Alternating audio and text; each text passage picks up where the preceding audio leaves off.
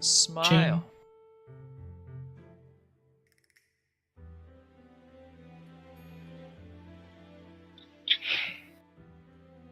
Gavin, I don't think smiling like this is going to actually do anything, considering none of us are on camera. I mean, like, I could be. I mean, like, we could try that, see how it goes, and just go like, this isn't fun. And then I'm like, yeah, you're right. And there you go. I think I'm good. I don't need to be seen. I don't even have my camera up when I'm streaming. It's super normal for people to have webcams on for D&D stuff like this, and I'm just like, what? No. You think I want to be, like, on camera for, like, fucking, like, 5-6 hours at a time? I mean, like, I do that when I'm just me, but I mean, like, I don't want to put, like, fucking 5 other people through that. Yeah. Yeah. I mean, maybe someday, but I like actually doing these in just my shorts. Smile. Yeah, it's like me during the summer. It's like me, I'm always, like, shirtless and shit like that because this room gets so fucking hot during the summer. You think you know? Yeah, well, shut up, Toronto girl. Fucking heat. I mean, I definitely know heat, but not the current. I had to make sure that I had my mic on. I'm like, wait, before I have misread. Well, got some tranquil music going on in the background here as I throw this up on here. Hey, everything's still working for my overlay. We'll see how well I actually can manage this thing. It's so fucking confusing. Just have to really organize all this in here. Stop it. There we go. So everything wants to explode on top of me, and it's like, no, I don't want you to do that. Oh, awkward. I only have one of those. That should be good. Actually, that should be on my spell page. Where's my spells?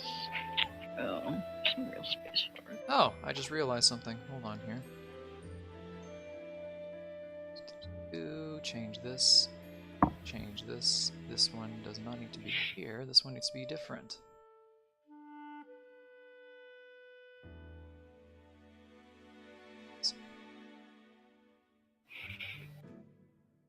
Did I actually swap that token? Oh, everything's massively desynced, so I'll have to refresh this in a second. Ah, good, that did it. There we go. I have a new thing that tickers by for your character names on the main screen now, so I have to make sure it stays synced, and I had to update Mittens' character image there. Which I think it is now. As I just check. Hey, it is. I'm so fancy, and I know what I'm doing. So, you guys ready to get going? Yeah, I think so. Been ready for a million years. Yeah, I know. Oh, God. So let's get some decent music here. Think. Let's see, how's this one sound? Let's try...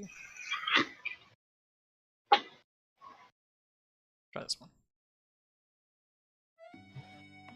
No! I hate my life sometimes. And you wonder why I label all my music before I start. I didn't know we were going for a gondola ride. Bro. Well, this is why you don't grab all the music from a single game.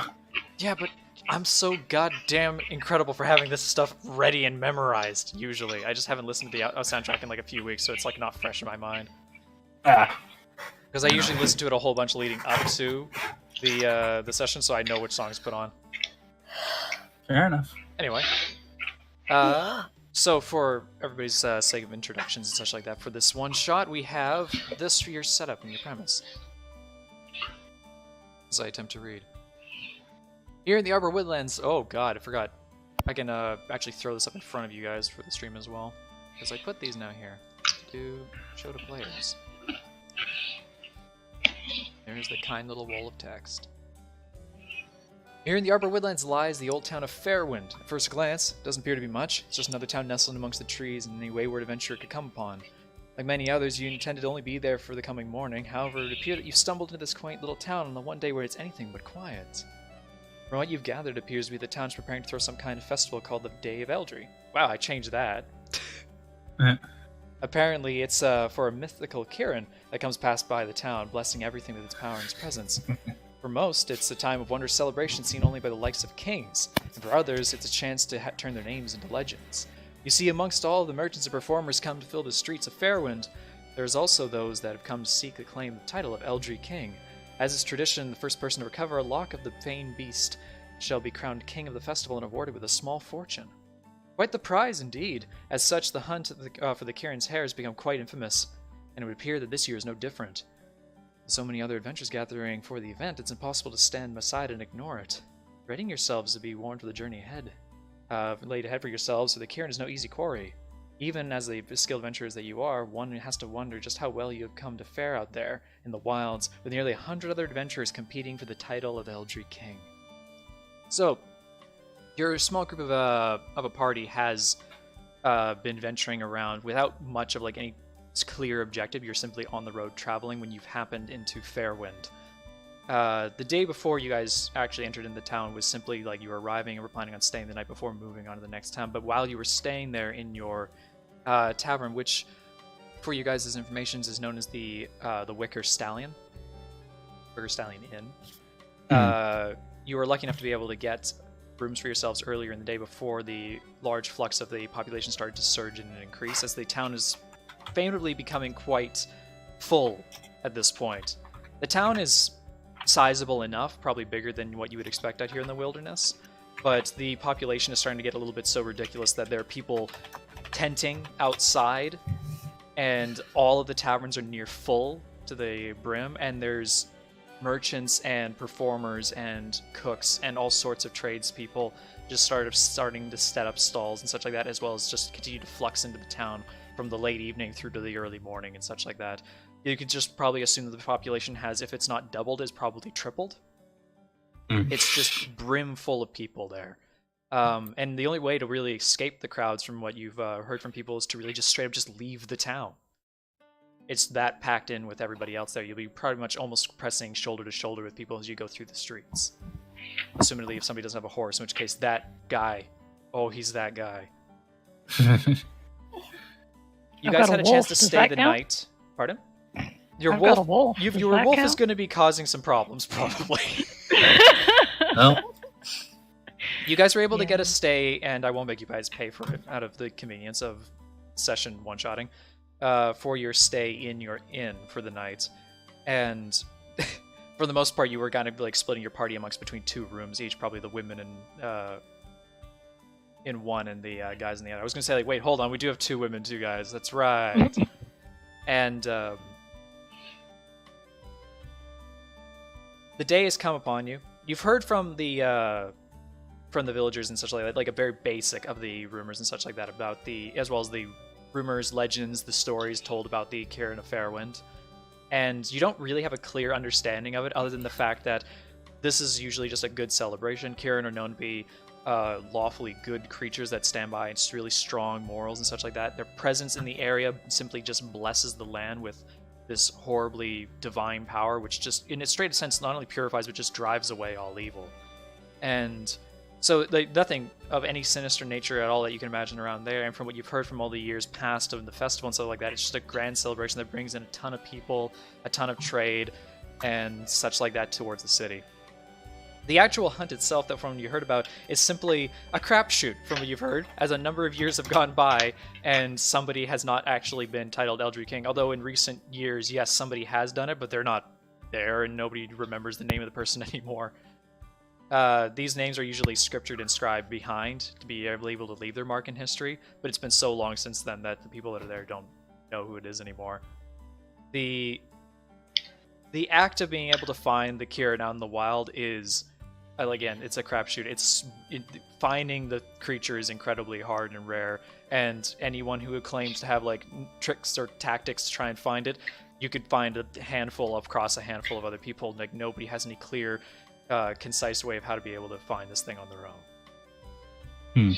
You can ask more about it if you need to from any of the NPCs as you come upon them and such like that, if you need to hear about more of the stories and whatnot. But for the time being, you guys arrived there in the late night, you didn't have enough time to really indulge in it too much more, other than the fact is that the hunt has caught your interest. From what you know, the hunt starts basically the day before the festival, which it is.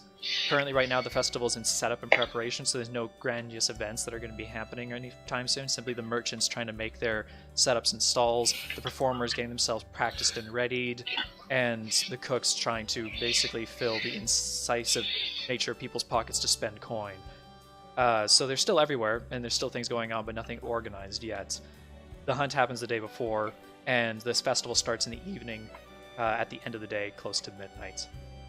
So you guys are waking early as the dawn is just starting to break, as you know that you'll need every hour of daylight that you can, and you're able to head downstairs as a group of you together to the bottom floor of the Wicker Stallion Inn, to where you find it is packed. Good. It is so packed. There are probably seats, but you're like, it's one of those kinds of days where it's like they're not even like stationed together, so you'd have to pull the chairs around if you wanted to actually sit together. I'm just going to go ahead and drag a chair over to a free table. You don't really have like an entire table for yourself that's free. It's more like you guys have like a side of a table that's sort of free with like a number of other people there that are already just there, just like either drinking down like some morning drink, having some food, and enjoying themselves in their own way. Just like the fact that you guys can sit down at the table and the men and women there don't even like turn to look at you. Ah, yes. Morning drink. Yes, because this is the day and the era that you live in. Is it Tang? Please no. There's so many people. Well, it's something that I would have expected, but at the same time, seeing is definitely believing. What are our chances of even finding this thing? Julian kind of like leans up against the wall and like reaches into one of his 3 million pockets and like just pulls out food that he already had. He didn't even need to buy it. He's kind of munching on it. And he says, well, I don't know, but maybe there's somebody who has been close to doing it before.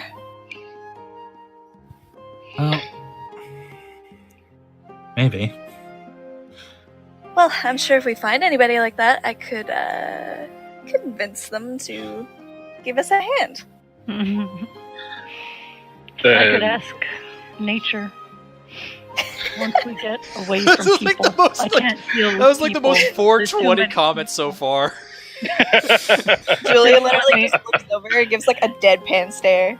Yeah, you, good luck with that. I mean, get some plants to calm down? No. If you need any, let me know. I can find you performance enhancers. There we go.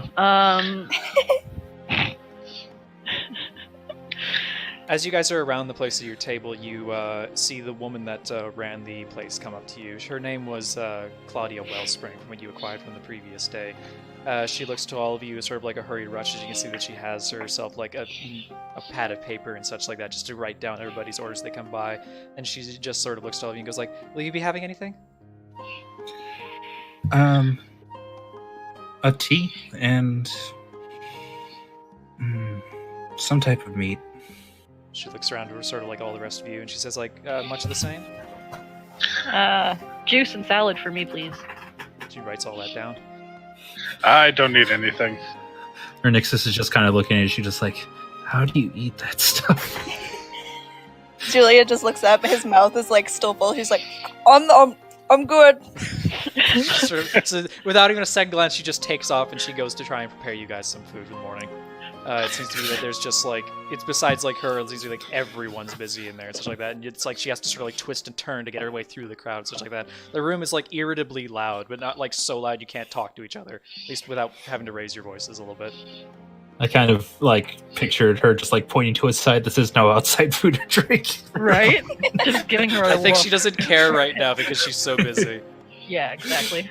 Fair enough. Fair.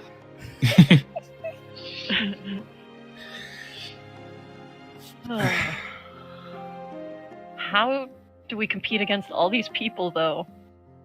There's so many.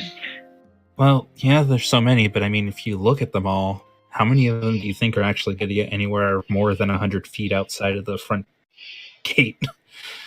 Well, what if...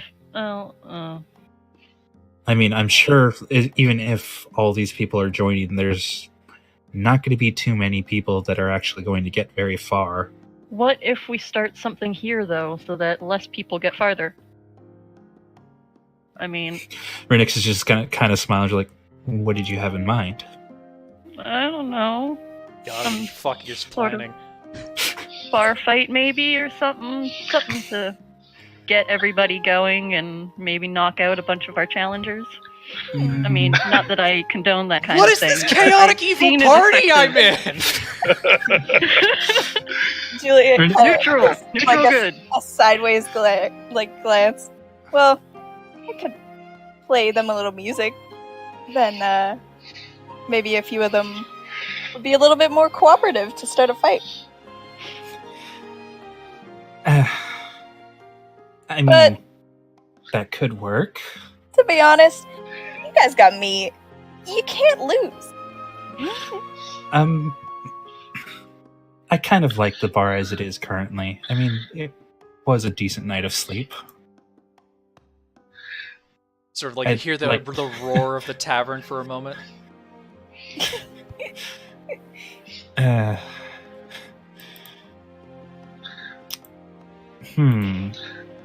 So as you guys are continuing to talk there, as your food arrives, you guys are given a brief moment to start going into your morning meals. At least the few of you that ordered some and such like that. I'm not saying I'm racist against robots or anything like that, but goddammit, that's creepy. Oh, it's okay. I already know you're racist against robots. I'm racist. To be fair, more racist against tabaxis, honestly. Yeah, in one way or the other. Or at least there's one NPC. I don't know. Smile. As you guys are sitting there and such like that, you hear this loud slam of the tavern door, and you actually hear somebody like get beamed by it as it gets opened up, stuff like that, and you hear some guy like fall over onto a table, and there's like a small smash of a tankard and stuff like that. You watch as like through the crowd, like everybody sort of like looks over there, and like the whole hush of the crowd comes down a little bit, and you see this guy walk in there. He's a human male. You can see probably in his his 30s, and he's fucking handsome and such like that you can tell. He's a good-looking man. He's dressed super well. He's got himself like this large attire of this trench coat adorned with like fine what the fuck word am I looking for? Embroidery upon it that's sort of like brightly golden and yellowed and covered with reds and blue highlights on there, and this massive hat with this black purple feather poking out of it. If you knew Davrian, it's just color palette swap Davrian. This guy walks in there, and he just sort of like gives you everyone sort of a scowling glance before he goes and holds up his hand, and he holds it out in front of him, and like hanging from his hand, you see this tiny tree frogish looking guy. It's like this cute, adorable little creature.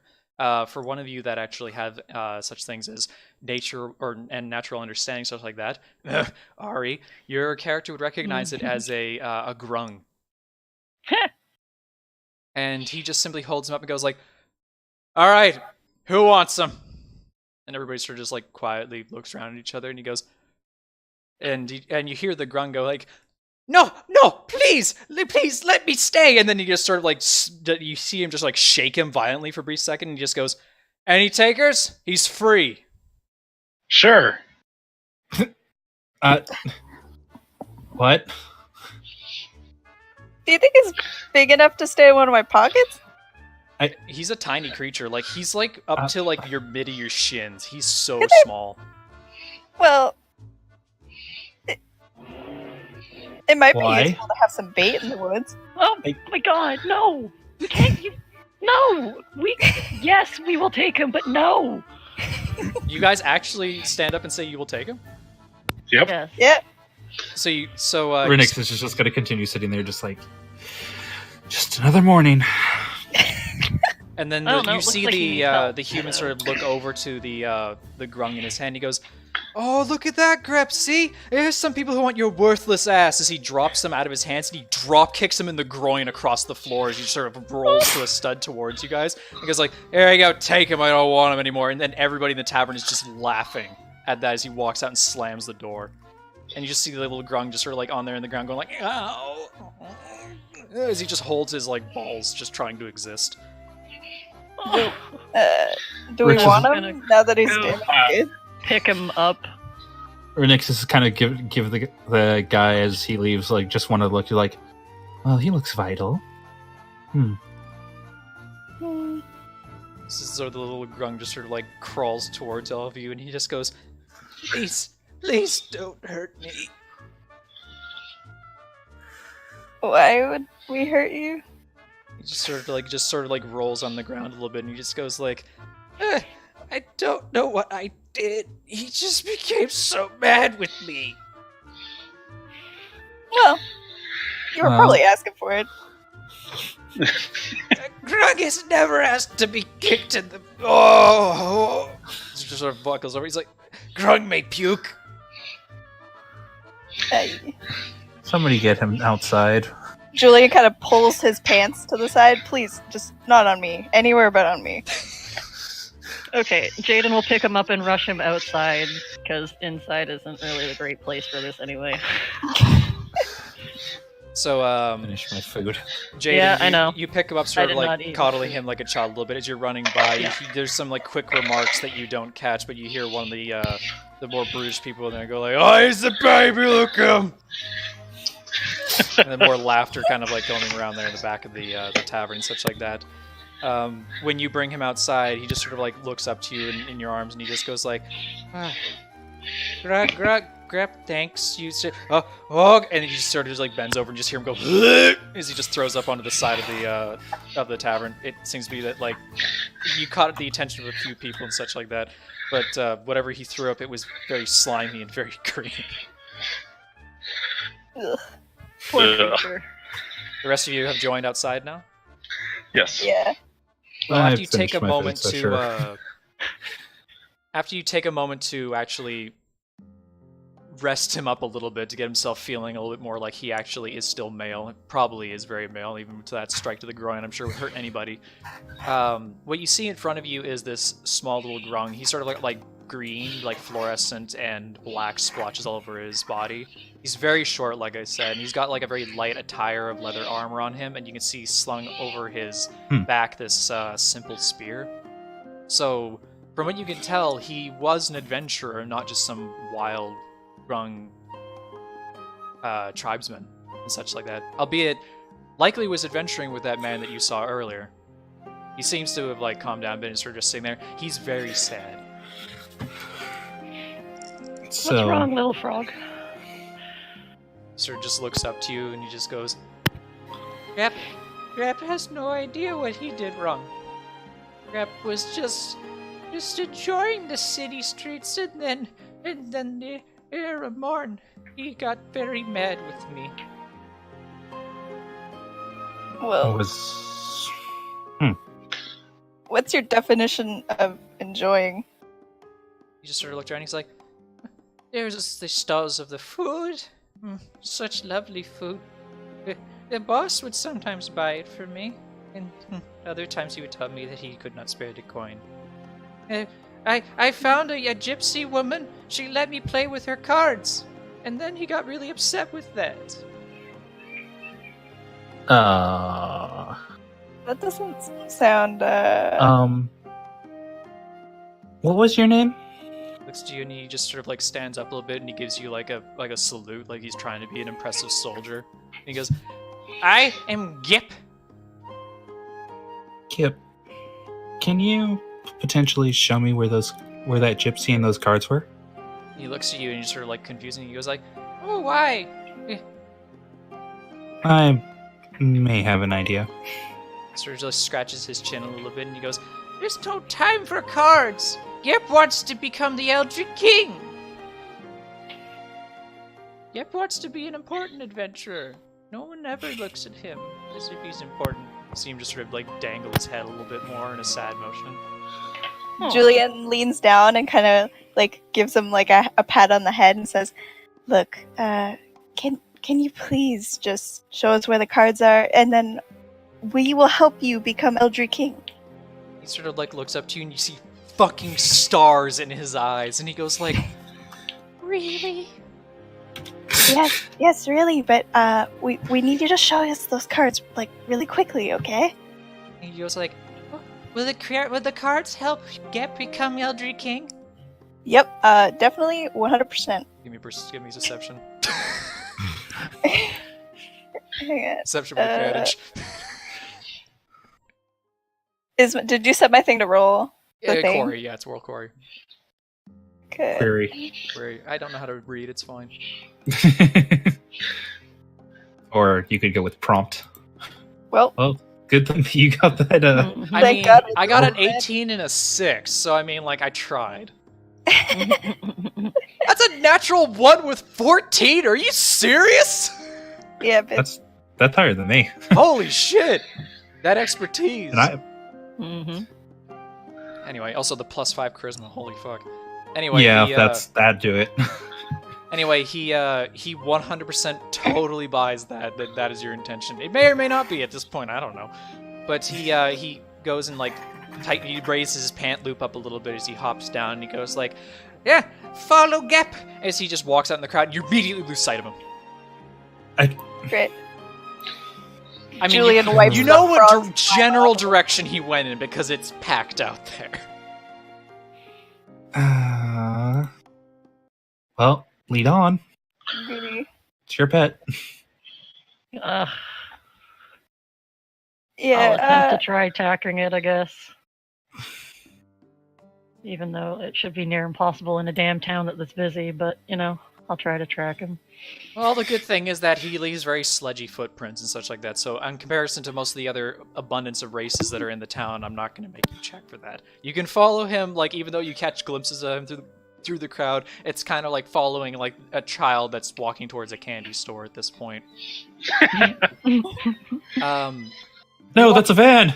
You walk your way through the streets. Dear God. What the fuck is the name of the kid from Heavy Rain? Jason! Jason! You follow him through the streets right now. And what you're starting to notice around you everywhere is that there are people from all over the land in this town right now. The town is quite sizable. It's probably like it still breaks. It doesn't break the horizon, but like the buildings and the villages and such like that are like outskirting all around you, stuff like that. You can't see the edge of the forest from within the town, such like that. So it's become quite the sizable place that it's here, albeit still packed. So you're walking through these crowds with all sorts of people at every side from various races. You see largely humans, as you probably would everywhere, but you see a great number of other races that are far less humanoid. More accepted in society, you see a few, like, tabaxis, elves, a couple of the shorter races like halflings and gnomes even just very regularly spackling through there, probably because you're mistaking them for the grung that you're seeing right there. Albeit, you don't see any more of his kind anywhere. And amongst the occasional, like, tiefling, you catch the occasional glimpse of an Asimar as well. There's so many different races running through here.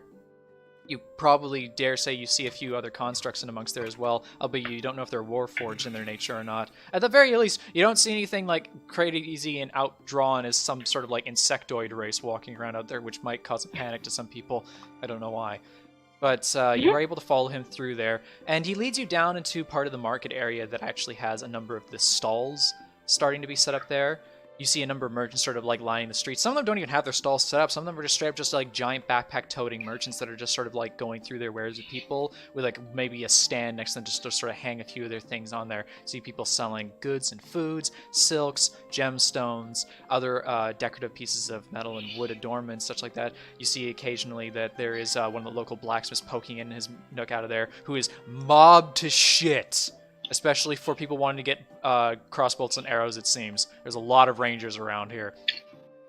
You also see occasionally a small stage performance that we put on. It's like, I say stage, I mean like it's more like a barrel has been turned into a stage kind of thing, with dancers starting to practice up in front of people there and such like that in front of the crowds, with their owners and of their caravans standing around speaking for them on their behalf as they're performing there. You see occasionally other small businesses and such like that just go into the various other things and such like that, like magical trades and stuff like that. Although you don't see necessarily people selling magical items, you see people just basically selling their spellcraft for coin, that kind of thing. Although that's much rarer in Speckled Up, probably maybe like every 4 or 5 tents, maybe that at most. After you follow through a little bit of the crowd, it sort of parts up a little bit as you see Gep kind of like go down a little bit through a bit of an alleyway. And it's a pretty dark place, honestly. And you see him sort of stop there for a little bit as he looks around a little bit, and he just goes, "Oh, she was here." Was? Just sort of nods excessively, and he goes, "Very, very pretty woman." And he points to Julie, and he says, "Her, one of her." Her. He looks really offended. To be fair, I think Gep's comment is not perfect.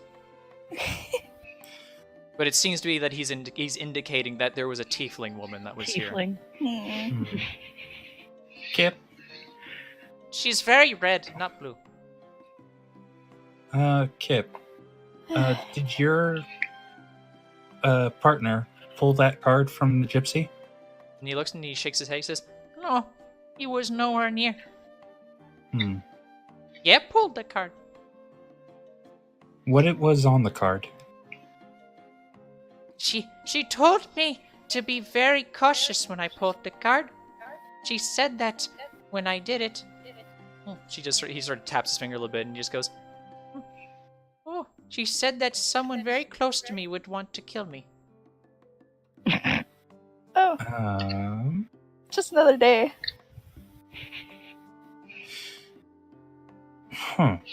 She told me to be careful. She was very nice. Well, I'll protect you now. You just see him sort of like smile graciously as he goes like, "Oh, thank you." I wonder.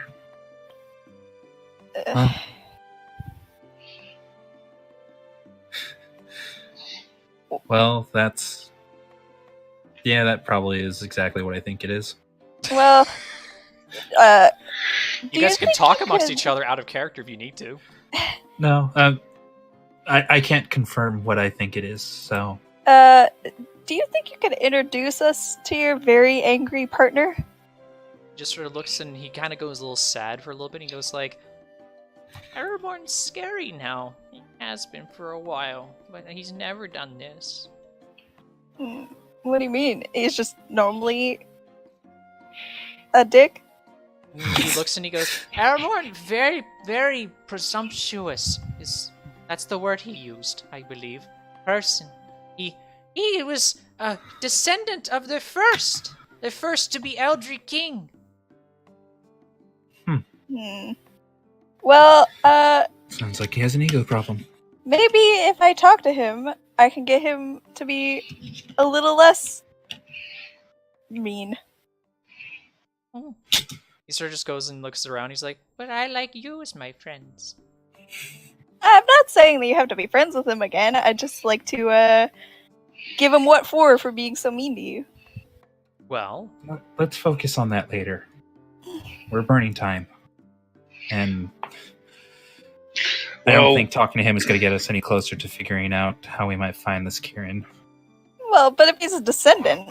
That's what I was about to mention, too. If he's a descendant of the first, the might first have to be the inside Eldri info. King. He's the best lead we got in this shithole town. Do you expect him to actually talk? Well, I have my ways. I'll still protect you. He won't do anything to you. Gep just like runs up and just like hugs your leg. We could always just... He's very Like- slimy. Yeah, I outside could of just slimy go head. and leave poor Gep safely wherever he needs to be.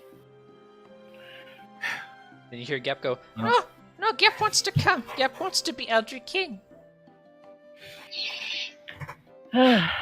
If you All right, then. promise to do what we say, then you can come. Gep like nods ferociously and he's like, "Gep will do exactly what you say." Gives you a very I can determined stick him on look. my wolf. See, exactly what we say. What a nice guy. Now, I would really like to talk to your partner. Please. He just sort of looks around He and goes would like, be a help. he goes like, "Oh, okay, Gep will look for him with you."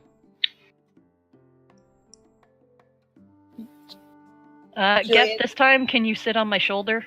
You see him like he just sort of goes like and nods, and you just see him like with his like suction cupped like fingers and like feet. He just like creepily climbs up the side of your body, like getting a good cup of your chest as well as he goes up. Probably not intentional, as he just sort of like sits down on top of your shoulder, and then you just see him like obnoxiously like nuzzle into your hair.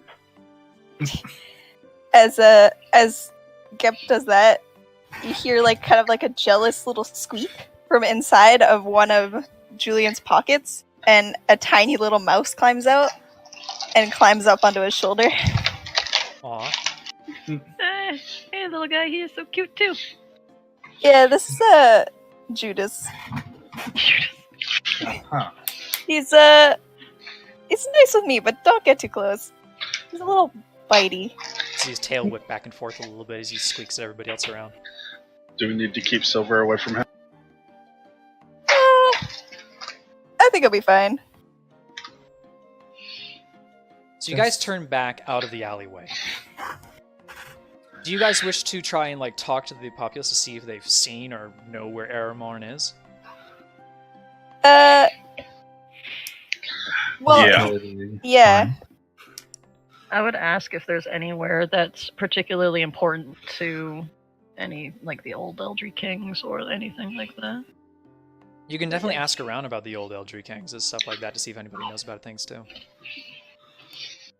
I only imply this only because navigating the city is difficult with the crowds. Yeah. Okay. Can Well, we ask just like a random person if there's like a mayor's house or like, you know, like somebody who knows the town really well? Oh, certainly, yeah. Especially, you can ask that. I won't even make you roll for that, actually. If you're specifically asking to see, like, if there is the mayor or a mayor's place in the town, yes, there is. It's for Mayor... Let me check his name quickly, because there is a mayor here. Smile. Mayor Rusen Daybrand. Okay. Well, it might be a good place to start. Probably knows all the citizens. Probably knows his way around too. Mhm. City Hall's a fair bit cut into the center of town, but, I mean, it's definitely a place you can reach, and it's certainly identifiable from what you've been told. Okay, well, that's where Julian's going. If anybody else wants to go anywhere else, they can, but that's where he's going.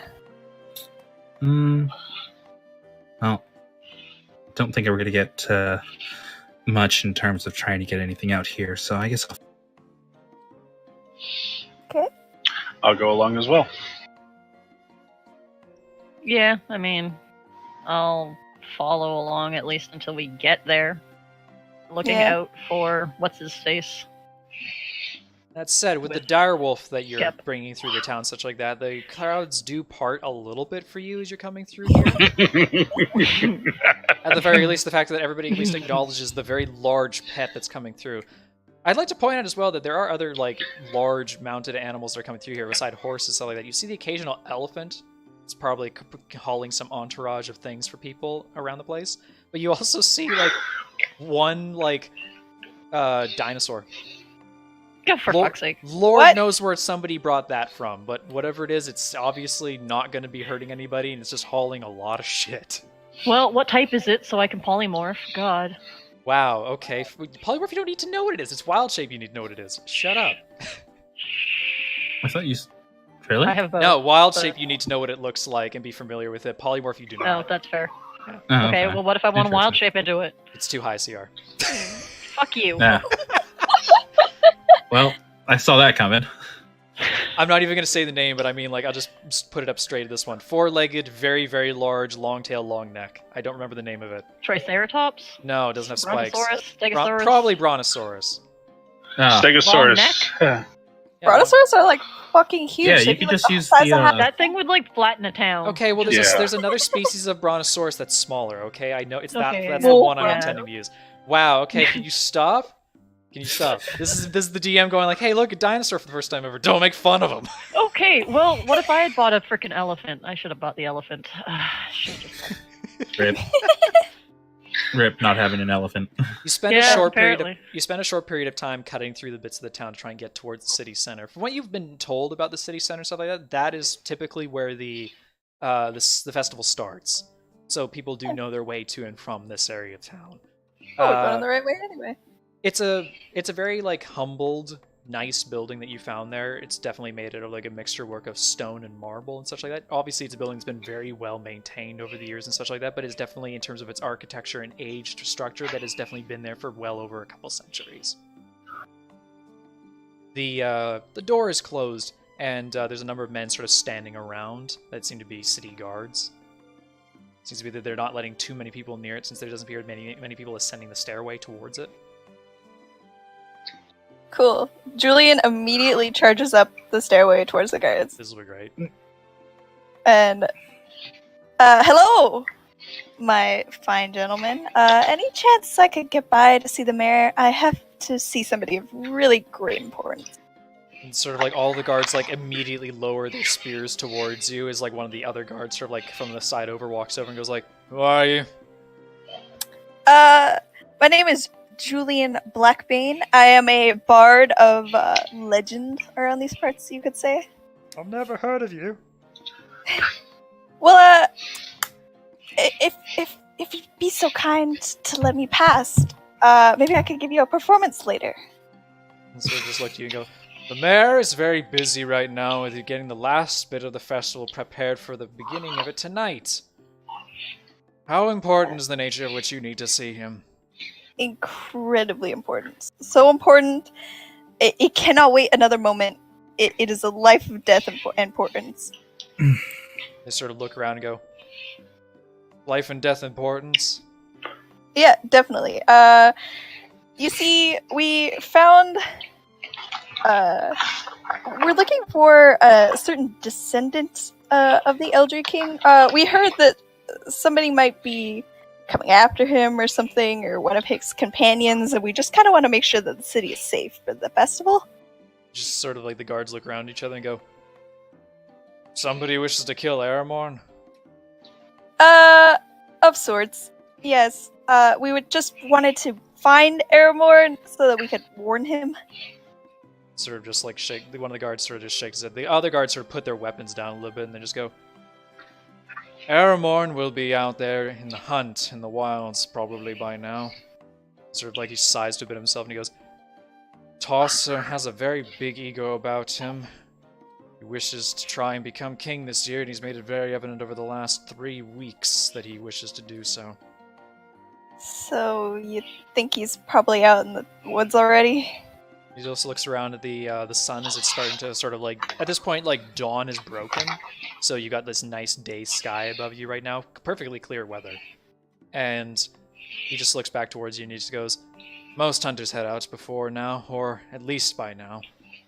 The city is simply filled with merchants and the likes, and people gathering for the beginning of the festival. The hunters are clearly gone throughout most of today." Didn't get that message. We're gonna be heading out soon, but would really like to talk to the mayor and just, make sure that we know what we're doing. I'm sure you guys don't want any casualties. One of the guards sort of looks around at each other. Give me persuasion. Okay. Oh boy.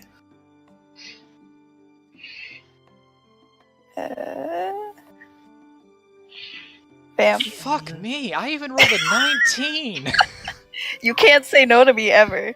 I was like, hey, I got a good roll. I'll actually say no to this. Wow. What is that? That's a 13. 13 plus 13. Jesus Yeah. Christ. At That's that point, expertise and persuasion too. Yeah. At that point, the guard just sort of like waves at the other ones really briefly, and he goes like, "You're with me. Don't do anything stupid," as he waves you to come inside. Julian turns and just winks at the party. And then follows the guard. So Kevin, yeah. what does the area look like? The area around the city, the town hall's a little bit wider in terms of the street size than everything else around it. The buildings around here are much higher class, likely because of the land value being centered within the middle of the city and such like that. It's probably filled with, wealthy traders and nobles and such like that that are just sort of like living or set up shop around the place. In terms of the actual people that are coming in around here and stuff like that, it's simply people that are traversing. Nobody's really setting up much of any stalls to do anything from there. All right. What's the current surroundings? Lots of people still in this area too, or is Give it kind me of a like? perception check.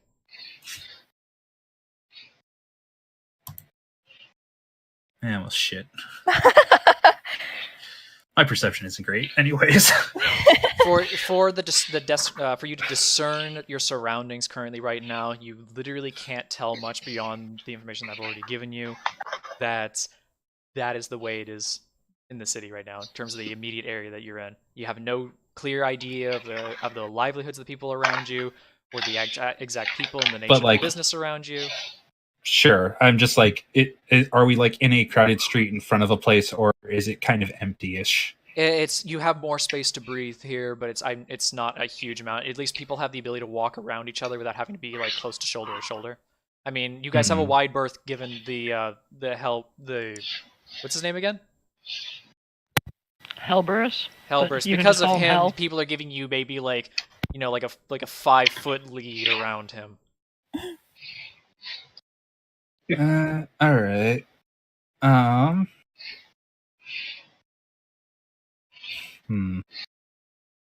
I take it that they just left us at the front door. Yeah, the guards are watching you, but they're not approaching you.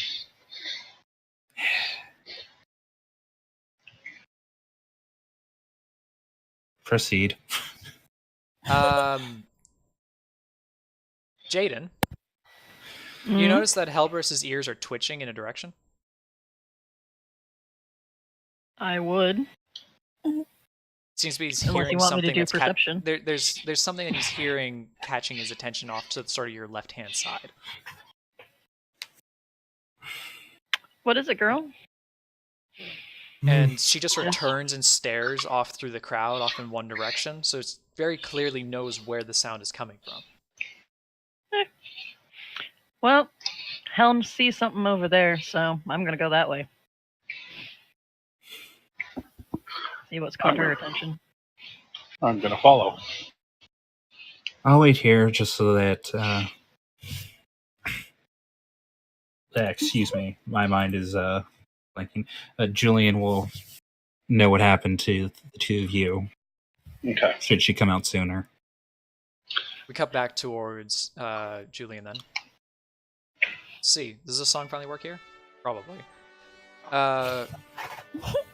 So you walk into the city hall here, and what you see here is what you would typically associate with a place of governing. Less so than the royals and the kings and such like that, because this is a mayor we're talking about here. This is a town that has not had a royal lineage to it. There's portraits of numerous other figureheads who have come through time and such like that that have been here, all ranging in terms of races, genders, and shapes and sizes and colors. So it seems to be that they're simply willing to pick the person that they think is certainly well suited for the job. They take you through a number of hallways leading deeper in the building, and eventually come towards a set of large doors that are guarded again by a couple of guards. The one that's there simply just waves to them to let them pass, so that they're giving you some very shady looks right now. Maybe it's because you're a tiefling, we don't know. Julian just gives him the biggest smile back. Just makes them more skeptical at that point. They open up the doors there, and they see two gentlemen actually inside there. You see a rather pudgy, rounded man with a very thick mustache and sort of like this receding hairline. He's mostly bald, sitting in a chair behind a desk with another man to his side who has another stash of papers. This guy is a very slender, tall, probably elvish descent from what you can tell, maybe half elvish from the tone of his skin, and he has got himself like a fucking smooth ass coif of dark hair. They sort of take notice of you, and there's probably a couple other people that are going around sorting things amongst the shelves within there, whether it be files or other books are being grabbed around there. And then the man behind the chair simply turns his head up towards you. He's got very squinty small eyes behind his reading glass and stuff like that, which he then removes, and he can just open them up much more properly. It seems to be he's very nearsighted. And he goes, "Oh, what is this?" The guard that's there goes, "Sir, we have an incident involving Aramorn that this one wishes to speak to you about." And he just sort of looks to all of them, and then the half-elvish man to his side looks like he wants to protest, but the man behind the chair pulls up his hand and just sort of sees him for a moment, goes like, "Let me look at something other than papers." And then he just sort of like sighs a little bit as he steps back away, and he goes, "What is it? Come here, come here." Julia kind of steps up and he says, "Hey there, Mr.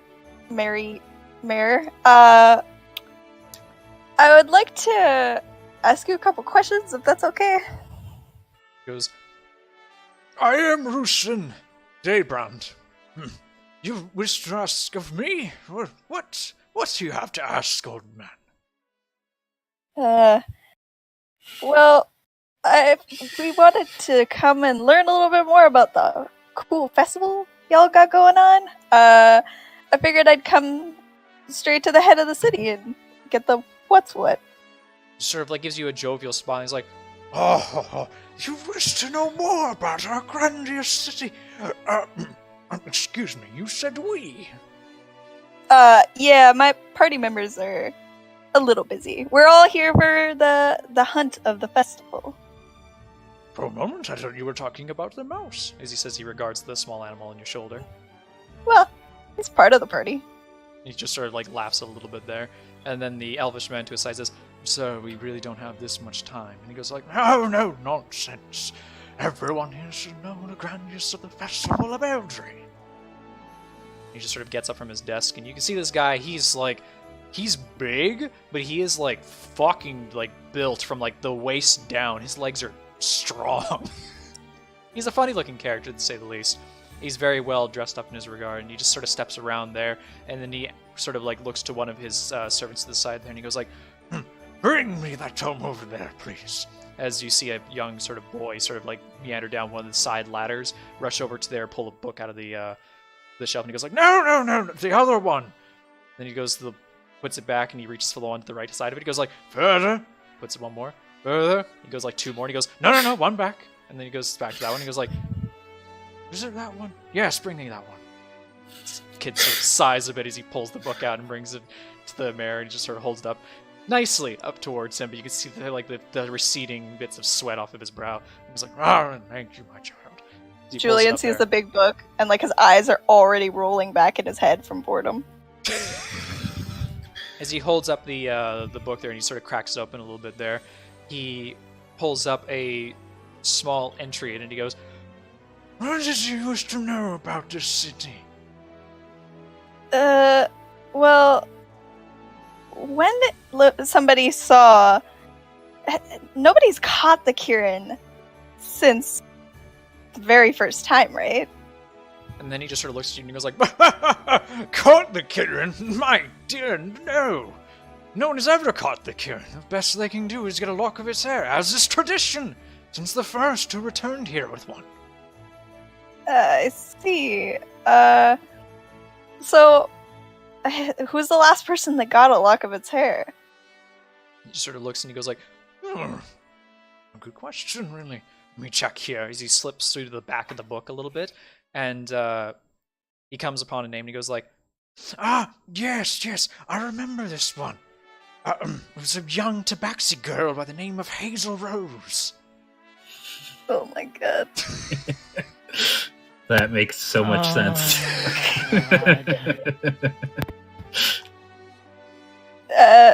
Cool. I'm assuming that she's not in the city. My dear, this young woman did much of... Let me check the year. He scrolls through the pages here. 12 years ago. It's been some time since there's been another king. I see. About Aramorn, you said there's people have been saying something about him being a descendant of the first. Yes, he says as he closes the book a little bit too. Seems to be he knows this one off by heart. And he says, "Yes, Aramorn, he is descendant of the first who brought back the lock of hair, Arvis Ashenwood. He was a hunter in the town back when it was but a wee hamlet." I see. Does he have any family members other than him? Aramorn? Yes. Do not believe so. He outlived his parents, I believe. No wife or children or anything? Sort of smiles and goes, "You do not know Aramorn. Do you think a woman would put up with him?" Well, he's a kind of a dick, but he's a looker. I'm sure somebody could put him into place. But regardless, is there any advice you could give me for getting a lock of hair from the ki-rin? Sort of the old man just scratches his chin and says, "Merely hearsay from what I've been told. Some of the greatest trackers have difficulty even finding its tracks, as the creature has been known to fly. Others use magic and divination as guidance to be able to find some sort of hinting of a trail of its aura. Others are merely lucky and happen upon it in time. The creature in itself has never been of evil descent. Will always be willing to speak and have conversation with those who choose, though in recent years it has been more reclusive than others. We are fortunate it returns here every year to bless our sacred forest with its presence." He sort of looks over to the half-elvish man in the corner of the room, and he just sort of looks at him and he goes, "My sir?" And he says, "Oh, you were once a hunter when it came to one of these. You never caught it in such regards. One of your friends did they not?" And he just sort of looks and he goes, "Yes, they did." Just, "How did he find it? Did he ever tell you?" Sort of looks at the tiefling for a second and he goes, "One of my companions from years past," looks back and he says, "more than a couple of decades ago, was one who was lucky enough to be crowned Eldri King. He never told me how he found the creature, just simply know the fact that he happened upon it, and in a stance stir to try and lure the creature closer to it, tried to appear as vulnerable as possible." Gotcha. Mercer just laughs a little bit and he goes "So be it for him. After all, he was not the strongest adventurer by far. Certainly a surprise to be seeing him crown the king." He sort of nods a little bit. See the guy's a little chuffed that his friend got to be king and he didn't. So obviously thinks he's better than him. And he looks back towards you and he says, "Now you must excuse me. We're much to prepare for the festival. Is there anything else I can help you with?" Have you seen Airborne recently? The guards said that he was probably already out hunting, but do you know that for sure? Just sort of looks and he goes, All eager hunters are out hunting this time. Some of them get started late in the night of the previous day." Great. Dropped the frog and left. Should have grabbed it when we had the chance. What? Was this never about mind. a frog? Anyway, thank you very much. I'll leave you to your work.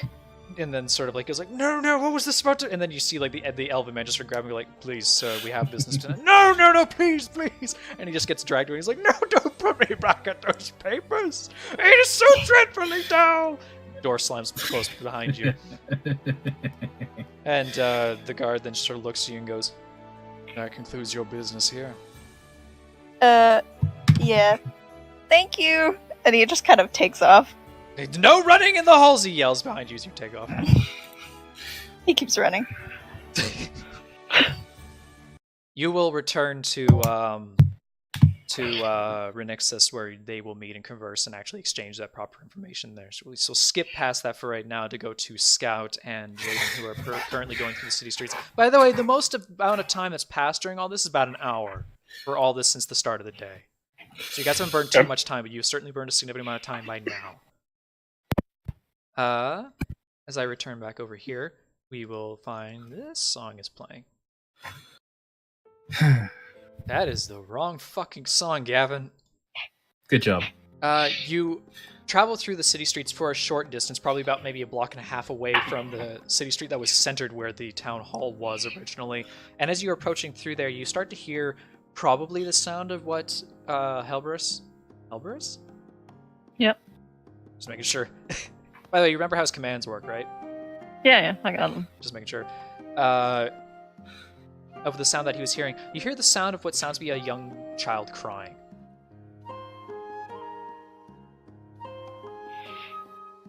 That's Kind of sad. It doesn't take much to be able to find it after a little while and such like that. You end up finding a young tiefling girl just crying in the side streets. Sort of like curled into a ball just against one of the walls, just crying that way. She's got sort of like curly dark hair, deep red skin. Nobody seems to be paying her any attention. What a bunch of dicks. Little one, why are you crying? Sort of the little girl just sort of like looks up to you and she just goes like, I lost my mom.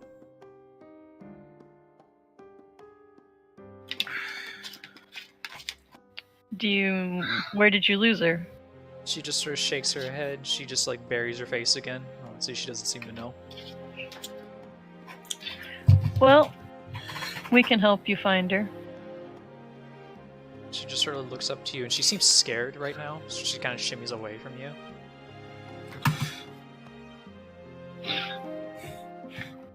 You don't have to be afraid of us. We're not gonna hurt you. Not even a little frog on my shoulder. She sort of looks at the direwolf for a second. She's a friend. She's not gonna hurt. You see Gep sort of just like jump down from your shoulder and walk up to her, and he just sort of like says, Yep, you can trust them. They're very nice people. She just sort of looks at the little frog, and she just sort of like takes a finger out and just like pokes his nose a little bit, and he goes like, ah! And just like pulls away from her, and she just sort of like smiles a little bit through her tears and wipes them away. And he goes like, No, Gep has very sensitive nose. So she sort of like goes and like snots back a big booger or something like that. Ugh. And she sort of like looks all of you and she says, Will really help me find my mom? Yes. She sort of just like, she like stands up sort of like weakly on her feet for a little bit. She just like holds out her hand towards one of you. I will take her hand. She sort of winces when the robot goes near her. It's okay. He's very, very gentle. She takes You his don't have to hand be afraid of anyway. him. She sort of just keeps her eyes like down low, and she just sort of doesn't look at all of you. But she like walks up beside him, like carefully, like begins to follow. Now that said, where do you guys go from here? Well, gonna ask her what her mom looks like. She says that her mom looks like her. She's just very, very tall. She's red skinned. She has long, flowing black hair, and she has sort of like a attire of blues and purples and golds.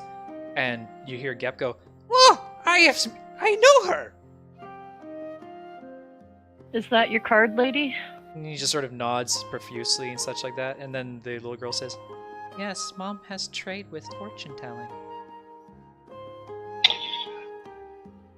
Well, time to look for a red tiefling. Well, we might just want to go back to town hall first then. We have a few more friends that might be able to help us. Would you mind coming with us She to just them, and then we can help find your mom after that? She just sort of nods meekly. Okay, let's go. Alrighty. So this Back is my off day to town right now. Anyway, I have now two little... you've Lost gotten things. 2 people now. The collection. What part of I help anybody that needs help did you not understand? Like, No, literally. I mean, No, I child bet on labor is that. free labor. I bet on that right now, dear God. So you return back to the others, as it seems to be that you caught Julian as he was mostly just being explained things by Rednexus, or vice versa and such like that, as the group has now returned to that part of the town. It seems to be the town streets are starting to flood out a little bit. It may be the fact that people are starting to settle down in their own places right now, or at least the fact that now that the rush of the morning is out of the way and the adventurers have gotten out of the city, the population has dropped just a little bit. Okay. Hey guys. Hey, I leave for 2 seconds and you have another one? What can Poor I unfortunate say? souls. Something God, they're caught Hell's multiplying. attention. And All right, so what's this remember- one's story? remember that tiefling we were looking for? Now we're looking for her twice as much. Yeah, it's Yep. her mom. Well, don't that just beat all? Julian kind of leans down and holds his hand out to the little girl and says, "Don't worry, our race isn't too common around these parts. It should be pretty easy to find her." And he gives her a big smile. She just sort of like looks at you and she said like, "You're very pretty." Thanks. So are you. I think you're prettier than me any day. You just see her blush a little bit as she like looks away from you. She like just begins like moving like rubbing her foot in the ground a little bit. So daylight's burning. Now we have to find somebody's parents. How are we gonna do that?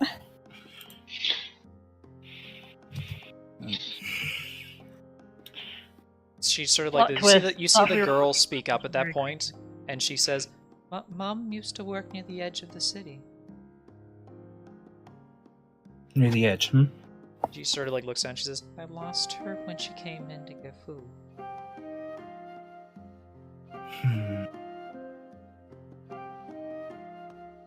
So she was on her way. Kevin, is there any place that I can find that will give me a bit of a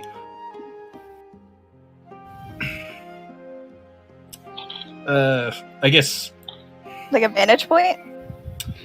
not so much a vantage point as much as like a place to not be seen for like a minute.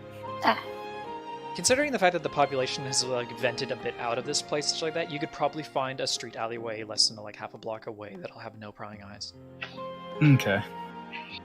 Well then, I'm gonna go ahead and kind of blow this for the time being, just to try and see if I can speed this up. Oh, I have divination Too late. as a ritual. Oh my god. Yep. So the Um, succubus decides to don its true form, I guess. Actually, I'm just going to spread out my wings. I'm going to use the transformation bit to look more like a tiefling. Interesting, a winged tiefling. Well, at least that's not uncommon then, at the very least. Exactly. So you disappear down an alleyway for a brief moment before returning. Your clothes have not changed, obviously. hmm But you adorn back out, and what kind of appearance of tiefling do you have? We'll go with the standard red one. Standard red, your hair color, We'll say black. black hair color. Other than that, your major features remain the same. Mm-hmm. Sounds good. In a brief moment, you sort of like walk back out, and you see that Renixis looks very, very different, and it like briefly frightens the girl. And Gep is just like, "Oh, you woman, she is demon." Julian worry about looks it. down at him. Who you calling demon? He just sort of goes like, "Hey, she is very different." It's transformation magic. Don't worry about it. It's just how I go about. And just Gepster just like nods with him. He's like, "Very pretty." Well, thank you. Now, little girl, what is your name? She looks at you and she says, "My name is Ariana." All right, Ariana. We're going to take a little bit of a flight and see if we can try and spot your mom. She just sort of like nods a little bit. Are you gonna carry the child? Carry the child shouldn't not be that much harder considering No, I'm not. what It I won't would be. normally carry. It won't be because it's a child, for fuck's sake. But Yeah. I mean, like, okay. Is Yeah. she gonna be like? Are you gonna be holding her? Or are you gonna be? Pretty much just holding her in my arms. Okay, that's fine. So you sort of clamber into her. This is fucking very dangerous for the kid, but whatever. As you take to the sky. Mm-hmm. All right. So, since you are airborne and you are sort of skimming through a bit of the city there, you will have some time to spend to look. For everybody else, what are you doing? I'm still casting my ritual because I don't care what he's doing. He didn't tell me shit. That's 10 So- minutes time at the very minimum. Yes, that's So fine. At It's the, not at like the very you're least, you have to saying stay you- in that spot for 10 minutes. That's fine.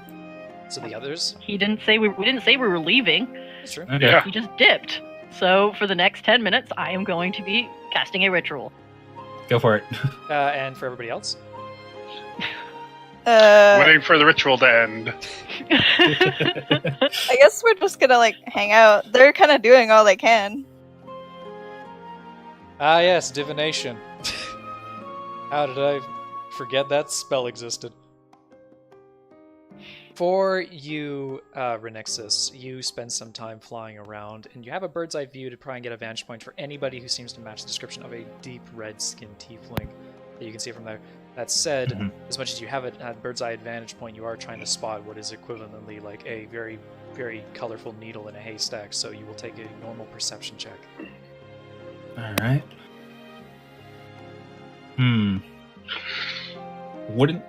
I'm going to argue that it could be at perception because I also have the little girl's eyes.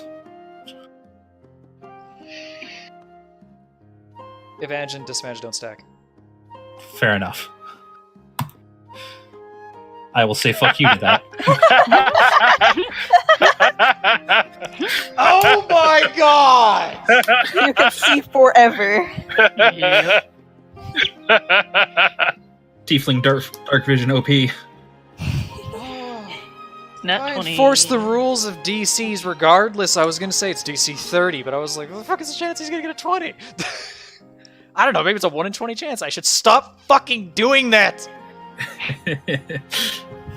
Ah! Ugh. Hate my life sometimes. No, you don't. That is the wrong fucking song. I hate my life. I really do.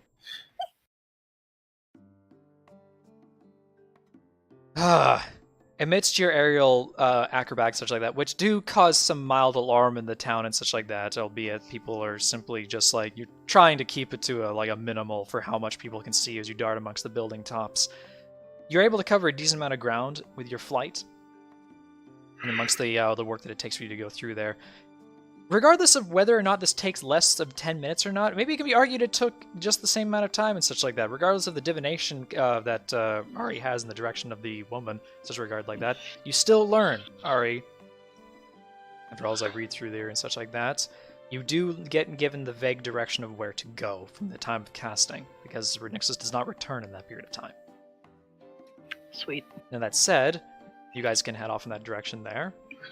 Yep. And while you guys are in the midst of your traveling, that is during the time of which Renixis, you are able to spot somebody that the girls points out to and says that must be her. And again, it is closer towards the edge of the village, leading out towards the eastern side, which is arguably, thankfully, kind of the direction that the girl came from in the city. She certainly got very lost from her mother. You're able to descend down and walk out towards the young tiefling woman as you come up to approach her, and she seems very distraught and looking around for her daughter and such like that. Not too far, certainly several blocks from where they had been separated from originally. She looks horribly relieved when she catches sight of her daughter, who then runs up and embraces her in open arms. As you see the two of them just sort of like embrace, and you see the mom almost sound like she's starting to cry. Well,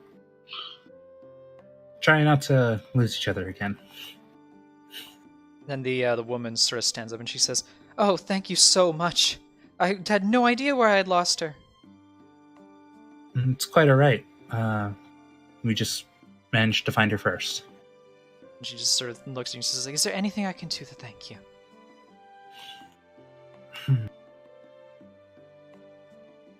Anything on the ki-rin would be grateful if you have any of that information. Otherwise, I don't need anything. She sort of just looks at you kind of like curiously for a minute and says, "Oh, you are a hunter." Something like that. She sort of looks around for a little bit and she strokes her chin just for a brief moment. At this point, you guys still haven't arrived, but you guys still know the direction. It's still the consistent direction of where the mother is. So you guys will find her at some point. Don't worry about that. At that point, the woman sort of looks at you and she says, "I may have a way to be able to help guide you." Oh? She nods a little bit and she she goes into her pack and she pulls out a tarot deck. And she says, "My trade is in fortune telling. Perhaps this shall give you some guidance?"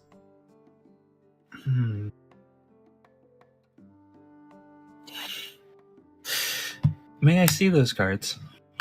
she says, she looks to you and she visibly kind of smiles a little bit, but does not let you near the deck.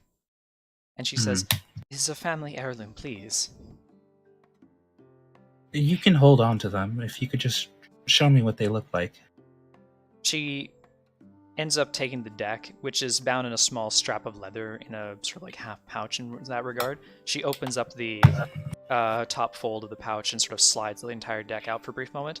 You can see on the deck and such like that what appears to be sort of like a intricate fine gilding and artwork on it, sort of reminiscent of like a very embroidered pattern on it that sort of just reminds you of the kind of things you'd see in cathedral stained glass windows, that kind of architecture for its design. The rimming on it is actually gilded in a very faint sort of like rubbed down gold, and the backside to it appears to be an image of what is your traditional tarot card face. This one in particular is the rogue.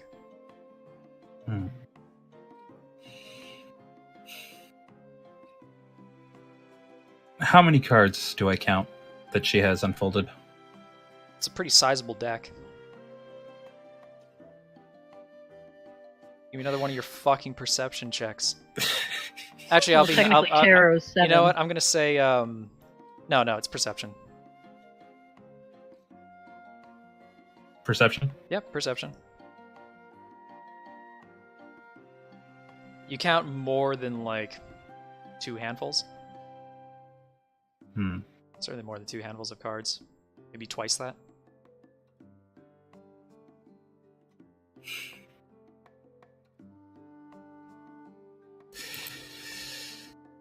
Yeah, sure. I'm always willing to try something at least once. She just sort of like nods to you and she says, "Traditionally, I would ask for payment for this, but since you have found my daughter for me, then I shall do this just out of the goodness of my heart, I swear." And she looks at you kind of like, she has a look in her eyes that is very, very difficult to read. But she seems to be that she is a weird mixture of happiness, joy, sadness, grief, and fear. You don't know what emotion is connected to what right now. This is freaking the Phoenix Wright game all over again. Yeah, it is true. She holds up the sleeve of the deck towards you and such like that, and you see her begin to. She pulls out the cards and she fans them out in front of you, and she sort of begins to shuffle them about, and she then fans them out in a perfectly even manner and such like that, and she holds them up towards her face, kind of like a regular, what you would say like a regular hand fan. And she sort of masks part of her face behind it, and you can see the glint of her golden eye through behind it, and the emotion on her face quickly changes to that of like, she looks like she can stare through you, and she stares at you for a moment. She says, "Ask what you wish of the cards and draw one."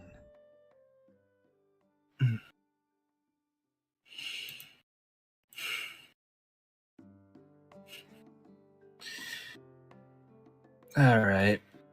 I'm going to roll a self-control check to find out if I'm going to pull based on what we need or personal gain. It's a good self-control. Yeah.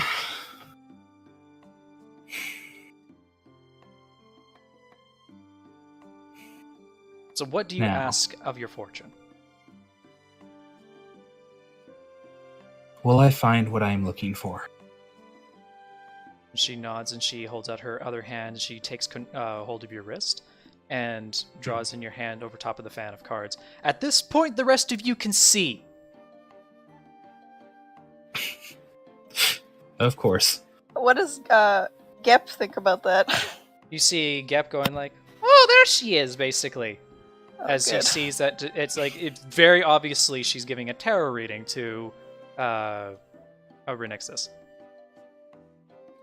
Hey, how come he gets his fortune read?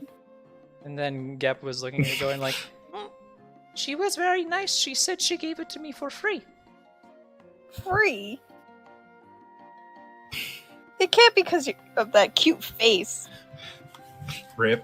And he looks and he goes like, "Ah!" And you just see his like self-confidence just plummet after that comment. Rip. As it just falls like sad into Jaden's hair. All right. Well, what did I pull? Please Give me a don't be roll on a balance. D22. I knew it.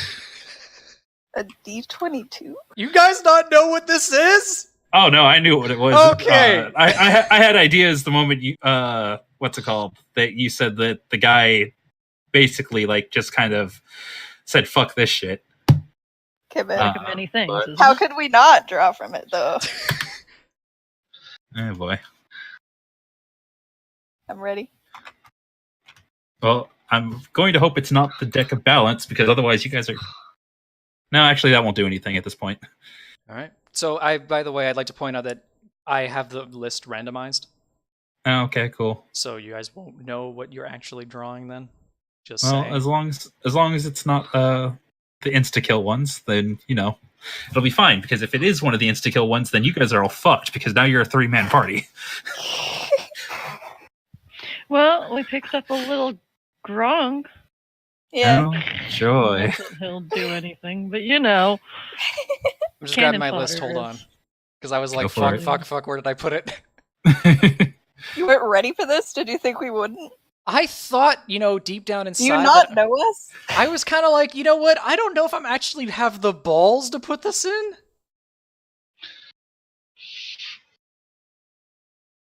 Holy shit, you got close to getting a really bad one. If you got in a 5, it was going to be talons, which means all your magic items are gone. If you got a 3, Oh, that would have sucked. if you got a 3, it was void. Holy shit. Walking the Fun. tightrope. Well, good job on missing that entirely. Okay. What did I pull? Ah, well, fuck you. I hate you anyway. Night. I think that what's more questionable is why is this tiefling woman just like Holding a walking deck of around many things. with a deck of many things, selling cards? Because no, she's basically like, I love the thrill of what can happen to somebody else. My God, Let's have people do this shit. Julian is really interested.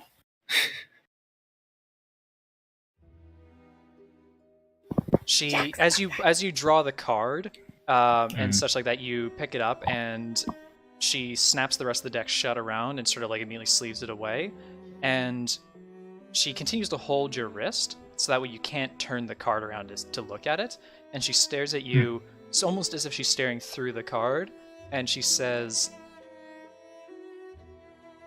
"The answers that you seek shall be out there in the forest. March forth strong towards that of the northeast. There you will find maybe one of the answers that you are searching for, but only to those strong enough to be able to command the strength to acquire it." And then she lets go of your hand. I guess I'll flip the card over at this point. As you flip the card over and stare at it, you see a celestial light streaking through the sky on the card. And then you feel the card be pulled back away from your hand, and you look up, and she and her daughter are gone. What? The rest of you, even like from a distance who are approaching, just literally see them turn invisible and disappear. Pop out of existence. Kind of. At that point, the Renixus, you feel the tinglings of your finger begin to kind of go like a numbness sensation down through your hands. It starts to spread up through your arm, and it's very, very unpleasant for a brief moment. But at the same time, you feel an invigoration as if something is instilling within your body.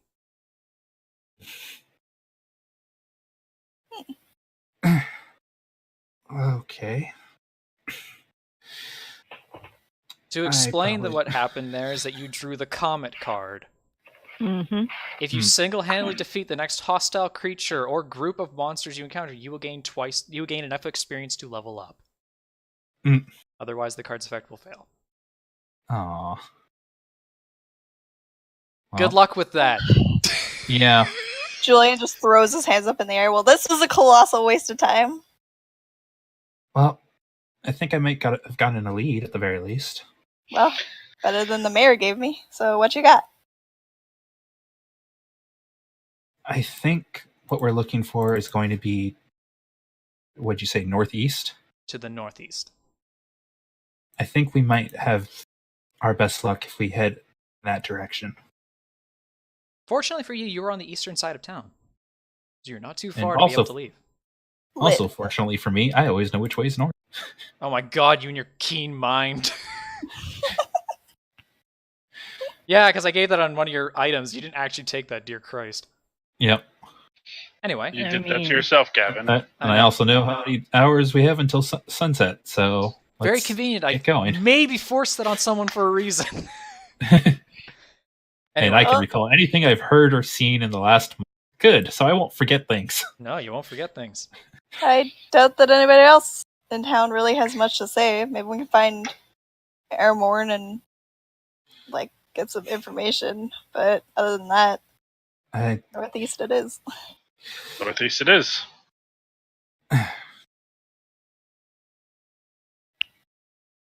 You guys shall yeah, head I'm gonna off? keep. I'm gonna keep that that note to myself. Okay, so now that we're heading out into the woods, that is where my actual campaign notes start. So everything up to there was completely off the top of my ass. Seems legitimate enough. Giddy.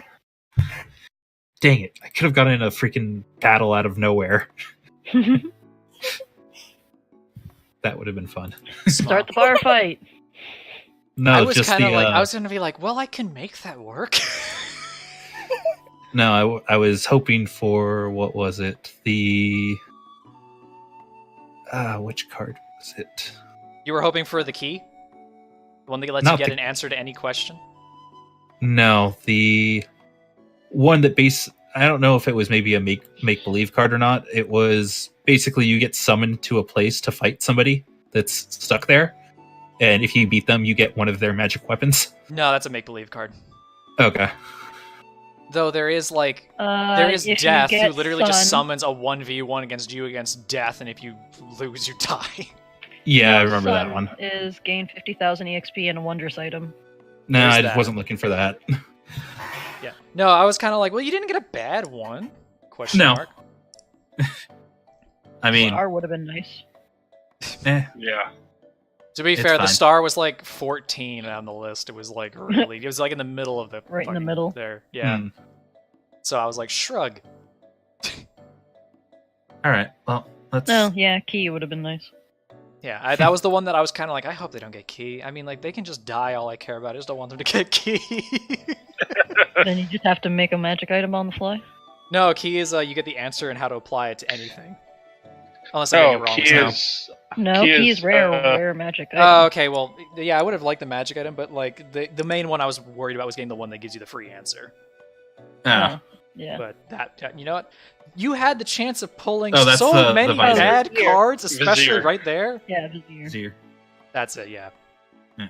Yeah, but like you had such a good chance of pulling a bad card. You came so close to getting voided. Holy shit! I was like, it's gonna be. It's like as long as he doesn't roll low, he won't go near void. And he rolled really low, and I was like, oh god, which one was it? It was one off. Well, rip. I mean, the Fates would have been pretty. Okay Fates would have been too. amazing too. Yeah.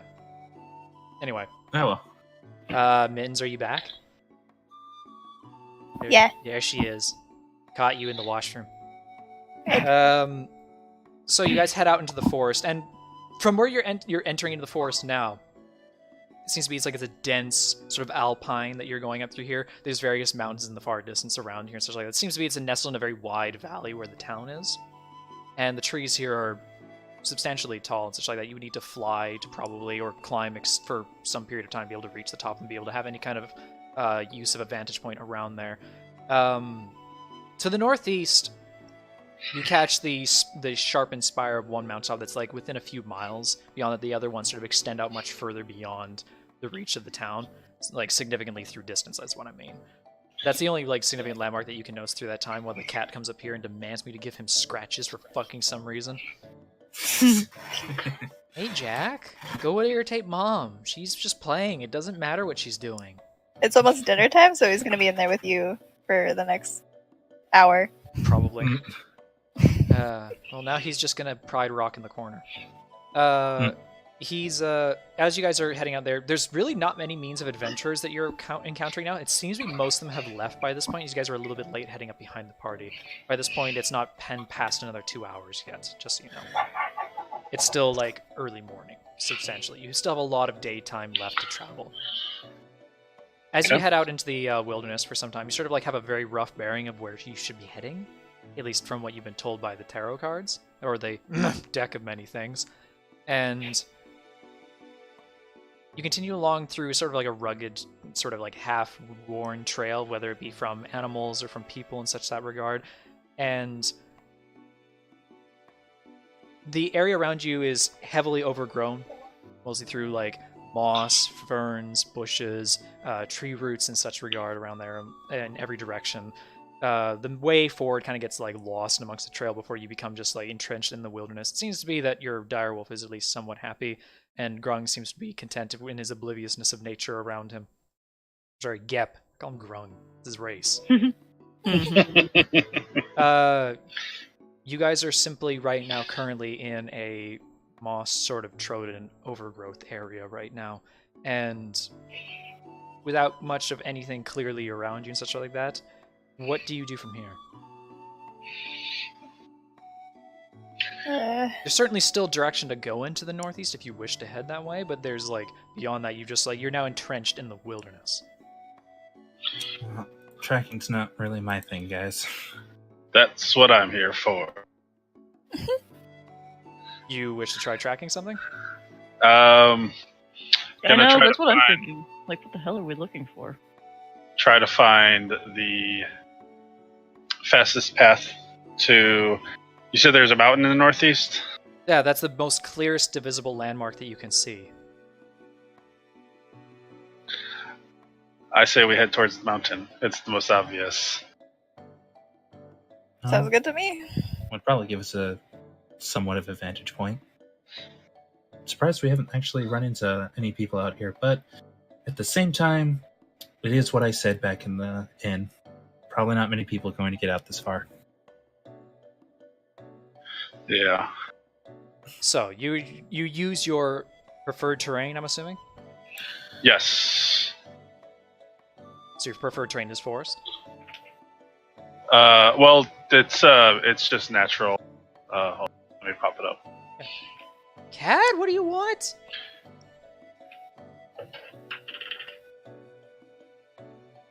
Ah, yes, this. Mm-hmm.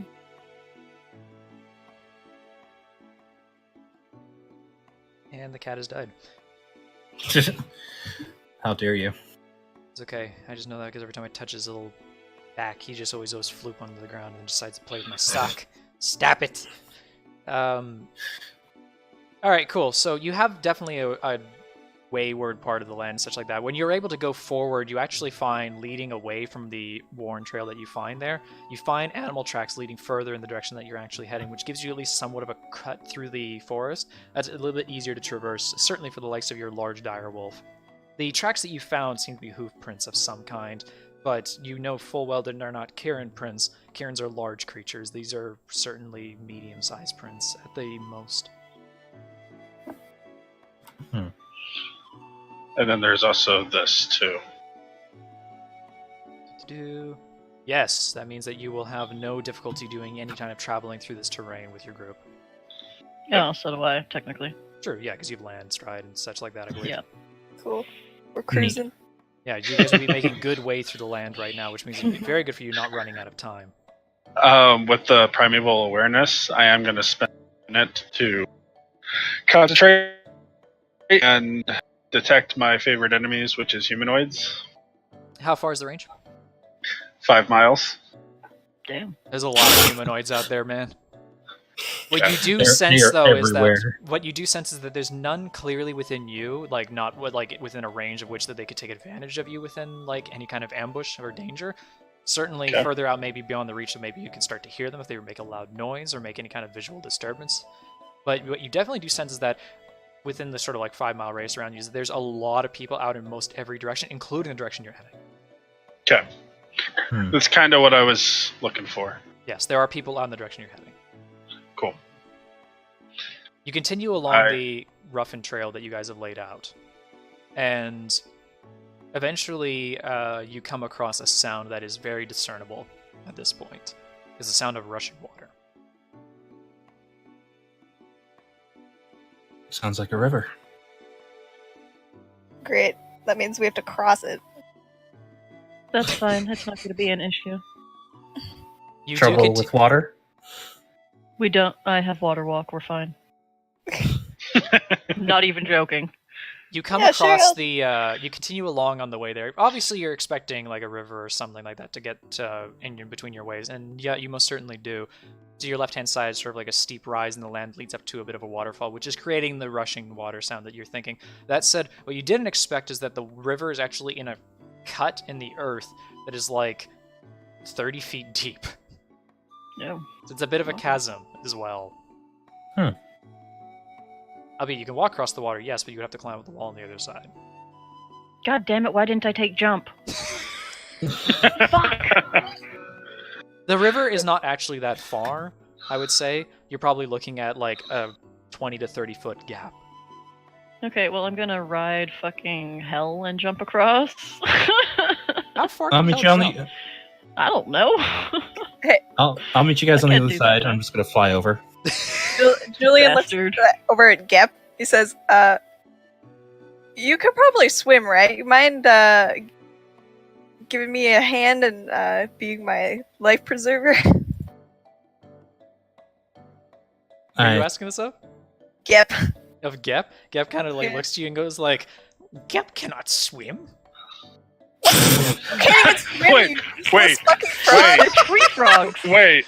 They're Hey, Gep, tree frogs. You see Gep just kind of like start to cry and he goes like, Gep never learned to swim. Gep never grew up in the pond. Okay. Well, I'm gonna Baseball. pull out the grappling hook and rope, and I'm gonna. Since there is somebody on the other side, I'm gonna throw it across with some spikes, and we'll just make a rope bridge. Sounds good to me. Now that said, the rope bridge will do nothing to get Hellebird across. Yeah, I know. I'm looking up jump rules. God, okay.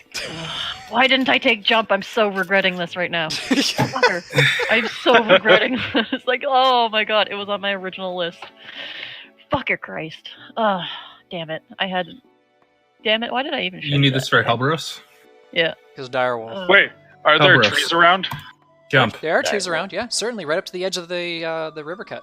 Oh, well then I'm just gonna use the block and tackle and make like a winch for. Oh my fucking god, the Wolf. only time that this will ever be used. Renixis is just gonna kind of put her hand on Helberos and just incant. Turn light as an air, rise and fall. Let those below you become real small. My Jump. god. So Well, that next, worked. so you're gonna use your level 1 on. Yeah. All right, so you've endowed the power of the wolf with the ability to jump, which is triple its distance, which for a long jump is strength score and move at least 10 feet to its strength score. That's what I thought. You can jump up to its strength score. What is your strength score for the direwolf? 17. 17. That's plus. 3. Oh right, it's the strength score. It's not the strength modifier. Oh yeah, like so 3 times 17 will put you 17. at. 51. Well, you could jump that gap now. You could jump up the cliff too. You could jump 2 of these rivers for fuck's sake. So Wolf with that, strong. you were able to incant the wolf, and with a bit of like a little bit of a coaxing on your behalf, takes the jump and just goes boom. You see this like shockwave through the grass and the ground there as it sort of takes off the lip of the cliff as it leaps around through the air, more than like going 10 feet beyond the lip of the edge. It sort of like crashes down the other side as it sort of like shakes its coat furiously and such like that on the other side. So we have Jaden and Helbris across right now. And at that point, Gep as well, because he was attached to her shoulder, who very much was having a moment to see him across. Hang on! Renixis, you have no issue in getting across as you can fly. And then there is the rope that, Scout, you are setting across. Now, I will say that you don't need to make a check to do that, as it is possible for Renexus to just simply carry the other end of the rope on the other side, as you can winch it up in that regard to be able to make a... With their block and tackle, I swear to God, it means that you basically have a zip line to get across. Yeah. So... It doesn't take much to be able to get you and Julian across. Assuming Julian has no aversion to having a hook shoved into his pants. I'm okay with it. Eh. Don't damage the merchandise. I won't. It doesn't take you very long at all to be able to get across this this gap. In fact, you could probably get across in simply a few minutes. That said, to be able to undo the rope, it's kind of like, well, your rope is just sort of there now. I'll go get it. I No, got lots Groot. of rope. Don't worry about it. Groot. Oh my God, this fucking I've got thing. 150 feet of rope. So you Oh, you, what? I you was supposed to instill have the 100 use of feet your of rope. small contraption, your spider retriever, to go up there, and with his small legs and pincers is able to, if he doesn't undo the rope, is able to at least sever the rope in at least one regard. Now that said, he's just sort of there. You're gonna pull I him pull across? the rope in. Yeah. Pull the rope in with him holding onto it? Yep. Most certainly you're able to do that without damaging him or hitting the water below, as the drop below is actually deeper than it is across. That's math, everybody. You're able to bring up your small spider retriever, and he seems, if he could emote joy, which, what is joy? He is happy to be back. I set him on my shoulder. Sort of like goes into his folded form as he sort of just clamps onto your shoulder and then just turns into basically a small brick. Or a small ball, sorry, that was the shape he has.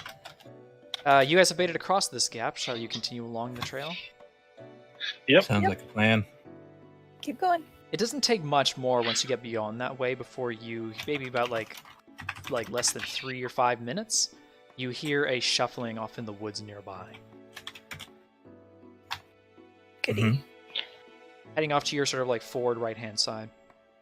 I would like to be in stealth and so that I'm hiding. Is it a sound that would make Jaden would make Hell be interested in immediately going towards it, or It is a sound that catches his ears and it makes his ears flicker and such like that, and he sort of just raises his head to sort of stare over the foliage and such like that, but your wolf doesn't immediately take upon an aggressive stance. meh? Okay, well then we'll go slow. We don't have to go any faster than we were going. Yeah. So, shall you guys all give me your stealth checks then? Sure. Yeah, I want to be sneaking a little bit.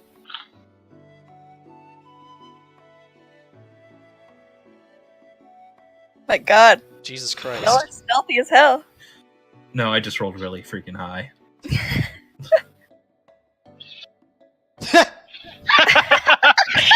Wow. Fucking wow. We're at home in the forest. Yeah, no fucking shit. Holy I feel like that crap. should have been the other way around, but okay. Yeah.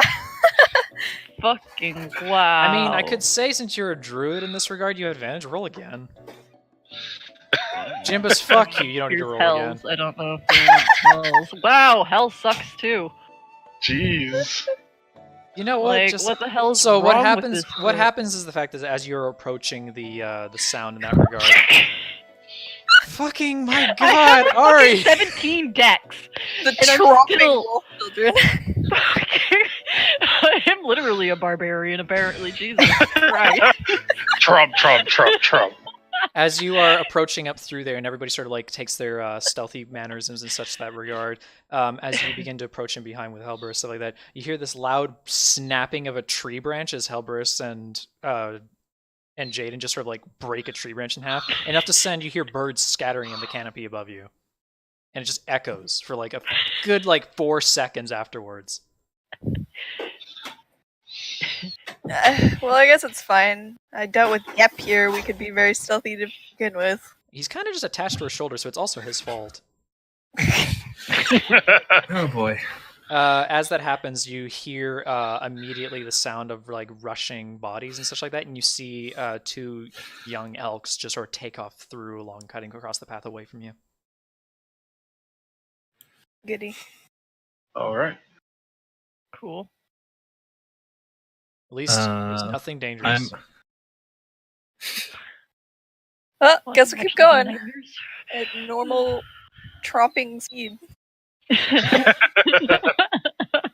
I'm just going to continue to float at this point. I'm gonna fly a little bit higher and see if I can get an aerial view of things. All right, sure. So you fly up through the canopy of the forest a little bit to try and get a little bit of a better view around the place. From there, give me a perception check. Dun, dun. It's always the goddamn perception checks. Mm-hmm. Yeah. From there, you can That's see it. that the mountain that you guys are heading towards in the northeast is still some distance away.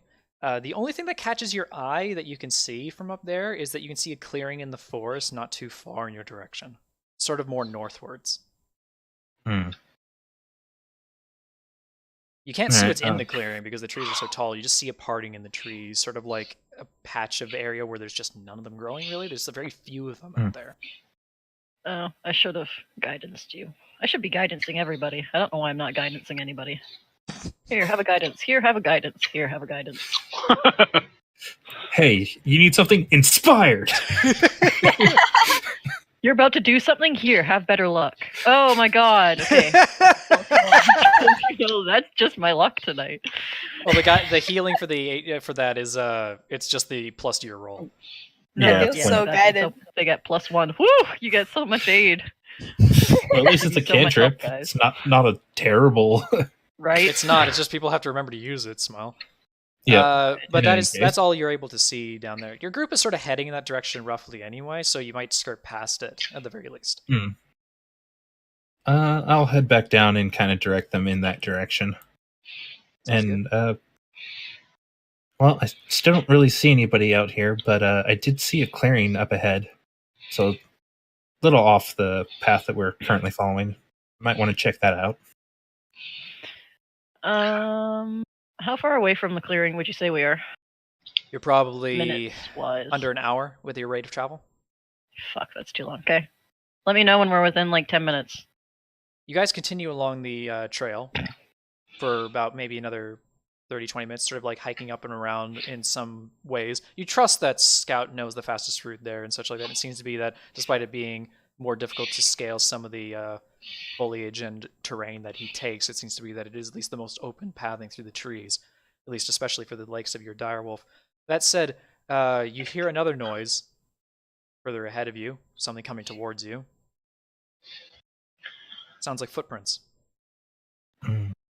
I would like to attempt. 2-footed footprints or 4-footed footprints? It certainly sounds like, well, Too many footprints. too many footprints.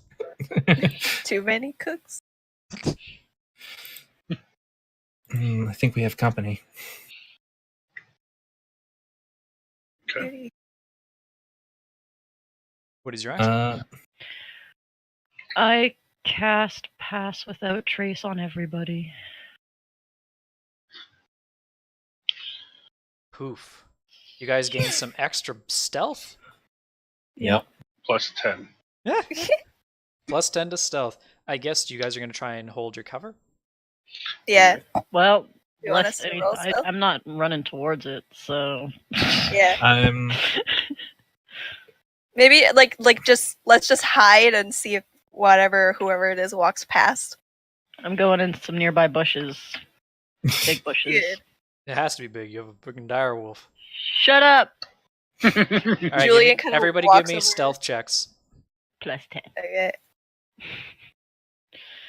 Okay, stealth. I'm just murmuring whoever the heck goes right before me. Fine. You're doing a very good job of that. Wow, at least I got 19. Fuck. To be that. fair, Yeah, Scout's thank roll God isn't for very plus good 10. either. Ugh. Yeah, that's why I said I'm mirroring rather than I'm just following Scout. Like, Holy no. shit. Crap, this sucks. Oh, if you guys didn't have that plus 10, I would have seen all of you. Yeah. What? I rolled a 23. Jesus. Julian has pulled out the bush costume from Fortnite out of one of his pockets and is now wearing it in the bushes. Oh my god. So you guys take yourselves up in the bush. Sorry, the music not being here for right now. It's mostly because I wanted to wait for this moment. But you come up in the bush and you see, as it kind of trudges out of the forest, these people are clearly not trying to maintain cover in any way. You see what can only be described as a young man, a younger woman who seems to be like a little bit older than him, and you also see a built dragonborn. You can't really ascertain their roles within the party just by staring at them outhandedly. But what you can tell is that maybe the young man's a hunter, the young woman is probably probably a fighter of some class, and the dragonborn appears to be a paladin. At least you can tell from the holy sigil marked upon his gear. Hmm. I'm gonna kind of like shift from my position to move a little bit further away from the paladin. As you are continuing down along there and such like that, you see the woman stop, and you see the dragonborn actually walk into her and sort of like bounce off of her, and he sort of like stares down gazedly towards her as you see the guy sort of turn back, and he goes, "What?" And then she sort of like looks around. She has a hand on her sword, and she says, "There's someone here." Do they look fighty, or do they look like they'd want to be friends? They look just like they're here for the hunt. Okay, They look like well, your traditional adventurers. You may or may not have even seen them before in the town. do we want to enlist their help? No. There can only be Really want one. competition in the. Okay, there's already four of us, and there's only one king. So do we really want even more competition? Guess not. I mean, you can convince them to leave us alone or to try to help us, and then we backstab them. But I mean, that's up to you. Help so us happy and that then that's kill the them. first- Jaden doesn't condone this, but you can do whatever you like. You're the charisma guy. Well, Yeah. it seems like they're gonna find out that we're here, so I should probably get a head Well, start. I mean, they don't know how many Yeah. of us are, so if the two charisma guys go out and the rest of us stick Well, around in the That's, shadows, Hang on a second. Of the ones, Even though the that ones she that has are- detected, she has only detected Helberus, Gep, and yeah. Yeah. Jaden, because they just know that spot. Everybody else they don't know. Yeah, that's what I was about to say. I'm like, yes, your two charisma people were the ones that got the most stealth. They don't That's know good we're point. there. Yeah. I was gonna say, We would have to never break mind. our stealth in order for that. Oh, Oh, right, wait, yeah, if it's technically just Scout, Jaden, you then didn't this roll is high okay. enough, so they know Scout's location as well. Yeah. Oh, well, I said you guys are okay. still hidden. They don't see you, they just know you're there. Well, I guess just chill for a second, and then if they come around, I'll think of something. I got this, but I guess I mean, like you guys can wait for the opportune moment, and me and Scout will just stumble through this. We're like really, really passive anyway. I right? guess let's just stay quiet and see if they just leave, and if not, Yeah. then we'll figure it out. Well, Yep. I mean, the two of us Have are fun, less guys. threatening than four, so you guys are, just bye. So as you stand there, sort of like you see the guy kind of walk back up to her and goes like, "What is it?" And you see her just sort of like draw her longsword as she points it off and towards the direction, kind of like vaguely in the direction of Scout and Jaden. And she just says, "I don't know." She sort of says, "It's something big." And then the other guy just sort of like, you see him like, look like for a brief moment he shits his pants as he fucking gets his longbow out and like draws an arrow. And then they just sort of like stand there and they look over the dragonborn who's still staring down at the ground, and then just the girl like fucking elbows him in the stomach, and then he just goes like, and she pulls out his mace. Doesn't even pull out his shield, still on his back. He just pulls out his mace, and he sort of stares around blindly at everything around him. And then you hear the girl just mutter, "God fucking damn it." I'm gonna look to Scout and just be like, oh god, oh god, okay. Well, let's just try not to get killed. Yeah. Well, Just- yeah. You hear Passive, you let's- hear the Let's the look guy. vulnerable. You hear the guy that's there. You hear the guy that's Look there. He vulnerable. yells, "Who goes there? Show yourself!" And you hear the girl go like, just stamp on his foot. You hear this visible crunch, and you hear him go, "Ah! Ah!" And she goes like, and she just sort of yells and goes like, "Now they know we're here." we like- knew you were there. Don't shoot, please. I'm gonna say Julian is gonna break stealth. He's gonna stand up in his Fortnite bush costume, and he's gonna be like, "Oh, hey, it's just me.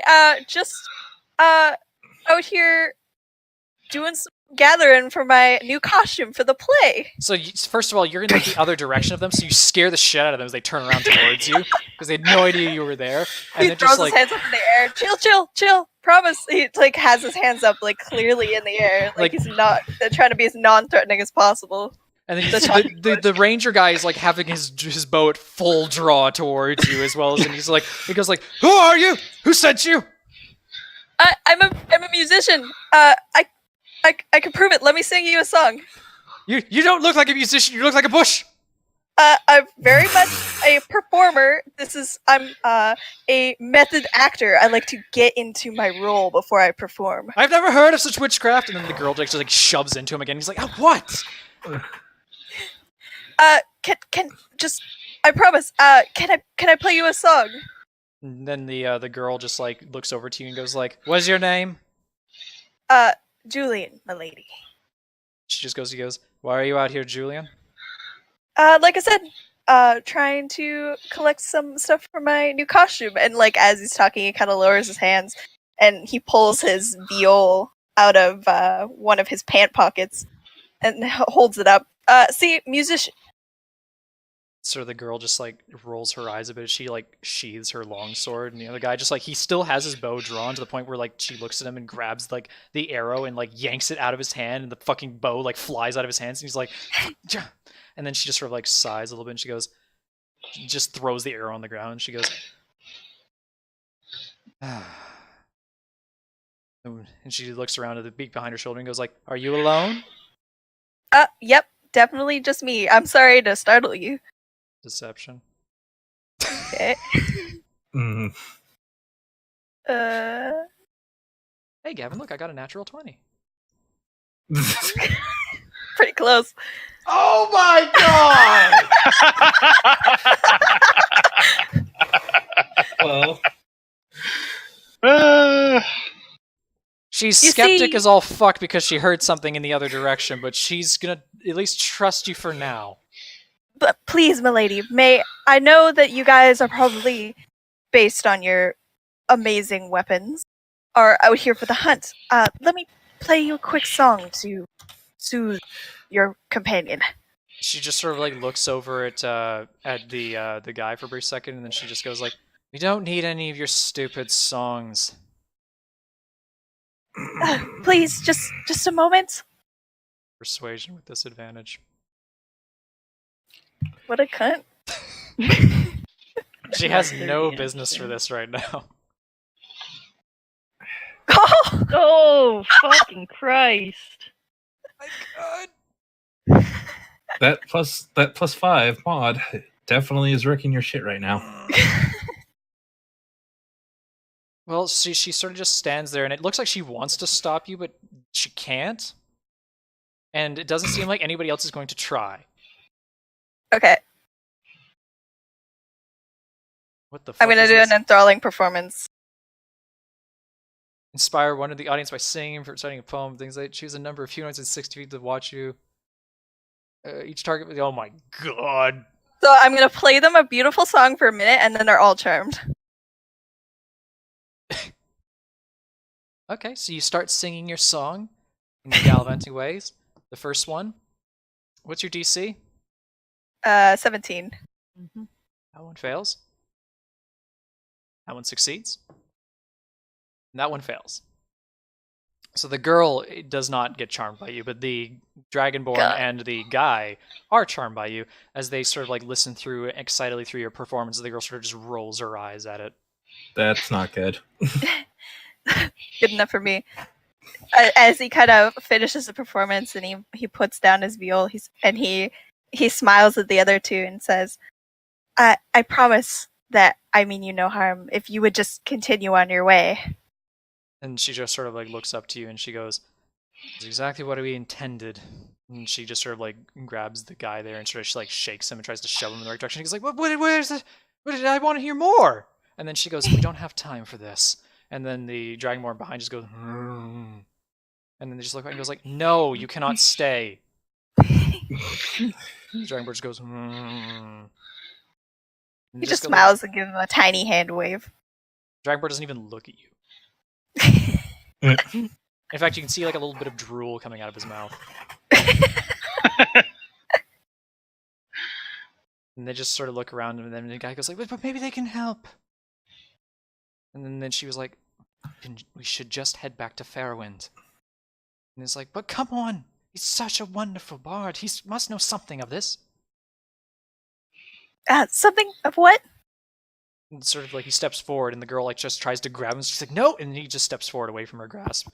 The guy just comes forward and he goes like, "We having some minor bits of trouble out here. We've been out here since late last night, and something has bewitched our Dragonborn." Which? How so? And then he sort of like looks back at the girl and he sort of like motions towards her, and she just sort of sighs a little bit. She puts her longsword in a position where it's like she's not going to draw it, and she says, "Drayax started acting imbecilic out of nowhere, as this is not his normal self."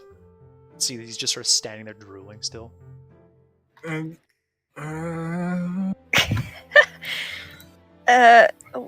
You know why? Did you run into something? She sort of just shakes her head a little bit and she says, "We all gathered at some point late last evening, and then when we met up with him, we realized that Jerdrix wasn't himself after traversing through here for some number of hours. Decided to pull ourselves from the hunt as we need to return home. There's no condition to be out here." Indeed. Well, along with being a bard, I am a fair member of this town, and I would like to know in which direction you saw do you know where he was looking around before you met back up, just so I can make sure that the others in the town are well aware not to go there. Sort of, the guy sort of scratches his head a little bit and goes like, we left from the northeast end of town, so I take it anywhere around there." He sort of shrugs and he goes, "I don't know, maybe he had something bad to eat." And the girl just looks at him and goes like, "If it was something bad to you, you would have shit it out long ago." Okay, well, thank you very much for letting me know. I hope he feels better soon. And they sort of nods and goes like, yes, thank you very kindly, especially for your performance." Anytime. I'll be around the city for a while, so go back, and maybe I could see you in the tavern sometime this week. He just sort of excitedly like nods his head a little bit as the girl just grabs him by the shoulders and starts pushing off in like the forward direction. And he's like, I'll be sure to see you soon again, I promise." And then like several minutes later, you see the Dragonborn sort of like go, as he sort of just like raises his head as if he's like aware finally, and he walks off in the direction he's supposed to go, but he's gone. He leaves. Okay, Julia waits for a second to make sure they're gone, and then motions the rest of the party that it's safe. That was a moment. Hell will bound out and liquor him. Renix is just going to come out and just be like, "You really need to work on your ad-lib."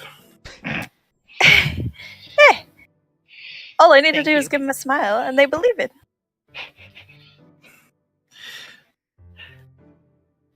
I'm not Well, going to say thanks. anything about that. Could have gone bad. Smile. Edgy. Too edgy. Come for on. me. Oh, just one thing. Just wanted to make sure you all heard. Northeast, there's something that can make people into drooling idiots. So, Gep is fine, but the rest of you should be careful. So Gep at that point just sort of like turns to her and goes like, "Did you say something?" No, definitely not. Deception. Oh my god. Do you really want me to roll deception? Advantage. Oh my god. 2 1s. Well, there's the 1 at the very Oh, least. there's one. Every time I give Every you time advantage, I roll with advantage, you get I a roll 1. I mean, to be Destined. fair, he totally buys you. He's like, "Oh, okay."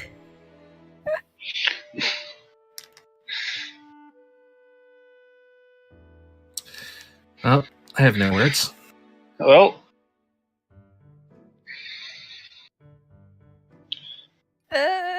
I guess we just continue northeast and I keep wonder your if eyes out. it's What someone did trying to waylay part- adventurers.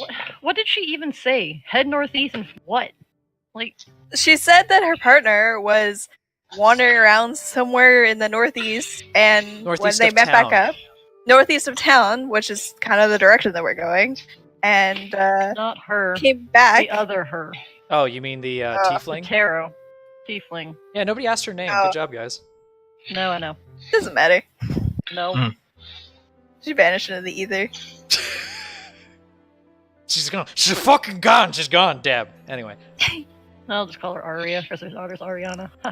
Anyway, no, what did she say to Solar was in the northeast? Or something rather. Just that what I was looking for would be in this direction, and since what I'm looking for is currently in that direction, that being the ki-rin.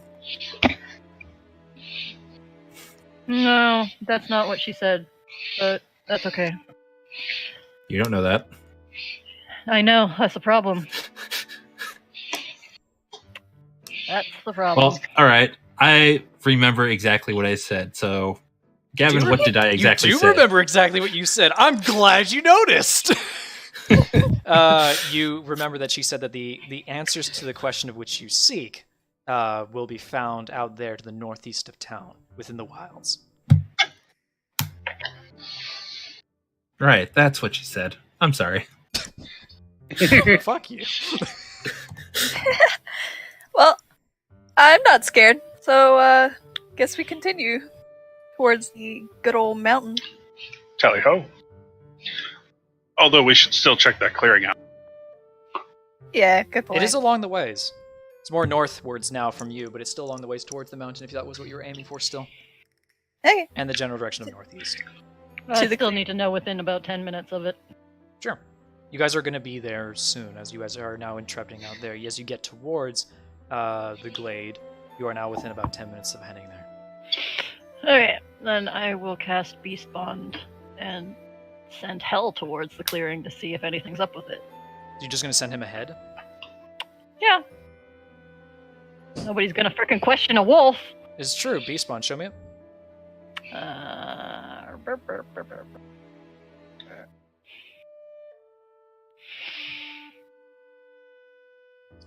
Oh, cool. So thankfully he's stupid as fuck, so that works. Mhm. So you cast a spell upon him, which allows you to maintain the telepathic link that you can with your direwolf before he rushes up ahead through the clearing. You guys are following roughly in the boundaries trail of the creature as he sort of lays a wider path for you to go as he sort of breaks through a number of the rubble to do so. As you do so, while within your telepathic link, make Halbrus perform a wisdom save. Okie dokie, save and with. Well, No, you didn't actually change that one. Oh, well, yeah, because it was an NPC character sheet. Derp. Alright, so it's hold on here really quickly as I will make that adjustment. It won't change anything, but we'll just take the first roll. Just forgot to do that because that's a thing that I forget to do. Wait, prompt for Don't advantage. It is supposed to be prompt for advantage. oh, well, it didn't prompt. That's weird. It literally is just rolling with advantage. That's why I don't use the NPC sheets, because they're really Very weird. broken, yeah. They're glitchy. Anyway, let me check here. As you do so, Halbrus senses something within the air as he heads towards the clearing. It's this sort of like sweet, succulent scent.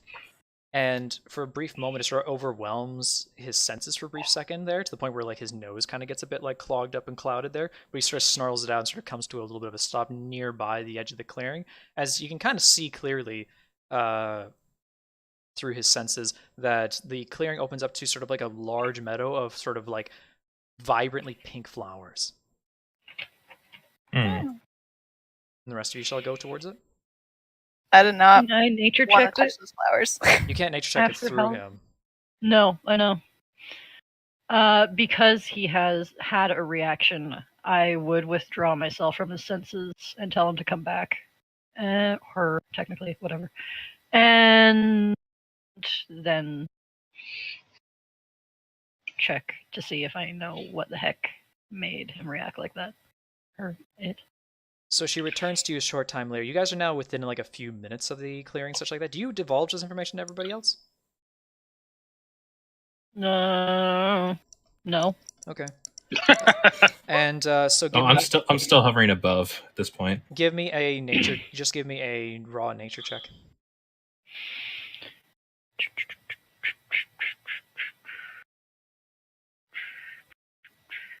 You've heard of flowers that have strong aromas, but nothing that would cause that kind of reaction. Damn you. Okay. Well, now I would say something. There's potentially a plant, but there's something up ahead that's causing some sort of gas or reaction in hell. And it might be our drowsiness, stupid effect. Okay. I don't know what it is. I'd like to point out, Great. just because you guys are getting a little bit confused from the conversation happened earlier, when they met the paladin in the town, they didn't notice it, but he was acting different. So it wasn't when they were out in the wild. They didn't notice until he was out in the wild that he was acting different. Anyway. Doesn't change that your suspicions of that could be what the cause is out there. I'm just saying timing-wise. Obviously, he also ran into the tiefling lady. Oh, did somebody put 1 and 2 together finally? Oh, I knew that from the get-go. Oh, well, whoops. I was going to say, I wonder how obvious that one's going to be, but anyway. Well, not obvious, but I've deduced. Yeah, I was someone was going to figure it out. The downside is that you guys didn't have a normal fucking conversation with them, so nobody was going to properly figure it out. Because that information was lost to it and such like that. The real truth of the fact is that somebody pulled a card and got the idiot card. Rip. Yep, that's what I figured. Anyway, it's not irrelevant to the curve moving forward. I'm just saying that information is lost. You'll never get that chance again. Anyway, the area heading forward to you. What's your interaction heading forward? Well, if they're maybe not so friendly flowers, we probably want to go around.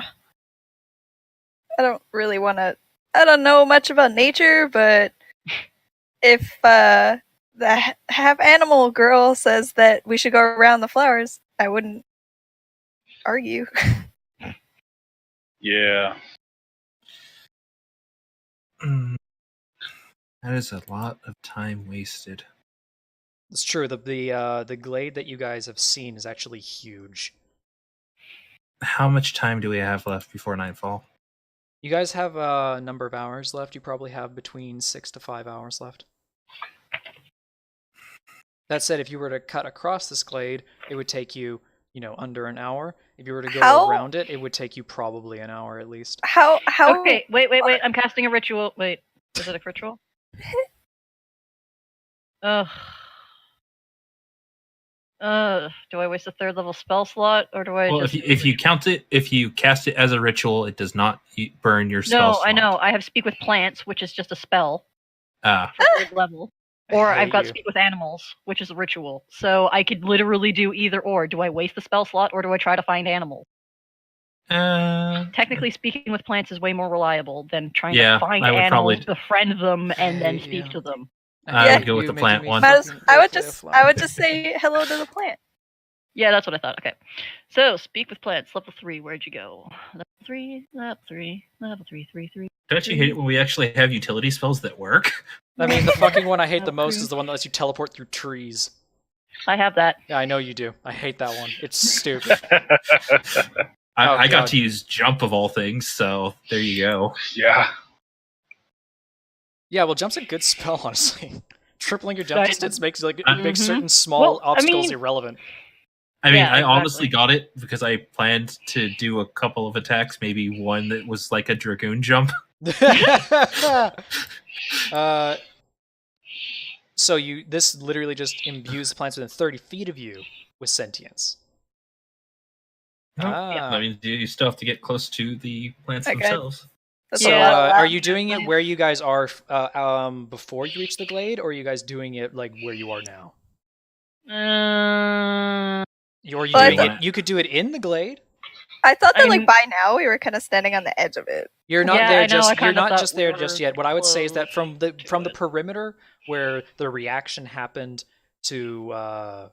Helberus, that was you're a few minutes away from that range, and that range is within a few minutes of the glade itself. So it's not at the edge of the glade; it's just a little bit beyond it where that reaction happened.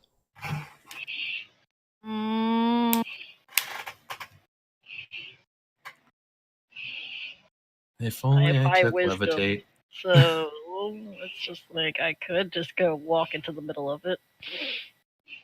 Do I actually? Am I immune? Oh, I didn't take level 10. Why didn't I take level 10? Because you figured you wouldn't need it. I really did.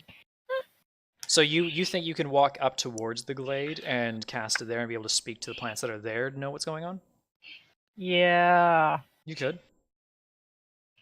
Well, I would want to literally be between the two, like between the forest and the glade. So, like as much as You saw 30. through your wolf's eyes. You can have a pretty So- good guesstimate of where that spot is. Yeah, I would walk to like that radius and then kind of cast it. So I guess about to where Hell was affected, and then I would try casting it and seeing Yeah. what's up. Because Seems obviously Hell got there and was fine, so traveling that far is fine. Yeah. All right, sure. That'll be the range at which you cast it at. Very hyper specific, but that's fine. It needs to be. You walk up there before you cast the spell around you, and you see a sort of like a rushing flow of wind and magical particles emanate through into the earth around you. And as you do so, only you can speak to the plants, right? Yep. So there's a number of shrubs and trees around you that sort of regain this sentience. And as you do so, you sort of just hear this this voice go like, keep it away from me! Keep it away from me! Is it sort of like you don't understand what the tree's freaking out about?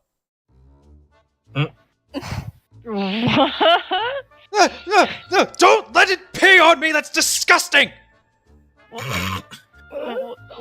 Let what pee on you? You know damn well there's your furry pet underneath you! Oh, Hell, could you choose a different tree, please? I need to talk to this one. And just sort of like walks away from it, and the other one's like, oh dear God! Okay, 30 feet away! 33 feet away!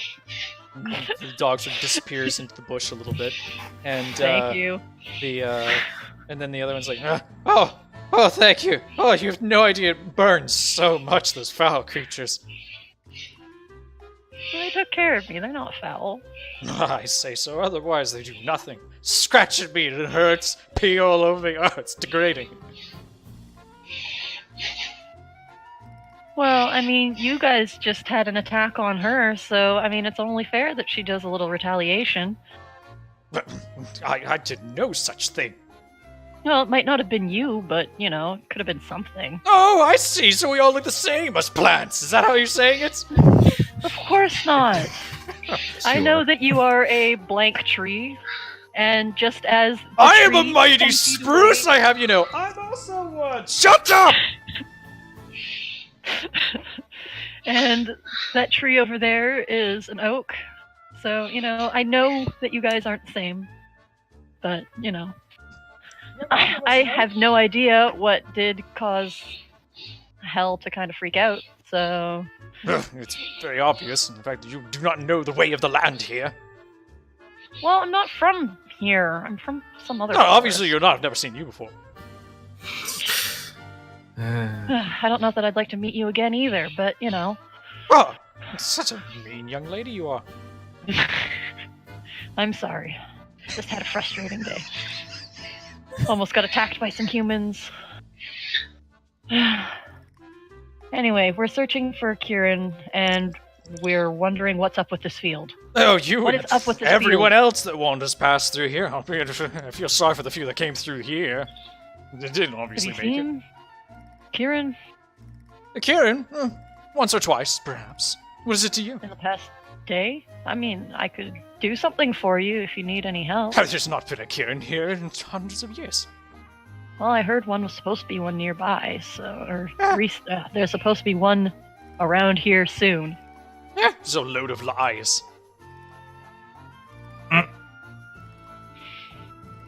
So then what are the legends from? How long have you been around here for? Oh, when you say here, my mighty size, I am a tree of great age. But you do not ask my age, it's improper. I'm sorry, you're right. That is very rude I of have me. been here, though, since the people showed up, and they started chopping down in numerous amounts of my other fellow brethren. Rest their souls, really they are. Now been turned into ash and such they are from ancient times. But for me, I'm much stronger and more willed than that, for them to simply take me with their foul experimentations. I've been here for many generations. The ki-rin of which you speak of I have seen, but I have not seen it in well over 100 years.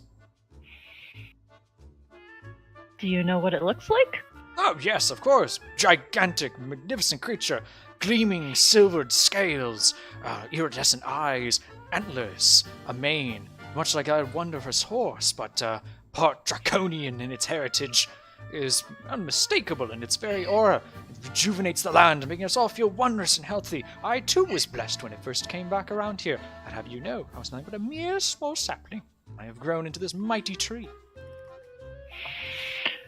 Well, had I had some time to prepare, I could also give you that same boost that the ki-rin gave you, but unfortunately I do not have the powers with me today. No, the tree of my magnificence would actually want such boost from you. Smart little girl. And you hear one of these other plants nearby just go like, I wouldn't mind one. No, I'd like one too. Sort of the bushes are talking to you now. I have berries. I can let you pick my berries. I've been told they're very nice. I'm gonna go grab some of those berries. Yep. Thank you, berries, or thank you, bushes. Wait, is like Renix's just gonna walk over and do that? Yeah. Are you conveying that to Renixus? No, I'm just like, No. oh, hey, there's food. And then as you do so, the bird Yeah, is going like, discussion. I feel violated! Quick, get her off me!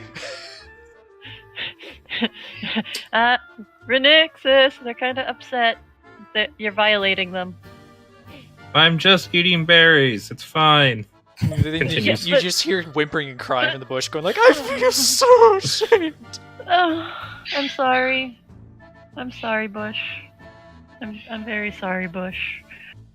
The tree's just going like, obviously, all of you have no clear respect for nature. You should just go about your own day. In fact, I heard if you head just a wee bit further here to the north, there's valuable treasure there that the likes of you would gleam to have.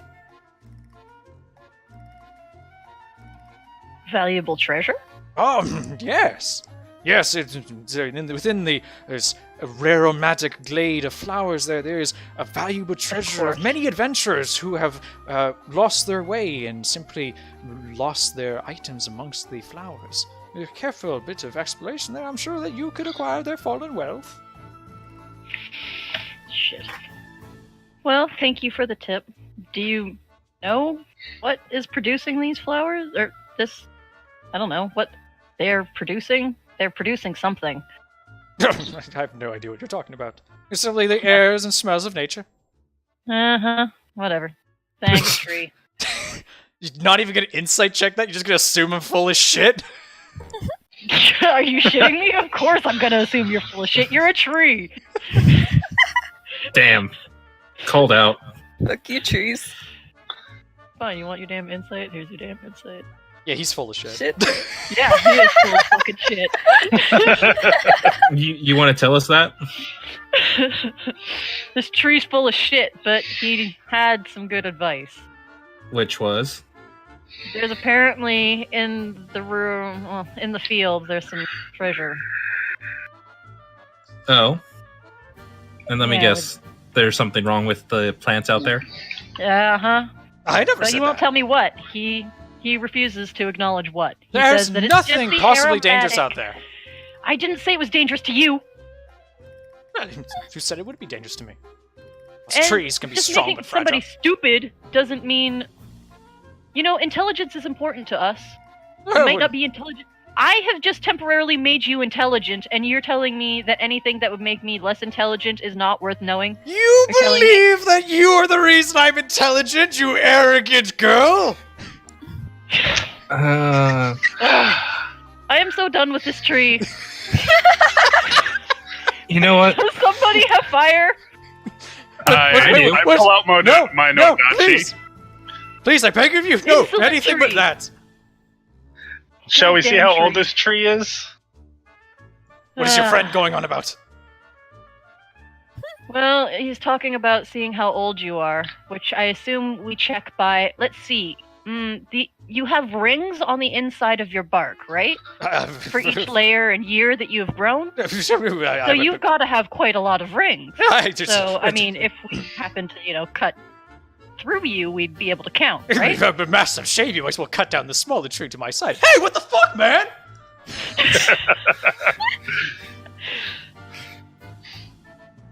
Ay. My, Do you know what animals can walk through this unharmed or I unaffected? just do not keep your nose pinched as you walk by if you must. The I aroma don't there have is to hold my breath. yeah, it's a I'm telling you now, there's a bewitching aroma that is used to lure prey to the fields. Well, yes. My wolf has caught whiff of that. Thank you for telling me something I didn't know. Man, this tree is only slightly becoming useful. It's a Where's that violent flower that takes residence in the field. violent flower? I've never seen the likes of it before. It takes upon the guise of a flower, but it most certainly is not. Great. Giant What is flower. giant flower? Okay, well, we've got It's a a giant creature. It is a creature in the guise of a evil flower. flower. Oh, it might be a corpse. Anyway, it doesn't matter. Giant evil flower in the field that has aromatic, bewitching aroma. I heard you mention Okay, corpse give me a flower. You second. remember that other thing about corpse flowers? Yep, They smell like fucking garbage. I know. So it's not that. It's not that one, but I know there's. I've been through so many of the plant ones. I know. All I know right. you that have. Let- all blur together. I'm gonna fly up and see if I can try and locate a flower that looks different than the How long others. did your spell last? 10 minutes? 10 minutes. Yeah, that 10 minutes is up. That's Ding. fine. Oh, thank God he shut up. the knowledge that he may still be able to hear you. Oh, I don't care. At least I can't hear him anymore. Oh, I didn't realize trees would be so annoying. Arrogant, too. All right, Kevin. Let's see what I can find. All right, sure. He's So you're gonna seen the fly up. ki-rin. Yeah, It's silver. silver. Silver. All right. It's probably worth mentioning because ki-rin typically gold. Yeah, that's what I thought. Yeah. Okay. But that's the creature. Let's see if I can find that flower as well. Mm-hmm. So you fly up toward through the canopy and towards the glade. Now the glade is, like I said before, when you saw from it, is actually quite tall around with the trees around it. So you have to get a bit closer to it to be able to actually look into the glade. Okay. You gonna do that? Yeah. Cool. All right. So you see Renixis fly up in the canopies, and she sort of disappears for a little bit. She flies a few minutes closer towards the glade. As she does so, she crooks it in a little bit closer around the rib of the trees there, and you can see inside of it. A vast, dense field of beautiful pink flowers, and nestled amongst occasional trees that have come to sort of sprout up amongst the glade. You can see what can only be mistaken as this enormous purple flower or pink flower. It's sort of like a similar breed of the other ones there, but its size is like gargantuan. This thing is like 20 feet big. Huh. And make a wisdom save. Mm-hmm. Mm-hmm. Oh, I I was should have told actually you to hold going- your breath. I'm gonna yell to him. I should have told you to hold your breath.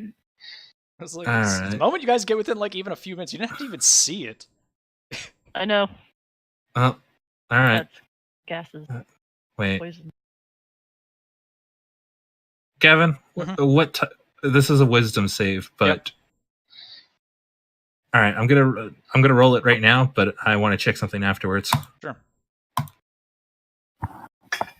Nice. Nice. What are you checking? Is this a save to be against being charmed? Because if it is, I can't be charmed.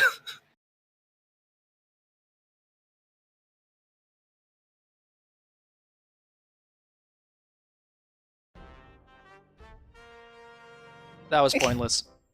Yeah.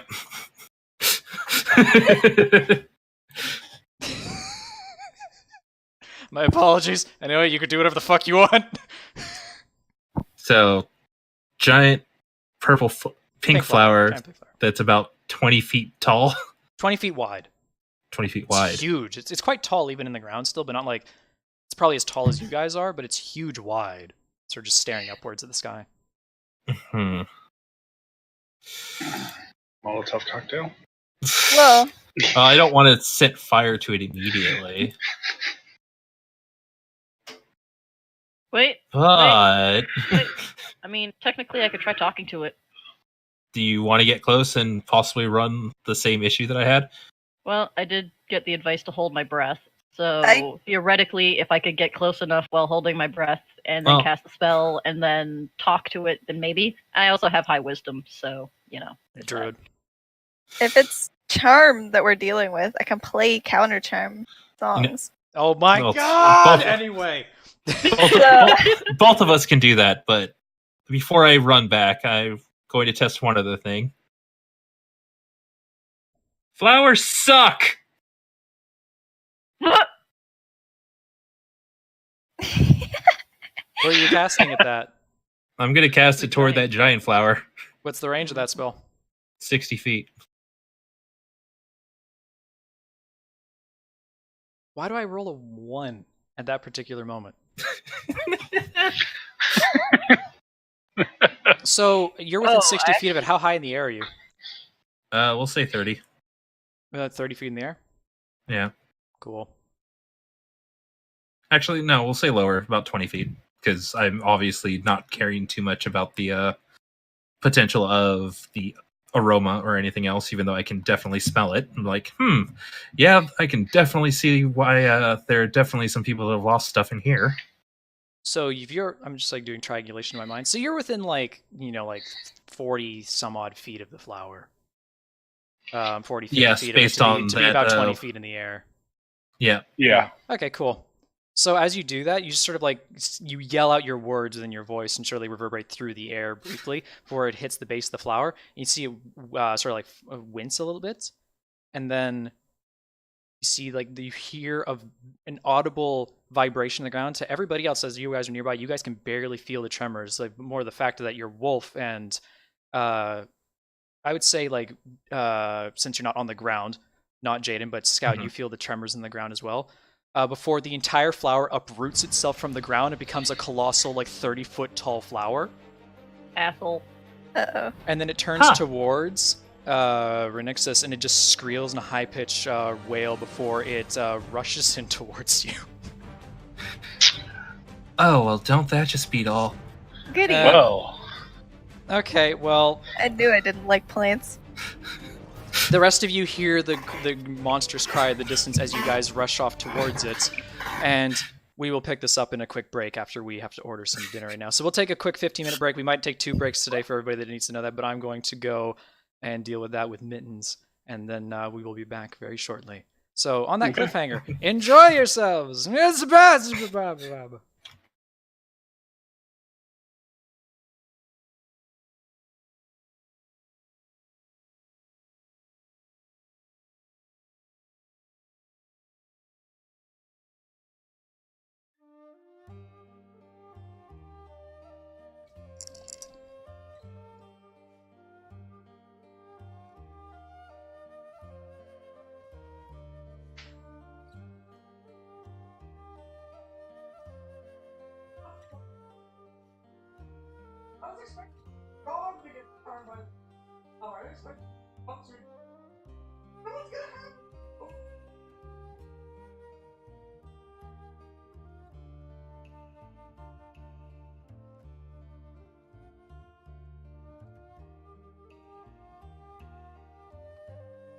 Okay. Oh.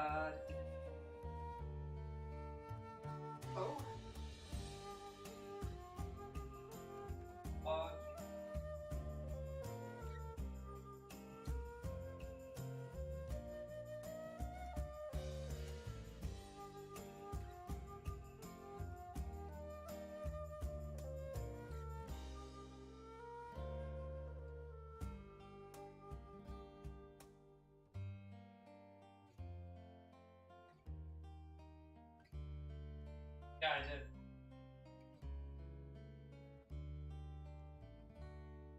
Yeah, I do.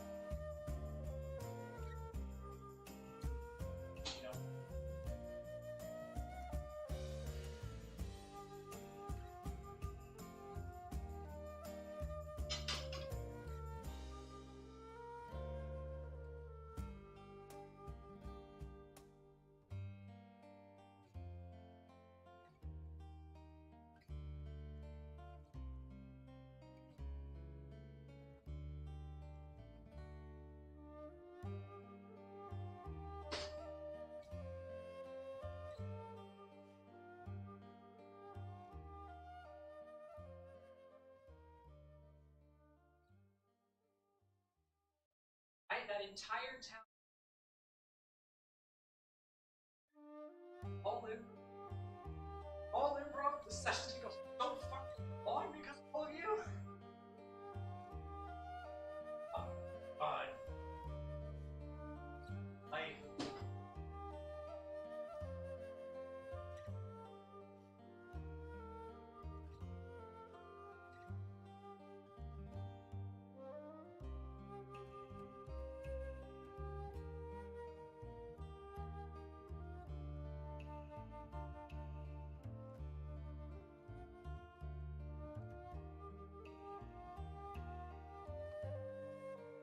Oh, okay.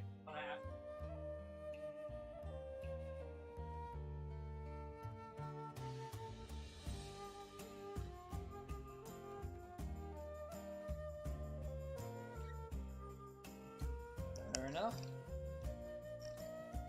Give me a second to get set up.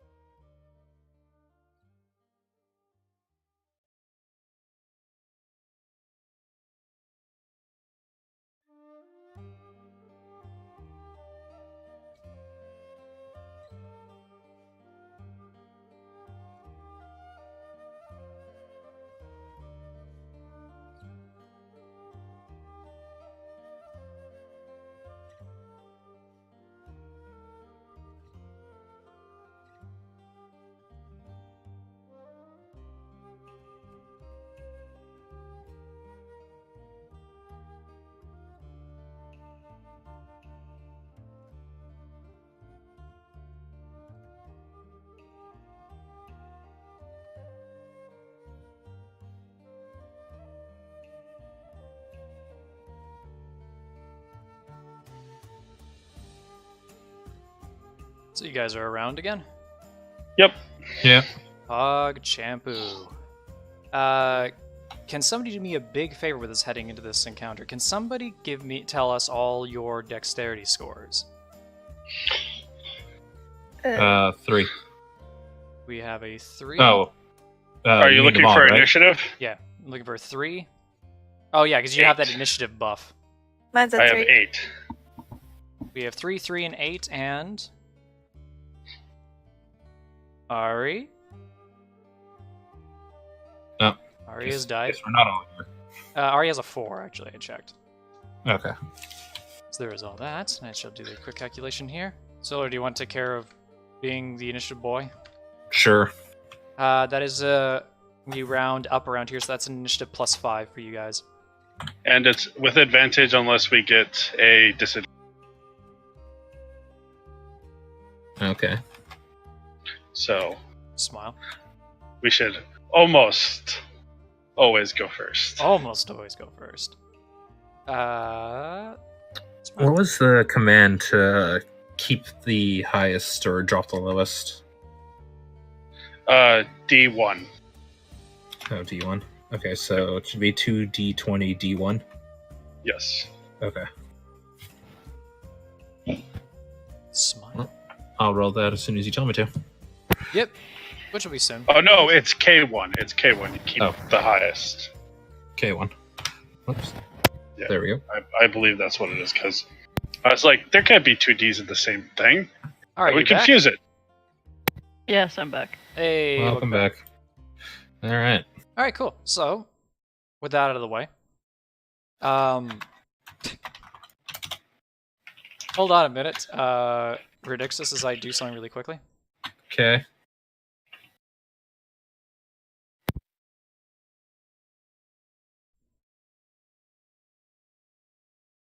I need you to do me a favor.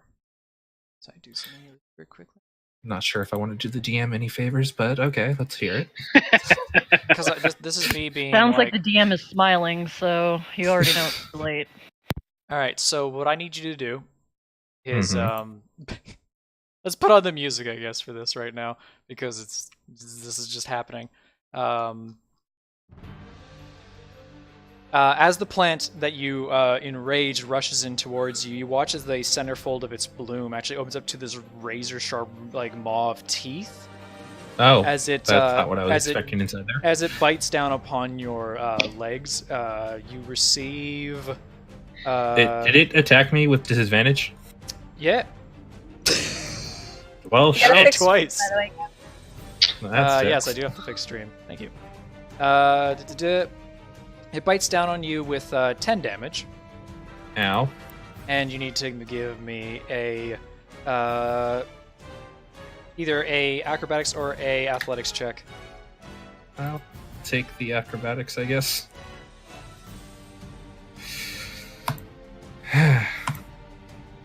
Fuck. That is not high enough.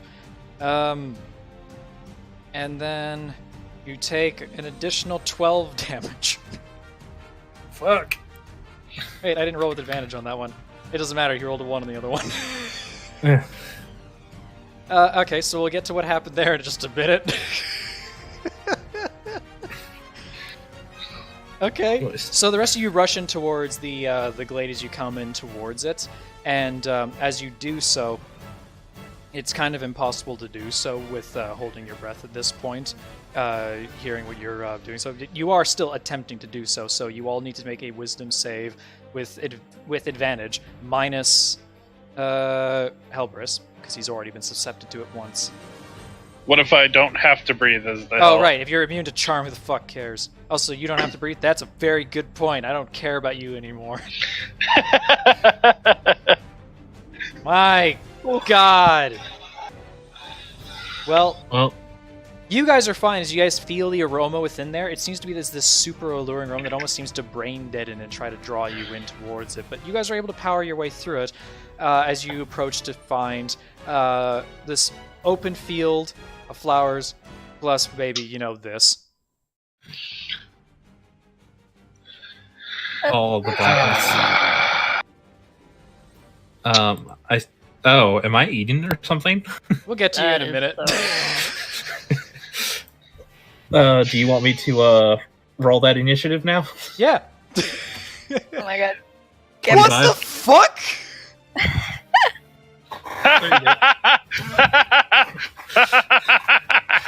Oh my god, okay. Well, let's see what this thing's... You know what? It wasn't a 20, that's all that mattered. That is dumb. You didn't need a 20? Fuck you. Well, there you go. All right. Huh. So you guys know I how see a you guys whole know how lot of- you guys know how side initiative works. You get to pick the order that you guys wish to go in and such like that. In the essence of NPCs, they will simply go after all of you have gone Okay. because Gep is there. Okay.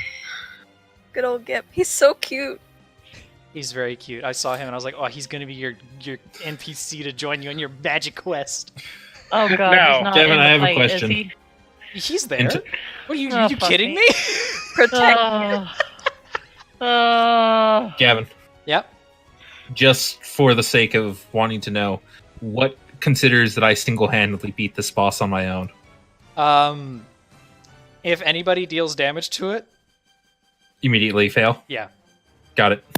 So I That's can not going to kill happen him? then. You kind of had your chance. Yeah, And I then you- used a weak spell. Yeah. Not the right idea, but whatever. Well, I didn't want to use a strong spell and then find out it's not a boss. You got a point. So we can't attack it right now? No, you can. I mean, technically, the only thing that if you attack it and any of you do deal damage to it, then Nixus will not level up after this fight Which because of doesn't the really effect need of the to deck of happen. many things. But that doesn't matter. I mean, to be fair, you guys don't see where Renixus is. Okay. You also don't know that that was the card's effect, so... Okay. Yeah, that's Yeah. true. You don't know that. So no. Okay. Gotcha. This map took me so So- fucking long to make. You have no idea. All I see is a black screen right now, so I'm going to say that you're bullshitting me. Oh yeah. You're invisible because.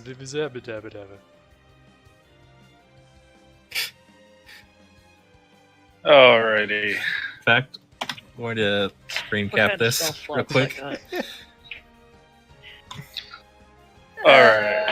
Alright. How long did it take you?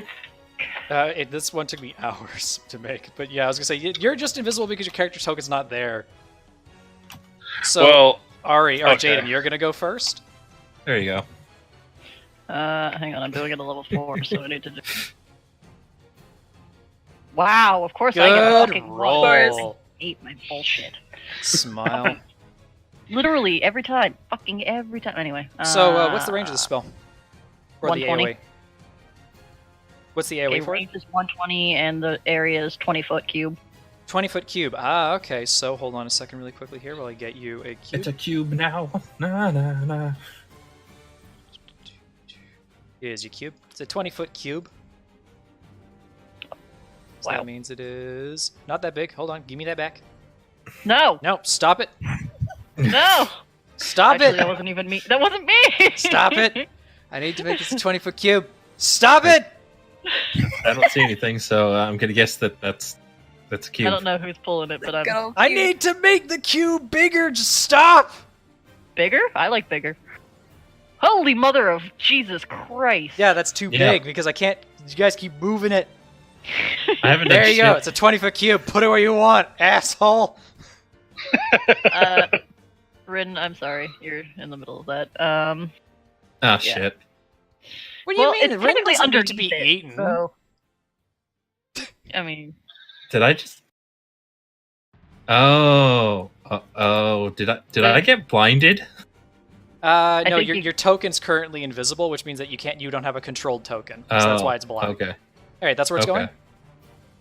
Yeah. All right, cool. We're gonna make a dex save with this fucking flower, or not. And so you just cast your spell out towards there with an incantation through your what are you guys armed with? Just so I understand. I've got my longbow out. Longbow I out got for my- scout. What do I have out? I guess I'd have my staff. Your quarterstaff. Yeah. So you have your quarterstaff out, and Julian. I have my viol out for spellcasting. Sounds good. You are able to cause an eruption of earth that just sort of like explodes out through the middle of the earth there as the plant just sort of like wreathes and rises, and there sort of sinks a little bit more into the ground a bit as it takes. Let's see here. As it takes. No, it's not. Oh, fine. The full 25. 26. 26. Oops, it takes 26 bludgeoning damage. It's just sort of like a hovel of just debris flies everywhere. You can still move, of course, by the way, Aiden. And when you move, Helbris will move forward. So you can move as far as he can. And you can technically use his action to dash. So if you want to do twice as movement, you can. Am I on him right now? Yes, you're on him right now. Okay. I think we've come to assume that you're always going to be mounted on him. No, you say actually, I'm otherwise. totally not. Well, that's true. I guess that's easier to do. I don't really care where I am. Oh, that reminds me. I will move Gep to be with you on Helbris because of the fact that he's technically on you. Oh yeah, Helbris. why don't you just give me control of him? Because he's Goddamn an Gep. NPC.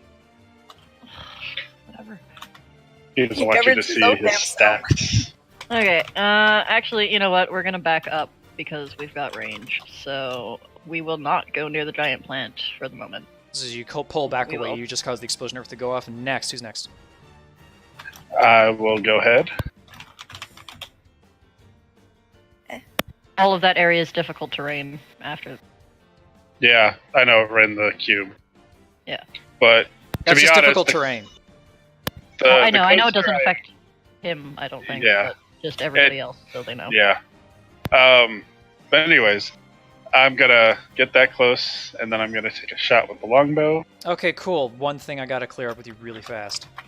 Okay. As you get that close, vines explode out of the ground and attack you. Okay. As you do so, it's these whether or not they're either part of the plant or not, they just sort of lunge out, and you're just like, "Oh God!" as it comes out towards you. We see here. By the way, those weren't moved; those were literally placed there. Smile. What's your AC? 20. 20. That's a great AC. Thick. Motherfucker! I missed you by 1.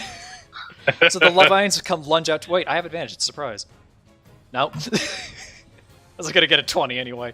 As it lunges out towards you, just sort of like flail back as the vines lash around to that spot, trying to grapple onto you. We're able to pull back just in time to avoid it. Anyway, your turn now. All right. Well, shit. Oh well. That's the point of being a tanky archer, I guess. Still gonna shoot at the big bastard. I will say it gets no cover because it's big. From the creature in front of you, obviously. It's things like Yeah. fucking like 30 feet in the air. You take a shot with Does your that bow. hit?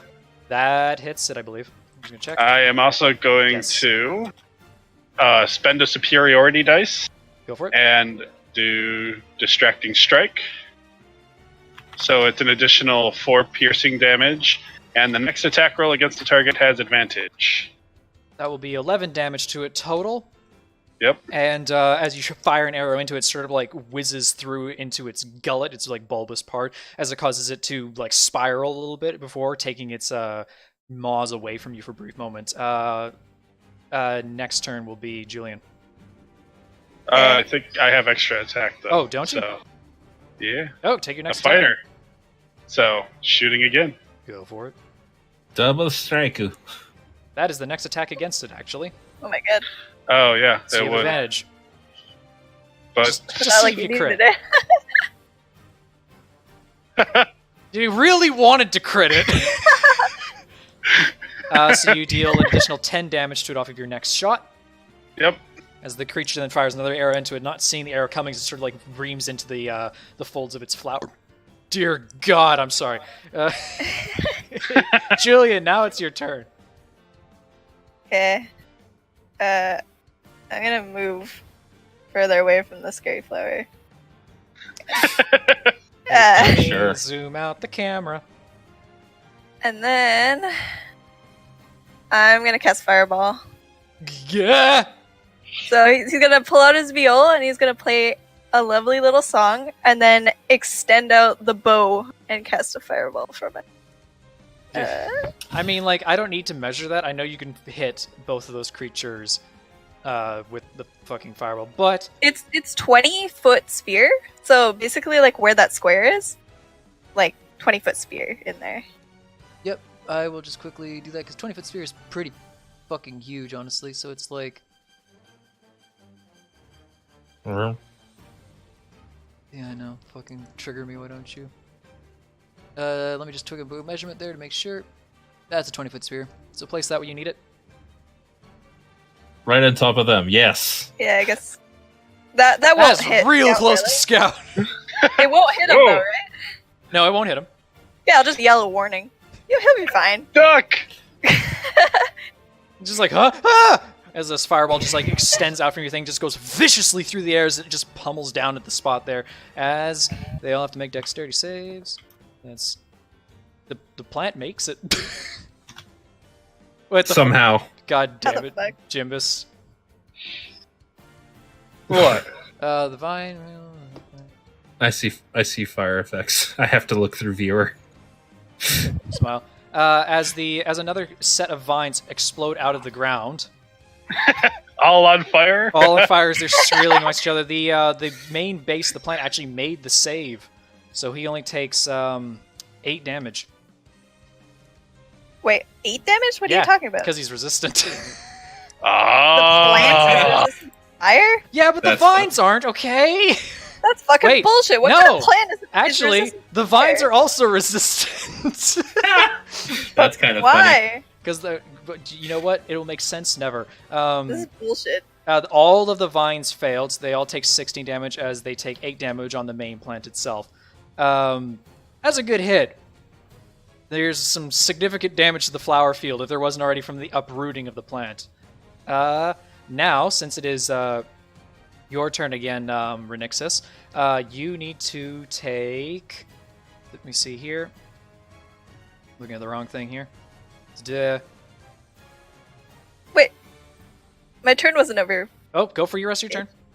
I want to use a bonus action to give a bardic inspiration to Scout. Oh, Bardic Inspiration to Scout. So I'm gonna just be like, "You're the best fireball dodger I've ever seen in my life. have a good next turn, buddy." Inspired. Inspired. And, That's a D10 for my level. alright, Okay. Renixis. My god, okay! Renixis, you take max damage on this crushing effect upon you as you take 20 damage. Fuck. And you get to make another acrobatics or dexterity or athletics check. Okay. Oh, wait, hold on Okay. here. Hmm. Let me see here. First, make a Constitution saving throw. Sorry. Oh, for fuck's sake. One thing I have a 1 in.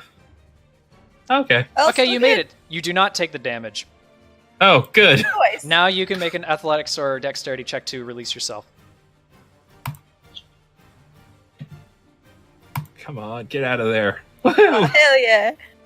You're pissed. I mean, like, this is how it's supposed to work anyway. Right, game? You are released. And you are farted out somewhere within the vicinity of the center of the creature within your movement. As you can move away. Which direction, basically, around it do you pop out? We'll pop out of the front of where it's already facing the other people. So, okay. So, yeah. Alright, cool. You pop out there. Nice half HP, by the way. Yeah, that Anyway. 20 would have dropped me down to 4. Anyway, you are not in combat with the vine, but you are in combat with the flower. Okay. So now you have used your action to free yourself. I've used my movement to free myself? You have used your action to free yourself, which means that you don't Okay. have your action. Okay.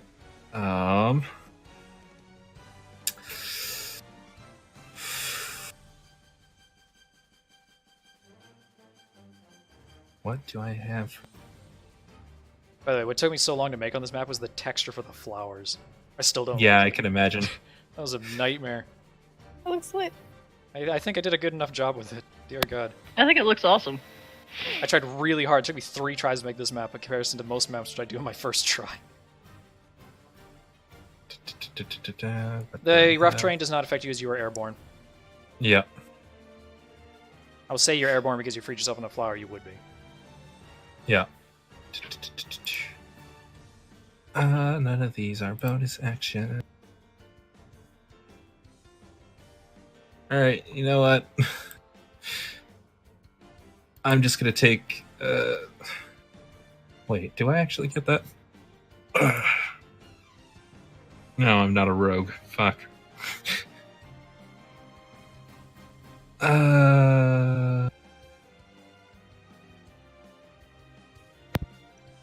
Fuck it, we're just gonna move away.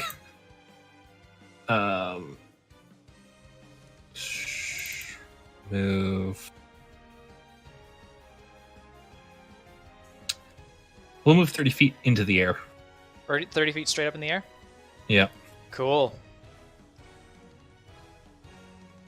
As you do so, the flower uses its reaction to try and nom on top of you once more. It misses you.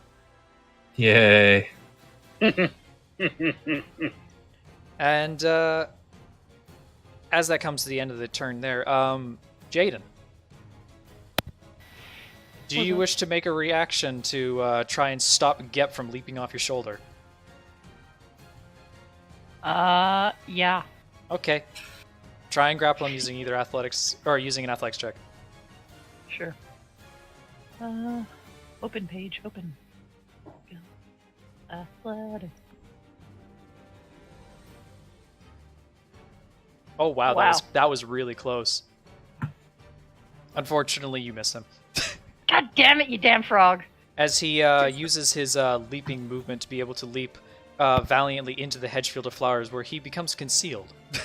But he does take a chance to try and jab his spear mightily into the vine. He just goes like, "I will save you, Gep will save you!" As he just lunges into the flowers, he's going like, "Whoosh!" He just disappears in amongst the pink, and you see the spear poke out of the top, and he goes, "Nyeh!" and attacks the nearby flower. He hits the fucking thing. Holy shit. Yeah, real MVP. He, what do you mean these things aren't immune to poison damage? My god. Okay, so he deals, let's see here, makes a save. They do not make that save. He deals, 8 damage to the vine as he just jams it once with his spear. As you just see the vines thrash and flail around right there.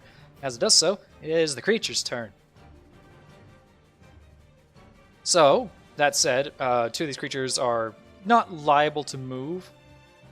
So, that's fine. I didn't want them to move anyway. Let's see here. Oh.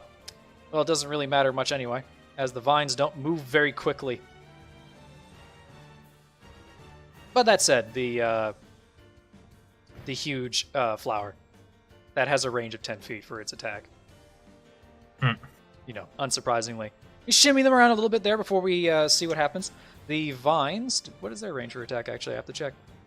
Fuck me! 20 feet? Wow, no one cares. As the vines decide they're going to take a thrash at... Let's see here. First one decides to go over top of Gep's head to hit Scout. It doesn't. Okay. The other one, directly in his face, attempts to try and get him. Doesn't. And then the last one also tries to get him. Oh, look, that one got him. Finally. Fuck me. For this one attacking you, let me see here. You take 12 damage. Me? Yep, and you are grappled. No save. You are just straight up grappled as soon as the vines latch onto you. And, yep, sounds good. It's just, you're grappled there. Pliff. So this one has you there. Let me just put that symbol on you there just to mark that. Let's say... Yeah. I hate how this thing displays sometimes on my super small screen. Because, can't do things properly sometimes. Yeah. Because I can't reach anything at your... put the snail symbol on it there. Now... it's the party's turn again. All right.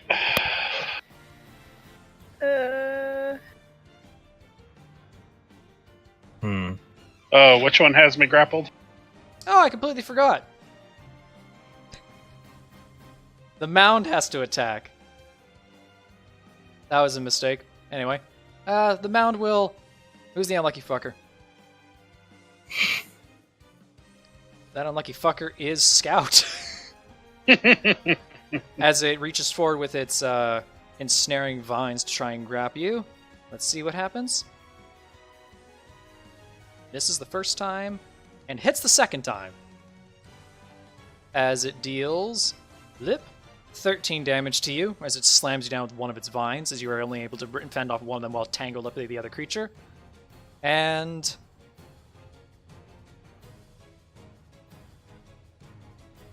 You said 13? And you are now grappled by that plant as well. Anyway, have fun with that. Now it's your turn. Sorry. 13 damage. Alright. Let's see. Well, I think it's time to switch to the Nodachi. Time to pull out the weeb sword! And... Let me do one thing before you do that. Gav, I need a 5-foot cube. Need a 5-foot cube? I'm going to need a 20-foot one, which I think is the one that's already there, right? Yep, there's your 20-foot cube. And here is your 5-foot cube. No, don't move that one. That one has to stay there. Okay, my bad. It's the one over to the left-hand side. That'll be yours. Okay. Oh. That's probably going to be the best I can actually do there. Can't get that last little weave in there. Sounds good. So Healing Spirit, I believe you actually have to put the spirit on top of the same space. Yeah. So it's because it only affects the 5-foot area that it's actually in. So we have Jade on the other side. She summons forth the Healing Spirit on top of... Ooh, who's getting the Healing I want Spirit? it on Ren. So Ren gets the Healing Spirit. So you see his in celestial form of an apparition in white holy light appear nearby you as you feel invigorated by being standing nearby it. That said, it does only heal you for 1 HP. Yeah, because that's bullshit. Jaden, do you move? Not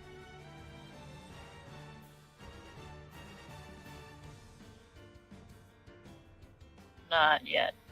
All right, so you stay there. Whose turn's next? I'll go. You'll go, Renexus? Go for it. Yep. So I'm going to go ahead and cast a spell over the area right below me. Using the incantation, I lit the match that sparked the first flame in the age of discovery that braved us change. I forged the fire in my reign at the edge of insanity I can't sustain. Fairy fire! Okay. Fairy fire on 3 of them. Give me your save. 15. That's a fail. That's a success. And that's a success. Okay. So Shame. the vine right here failed. Okay. So he's debuffed by fairy fire right now, as you maintain that over top of him. And so that you makes have the advantage range on that thing. that makes the actual effect of the spell actually disappear. Yeah, pretty much because. And so you've cast that, and you remain where you are. I will. How close do I have to stay? 60 feet. I'm going to maintain my height. Yep. If you stay in your exact same spot, then the healing spirit will continue to heal you every round. Yeah. That's fine. And I don't think the plant can hit me from here unless it has bullet volleys. No, it cannot hit you actually from there. Good. Scout, you are restrained by the giant flower and the vine on your right-hand side. I'm gonna break. You gonna break free from one? I'm gonna break free from the vine. Sounds good. Give me a athletics or acrobatics check.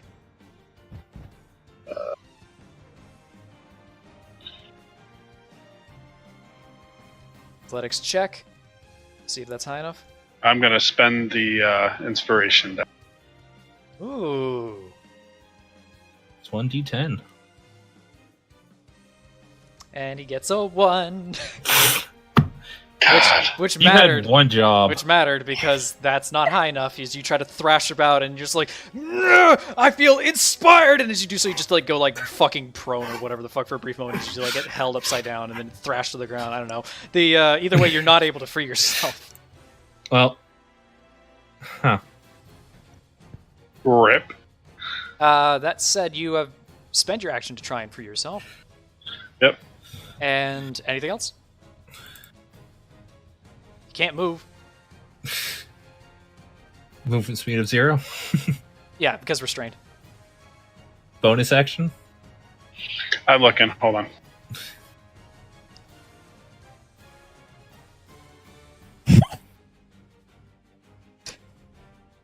Meanwhile, let's say that Gep decides to continue to stab at the vine that's in front of him. He has advantage to hit. Yes, he does. Hey, he hit! See if the creature fails its Yeah. save. Does. It takes another 8 damage. Good job, Gep! As he stabs the flower a whole bunch. Over and over and over again. The creature thrashing and flailing. Still not seemingly understanding that the spear to its right is actually attacking it. Whoops. Nope, I don't got any bonus actions to do. Julian, Shame. your turn. Can you cast polymorph on yourself? Yes. Okay, and just to clarify, I can turn into Beast. a beast of any kind that is up to CR 10 or lower. Yes, because your level is 10. Okay, Oh boy. is the monster type actually like a beast? Yes, it has to be a beast type monster. Okay, hang on. CR Gotta look 10 at or lower. fancy 5e2. God damn it! Why can't I buy beast and CR 5e tools? I know, rather shame. Okay, I'll- well, I'll I'll think cut- about it. I'll kind of save I'll kind of save it as it is. I mean, the high CR of a beast is the T-Rex, which is CR. 8. T-Rex. So CR And then beasts the don't go giant higher than ape. that. There's stuff like that, but you don't go beyond 8. Okay, well, I'll think about it for next turn. For this turn, I'm gonna cast Healing Word on Rin. Healing word. Hang on, let me find Let's see it. that 1 HP again. All right. Oh, 6 HP. That was minimum. That was also It was minimum. still one. 6 Oh, I HP. feel to my Rin strength Nexus. is Great turning. healing. Holy shit. Yeah, we are not a healing party. There is no Apparently cleric not. amongst us. Anyway, everybody's gone, and now it's the Everybody's monster's supposed to turn be. again. Bitch, you keep skipping my healer. bonus action. I'm Okay, a bard. fine, hold on, I have to answer the phone. Okay.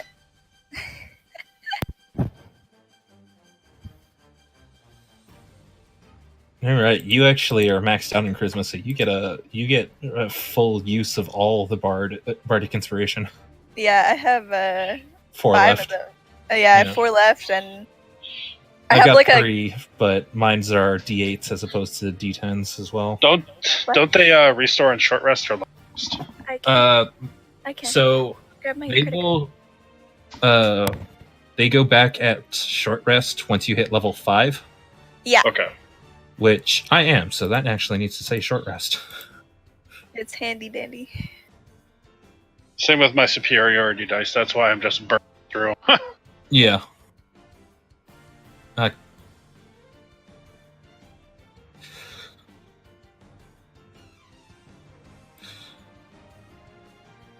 Somebody casts guidance on you, just like, here, this is actually how you're supposed to rip off these vines. You're doing it wrong. Yeah, I'm sucking at the guidance. It's fine. That was more of a joke because of the well, way it isn't works. guidance an action though? Yeah. Yeah, Yeah. it's really only And I good have out to of touch combat. them, and Yeah. they Yeah. still have to use it after a minute. I'm still concentrating technically on it. Yeah, so it's only good for out of combat, really. Yep. Sure. Fair enough. Essentially, it's bless for one person, and it's a cantrip. Hmm. Yeah. Which makes it better and worse at the same time. Really Yeah, good it for makes- RP situations. Yeah, it's definitely an RP use versus the bless, which is a good combat one. All right, I'm back. What are you doing? Yeah, I like Bless. Okay, I'm gonna give Barget inspiration to Rin. I'm gonna look over at the battlefield and say, you know what? Even covered in plant monster saliva, still the cutest succubus I've ever seen. Whoa, blushing. All right, that's the end of your turn? Yep. All right, cool. Flattery will get you everywhere. I think I already moved that vine, didn't I? No, I didn't, actually. Huh. No, Dip. I didn't. Anyway, the vine, as it comes towards Gep, takes notice of him and decides to try and end Gep's life. Oh, that's a shame. And it's able to hit him. As it No deals... surprise. No, there. not Gep. Ooh. As Gep is, you see the vine sort of like thrash down into the foliage down there, and you hear him just go like, as you just see him just get like restrained up by the vines and such like that. He takes some damage. He's on 1. Well then. So that's just where his life is right now. The vine that is currently debuffed in front of Scout decides to take a thrashing at him. And can't do it. The other vine that's coming on him that is actually still restraining him. I have to remember that's actually a thing. Let's do. Good grief. Wow, I could have been way worse than this. Anyway.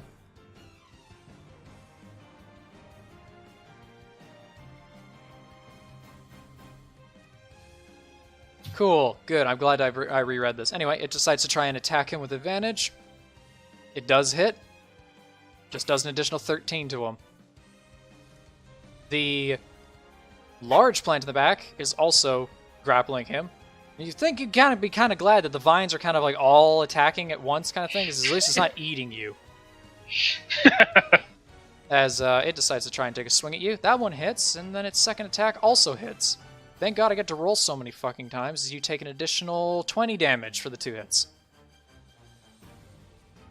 Ow. Which is right.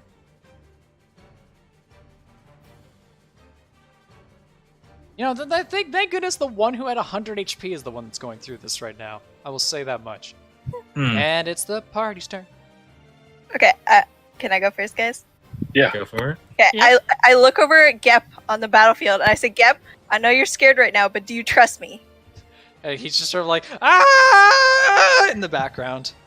I will take Okay. that as a sign of yes. I will say yes. I'm gonna polymorph Gep into a huge giant crab. What the fuck? Yes! Giant crab. Here, I'll send you the stats. In the Crab ocean. people. Wait, crab. huge giant crab?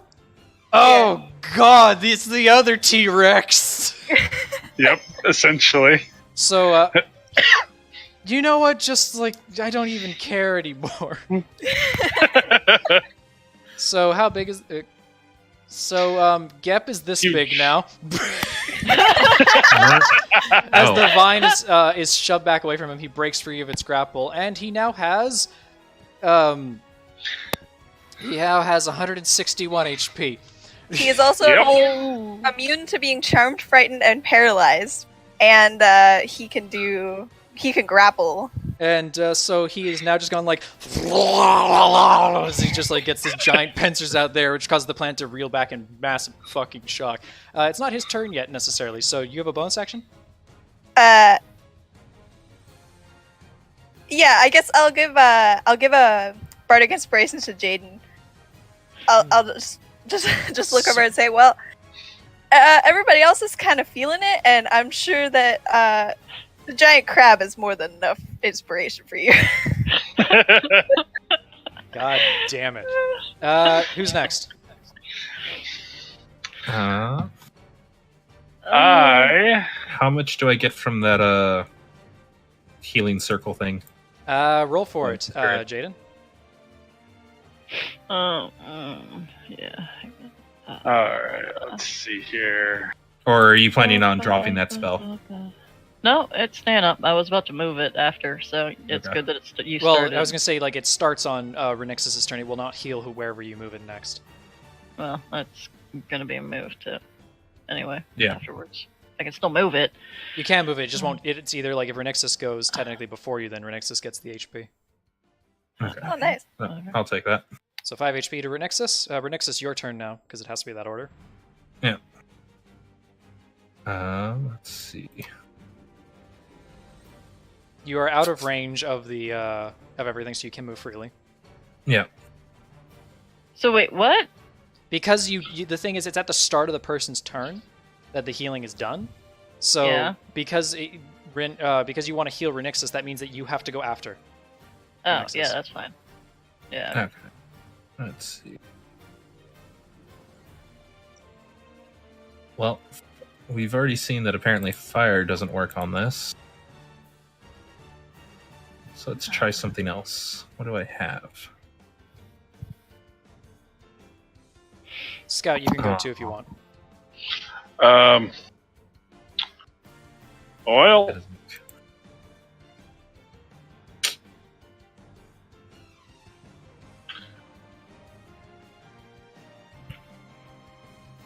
Hmm.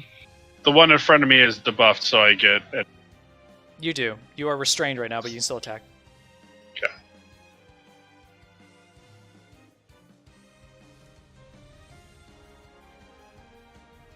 That is roll.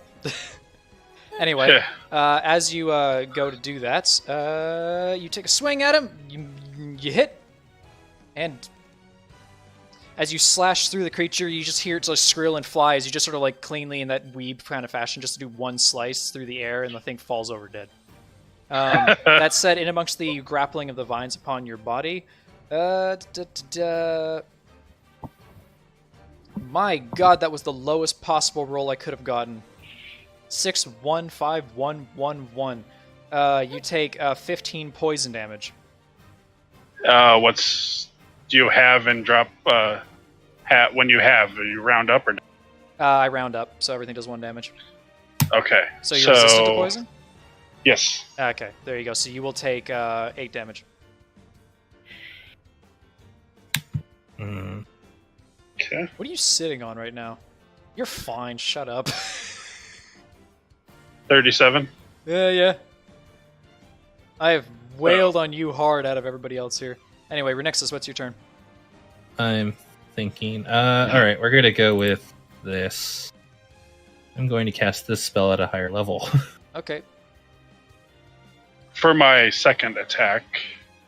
Oh, right, you have 2 attacks. Right. Yep. Go You for it. can't move. I know, I'm throwing a dagger. Remember, I have weapons all over me. Sure, I'll let you throw the dagger. Who's gonna hit? The vine that's restricting me. Go for it. Take a toss of the dagger.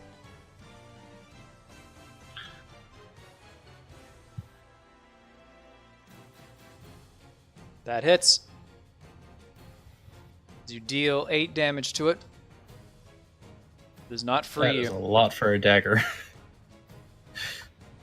It was Renixus, almost your max spell? damage. I am going to cast this one with the incantation. Frigid blade of my fury, fly and let none be spared. Ice knife! Ooh, ice knife as it flies out. Where are you hitting it? I'm going to target this spot right here so that it will echo out. To hit the vine as well. Yep. Sounds good. So just do the attack first. The attack's going to hit the giant flower. That does hit it. And As then it takes 9 piercing damage off of that, and then it explodes out, dealing how much cold damage for everybody? it's going to deal. Let's see. I have both of them in there for you. Yeah. Does it normally do that much? It's normally 2d6, so plus 1d6 for each level. I am casting this at level 4. So it is going to do an extra 3d6 on that for 5d6, which I'll just change Is this real for your quick. piercing? No, this is for the cold damage Does for the the piercing shatter. not increase with higher levels? No, Okay, just making sure. So that is which 15 I am damage. sad that was that much. 15 damage. Yep. Okay, that one And fails, and that one succeeds. The vine succeeds. Oh well, So that balls. means- The one That means that the vine takes 8 damage. none. It's a void spell for the. Never mind. Does not take that much damage, and the vine that failed it takes 8 damage. It's resistant to cold too. Yep, Okay then. Resistant to fire and cold. Don't ask me why. I'm just using it to space tough here. Resistance is cold and fire. Okay. That's really inconvenient for me because my only actual attacks, aside from fucking erupting earth, are frostbite and ice knife. Well, hey, For at least you now spells. know. For spells, like, Jaden, whatever. your I'm turn gonna now. stick to healing. Nemesis, if you wish okay, to move, you may. I will just move this over here for you. I don't need this anymore. Yeah, except for I actually don't think I'm doing that as my bonus Oh. action. Okay. Alrighty. Actually, you know what? It depends on how well this rolls. Okay, so we'll just leave it where it is currently. Yeah. See, this is why I said this. This is exactly why I. So that's Yeah, okay. how much HP are you healing somebody? Fucking, that's going to scout and Scout gets 11. Okay, but Fucking- Jaden has to be next to him for that. yeah. That one's the touch one. That one is the touch one. Oh, I'm not on the right one. Yeah. Measuring. Yay. So as the wolf rushes I'm up healing towards you. Scout. Okay. And the giant crab, I forgot that that's there. Yeah. Okay. And then as my bonus action, I I do actually have a bonus action I want. Go ahead. I'll let you do it after this. Who's Everyone Riley? gets 2 temp HP. Everybody yeah. with that can hear you. Wow, so everybody literally just pock up 2 temporary HP to yourself. Does that include enemies? No, only allies. But that does include the Okay. giant crab. Oh. Like, Oh you no, mean- I Yeah, choose hell a yeah. friendly ally. It's Oh, only it's just- one. It's only Oh, one? Okay, so okay. who's getting It's it? only one. The giant crab. Fuck you! it gets to a Well, at the same time, it's not like the giant crab is maintaining that spell. The So- crab only already has 161 HP also. 163 now. Alright, now now the rest of your wait, turn, I Jaden. I can activate a magic item, right? That's a bonus action. I want mass healing. Which one? Mass healing word. That is a bonus action spell, so yes. Yay. Wow, I Ooh. suck. That's going to Rin and Scout. But holy fuck, I'm so sick of this. This This is is exactly what I amazing. was talking about, guys. This is exactly what I was talking about. I I roll mean, like- fantastic for stats, and then as soon as I get into a fucking game, it's nat 1s the entire fucking time. I mean, The entire fucking time, guys. don't feel so bad. I mean, it was I'm literally level 10 and I feel like I'm level 1. Okay? Like, this again. is the most underpowered, overstated character I feel like in existence. Like, holy mother of fuck. This is great. I'm laughing at it so hard here because my plants have been like my doing God. okay instead of worse than I expected. Anyway, Sorry, guys. This is just. now it's the crab's turn. As he decides to turn towards the giant plant in his heroic might and just goes like, I'm now invincible as the crab goes in on the plant. Alright, it rolls to hit. Surprise, it hit. Oh, dear Christ. Well, let's see how much damage it does. It grapples it because it's technically only one size larger than it, so it can do that. It's 4d10 plus 5 damage. Oh, roll 4d10 plus 5. Takes 34 Oh. damage! As it Sick just sort of like crap. grapples onto the plant as it begins to thrash about violently, trying to fight off the ridiculous frog. Oh my god. You're I welcome. hate my life. Wow, that did a number to it. Anyway, the frog is just having a grand old time doing whatever the fuck he's doing. Now it's the enemy's turn. The vines can't do a lot. This one can.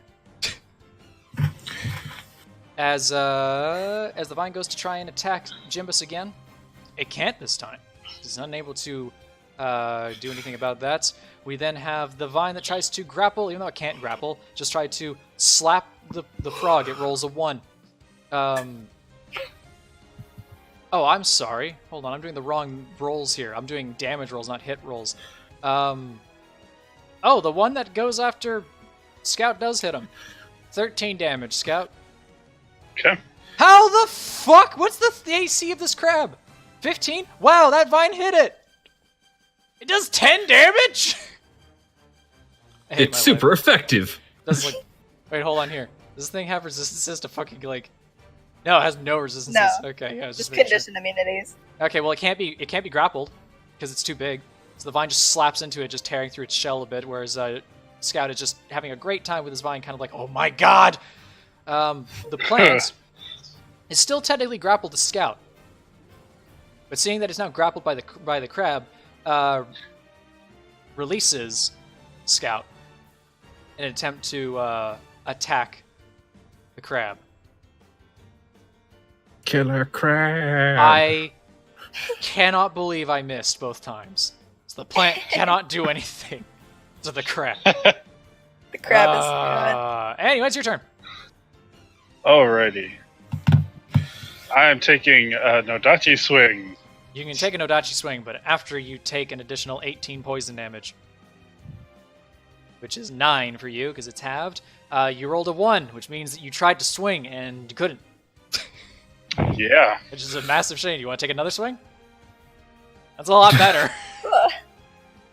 This one here, you're able to deal 12 damage to it. You slice through a number of its vines as it starts to screel away from you. Still trying to like maintain its grapple upon you as it seems to be failing. You seem to be able to break free more easily as it is barely clinging to its life. Who's next? Assuming no bonus action. I could go next. I was gonna do that on the last one. On the last swing, Distracting Strike, an additional 2 damage to it. As it is now distracted, it has advantage on its next hit.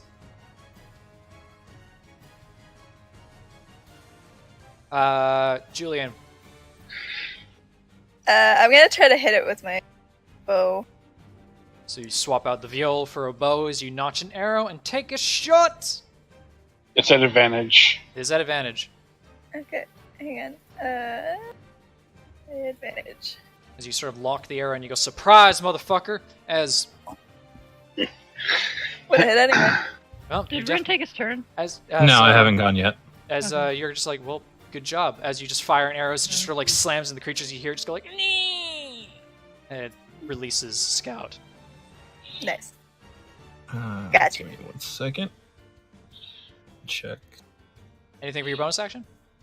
That's No, I think that's it, basically. Sounds good. Who's next? I'm checking something right now. No worries. Julian. Or Jaden, do you want to go? I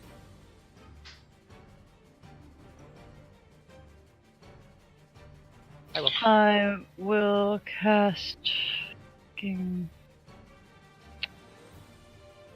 Freedom of Movement onto Hell.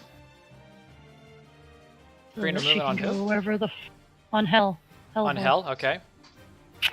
Yeah, so she can go where the fuck she wants. And it won't cause anybody problems. Well, it might cause me problems, but you know, whatever.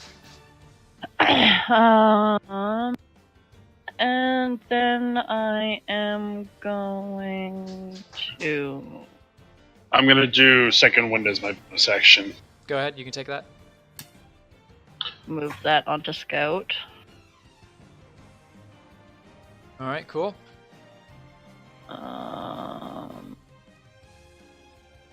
Given the order of turns, you can roll for the healing. Okay. 2. It's an additional 2. This is bullshit.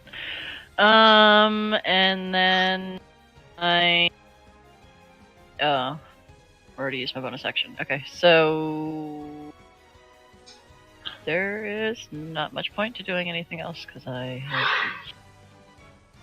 You have a giant crab. I think you're fine. yeah. A huge giant crab. I like how it has a distinction between giant crab and huge giant crab. And the CR difference is nuts. It's CR 1/2 to CR 8. Interesting. So Hey, yeah, buddy. that would be it. That'll be it for you. All right, so Renix, it's your turn. I'm going to lower myself a little bit and cast one other spell. Sure, go for it. Incantation being like a flash in the dark. Let this bolt from the blue always remember you. Witch bolt. Oh my, it's time for some lightning. And you miss. Fuck. Just barely. I am really sad. But as the lightning shoots out,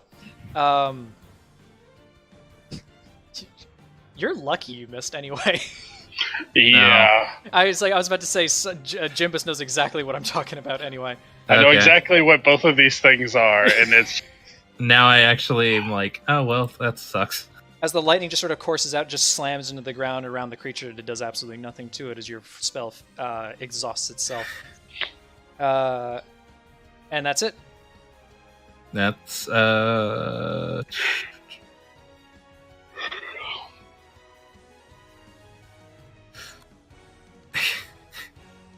I'm gonna do this just to spite the other guys.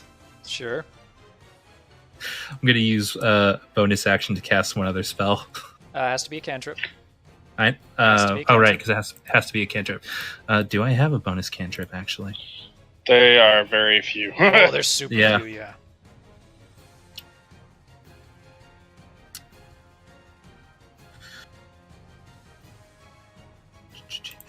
You know what?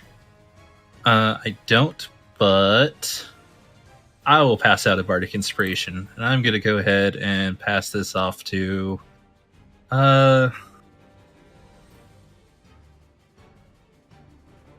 We'll pass this off to Jane and we'll say, hey, I know we're kind of struggling, but you're doing good. Just try and work on your heels a bit more. Yeah, I should actually use those, huh? Inspired, question mark? Inspired to do better because mocked. I love my girlfriend so much during these nights because she puts out my food on a plate so I can keep going. Seems legitimate.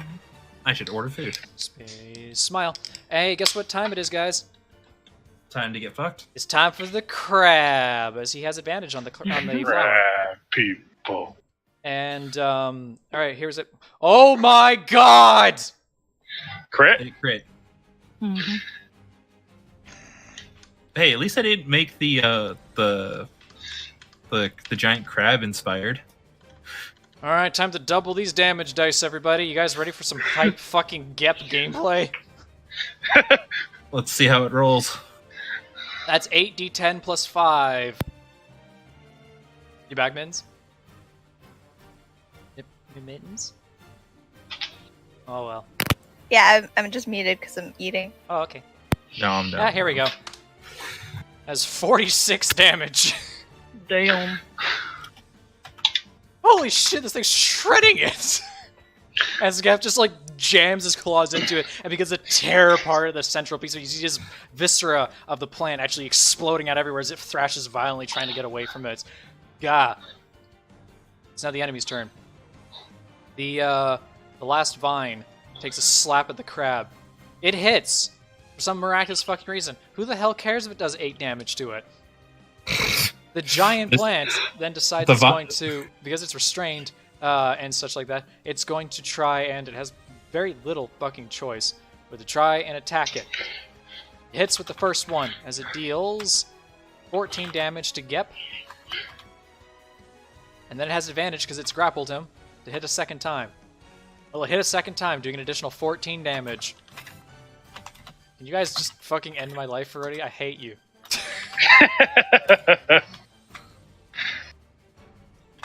Scout, I just noticed here, you're no longer restrained.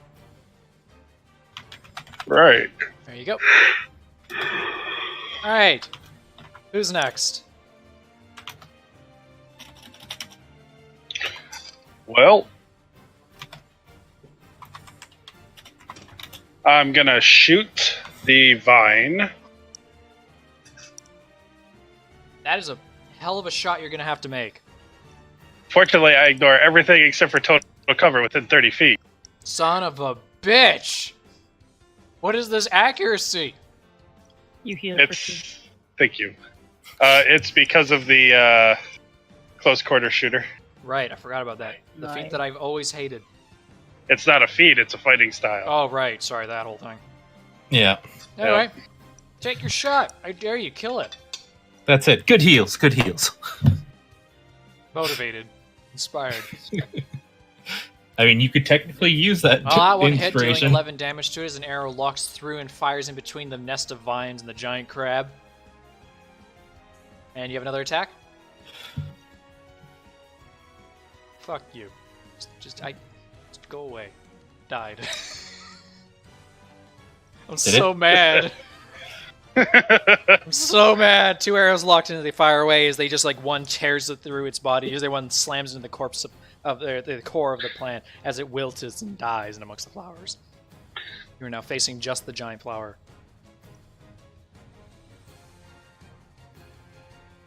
And who's next? I'll go. All right, Renixus. This one doesn't actually have an incantation, but I'm going to go ahead and use my cloak. Ah, And I'm going to dive bomb it with my rapier. oh, okay. You fly down upon it. It is restrained, so you have advantage on the hit.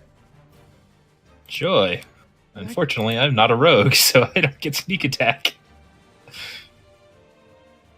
Actually, yeah, we'll use the rapier. Well, it hit. And going down in order to actually get close enough, I'm also going to dash over to this side. As you are able to do so, you do not leave its area of effect. As you fly past over, you sort of dive bomb, just sort of like drag the rapier along the part of its open wound that's been torn open by the crab, as you just like lacerate another cut across its body as more of its viscera starts to pour out. Who's next? I'll cast Shillelagh on my staff, I guess, and just kind of run up to it and hit it. You're gonna. So you have the you cast the spell upon your staff as you yard up around Scout and run in towards it, taking a smack at it with your War Priest staff. Yeah. Give it a go. I'm doing that. The shillelagh. Shillelagh. I had no idea how to pronounce that the first I'm time on I the read right that word. I am one-handing it because I have a shield in my other hand. Attack. Normal. That was a 4. You have inspiration, by the way. Oh, It's how a do I even D8. use that? Just a D10 added to your roll. No, Or is it- no, it's mine's a not. Yours D8. is lower. Yeah, Well, mine's a D8. Julian also gave. I technically have both. Yeah, you have the Yeah, I also D10 did and one. the D8. Oh, Feel double inspired. So Who knows you could that? use one or the other. Yeah. yeah. Might as well use Oh, them. yeah. I got plenty. Yeah. Yeah. I completely forgot. No, yeah, there you go. I got a 10. I think that might actually do it. You get to add your Did I wisdom hit it? modifier to the damage too. So how much is your wisdom? Oh, that's over 5. Well, 20. So 5. Yep, you get an additional 5, which puts you at 13 damage to it as you did hit it. As you just hear this loud echoing slam of nature power as it ripples through the creatures and sort of see it reverberate to the slam of your war staff. And You're Rick just welted goes, bruise. Holy shit. And Jillian.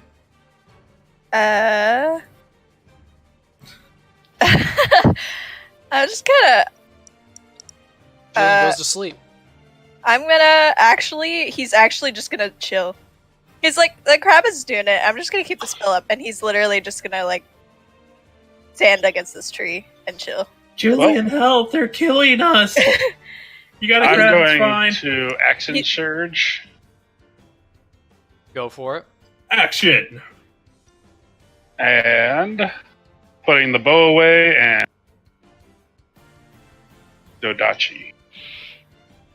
Take a swing with the Nodachi, dealing an additional 11 damage.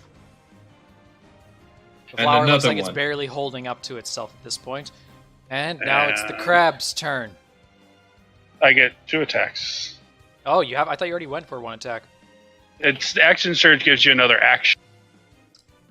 Right, you have 2 so attacks. the attack X, yeah. Yeah. So I'm adding this to the first one. Distracting. Cool, so it's an additional 3. And then Hey, you might my kill it. next. And another That's- one. That was the point. Oh, wait. As you deal an additional 10 damage to it. Hang on, that doesn't count for you.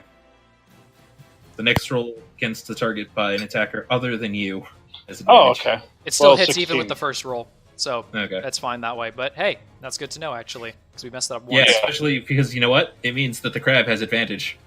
Oh, Yeah. for fuck's sake. It already had the advantage because it's grappling it, but that's besides the point. Let's roll to hit and see what happens. Okay. Well, it didn't crit. Now it's time to... can I actually physically roll low enough for it to not kill it? Am I gonna have my NPC fucking useless-ass crab killed it? Yes.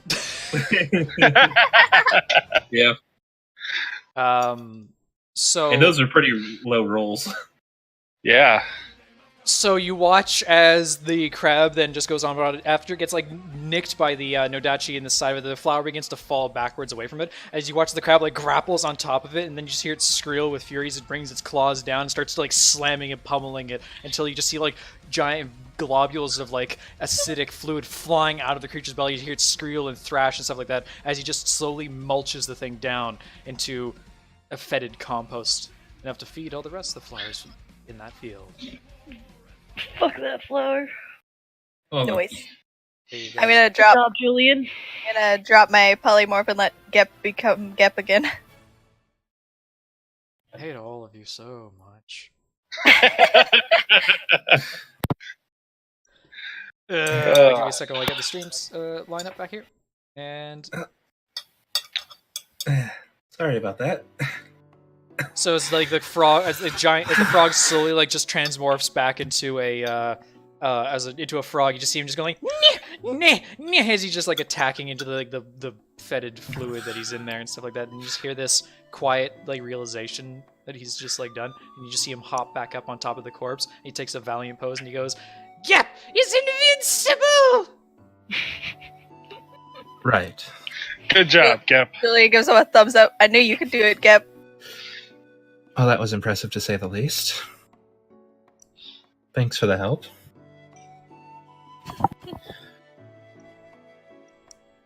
So, So, what's the loot in the area? yeah. They said there was treasure. It's worth checking around probably with somebody giving me if one of you can give me an advantage investigation roll. Am I good at that? I have just regular proficiency at it. I'm like decent at best. I got jack of all trades, but that's it. Okay. Anyone My else? int is 13. I've got a 1. Yeah, I'll go. Okay. Next. Yeah. That'll work. Hate everything. Well, let's just take to the sky and see what we can find. While you're doing that, I'm gonna take a break here for a moment. So Scout just Can falls on we- the ground trying not to die. Can we spend a short rest here? Sure. I'm sorry. I think we have enough time. Yeah, I think it's good. If we do short rest, I can use Song of Rest.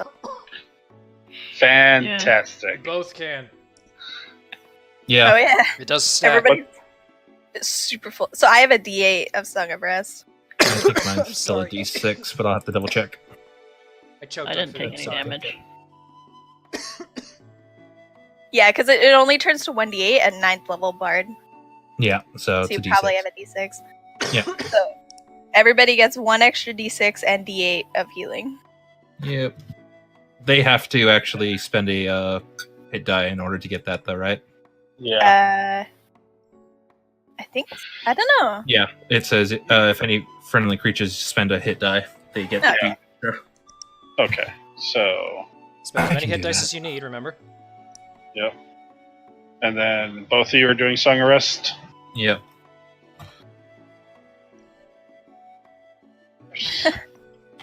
These Of ones. course. Oof. Well, that's all my HP. I actually would have gotten all my HP just off of 2 1s. Oh, Julian's like still full health, completely unscratched, still just leaning against the tree in the background. Oh, look, it's Davrian. Wow. In any case,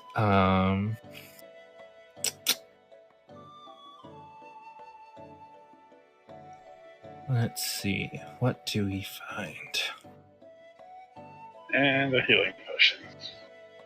What you do? You go for Jesus. healing for a little while?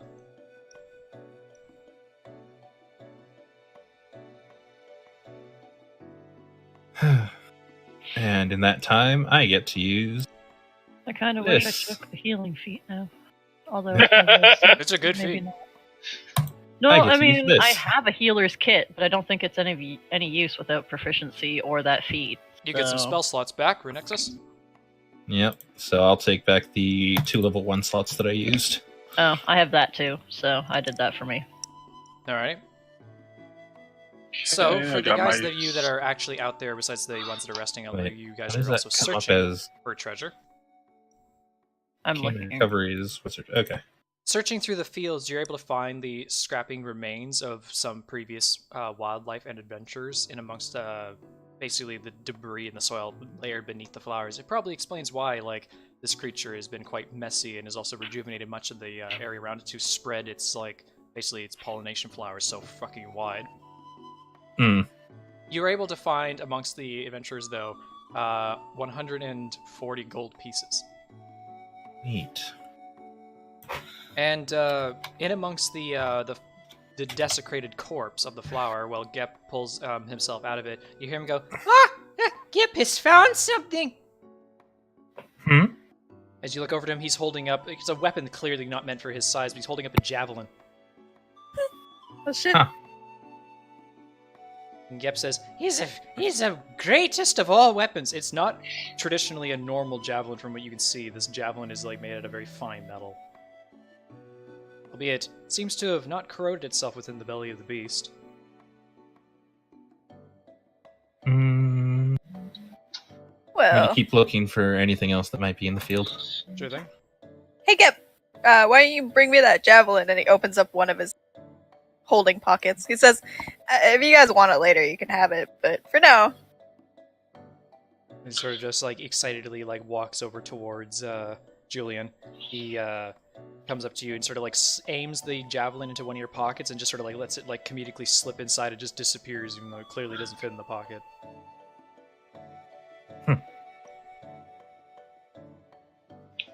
Because that's how we do things. It's like a clown car. I Seems mean, legitimate enough. Jaden has a whole bunch of javelins, but I have a bunch I of mean- weapons, but I can go for. I mean, you guys would probably be able to use it the best out of all of us. I definitely don't have the skill for such a weapon. It doesn't fit my style. Is there anything else I find out here in the? Unfortunately, no. That's a shame. You're all able to spend an hour resting. So burn Cool. some of your daytime. okay, during this time I do commune with nature So what are you doing? as a ritual to try to find this ki-rin. Or figure out where exactly it might be located. Well, a direction. We got treasure, but we have no idea what the fuck we're doing. Yeah. I'll come back and I'll split the gold that we have. So 140. Oh, by the way, in case you were wondering why I said you were happy you missed with Witch Bolt, It absorbs electricity? the flower is based on the shambling mound, so if you hit it with electricity, Mhm. it's gonna heal. Oh. Mhm. That was close. What is up with you and like monsters that seem to get more powerful and whatever from electricity? Just because I've used them before, but also the fact is that like I don't understand. It's not even me playing against you guys. It's just you happen into it, and it's just funny every time. Alright. Either way, the original thing that was based off of was on a creature that didn't have a stat sheet, so I couldn't use it. Okay. Anyway, we got commune with nature going on here. So what are you doing specifically with that, Ari? Trying to figure out where some powerful beings may be, and where the powerful beings are compared to the town that we kind of know where it is, and I don't know where other people might be. Apparently, I can figure those 3 things out. So yes, those 3 things. Ah, you're looking for powerful Where it is creatures, compared so to fiends, people. elementals, undead. Where is it? Yeah. I'm And doing what's the 3 range? middle ones. I don't know. Fucking forever. 3 miles of me. Ah, interesting. So as you, I hate you, by the way. So as you sit there throughout the ritual here during the short rest, you are able to gain a little bit of knowledge into the land around you. To your surprise, you do not sense the presence of any celestial beings there, which is what you're particularly looking for in reminiscence of gaining insight on the ki-rin. However, within the range of that mileage, you do get insight of one particular creature whose presence catches your attention. It is a fiend. I'm not surprised. Well, fuck you. You mean besides me? Yes, Yeah, besides I mean, the 2 that you're with. I mean, I noticed them, right? Yeah, well, I mean, like, discernibly, the fact is I that don't think tieflings are not count, considered fiends.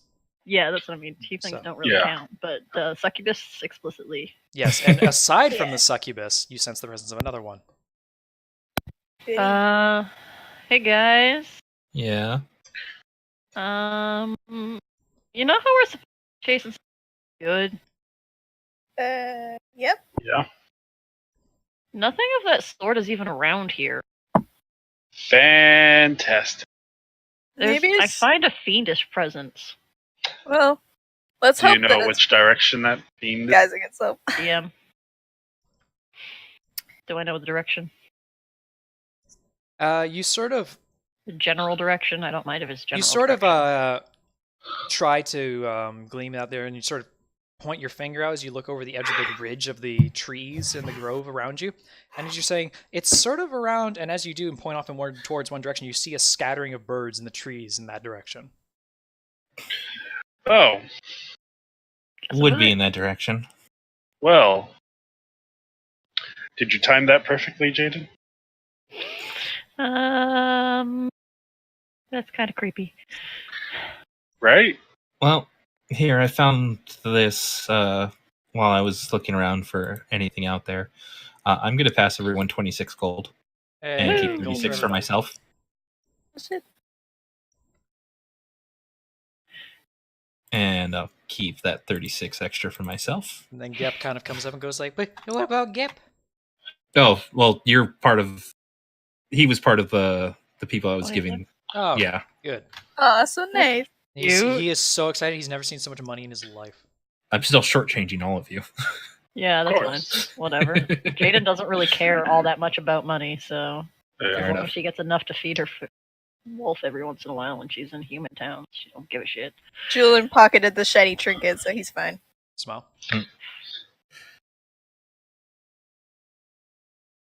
Well, what we're looking for isn't in this direction, but I have the feeling that whatever's in that direction is probably going to be coming our way. Shall we trap the trap? Sounds reasonable. I don't see why not. If anything, we might still get a prize for saving the town as opposed to... The Fine. lock of hair? Yeah. That's what I'm thinking as well. Alrighty.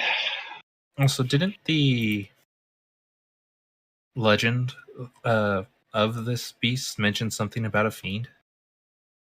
So maybe Mentioned we'll something find about it a if monstrosity. we. Oh, It monstrosity. was a foul. Okay.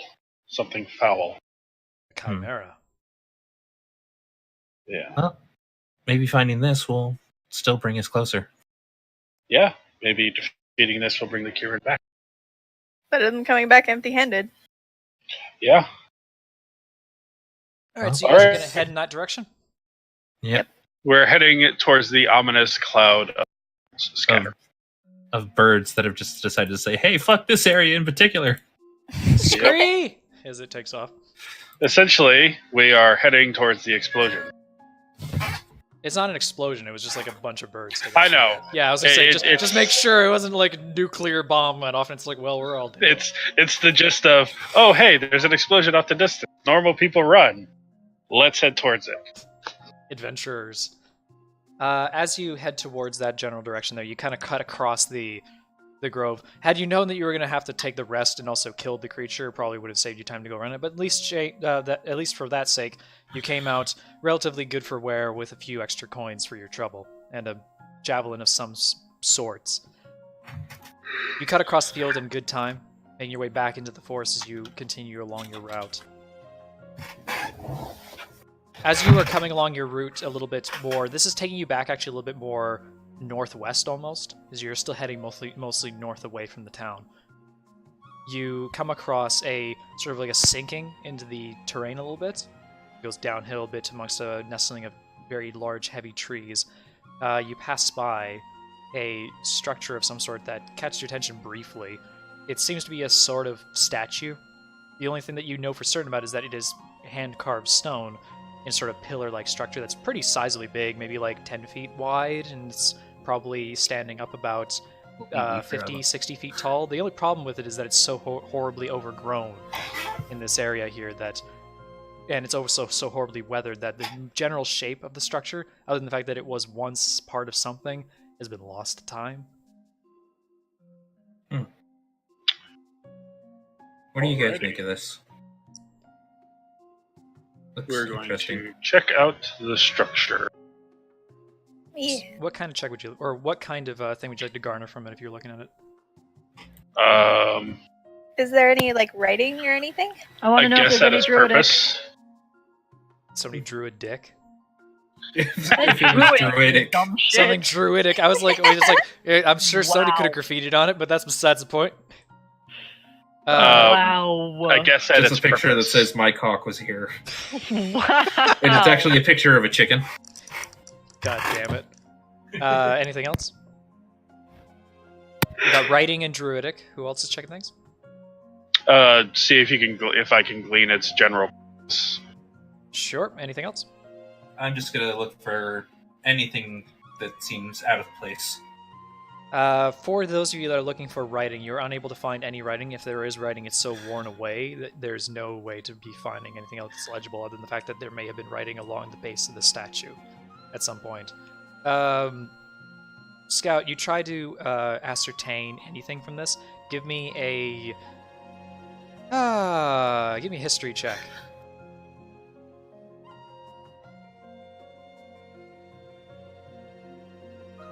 You can't really discern even its general premise of its original shape. The only thing you know for certain is that it wasn't a humanoid shape of a statue. Wait, Does it have a big Buddha belly? No, it does not. Okay. the one time I decided to not take mending. No, mending would not have worked in this situation. It's far too old. Fine. Anything else around the area that looks like it doesn't belong?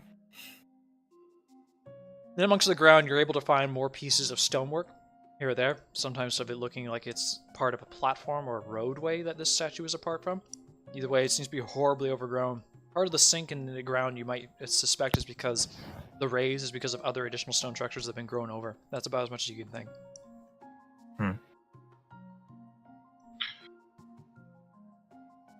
Do I have this?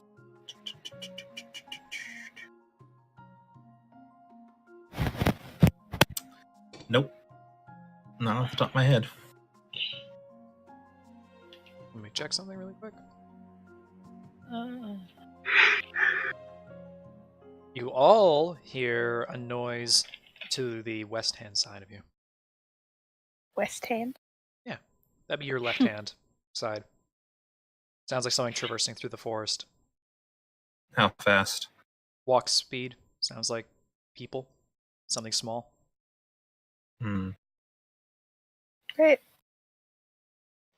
Well, the last set of people that we ran into didn't terrible, so I'm still going to make myself scarce. yeah, might as well I'll- stealth. I'll go ahead and just fly up into the canopy. Alright, so you're hidden. Mhm. And Yeah, stealth. everybody else is going to take some cover and hide. Yep. Yeah. Alright. Give me stealth checks. Ooh. And the one time she gets a nat 20. And another nat 20. Are you serious? Well, that one was. Yeah. That's- apparently. Oh right, yeah, because it's the first roll. Anyway, you guys Yeah, take well, shelter in the bush, and you end up hearing slight conversation before it dies out again. But you hear the footprints slowly getting closer and louder towards all of you, and as you do, you see a human and an orc walking towards you, or at least your general direction. And you hear a muttering of something that sounds like, "You just go away." And you hear another voice that says, "Sorry, my liege."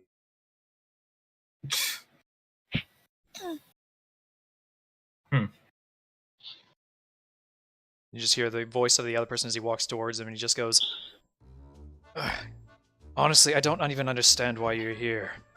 And you hear the orc reply, "I am here to serve you as I'm supposed to, as I was instructed to." And he goes, "I did not instruct you to do anything." And the orc turns towards him and says, "I was not instructed by you to do so." He says, "Well then why won't you go away?"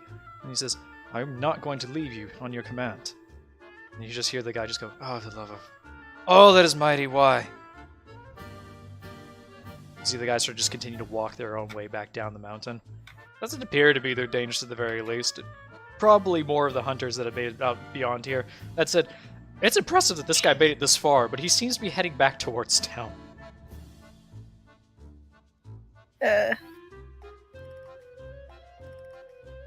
We even want to talk to these idiots?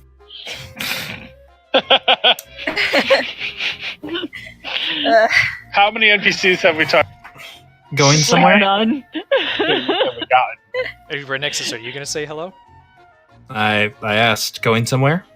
Just at that point, just you hear that just like immediately stutter and they turn back around. You hear the orc draw his blade as he looks around and goes like, "Who goes there?" And then the other guy just sort of like, you see him pull a knife out from like around his sleeve as he like takes a lower stance behind the other fighter.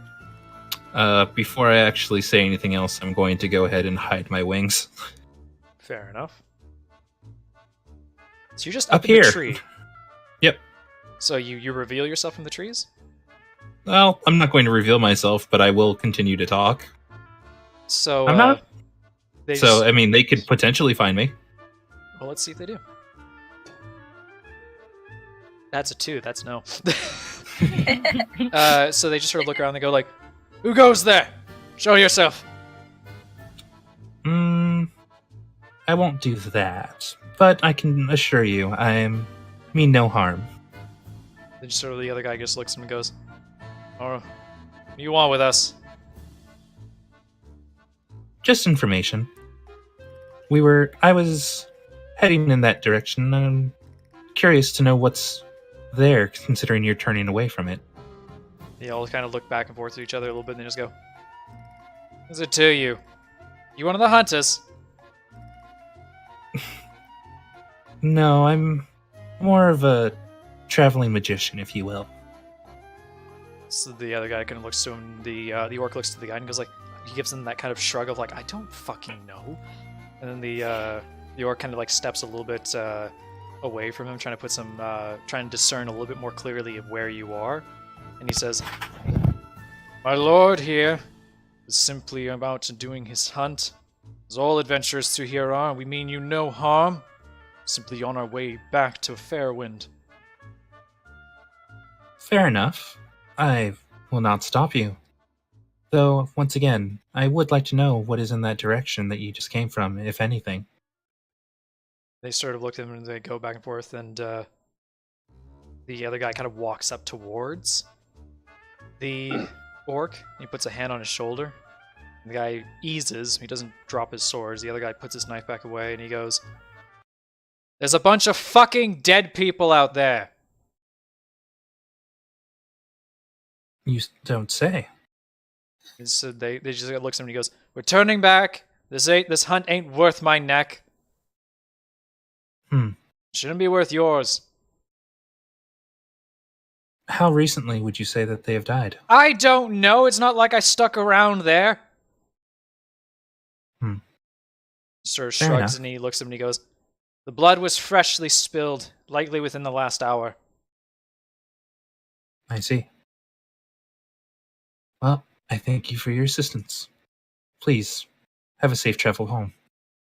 The guy kind of looks back over with that kind of a look that's really sketchy, and then just waves at his fellow orc friend and he goes, "Come along."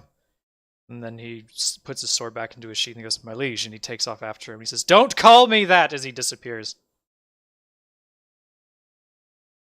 And as they get out of earshot, Nixus just kind of replies like, not my type, but it was kind of cute.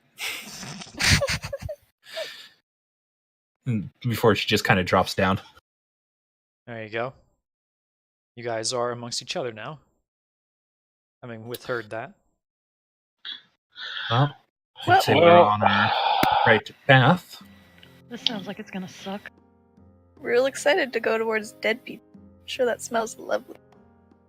I Yep. was kind of hoping to stay away from that kind of smell again. Yes, well, if it's already this close to the town, But it's better for us to prevent more to go deal with it farther away. yeah. Sure, he was lucky enough to get away. Clearly, it's not moving very fast, whatever it is. That, or it's probably only moving toward, or it's probably only attacking whoever moves forward instead. But we can't guarantee that.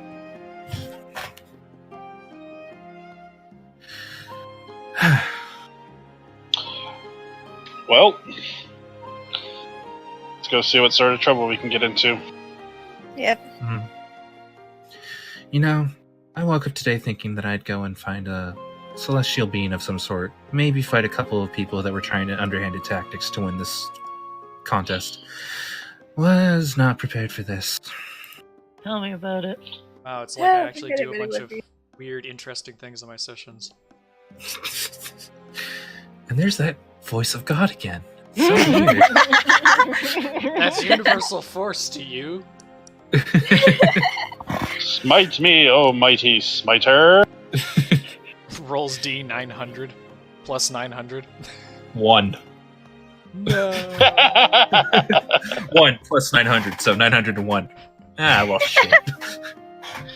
It's the idea of like I do 1 damage, it's like it kills you. It's like, why you now have 1 HP? No! Oh, right. Samurai. Smile. Well, you're moving forward. Yep. Yep. You continue Onward. along the trail, pushing forward through for about another hour or so. Maybe a little under that. This is actually taking you back towards where the mountain is. You can see it peeking up through the crests of the trees. As you do so, you enter into a slight opening in the forest that's much like every other one that you've seen before, overgrown, dense with foliage here and there. Of course, what you are noticing amongst it is the very obvious stench, which, to be fair, was making it a little bit easier to find. As you come in there, you find the corpses of 4 adventurers, horribly mutilated amongst the ground. Oddly enough, you see the corpse of a cave bear, too, amongst all of that. And whatever appears to be the presence of a great battle that was fought there.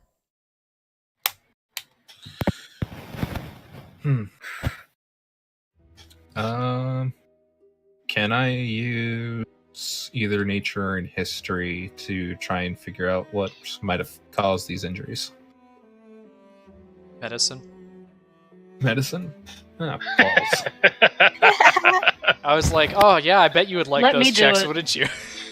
Well, I Why don't mean, you let me nature. do it. I'm actually a That's true. I will assist with that. Advantage. dope. Nice. Hey. Investigating the corpses of the adventurers yields the fact that they were torn apart. You can see that some of their viscera is like strewn across the ground as well. That said, they're not torn apart through what would be the means of like a weapon or something like that. They seem to be torn apart through some sort of feral means. So these look like these were torn apart by an animal. You look over at the corpse of the cave bear, and you find that it's very similar in that regards. That said, the wounds here seem to be festering with some sort of horrid poison as it's sort of rippling into its flesh. And you can see in some parts closer towards its vitals, that is where the poison is most concentrated, as well as that these were inflicted with clean cuts, not that of a natural creature. What a waste of vitality. Are the rest of you checking anything else? The cuts that look like they were done by not a beast. Do any of the weapons that seem to be left over from the dead people look like they might have caused it? There's quite a lot of things actually strewn about the ground. It seems to be that some of their belongings were ripped into as well, and you don't understand why, but their belongings were torn apart. Quite a bit of coins on the ground that you can see, clearly, amongst other things. Let's see if I can find what may have caused that wound. From the items there, because these are free, you can see that they have a longbow, a set of 24 arrows. You see that there are 2 short swords, and you also see a long sword. None of them have poison on them. Who here uses bows? I think me and Lee. I do not. You do as well? Believe. Do I? Okay. I can. Okay. No. So we'll split the arrows up. Does anyone know detect magic? No. No. Of course, the one time I don't take it. Smile. Anything else you guys are checking around? Like I said, there were coins around the place, but you guys haven't searched for that. I want to use my alchemist supplies and see if I can figure out what type If I of was poison playing that is. anybody but Jaden, they'd be all over that. But Jaden is not Smart. really interested in coin. Trust me, I don't. Julian could be all over that crap. Use your check, and since you are proficient, are you proficient in both the tools? Yes. Okay, it's advantage. Okay. Yeah, well.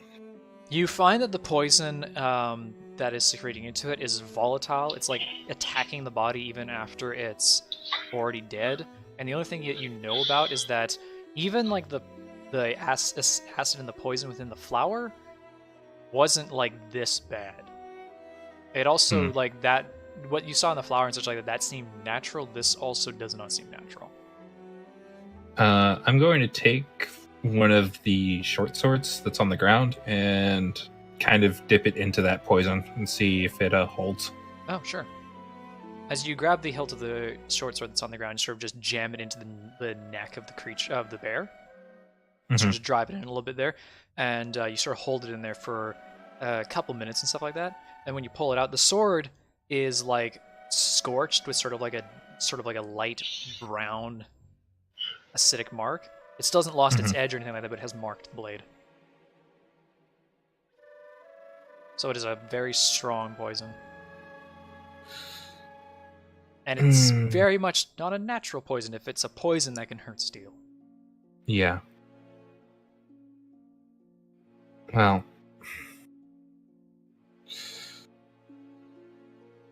Wish I could actually identify this. I can technically spend 10 minutes on divination and still try to see what this poison is. I have one question I can ask. How much? It's 25% chance of it. No, being different information. Just what time is it? You guys are currently Yeah, 10 sitting minutes. at around like just after afternoon. Just after what? Just afternoon. Okay. Yeah. I suppose We we have can 10 take minutes. the time for that. So while Jaden is going about this ritual, you guys have about 10 minutes so you can do anything else with your time. Are you going to do anything else?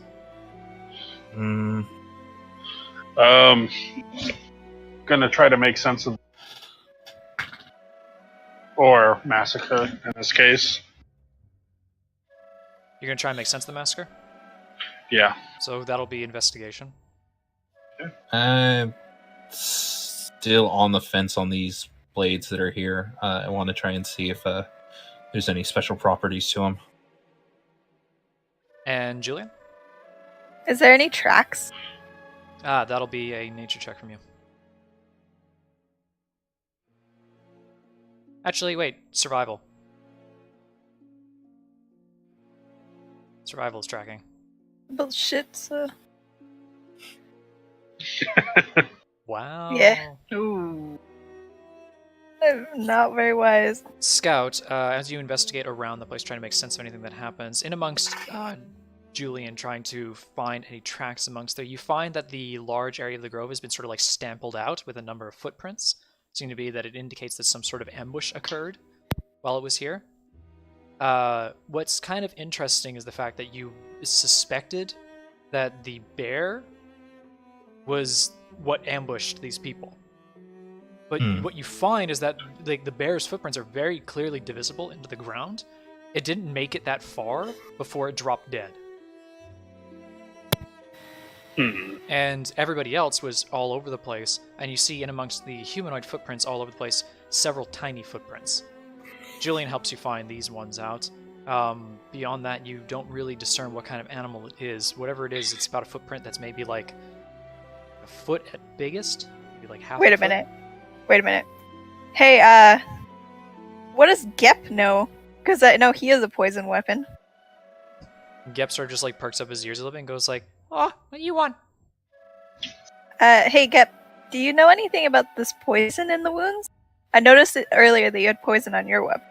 Gep always like looks at it and goes like, "Yes, it's because I rubbed my skin against my blade." Great, I touched you earlier. Oh, don't worry, it's not that bad.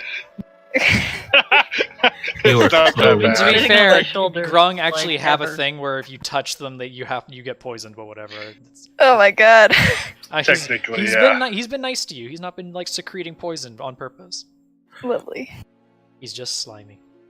You know, Gavin, I thought that the what's it called, that flower monster that we were fighting was going to be based on the Arune from Castlevania. Yeah, I want And to you try and totally find something like that.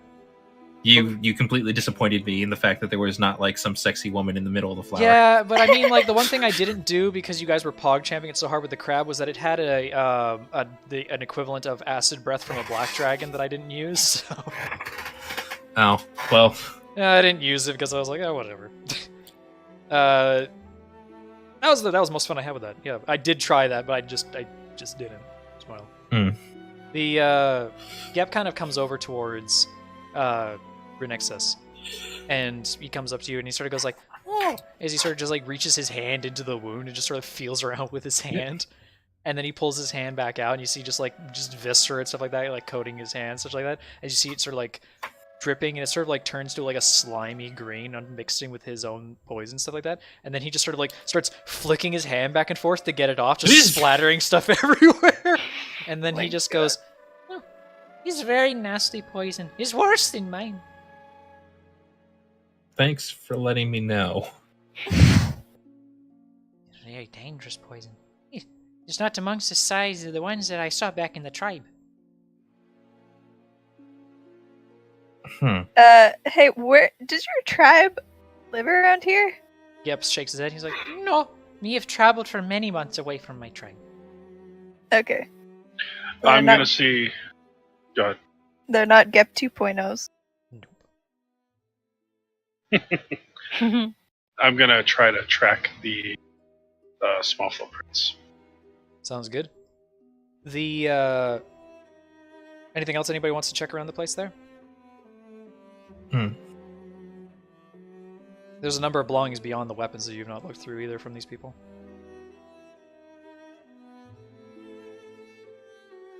So that's the only other obvious thing. Anything that's salvageable? There is, from what you can see around there, just like a number of coins that are just sort of littering the overgrowth. Beyond that, there appears to be like a bag with a scroll poking out of it. Gonna snag the scroll. You actually find 2 in the bag. Hmm. Amongst maybe 2 greater healing potions that apparently they didn't get enough chance to use. Just be that this bag only got a hole ripped in it, so it had a best chance of not being completely torn apart. Maybe somebody just decided to yeet it away, thinking that would help them. Yeet! From the coins you guys are able to find along the ground, you're able to ascertain 140 silver pieces. With a small mixture with a small mixture of 64 gold pieces. I asked Julian to open a pocket and dump all the silver. He gladly does so. There's a lot of coins. As you're looking through the bag, you find 2 greater healing potions. That said, you find 2 magical scrolls in there as well. That said, you cannot cast magic, so you do not know how to read them. I give the scrolls to the magic casters, whoever wants them. I'll take a look at them. But I'm going to take one of the greater healing potions. There's one Let's see what greater these healing potion. I know. Whoever wants the other one. Let's see what the spells are. I'm good for healing potions. I've got one. So you understand from looking at the scrolls that these are for spells that you do not know. I'll take it. Okay. Neither of you do, actually, since I would say that both of you are looking at the scrolls. Mm. Now that said, these are spells that you seem to be capable of casting, but an Arcana check with advantage from one of you will be to discern the nature of the spell. You want to try? What does mine look like? I got Jack of all trades, but other than that, I got nothing. But I'll take it then. I actually have training in there. Thank you, wizard. You say that and then you'll, oh my god, why? yeah. You were saying. I was say you're gonna roll a 1. No. Nope. Well, you are able to, with your arcanic training, are able to easily discern and decipher the scrolls. One of them is a scroll of elemental bane, and the other one is a scroll of seen visibility. Uh-oh. I don't like that you gave that to us. what? Do you assume there's gonna be an invisible monster just because I put How that there? ominous. Maybe it's just the fucking me filling filler in there. Maybe it's a random thing. Maybe, I don't know. Maybe he bought one and he was just like, maybe in case something invisible happens. I don't know. Well, Devin, when do you ever give loot that's not relevant? No. I have helped you make so many when have you ever... Let's see. Don't hey, look, metagame there's me, an young enemy woman. that has a sword that they don't have to fight, but it totally would help them against it. It also has a curse, though. Well, let's see. There's also... Would you like me to go on? No, don't. You're hurting me, Mom. Well, Jeez. if you're okay with it, I can hang on to them because they're support spells. Kind of my specialty. Speciality. Oh, I will mention this because of that thing. Give me a survival check again, Scout, to do the tracking in the meantime. Oh, yeah. 'Cause that's a thing. Do I get advantage or no? Yes, because you've been helped with it. Let me. Mm-hmm. Ah! Anyway. So, Oh, okay. So, That's a thing. Besides just finding the footprints, of which you can find, they lead off in the direction that sort of leads you where you're going, but they seem to lead off in a slightly different manner. You see where they came in from. They came in from the east-hand side. So Okay. further in the wilderness, honestly. And they're continuing sort of like mostly west-west-north. And it's not directly in the path of which was going where you're going, but that's fine. But along it's with kind that, of parallel. yeah, it's kind of parallel slightly. What you also notice amongst there is you find blood that is not the same as the blood of the men that have been torn apart the whole place. And this is out near the fringe of the foliage, actually. This one does not lead in the same direction. This isn't necessarily blood, actually. You need to give me a nature check to discern it. That is wonderful. Proficient. I'm going to go ahead My and let you God. keep that elemental bane. I actually Okay. want to keep the sea invisibility. Okay. I'm going to write this into my spellbook. Oh god. So how do the scrolls work, Gabby? They are single-use spells, basically. They use the spellcasting modifier that you use normally for your casting. Okay. So that's literally all it is. It's just like you adopt it as a spell for the class that you're casting it. Okay. And it's single-use, again. But you have to be able to cast spells at all to be able to use it. Yeah. The only good thing about it is that since it is a magic scroll, since it's a magic scroll, it actually has its own DC and its own attack stat associated with it. It's to its current level. So if you look up Elemental Bane, you see its level, then there's a scroll for Fourth it that level has spell. that.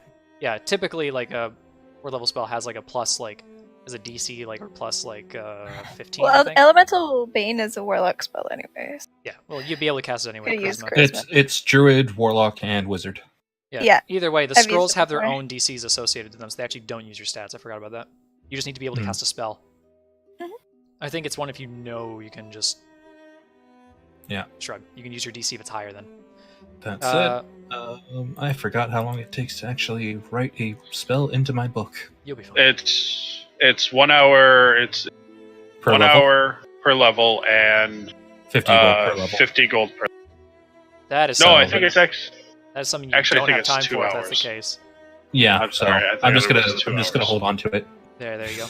While you're If we looking don't at end up the using it, but Yeah. while we'll you're see. looking at the blood, you find that it is a black blood, but upon closer inspection, it's when you put it on your hand and you look at it, it's iridescently rainbowed in color. So more like oil. well then. And you said this goes in the opposite direction. This is actually Try lighting heading, it on fire. This is actually heading in the direction that you guys were heading. Okay. Oh god. Okay. This thing is corrupted. What if it's a construct? You're gonna try and light it on fire? The blood? No, I mean corrupted as in good turned evil. An evil No, character. why would That's fire do something. anything to... Didn't. Jaden. So how do we purify something that was turned? Jaden. When you were talking to the tree, you said it was silver, right? Yeah. What are you gonna ask me? What color celestial blood is? No. Well, no. no, but you say it's iridescent and it might be black now, but it would potentially change if it was something good to something that was. And It still is be a black fluid that under the shine of light looks rainbow. Yeah. My mind is that- just like, I wonder what Oil. that like. I mean, it could be oil, but it also could. So. It could be a robot. That's not a meme. I was gonna say, I mean, like, if it is, yes, sure, but at the same time, like, a robot out in the middle of the woods? You don't know. Smile. Well, I mean, we're Robot or supposed to be a construct? super ki-rin, but what if it turned evil instead of being? Well, here's That's my just- question again, because somebody brought it up. Are you gonna try and light the blood on fire to see if it would burn like oil would? No. No, you're not. I'm not Okay. going to. I'm not. You light it, suddenly demons fly out of it. Anyway. That would be awful. That would be awful. You know what? Oh, God. Do it. Just pick some up and put it somewhere where it's not going to light the whole forest on fire if it lights. I'm going to pick up one of those daggers, or the short swords that was already there. We're just gonna use this. So you just cast a flaming green glow on the edge of your sword, and you're gonna just, what, stab it into the ground where some of the blood is? Yeah. Well, as you do so, the blade obviously splashes out around it, so it causes a bit of a mess anyway. As you do so, you sort of like stab into it. You see an aggressive flare and burn off of the blood. Huh. Oil. Well, that solves that. Guess time to follow the oil. Okay, so we have footprints to follow or oil. Well, Hmm. this kind of seems more suspicious. Footprints could just be a hunter. Let's follow the footprints.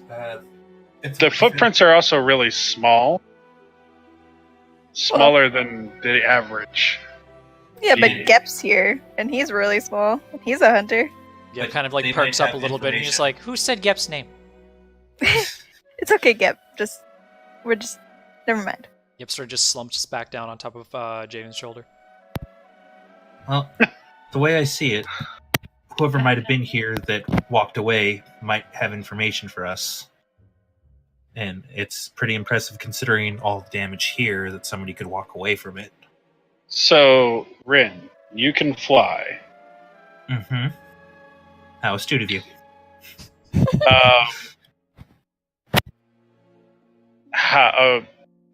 How far apart are the two trails?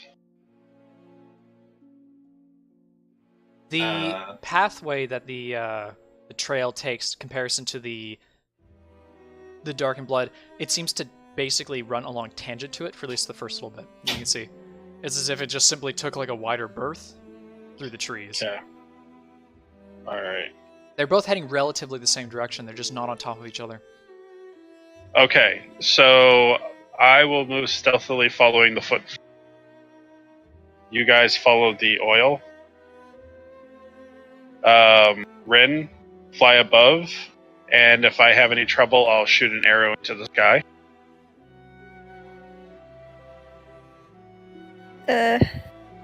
Sure. Splitting the party. Yeah, but the difference is I get to move at full speed. True.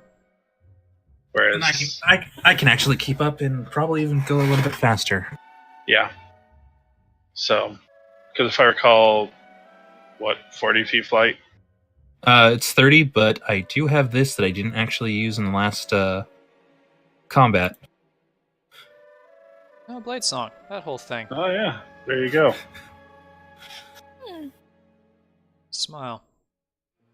So you guys are heading along that route. Jaden and Julian, you will follow the oily trail. Your next is you'll be in the air up above between, sort of like keeping a berth over top of that trail. As Sure.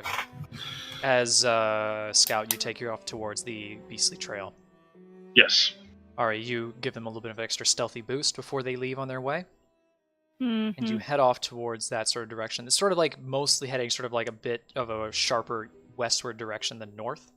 Oh, Or no, it has such to like be that? within 30 feet of me. So it's only me and... Yeah, but oh, sorry, yeah. Once it passes out that way, then At least we're sneaky. yeah. Yeah, You two will exactly. be It'd sneaky. us Yeah. and my wolf. Forgot to say concentration. Yeah. If I'm moving at my full speed, can I just Sorry, what was that? Moving your full season, Yeah. can you? can I use my passive stealth? Yes. 'Cause Okay, you're a hunter. that's a 19. You're a ranger, so I'd say that's fine. So it's 19. There you go. You head off, and Renegades you take to the air, and the others start to Mhm. follow along their trail. You can't clearly see where anybody is, Renegades, because of the trees. Mhm. From when you fly up there and such like that, you do get one good glance, though. From up there, you can see, because you guys are getting quite a bit closer to it, like within like an hour or so, you can see the base of the mountain that you guys have been heading towards, sort of off to your right-hand side. And from there, you can't really make out anything around it, other than the fact is that there's just a bit of an opening that leads in through the base of the mountain. The mountain there itself is a bit ridiculous in its shape. It's actually sort of like this sharp spike of a mountain that sort of protrudes out of the ground. It's actually like quite an unnatural land formation. And it's quite substantially large, the mountain itself, too. You do catch an eye, though, from the direction that the Jaden and Julian are heading, that it is roughly headed in that direction. Albeit they'll certainly come really close to it if they continue off in the straight line they're heading off to. Whereas the trail that Scout is heading, you can sort of mark is going to go a little bit further off to the left-hand side of it than that, unless he changes way in trail that way. Scout because the others, you continue following the trail to no crazy effect. Scout, as you are continuing to track them, give me another survival check. Okay.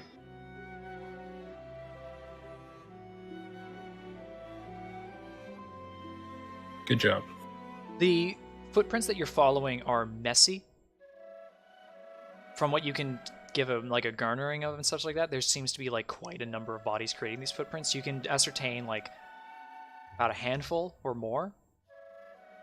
The one thing that catches your attention though, and it becomes more clear now that it's situated away from the battlefield, is that there is another set of footprints amongst the smaller ones. These ones are much larger. Like human larger? Like, we're talking like bigger than human larger. Awesome. Actually, the footprints that you're following is sort of like, you can see diggings of a ridge of a talon marking along the toe line, and sort of like a large stamping foot. So, a velociraptor. Got it. Yeah, absolutely.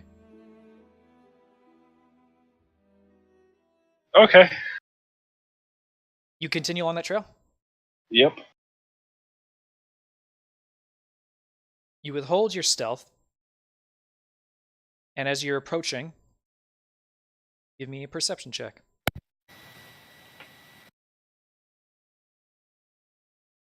You can hear the sounds of what sounds like beasts in the distance.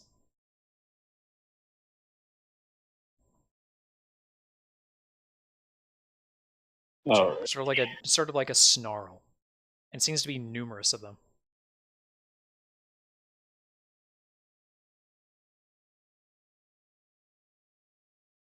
All right. I am going to shoot an arrow up into the sky.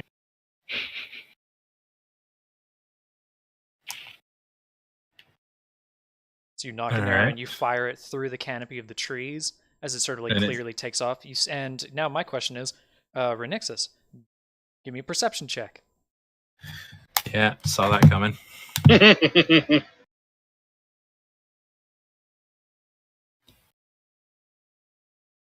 Scout, give me a stealth with disadvantage.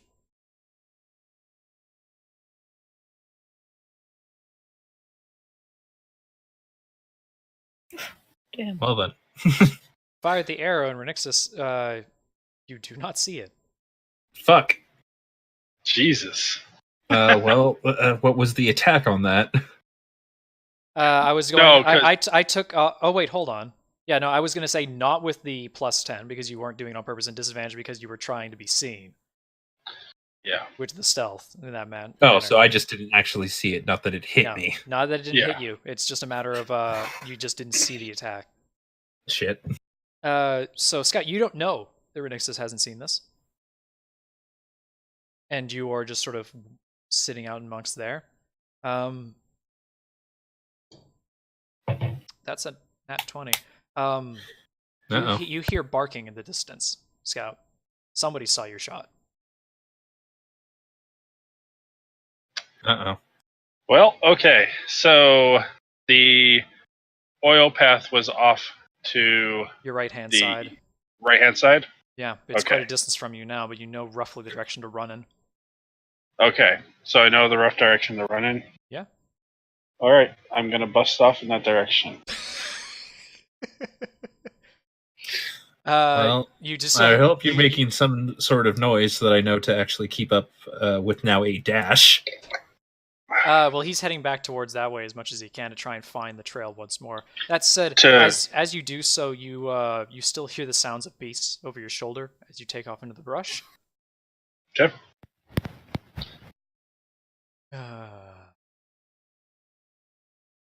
Let's try this song. And behind me, I'm throwing caltrops. Ah, okay, so you're throwing those out. How many are you going to start dropping? A whole bag. A whole bag, just yeet all over the place as you run through the Yep. trees. Ah! I'm sure that'll make somebody just feel horrible when they walk through the forest one day and they're like, "What the fuck?" And there's an ancient like oxidized caltrap like stabs into their foot. As There you are must be a starting to run secret- away from them, the incessant barking behind them, you start to hear the sound of foliage behind you start to break, before you start to hear the yelping and scrying of what you can imagine are dogs. That says you hear a lot of barking behind you.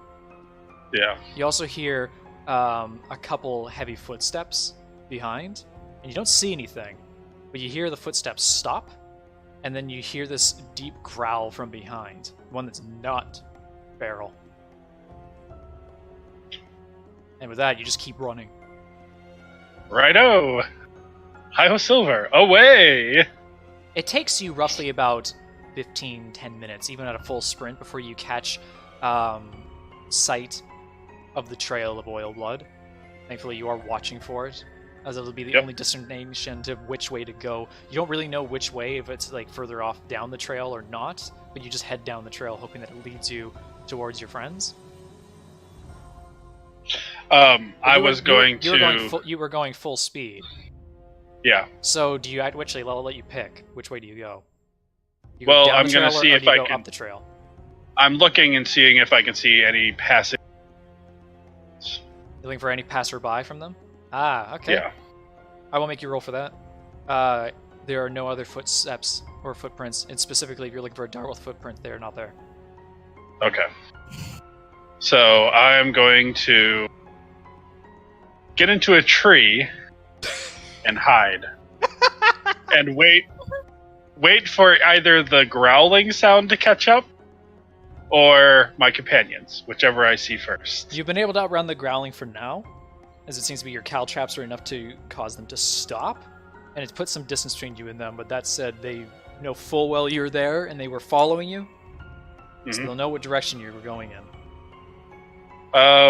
Well, then I'm going to try to find my companions by backtracking a little bit. Sounds good.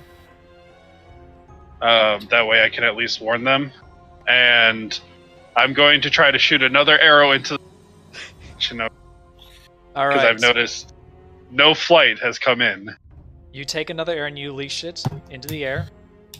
Give me a stealth with disadvantage, and Renixa, since you are staring this direction, an advantage perception.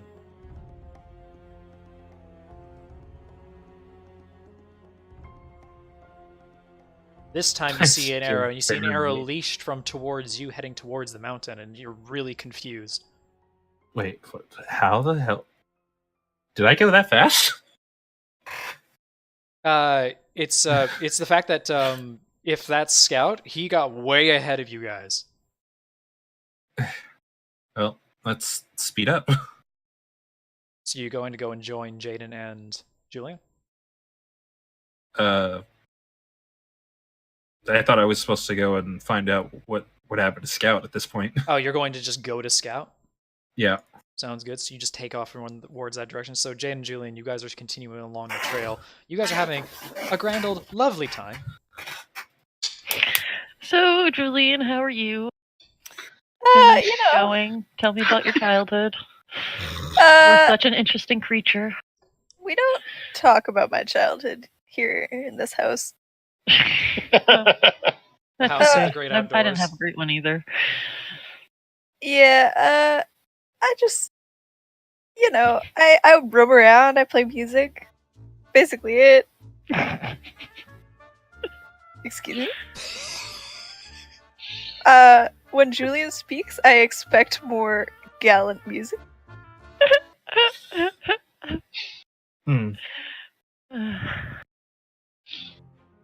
Are we still just like, yeah, that's much better, much better.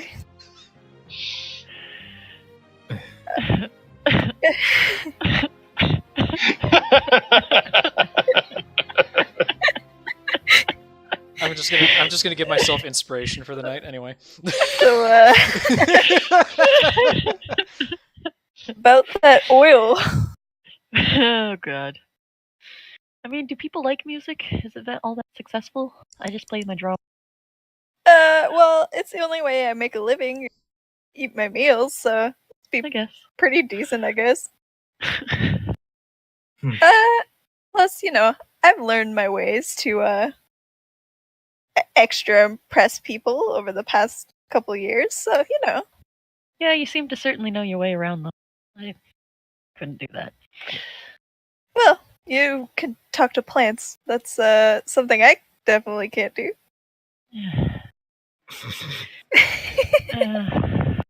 Yeah, but sometimes it's a curse. It really, really is a curse.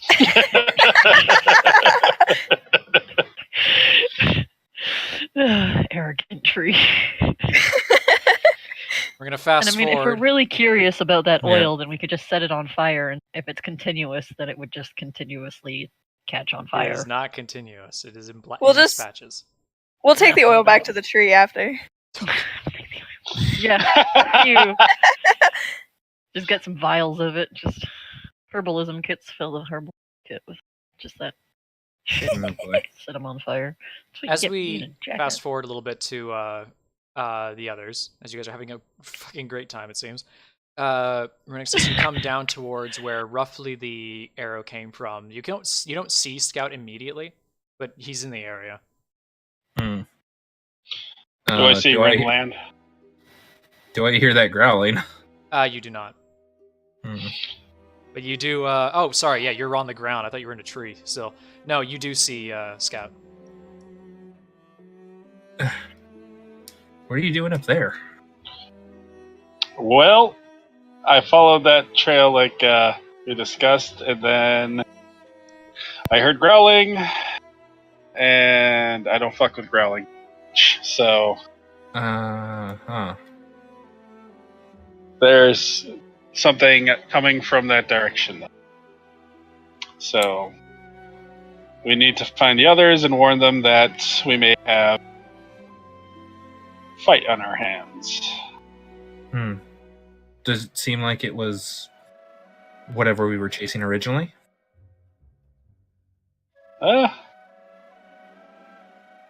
I've got no idea. I didn't see.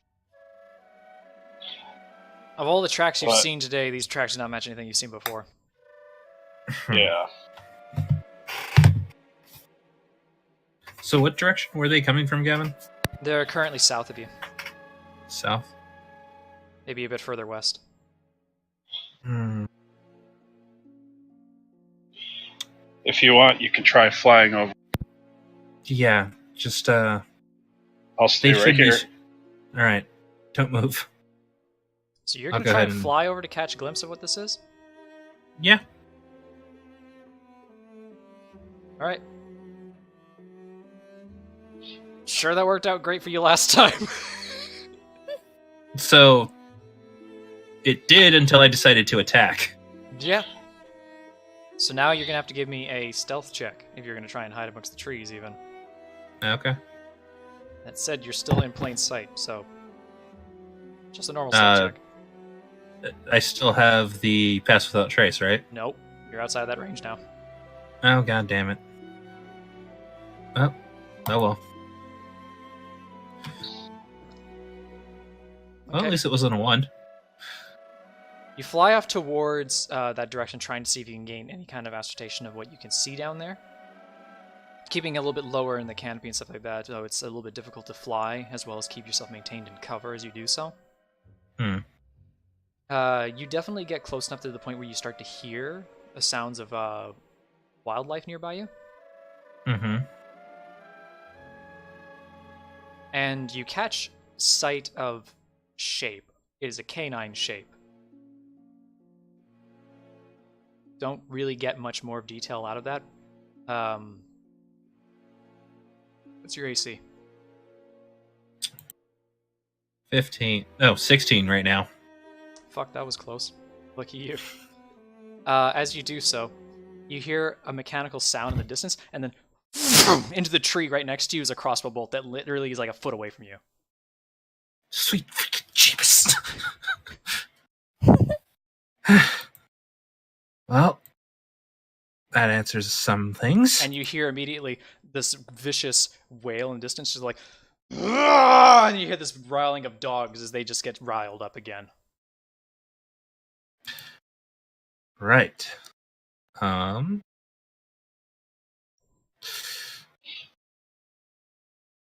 Did you take my monster?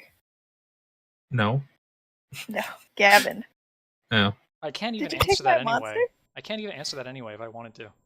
Uh-huh, sure. Yes, he did. Bitch. I know for a fact he did. What a dick. It's one of the first things he said to me. Oh, wow. Spoilers. Actually, that's one of the first things he asked me, to be fair. Oh, okay. Oh, you don't know what the monster is, though. No, I don't know Oh, what wait. it is. I get a bonus AC to my equal to my intelligence score. My intelligence score is 3. Yeah, I know. It still missed you. Yeah. I didn't realize that was how much it was. Didn't miss you by much, but with the extra, 3, it's like, Well, missed you by quite a bit. That was the case. Yeah. Anyway, you've been shot at. Well...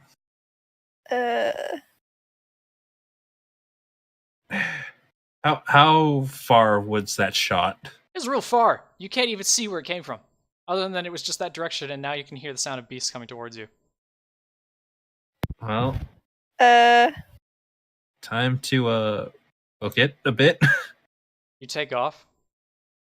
You can definitely outpace them, dashing through the air. Mm-hmm. That said, you are making no attempt to cover yourself now. So you end up returning roughly back towards skies. By this point, you can also see Jaden and Julian having approached on the direwolf. So you guys just see literally Renix just running in glomp Scout for a brief second in her panic. They might have seen me. Okay, so I'm not Who? the only one. Cool. No. What? They definitely have a crossbow. Okay, They? so as I was tracking the small footprints, there was barking and then growling of something chasing me. So I ran and got Rin to come down, and then Rin decided to fly over. And apparently they saw her and shot at her. So we may want to either GTFO or set a trap. Well, I don't like the fact that I got shot at, so I vote for the latter. Traps are good. we'd probably definitely want to set a trap. It's gonna be coming this way. I don't think that we can just hide, and if it's dangerous, you shouldn't let it just roam around in the forest. How viable do you think it is to be able to set a trap right now along the I have heavily Earthbind. forested road? I have Earthbind. True. I have Earthbind. Anything that would help me succeed with that would be considered a trap. You know what? Have some depending on inspiration. what it is. I bet your trap will be really great. Thank you. I mean, I can sit and just ready Earthbind for whatever the fuck shows up.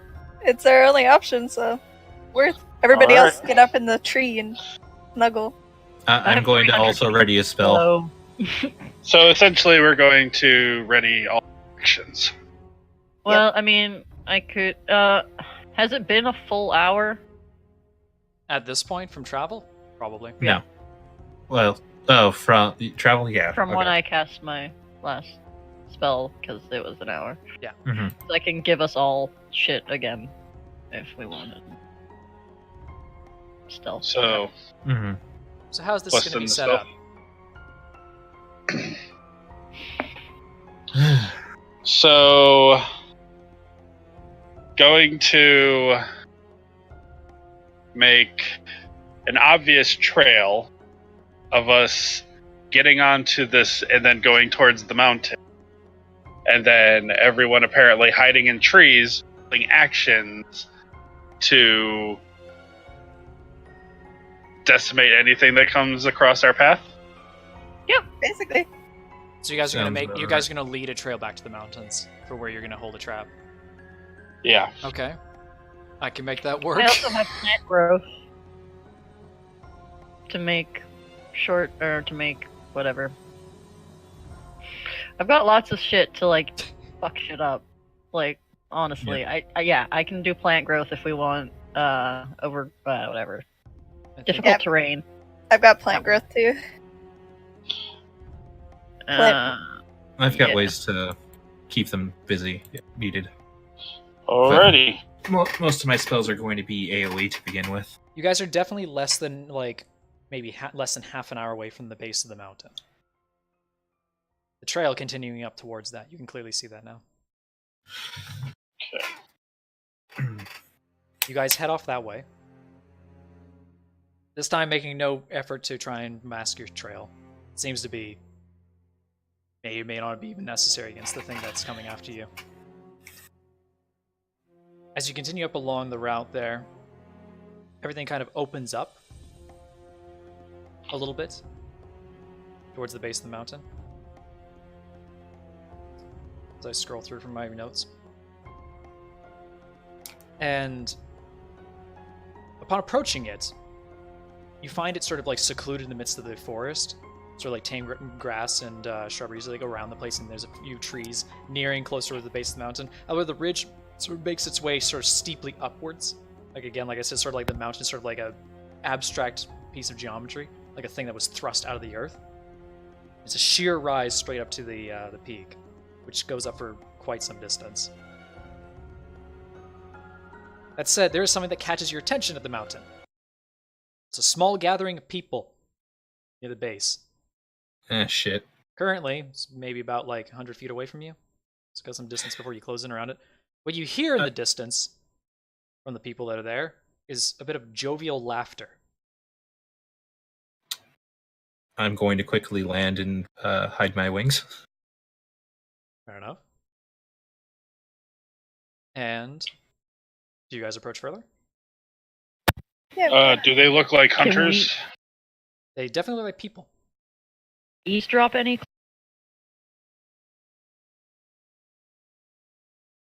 I haven't been dropping no E's, so it's honest.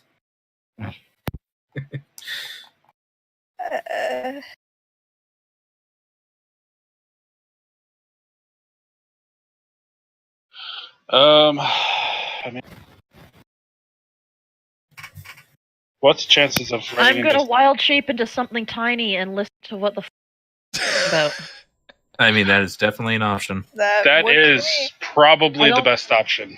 No, why the fuck I'm only thinking about this now? I have said so many opportunities to wild shape and I haven't. So yeah, something Do it. small and inconspicuous, like I don't know, your mouse. Yeah. Okay, maybe Or all the a dogs fly. would tell that apart. Maybe something smaller, like wasp or something stupid. And So, you're going to wild Inconspicuous. shape into a mouse and try and get a bit closer to try and eavesdrop in on the conversation?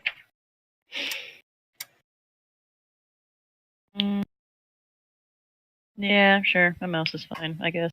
So I as you don't do know. that, you see Yeah. you see Jaden drop from the side of the direwolf as she into a small little mouse and scurries off in the distance. Gep kind of just looks at him and goes and like applauds a little bit and goes like, "Oh, I love that trick." Albeit he sort of like when she did it, she didn't really remember he was on his shoulders. He kind of like fucking eats it off the side of the direwolf and falls onto his face. I pick him up and set him on the dire. The dog just sort of growls a little bit as he's making him all slimy. There's a saddle, Oh, that's right. and he's tiny, so it shouldn't Fine. really be getting on her. Fine. I forgot it was a saddle. You get a little bit closer, Jaden, and what you see, once you get a little bit closer with your little mousy eyes and your mousy ears, you can clearly see a grouping of about 3 guys you've never seen before, surrounding one guy you definitely do recognize. Yep. That's Aramorn. Yep. And you see standing around them, like next to sort of a branch overhanging out of the base of the mountain, you see a dude hanging from a rope, like bound up in the rope, upside down. Seems to be some kind of, he's a dark-skinned, sort of bluish-skinned, short-raced person. It could be a gnome. And you see him just stand there, just like panicking, like looking back and forth with his eyes, just going like, "Let me down from here this instant!" And then just your Aramorn, just like, he takes like the bunt of his sword, his rapier, and he just sort of like beans him in the side of the head, and you just hear him just go like, "Ah! Ah!" And then all the other guys start laughing a bit more as you see him just put the sword back up into his sheath, and he goes, "I don't have much time for this. Alright, we're burning daylight. Now tell me where it is." And you just hear the gnome just go, "I already told you I'm not gonna tell you where it is!" And he goes, "Oh, so you know where it is then?" He just sort of goes, I said... And the other guys just sort of look around each other, and you hear this rise up amongst the crowd and such like that. And And then you see him walk a little bit closer, and you see him with a low kind of breath kind of go, "Yeah, tell me where it is now. Oh, else this thing's gonna go real ugly for your face." Then you hear the gnome just sort of like shake a little bit more, trying to free himself a little bit more from the bound rope. Seems to be he's in a bit of a predicament right now. Why does this guy hate small people so much? I know! What an asshole. Fucking sizist. Oh my god. That's a thing? Can be now. Yep. What do you do, Jaden? Nothing. Fucking nothing right now. You're just gonna continue to watch? Yeah. Let me think. Right now there's nothing. Yeah, give me a minute. The as the guys sort of sit there and stuff like that. Okay, you hear wait, the... what? Wait. Before you move on, what is the setup? Like, where are they? What is there around there? What They're at the base can of the I work mountain with? right now. The base of the mountain is pretty clear, albeit there's a roots kind of like tree branch outcropping from the side of the mountain, sort of like a very overgrown mountain. And from Okay. there is where the rope is slung over. One of the guys is holding the rope down. He's holding the other guy suspended over that branch. Okay. And the gnome is bound up, and everybody else is sort of around there, with Arbor being closest underneath the guy.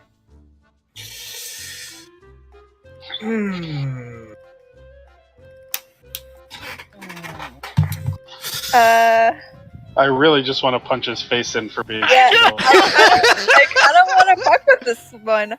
Wait! I can still wild shape again, guys. Come on.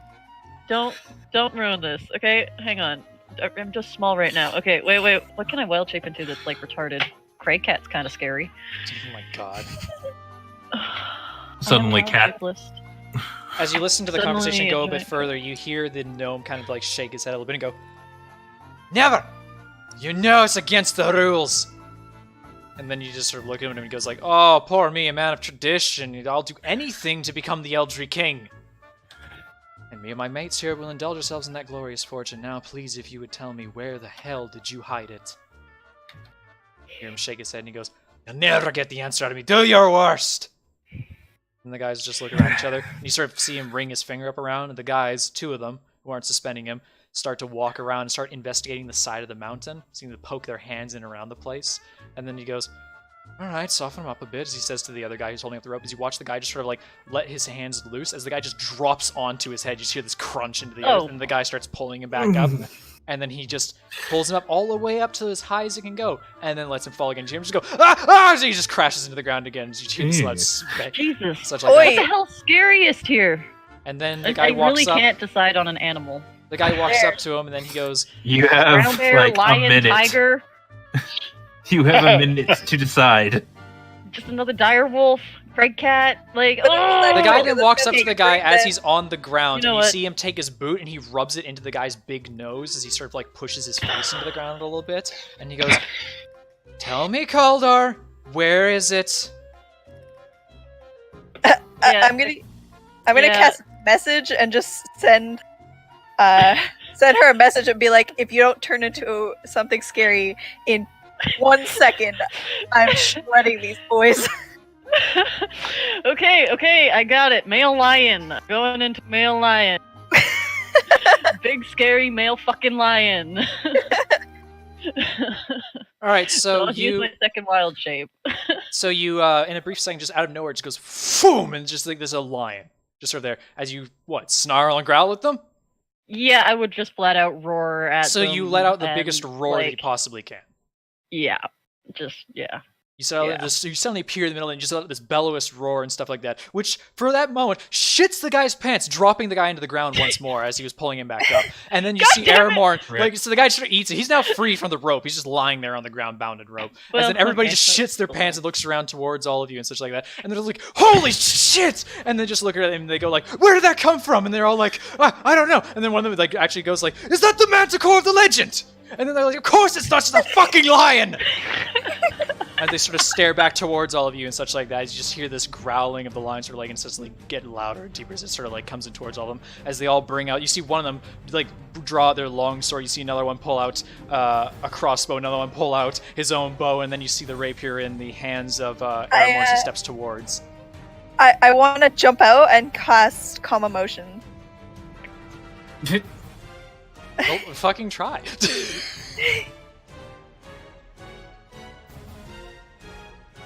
Now, this has disadvantage when you've aggroed them, I think. Does it? But they aren't aggroed on me. Oh, you got a point. Da-da, And it da-da-da, says that they're hostile towards. da-da. Well, 2 of them made it. The fuck? Yeah. 17 is high, bitch! I rolled 2 18s. Fuck off!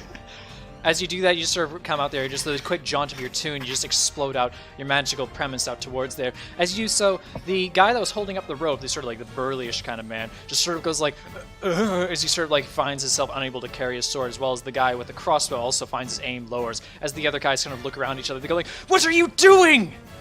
As they get more incessantly panicked and such like that. As it does so, Jaden, you step a bit forward to them, and as they were more or less rallying themselves to try and fight you, seems to be that they're not in the mood to really try and do that. As the guy sort of grabs one of the guys and throws him back, Ermort steps forward with his rapier, trying to put himself between him and his men, as he stares you down, and he goes like, looks back over towards the demon for a brief moment, and goes like, "You know what, maybe this will be the best fate for you, you stupid, worthless gnome!" As then he just takes the sword and he puts it back in there, and he tells the rest of the men, "Hey, out of here, now!" As he takes off towards the sort of northwest break through the forest, as he and his men run. I am gonna do a trip attack on him. Yeah, I- catch that bitch. Try to dash after whichever. I mean, I guess I would try to go after Eric. I'm taking a shot at Aramor guy. Oh my god. Fuck boy Are you kidding supreme. me? No. Are you kidding me? That fucker has been on my mind since the beginning. So we are pinning Why? that motherfucker down. He's like not been here! That's I wanna exactly bully him. why. Like, Julian So- He started as a pompous dick, douchebag, so Yeah. let's get him put in his place. So you Yeah. take a shot with your arrow? Oh my god, yeah, that hits. Hell So you yeah. reach an arrow as you fire it, and you, superiority? Oh my god. Hey, let's roll for that. That's a 2. I don't even roll 1s usually anymore. Yep.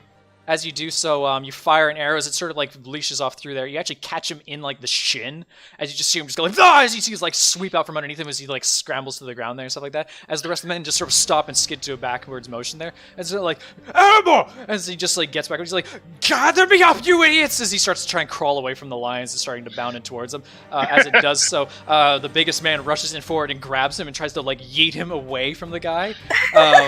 As he does so, as the oh my god. Okay, at this point, like, one of them actually fires a crossbow bolt towards... wow, okay, never mind. He just fires off and just like a warning shot, apparently, as he rolls a fucking 3. And it just sort of, like, skims past the lion's mane and such like that. Does that halt you? Not in the slightest. Can I do my second shot at the big guy? Go ahead. He's now prone, so you have disadvantage on the shot. No, the big guy. The big guy who's trying to yeet him. Oh, sure. As he goes to reach for him, I want to take a shot at him. Oh my god, fine. You are able to land the shot. What do you do after that? Oh, yeah, I can't. I can only use one per attack Oh, okay, action. just making sure. Yeah. As you do so, you just take an arrow as he just sort of yeets the guy back around. You square hit him in the spine afterwards as you see him just go like, ah! As he just sort of like actually almost falls down on the ground with him as well. He's able to get back up though sooner than the other guy, as obviously his leg isn't fucking shattered from that. And what happens next? Can I cast a spell? Sure. I'm gonna cast Hold Person on the big guy. Oh my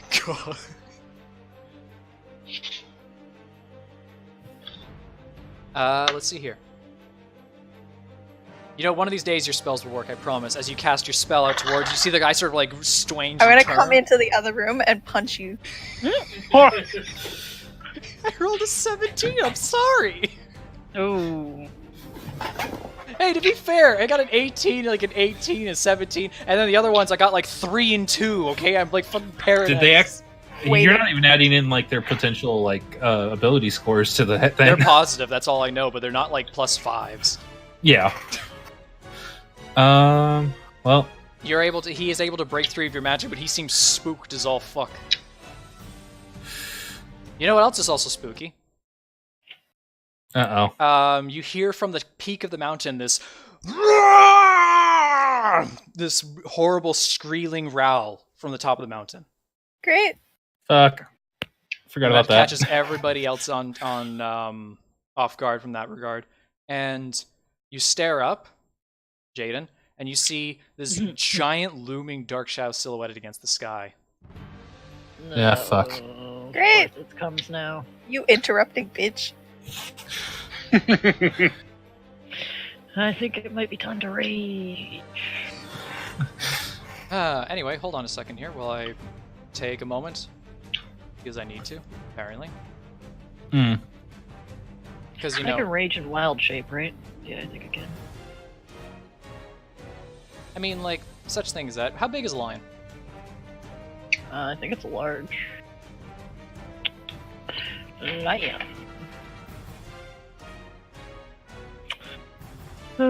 Pack And, active, pounce, running leap. As you large. end up seeing that happen, the growl up on the top of the mountain, stuff like that, you hear it bellow once more as you hear it actually like thunderously slamming against the side of the mountain, and you hear growls emanating from areas in the forest nearby you, which causes the men near the base of the mountain to fucking try and get their shit together as they try to pull themselves away. The big guy once again grabbing Aramore to try and pull him away. They're barely able to slip by as you see darkened shadows come in from your left and right hand side. Fortunately for the men there, one of the darkened shadows takes a little notice of them and takes bigger notice of the very loud cat. And the rest of you off in the distance start to get really worried for Jaden as you see 3 trolls walk out of the forest surrounding her. Kaldor, on the other hand, is panicking as he's just sort of laying there on the ground, bound in rope, going like, "Oh dear Christ!" That's kind of what's going on right now. Hey, everybody. Cool. Everybody deal with this now. Pity.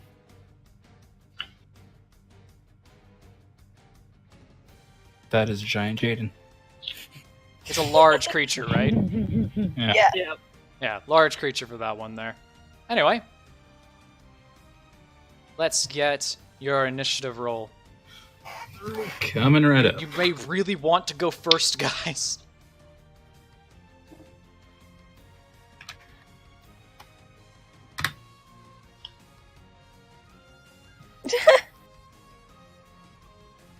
Wait, what the fuck? What do you mean 2D... Wait, 2D20? Oh, sorry. Advantage. Advantage. You're lucky you had that advantage. My god. Whoops. I didn't want it. I didn't want that one anyways. Smile. That's all it took at this point. And what's the modifier for me? Ah, cool.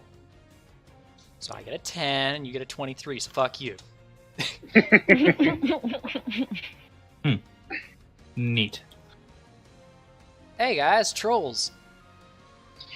Yeah, about that. Hey, it's your turn. Who's going? I don't think that was what we were chasing originally, I or don't that think was it chasing either. us. I I'm will be afraid right that back. There are things behind us. Sure thing. So who's going first?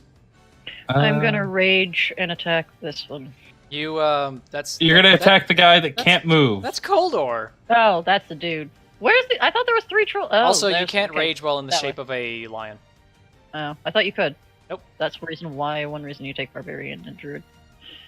No, you can't. Well, you can't rage when in the. You can't if you rage before you wild That's shape. true, You can't. You before I can't went do it in. after that. That's fine. No overlap.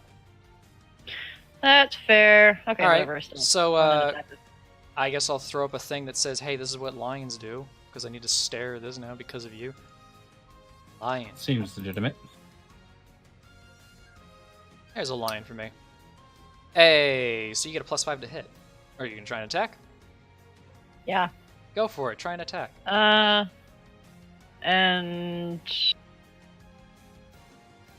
I would say that I did a running attack. Yeah, because you moved more than 10 feet. Yeah.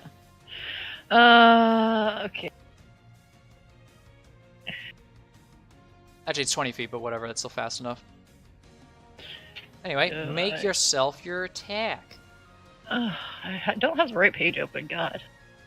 You don't get multi-attack. You get to attack with the bite or the claw. But in this case, when you're doing a pounce, if that's what you're attempting to do, you have to use the claw. So, The claw. Oh, you can bite afterwards if you prone it. Mm-hmm. Well, see, does that hit?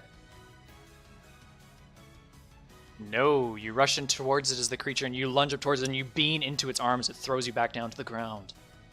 Bastard. Damn. And that's your turn, then.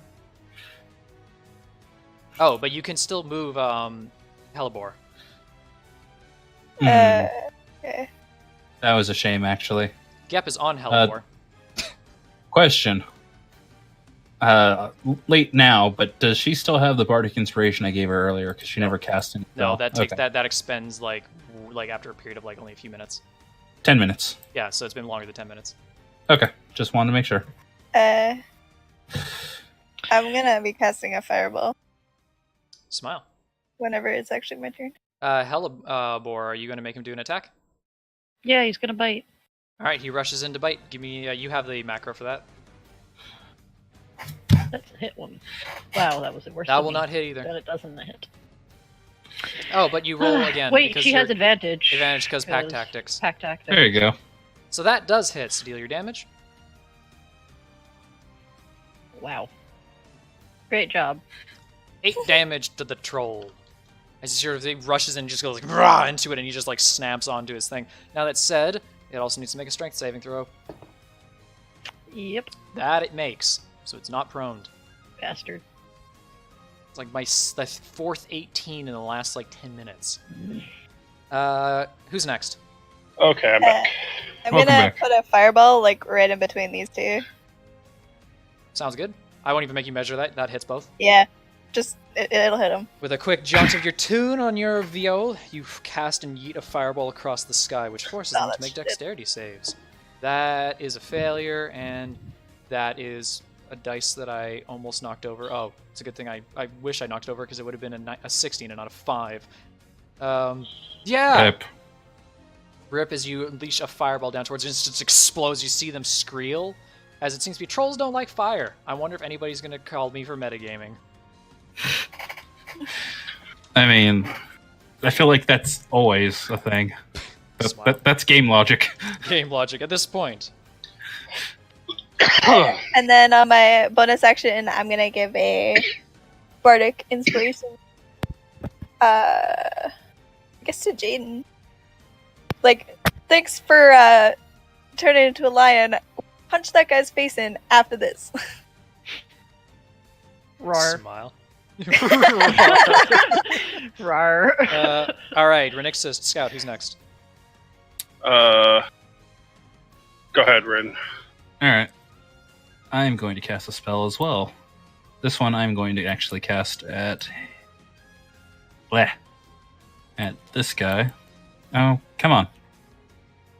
Okay, whatever. There. Casting at him. Oh, okay. What are you casting? I am going to cast this one with the incantation, "Oh, flickering flame, come, shed your light and burn them to ash." Flaming spear. Oh my. Yeah, okay. Does Flaming Sphere actually create a sphere? It does, It does. and it continues to stay up. So I continuously then. keep using this. All right, fine. Well, how big? It's literally 5 feet sphere. There's your 5 foot sphere. Yeah. Yay! It's on top of him currently. All right, cool. So that's him taking that damage now just by being in contact with it? Say it again. Or is that him being in contact with it, or the Flaming Sphere just shoots fire at him? So in this case, it literally appears on him, but I can move it 30 feet per turn Sounds good. as a bonus And action. That is a failure. I failed that by 1. I hate my life. As Well, he I feel takes, better about myself. 7 damage for the Flaming Sphere. He gets singed as well. Scout. Alrighty, you're gonna hit me. Cool. I come out So- here and I cast Supernova. Well, it's How the because fuck? I'm going to end up I'm gonna end up using Dread Ambusher, so I'm gonna get 3 shot, Okay. and All the trolls have not acted correct. Nope. I have advantage against all of them. Wow, okay, fuck you. Mhm. So, primeval awareness is fucking... Oh, natural explorer is awesome because advantage against creatures that have yet to acted. And dread ambusher, I get to... Oh, my walking speed is increased by 10 feet as well. Mhm. But I get a third attack. So, alright. Let's get these shots out of the way. So, Just call him out as you do. yep. This first one is the one with the flaming sphere on it. Cool. But God, why? Well, unfortunately, that additional damage was not very high. But oh well. It wasn't. But for him... Point helps. Okay, so that's on him. So you sort of just fire an arrow into the flaming wound upon the troll's bodies. You just hear this explosive, like, lashing of blood. You might even hear bones snapping in its body. Ow. My next shot is against this one. Yep. I crit again. Well, you hit. You'll take And more then- damage to it. This one is going to be the Dread Ambusher. So you're just firing an arrow like extra really hard. Yeah. Yes. And it Jeez. does the least amount of This damage. one also takes another D8 damage. Okay. Yeah, And mud. this one I'm going to do trip attack on. Oh, okay, fine. So he takes 13. You roll to see if he falls. He takes 13 plus 5. 13 plus 5? Oh, because of the... Yeah, from the trip attack. 13 plus 5, and he takes the 18 damage with the shot. You sort of leashed into his knee, and as you do that, you actually feel his leg actually snap backwards a little bit as he topples down. Okay. And bonus action going to... has anyone taken any damage yet? No. No. Okay. Nope. Then I am going to bonus action rally Jaden. Jaden, you No, get some more tempo. wait. Nope. Sorry, I can only do one. So Okay, I did there the you go. trip attack. So That's everyone? that is... Cool. Gep gets to attack the troll because he was like yeeting in on top of Hellebore. So he comes in with his spear and with a valiant thrust, cannot pierce its hide. Though he tried really hard. Come on, guys. He's trying. He's doing so well. If his poison managed to get through, then, you know, I think poison trolls are also weak to poison. Acid. But yes. Oh, it's Close. acid. I got that, but Yeah, I'm you not did. in the right form. for it. This troll gets back up from the trip. As it is now their turn. And let's see here. I need to measure. I hate you. That was the point. He can't reach you. Be right around here. So he tries to limp in towards you, thrashing violently. This one can. I know. Just barely. So that troll rushes in on top of you. The other one is already priorly engaged. The one that's currently there clearly does not like the flaming sphere being on top of it. Tries Gonna try and hit it. Tries to move away from it. Ball. And that means that Hellebore gets a opportunity attack along with Gep. Yep. Gep Hellebore is unable to bite it. Gep crits it. Wow. Go, little frog. I mean, roar. Beautiful. He crits Beautiful. it for... That is the best. I got 2 1s on its fucking spear Oh, attacks. So that's 4 damage on the spear attack. It rolls for the poison. It fails the poison as well, which means it takes an additional... that's 14 damage to it off of a Wow. crit. He just sort of like gets it in the wound again, and it's like kind of heinously like hating its life right now.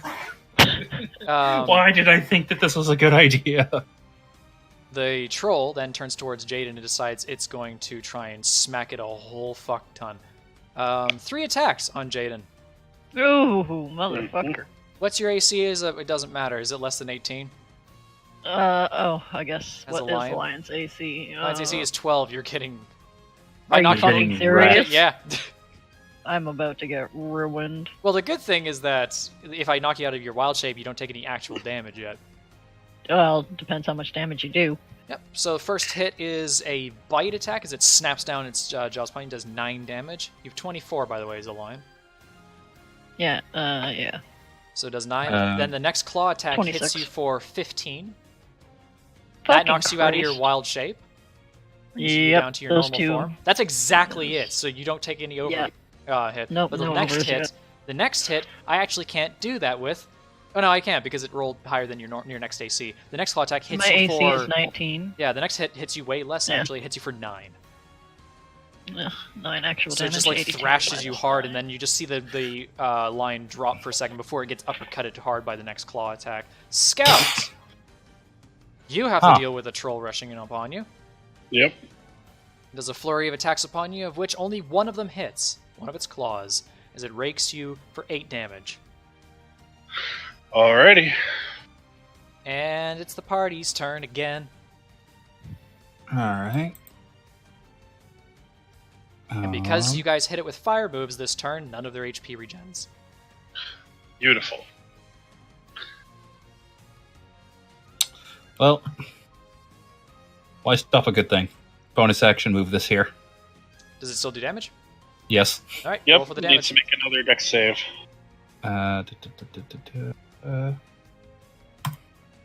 It fails the dex save again as it deals 6 more damage to it, halting its And- regeneration. Can you And- do a action cantrip and a bonus action cantrip? Yes. Okay.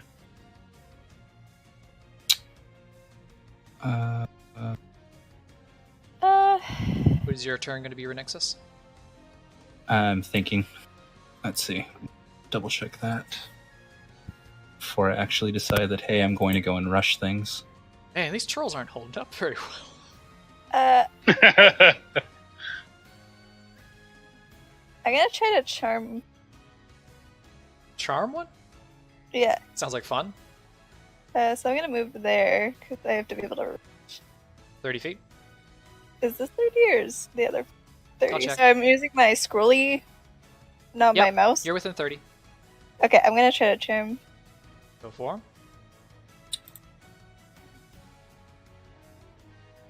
17, that's a 2.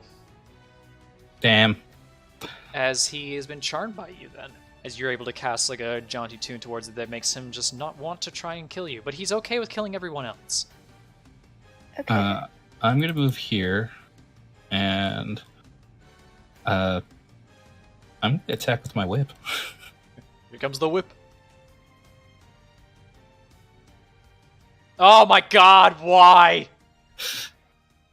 And the 10 slashing damage, you bring the whip around, you sort of crack it across its open flaming wound as the creature once again just hates its life.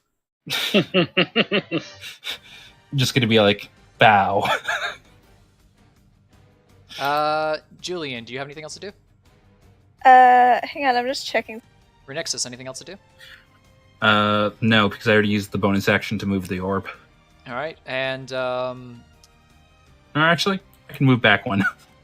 Okay, Sure, 10 feet. this is a bonus action. So Wait, I'm hold on. gonna 10 feet reach weapon. You actually have to be here. Yeah, after I still had 5 feet of movement. Oh, okay. Move back. Sorry. Nah. Kite. I'm going to use mental majesty Ooh. in order to try to command him. Sounds good. So Is that a bonus action? Yes, Okay. that's what I was looking at. I think it's. Hang on, let me look up command. I think it's. They have to make a. I think it automatically succeeds if charmed, right? Yes. Any creature charmed by you automatically fails. Oh, okay. What are you trying to command it to do then? I'm going to command it. Hang on, let's look at my. I'm going to command it to grovel, which means it falls prone. Again with this poor fucking guy.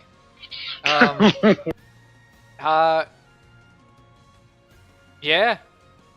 If it's prone, does that mean next turn it has to get up? Yes. Yep. So it won't take a turn. It will just get No, up. no. It will take a turn. It's the fact that it needs to. It only has half its movement once it gets back up, which is what Yep. Scout did, tripping it so that way it wouldn't reach him. Yep. Because I'm wondering if it would be better. That said, it's prone, so if you rushed into melee it, it would have criticals on it. Because you can also. I'm just trying to figure out how this command works. If I have Hulk, does anybody have a turn left? Me. Jaden does. I do too. And Scout does, yes. Actually, if you tell him to prone, then Scout can actually move around to critical it. I think I'm going to command him to halt, which means that he doesn't move and he takes no action. Well, fuck, he's got a snail symbol now, okay? Because it's better for him to stand still while we kill the other ones. This is correct. Oh my Okay, God, cool. I hate I'm gonna. everybody. He's basically just got no next turn, so don't worry about that one, guys. Meanwhile, Okay. That's- Lainey's all like, hey, why don't I ever get to play in your D&D sessions anymore? It's like, because I hate this! To be fair, that's kind of the route you would go if you're going Bard to control monsters. Yeah. Jaden, do you have your turn figured out? Oh, I mean, I've pretty much had it since the beginning of turn. Go for it. Bonus action, Shillelagh, and then going to cast. What the fuck? Actually, I'm gonna have Hell attack him first and try to bite his face. He hits. Sweet. Hits for 13. Holy shit. Let me know if he prones. And now to see if he gets proned.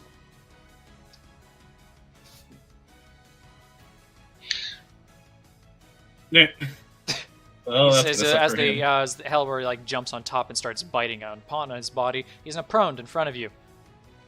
Okay. Smite him. I am Do it. going to cast Primal Do it. Savagery then. So that's your bonus cantrip. It's not No, Shillelagh. that's yeah. Well, technically, Shillelagh is my bonus action. Oh, right. Primal Primal Savage is your Savagery actual is my thing, but yes. Action. Alright, so you're actually attacking with Primal Savagery. So you go to attack. You actually get Yeah. to roll again because you have advantage on this? Yeah. That's a good point. Ugh. Unfortunately, Still you miss. terrible. Would have Yeah. criticaled if you did hit, though, at the very least. But you're unable to pierce through its thick hide. But you have Shillelagh up on your quarterstaff for your next turn. Scout, last person. Yep. I am going to. Oh, can I use my inspiration? Yes, you had inspiration. You can use it. I What guess. Die 1d10. was it? That's a D10. I hate my life because now it hits. Holy shit, that really sucks. We'll take your first damage roll because that's fair. Yes. Which means you roll an additional 2d10. Additional 19 acid damage to the now dead troll.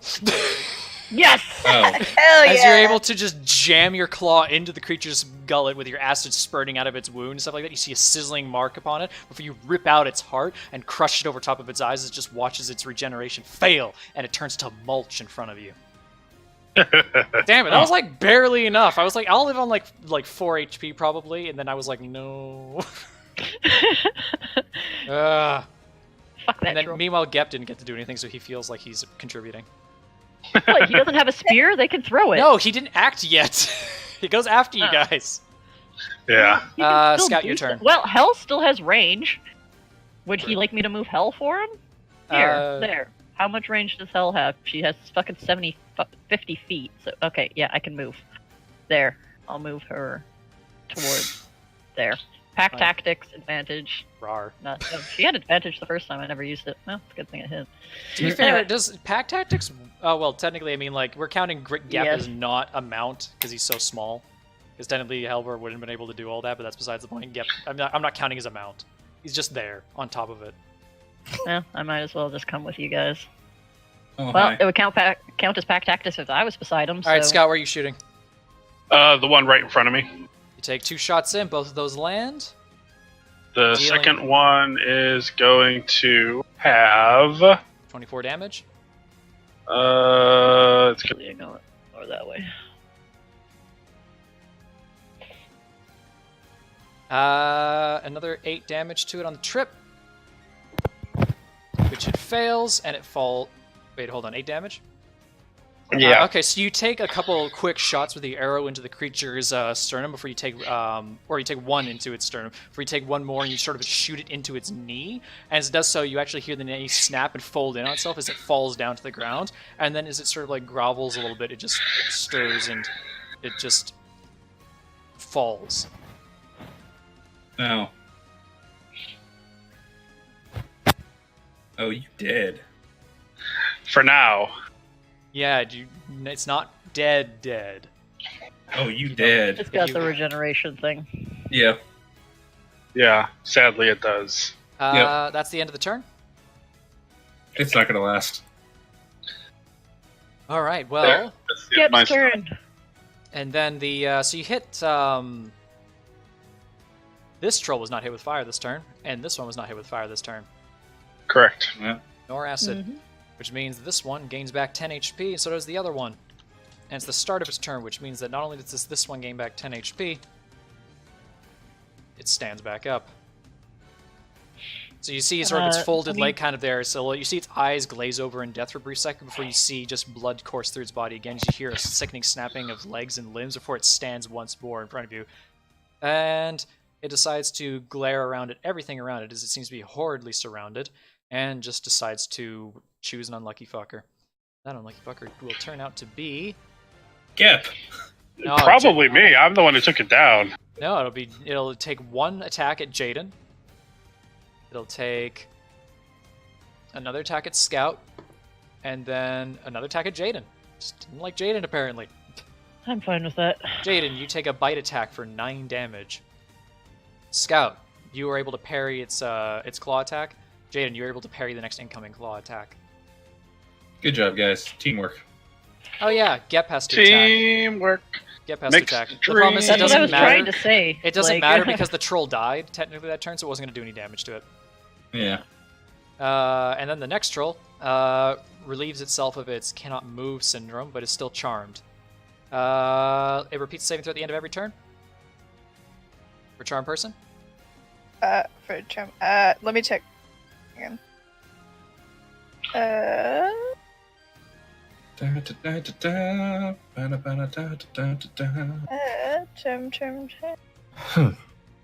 It is charmed by you until the spell ends or until your companions do anything harmful. It's charmed. Okay.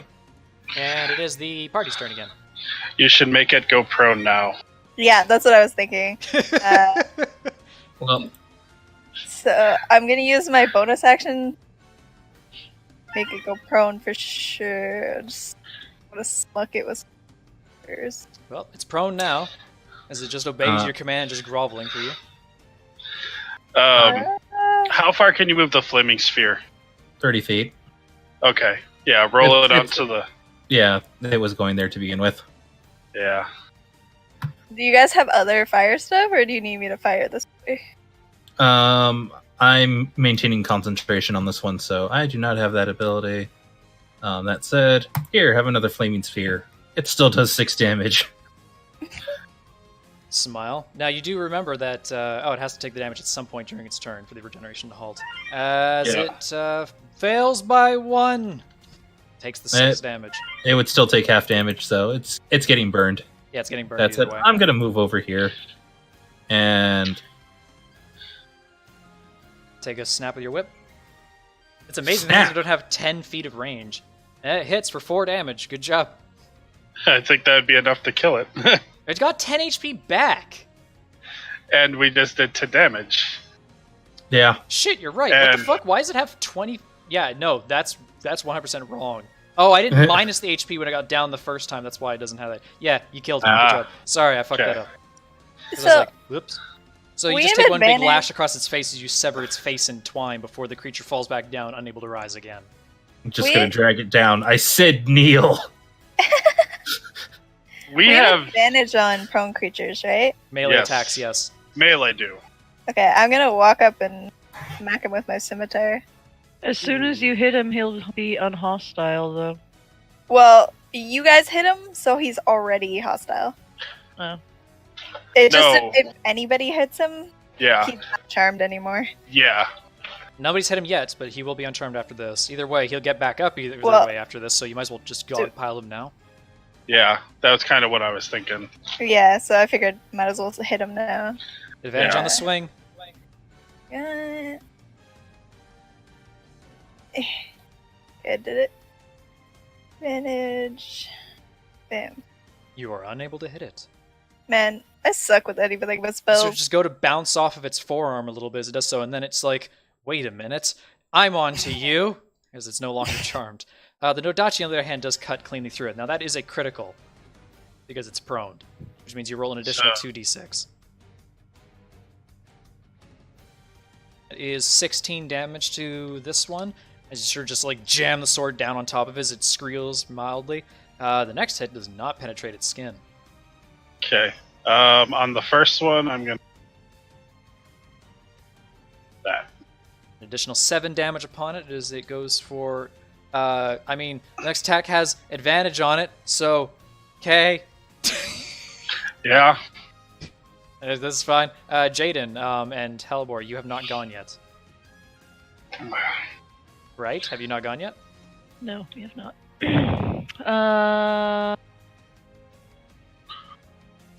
You still have Shillelagh on your weapon? Yeah, I do. We'll just kind of go and smack it and bite it and, the normal shit. Oh, that kind of hit the first time. That did hit, albeit you don't need to prone it again. Albeit you can No. roll. What you can roll to hit one more time. Oh, you already did because it's hit. That's fine. Roll for your damage.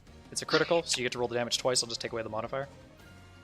The modifier is +3, so that puts it at 7 plus 9, 16. 16. It's like 16 damage. The dog just sort of like prowls down upon it, starts tearing chunks of the creature's body away. No. Jaden, your turn.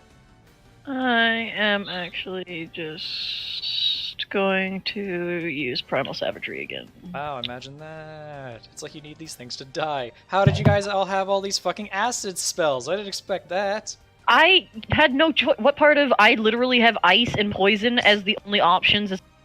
Like, literally, I have no option. Roll again.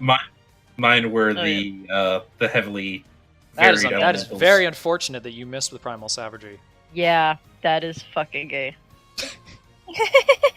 Fucking gay. That's everybody's turn? Yeah. Yes, that's everybody's turn. Is now Goody. the enemy's turns as this guy stands back up and begins to howl. And I rage. Oh, you want to rage for your bonus action? Yeah, 'cause I You're, have one still. you're very angry now. Yeah. As it turns out, so we'll actually have to get Gep's turn in there because I almost forgot to make him do his attack. And Gep. Believe in you, Gep. are you serious? Yeah. Credit again. Well, Oh my I mean, God. we didn't. Yep. This thing is gonna live. What the fuck? Okay, hold on. That would be on the spear attack. It is 7 damage, and now it rolls. It fails the poison save, which makes me fucking hate my life. As you see Gep come forward with a valiant thrust of the spear and just catches the creature in the side of its body, as you see it just sort of twist and gnarl a little bit before the creature, unable to hold the constitution within its body, falters and falls to the ground. And then you hear Gep go like, "I've slain the beast!" And then you hear a loud thunderous impact behind you. I As think the creature from came down from further the up the mountain drops down, and it looks like a much more menacing troll. What the shit is that? He looks friendly. As it sort of lands down there, it just goes and lets out a vicious growl in all directions, but does not act. Oh. Is it our turn? Yep, it's your turn. Does not act, it just appears. Vroom. Throw the fire into its face! Oh, sweet fucking god! The troll is not facing Kuldar right now, but you did hear him go like, "Ah!" As he just like cannot stand that. Can I put him on Hell and You mean have Hell Then- stand over him?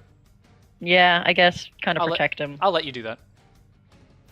so that we can, go between him and the troll. Oh. We won't. We'll just ready our action for him to do something. Smop. That thing can have that. As I kind of just So you're instinctively gonna panic. ready an action to attack the dire troll if he attempts to do something to Kuldar? Yeah. Okay. The flaming sphere comes in contact with the troll. Yeah, Does not make move the it there. save. As I need to change my layers action so I can actually do things to it properly. As it takes 9 fire damage to it. Oh, this guy won't melt as fast. What's it called? How many turns have we had? Currently, you're on your 5th turn. Okay, so that's going to last, what, another turn? Or another 5? How long's the duration? 1 minute. 1 minute. That is 5 times. That's 6 seconds. 6 times. That's 10 turns you have. Okay. So it's halfway through So its I've duration. got another. Cool. Okay. Any other spell, Renixus? Or action? I'm thinking. Oh, I have to attack. You don't have to attack I yet. raged.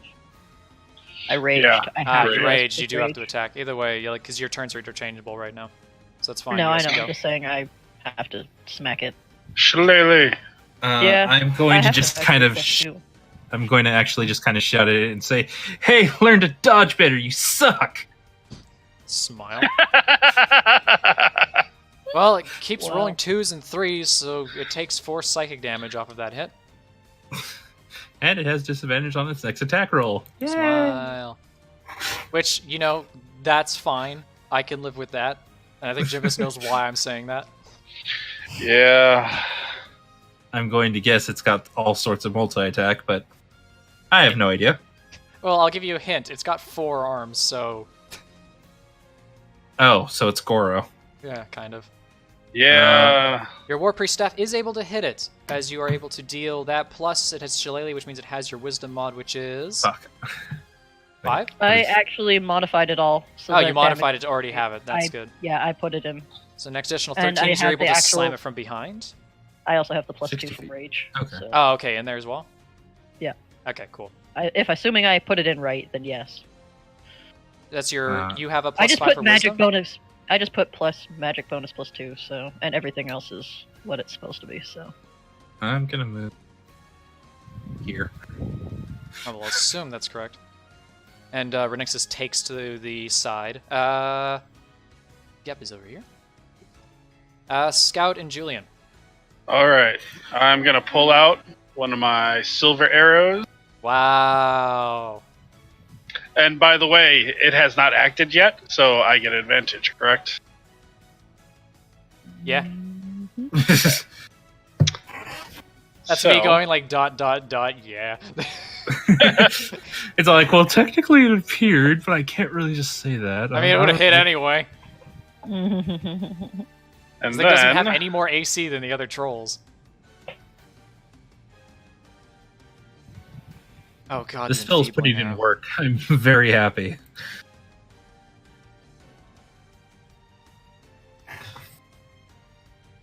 As you Damn. stab it with the first arrow, as those are magical arrows, so that's fine. That's good for me to notice. Do as you hit it for 12 damage on the first arrow shot before it needs to make a Constitution save. That's a natural 1. I've just not rolled anything higher than a 3 right now. As it takes So 7 now necrotic damage, and its weapon attacks are halved until the start of my. god damn, that matters. Yeah. Julian, it's your turn. Damn. Well, that was my first shot. Oh god, yeah, you have another shot. Yep. Go for it. Double striker.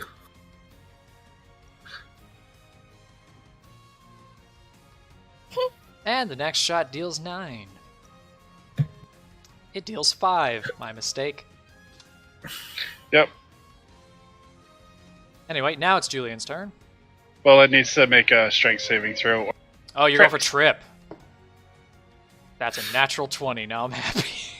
Okay. It takes the 4 damage, though. I was about to say, Yeah. like, are your dice gonna go into the fuck off pile in a bit? I mean, like, these dice have been the most bipolar dice I've ever used in my life. It's like, can I roll a 10? Nah. Julian, your turn now. Julie. I'm gonna try to charm it. Yeah, sure. I mean, See if I care.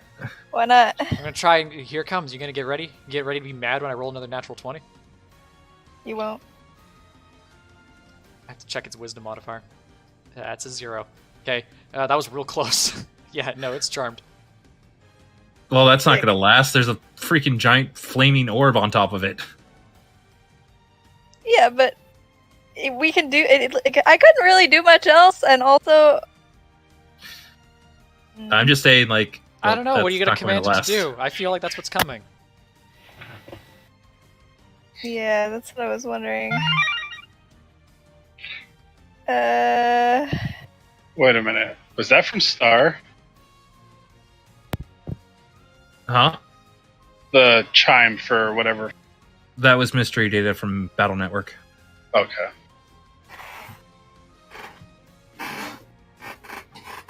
I guess we'll just make it prone. Then we have advantage on the next round. And auto crits. Well, I guess what we could do is do halt, then wait for its turn to go up, and then because we're doing the party this way, I'll take my turn first, and then I'll make it prone. So we skip Okay. a turn.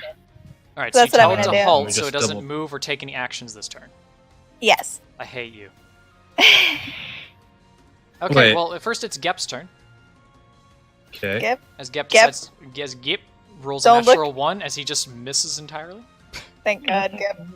Huh.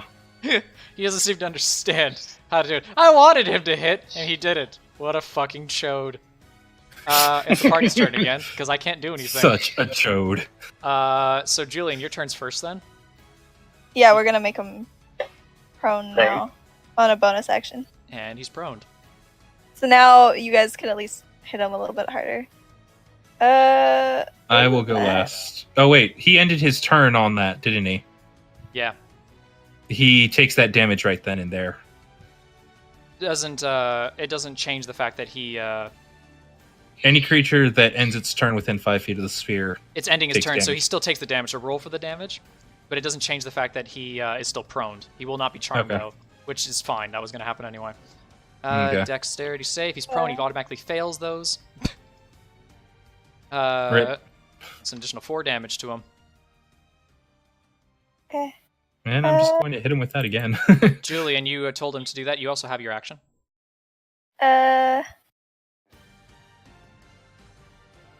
Really. Dude. You can rush in and be a hero like Gep. Yeah, sure. I don't really want to be a Gep.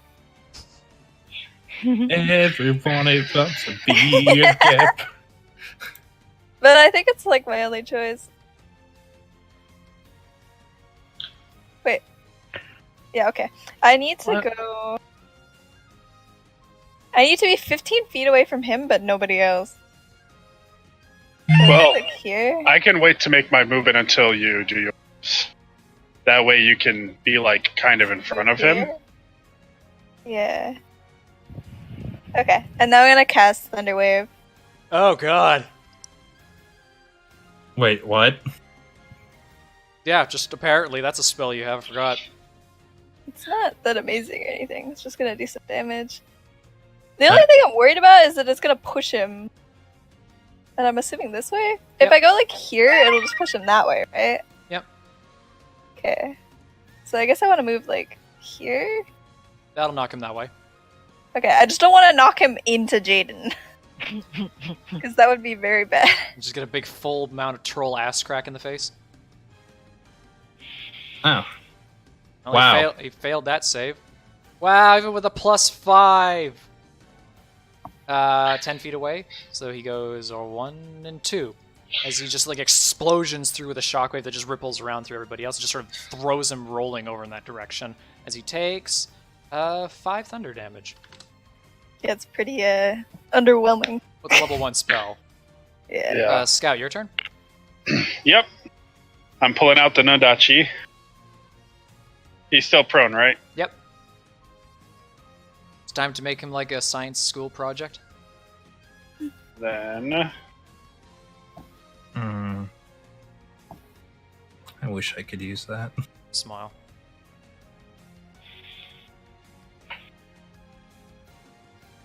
Ooh, first Oh, hit. wait. First hit hits. I can use that. dealing 11 slashing damage to him. And what was the 2d6 for? Because it's auto crit. Auto crit, yep. There's an additional 6 on it, so that's 17. The other hit does not hit. Yeah, I know. Smile. You guys have done some good damage to him. My god. Scott, anything else?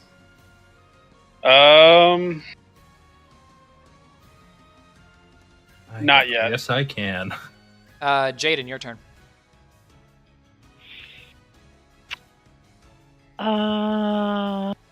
Actually, as my bonus action, I'm gonna chug one of the healing potions. Yo, Chug, can't do that with me. Remember that. All right. Huh? You have to have it in your hand already before you can use a free item interaction. You can lift it Okay. out if you want to this turn. Can I? Can my? Oh wait, no. Okay, I'll have it ready for next one. Sure. Jaden, your turn. Yeah, I'm just going to attack with hell and attack with me. Do. Quarterstaff, where did you go? Quarterstaff. You hit with hell.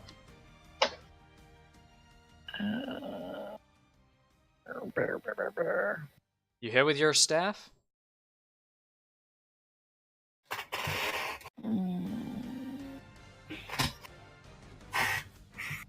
So you get the.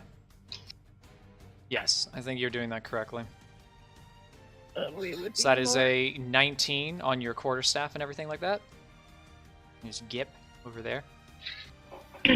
19 for that. For your staff, you come like beating him in as he, after the shockwave, knocking him to his side, and your wolf comes in to try and maw down upon him. Roll for his damage twice for me.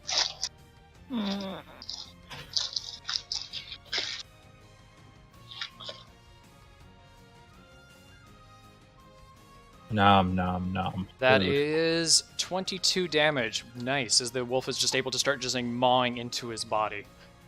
And that is everybody's turn. So it's Gip's I have not turn. gone. You've not gone yet? No, I thought you you didn't move even the sphere yet. I forgot. no, I have not. All right, well your turn. So I'm going to drop that on top of him. I'm going to rush up, and we're going to do this. Smile. He's prone, right? He's prone. Yes. So there's that. But there's also this,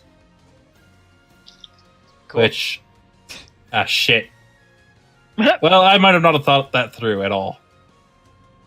Sorry, guys. Yeah, it leads to a separate target. That said, it's a the separate. There is no separate target, so Does it not go friendly fire on that? no, it won't go friendly fire because you could Okay, control cool, where then. it lands. Good. Then I feel better. Smile. Yeah. So the first hit does 1 fire damage with the whip doing that, so it does 6. Then roll for your fire sphere again. Oops. The spear is putting in all sorts of fucking work. You came to the wrong neighbor, motherfucker. It makes the save, taking 1. Takes 2. Sorry, takes 2.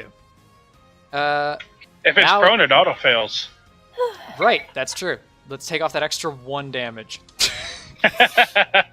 All right, so Yeah. now it's everyone's turn. Yep. Cool. It's its turn. It stands up. It looks you all in the eye and hates all of you as you watch it just crank its body really hard in one direction before it does this raging whirlwind of Williams all around it. Every single one of you within 10 feet of it. Give me a dexterity save.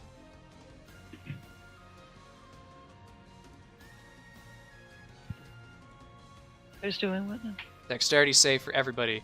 Yep, we'll even make a dexterity Oh wait, save. no, that's the wrong one. Sorry, hold on. Whoops. Oh fuck. Good job. Actually, oh shit. I will say that Gep is so small on Hellebore that he gets missed. And the Hellebore takes the hit instead. Nice natural 1. Rip. Jaden and I will need you to make a dexterity save goddamn. for Hellebore as well as yourself. Yeah, I just, for some reason, could not just brain, there we go. Rip. The 12. Alright, cool. Holy shit. shit.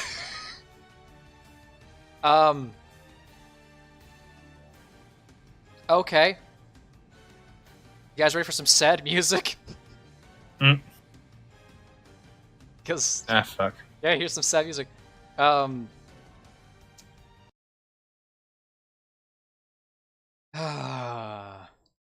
Alright, fine. Here we go. As you watch as it just sort of whirls around with a raging fury, as it just squeals and just lets loose this flail of limbs in all directions around you. It beans, let's see here. It hits, Hellebore, Renixus, and Scout extremely hard, just cracking multiple limbs across their face. In the mix of all of that, Jaden, you're able to withstand most of it off the edge of your shield as it sort of just pelts bound past it. That said, in amongst that, you hear a sickening loud snap of bone as you look back over and you see Hellebore with his head at a 90-degree angle. Ew. Then you watch as your direwolf companion drops No. and doesn't get back up. Feels bad. And this All is of why you- I had mountain combatants. All of so you they can who take failed all to of its save, damn so damage. not Jaden. Damn it. Gep, by the way, has been yeeted into the mountains. Yeet! As you just hear this, as he just takes off into the mountainside. Thanks for moving him away from the NPC, Lainey. So I What? could do that move, because otherwise he was too close. All of you that failed to save take 57 damage. Oh, well, fuck. Jaden, Uh-oh. you take... Oh, Rin drops! As you watch, she Uh-oh. just gets beaten and goes completely unconscious. And Jaden, you take half that. So you're at... what's half that one? That'd be... 30... That'd be, 20... What's the full damage? 57, half of that. Rounding up. 6 is 23. I hate my mind right now. Hold No, on. I'll just... 27. I totally should have. 29. 29 damage. I was like, damn, how come I can't do that? Anyway, 29 damage for Jaden, and a huge fuck ton for everybody else. Yep, I'm still up though. I have not dropped you yet. That will change, motherfucker. Actually, Hell... I have mountain combatant. Hell might not be dead. Give me a minute. You're not mounting him, that's the problem. Really? No, you have to be mounting him to be Okay. able to share the damage. That's fine. Anyway, Well... and we agreed that Gep doesn't count as a mount. Otherwise, Gep Well, would have no, taken it's the not 57 that. If your damage. mount is subjected to an effect that allows it to make a dex saving throw to take only half damage, it says makes no damage, and only half of it fails. Half So of I don't think- 57 is... Whatever, 29. Still kills her. But No, it Oh, doesn't she's kill her dead, if that's dead. the case.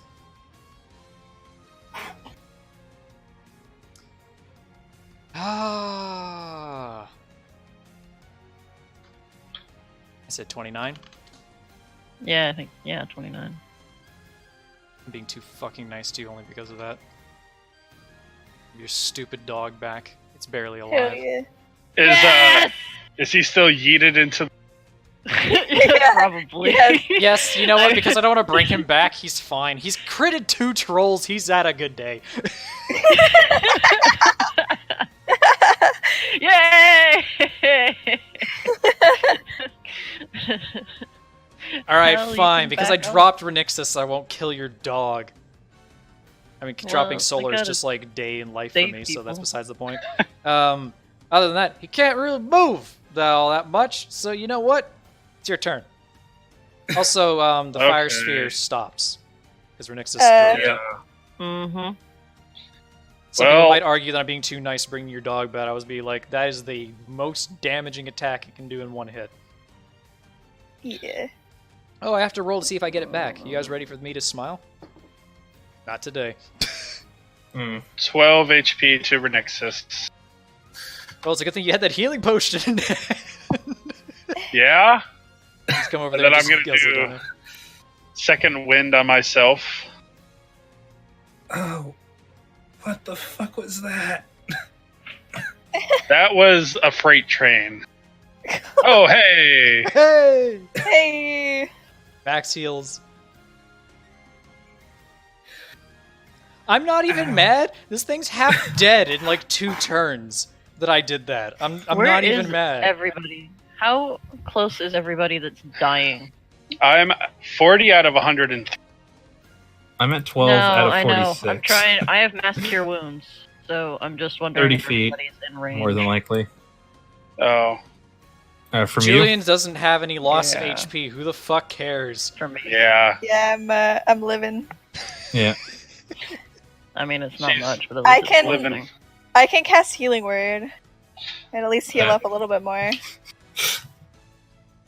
Okay, well, yeah, I'll use my Okay. 5th level cell slot and use Oh, mass that's cure shit. wounds. Well, I'll give that to Rin.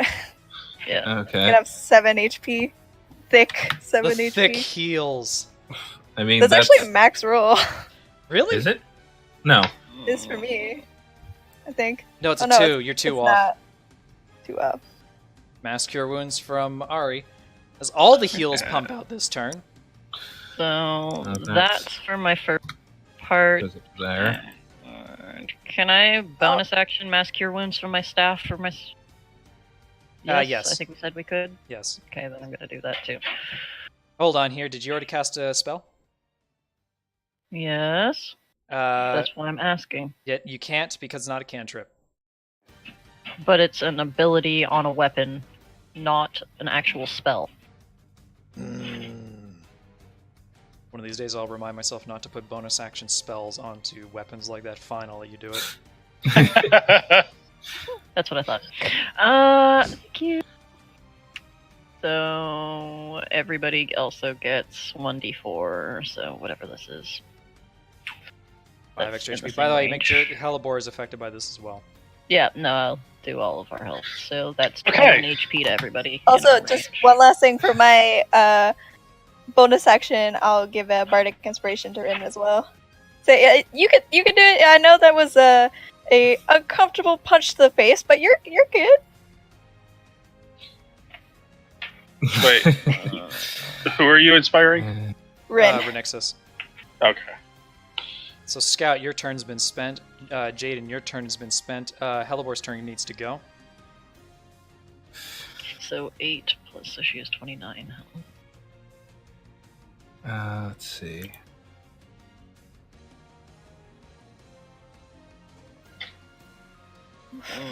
I might polymorph her. Do you just not want your dog to die? No. I have polymorph specifically for this reason. So I can like shove her in my pocket.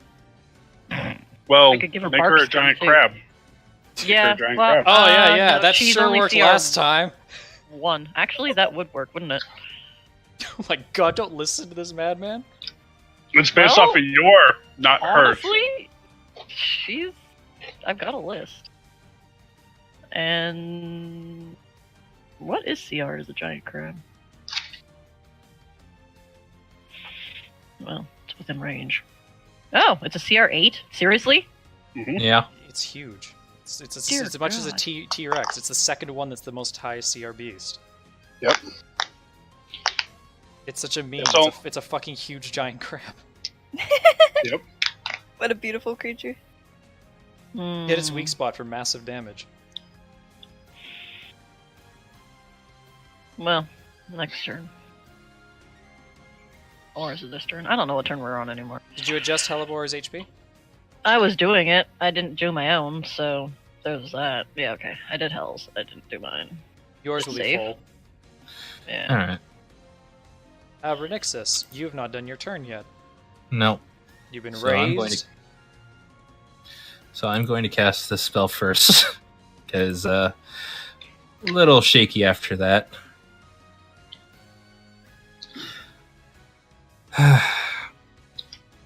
Everything is breaking right before your eyes. Look into this mirror, see someone that you don't recognize. Mirror image, duplicating yourself. And then I will attack normally with the green flame blade. on my. Take a slash on your rapier. You hit, dealing 14. No, it is not 14. It is 11. I may have been forgetting the resistances to the non-magical, but I don't think it makes a difference. You guys weren't hitting him a lot with non-magical weapons. I dropped. I was You had hitting your it with you magic had your the entire time. yeah. I was gonna say like that's The fine. shillelagh. Yeah. Shillelagh makes it magical. Hellebore but- shouldn't have counted as much, but it doesn't matter. It's not gonna make that much of a difference for a creature with this much HP. That round. And Cybernexus, that's your turn. Yeah. Well, you hit it with fire, so it's not regenning. What's with the symbol? That means that you have the mirror image. Oh, okay. And have you adjusted Hellebore's HP? Yeah, it's just not adjusting. Strange. Hold on a second here. How much is it supposed to have? 29. It's only showing up as 8. Oh, Yeah. you know why?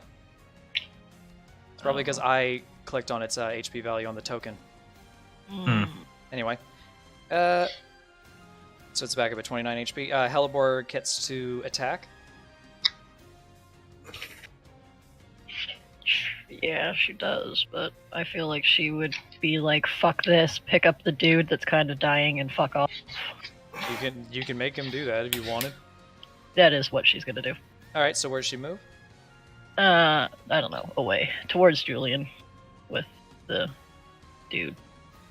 She's gonna pick up that dude Yeah, that's fine. and then go that way. I guess 50 feet that way, because she 50 feet that way.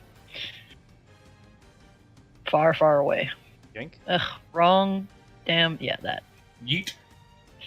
As he just grabs colors, he just like gets freaked out by the wolf picking up and just dragging him off to the outside of the arena. As the wolf takes off there, trying not to incite anything, but the troll does take a swing. Probably.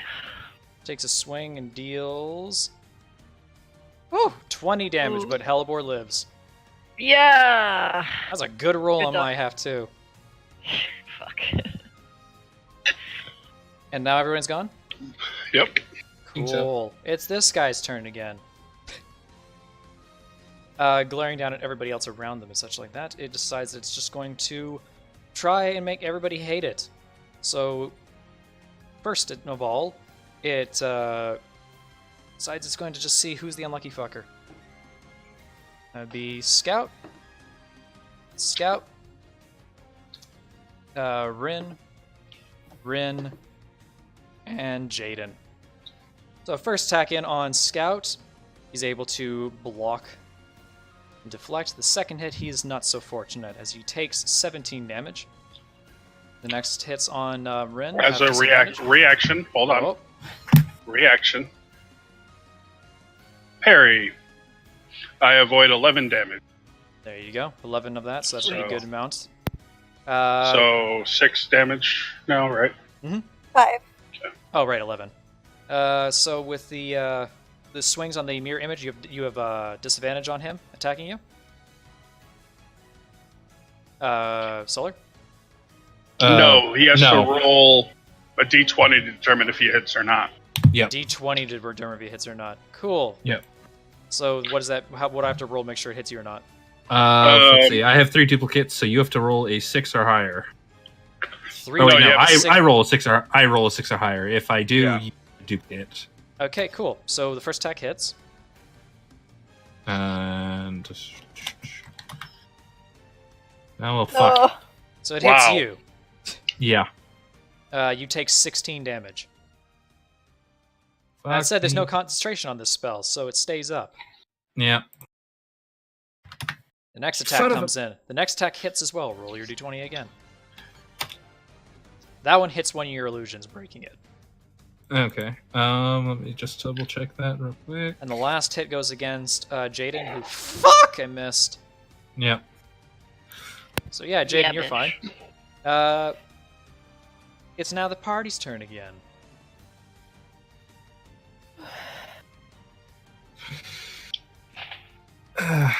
I can't actually see your health. You're fine. Okay. So You have health. Here, hold on. Boop, there you go. There we go. Nodachi comes out again, and the power of Weeb compels it to take 8 damage. And Oh god, the fucking trip again. Yeah, you strike it in its knees, it takes an additional 4 damage. okay, my It's next knocked attack down is to the ground. advantage.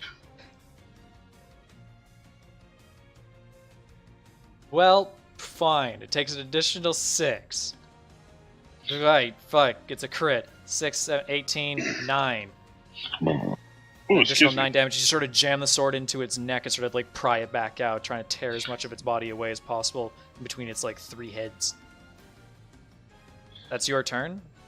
Stay down. Who's next? I'm thinking on spells. Julian, Jaden? Are we really sure that I couldn't put a 5-foot cube between the two people who were standing within 5 feet of each other? I mean, I can move. No, I would want it to hit both of you. Oh. It's supposed to be healing you. No. Oh, you're saying that, like, can I put that thing between squares? Yes. Well, if that were the case, you could technically affect 4 people with it. Technically, yes. I feel like that's kind of valid.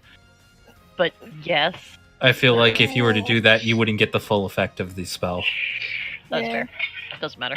Okay. Well, I mean, Put The it good on thing red. about Healing Spirit is that when you cast it, it can just stay up for a million years, just healing you outside of battle. That's the main reason people hate it. Or DMs hate it. Yeah. Rin needs it more, trust me. Smile. Are you going to cast Healing Spirit again? I was thinking about it. I'll cast it at level 4 though, so it's Fine. 3d6. Does it continue to go at level 4, or is it just the initial? It continues. Okay, cool. That's actually a lot more useful. Just as the killing increases for every slot above second, so 3rd or higher. Yeah, I'm using 4th, so that's d6. Got your cube on him. Yeah, and I need to roll 2 more d6.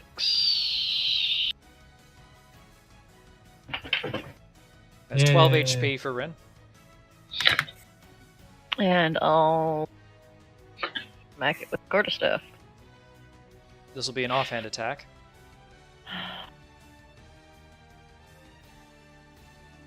Which you're allowed to do. Okie dokie. That removes the plus stat to it, right? On the damage. Okay. I'll Wait, say why? this because it's an offhand attack, because you used your action to cast Healing Spirit. No, bonus action. Fuck me, never mind. Lol. Well, it hits, I mean, do we... Did you? and it's a magic weapon, so it does that damage.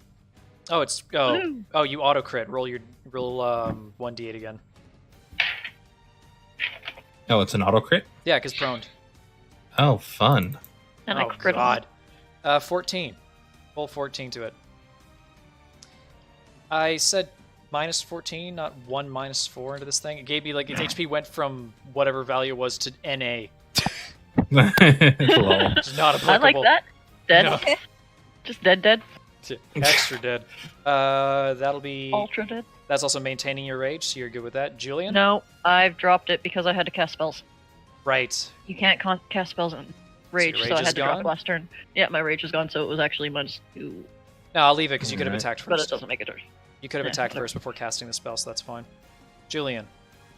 How can you do me a favor? How the fuck does this cantrip work? Because it's really Which one? confusing. Which one? Thunderclap.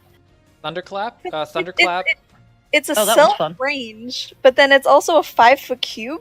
It's So doesn't that mean you have to be standing on top of somebody's head for it to do anything? No, it's a 5-foot cube, which means that it's yeah. I had to read up that spell because it's garbage in its explanation. It's really good. It's supposed to be Lightning everything lure within is the 5 worst. feet of you.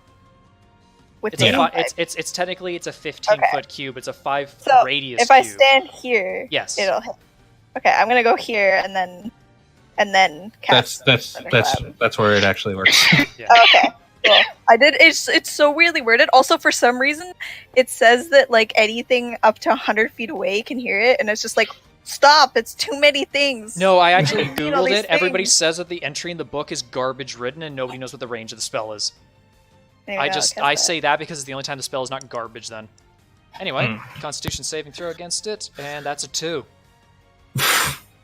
Nice. As it takes 10, and it doesn't take any movement, obviously, right? No.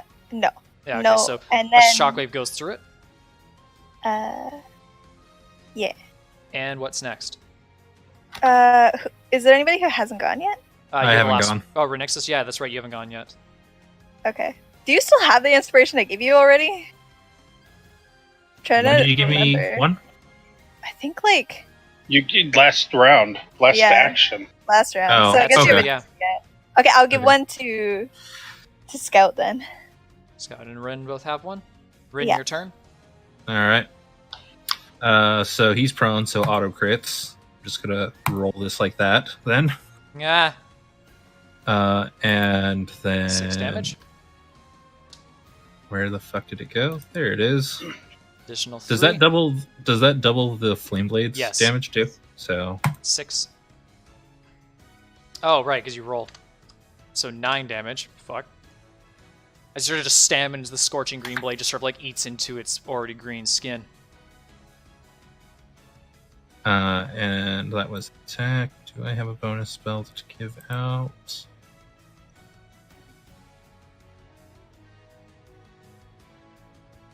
No. No, I don't. Alright, its turn then comes up. And I'm going to have it swipe at each of you. And who's the unlucky one that gets the extra 5th hit?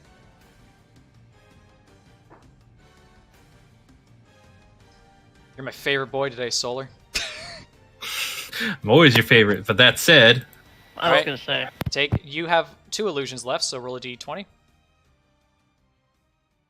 alright. Oh, wait. Before What's you your, actually... what's your AC? My AC is 15 and the illusions are 13, but before you actually do that, fuck you.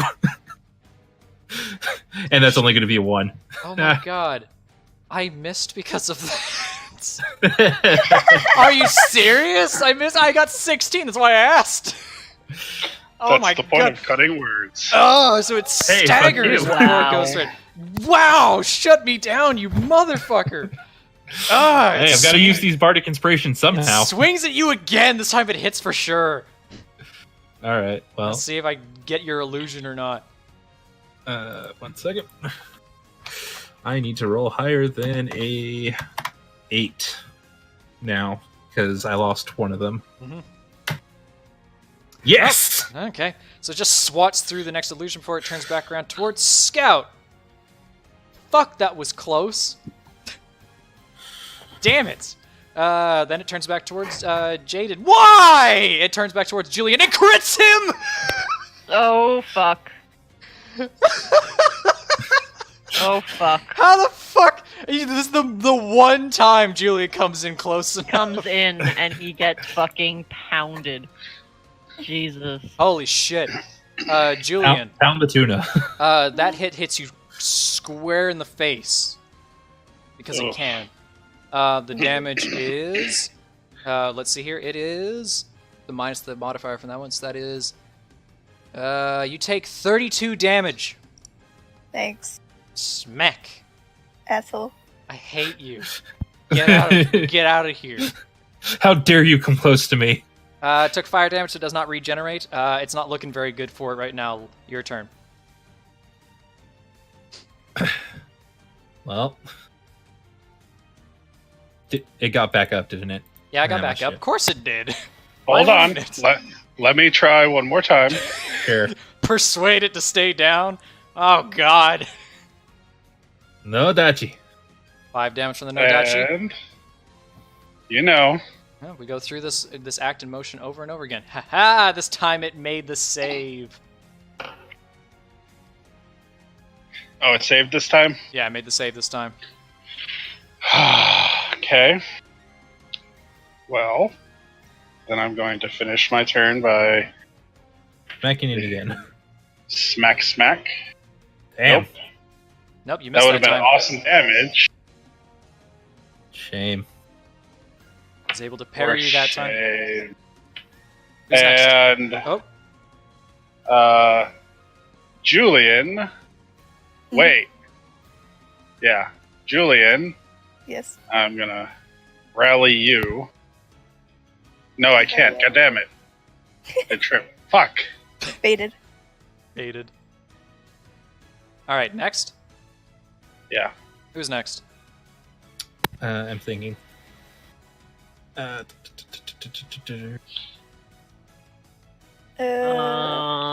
use that. Well, who needs healing more right now? I'm fine. I have Julian? 39 HP. I'm like, I'll survive another hit probably, but probably Unless only like Gavin the DM decides all 5 attacks go after Julian for some you reason. fucking better not. If you make all 5 attacks against me, we're breaking up. Oh god. Damn. The Damn. metagame, the real metagame outside the game. Oh god. Oh, I have to roll to see if I finally get back my whirlwind. I hate my life. I've been rolling like so bad. I got like a 4. I came close to getting it back. That's what you would say when you actually get back. Yeah, just to psych you guys all out. I need my 20-foot cube back. 20-foot cube. Uh-huh. We got this, and let me make it bigger. So it is there's your 20-foot cube.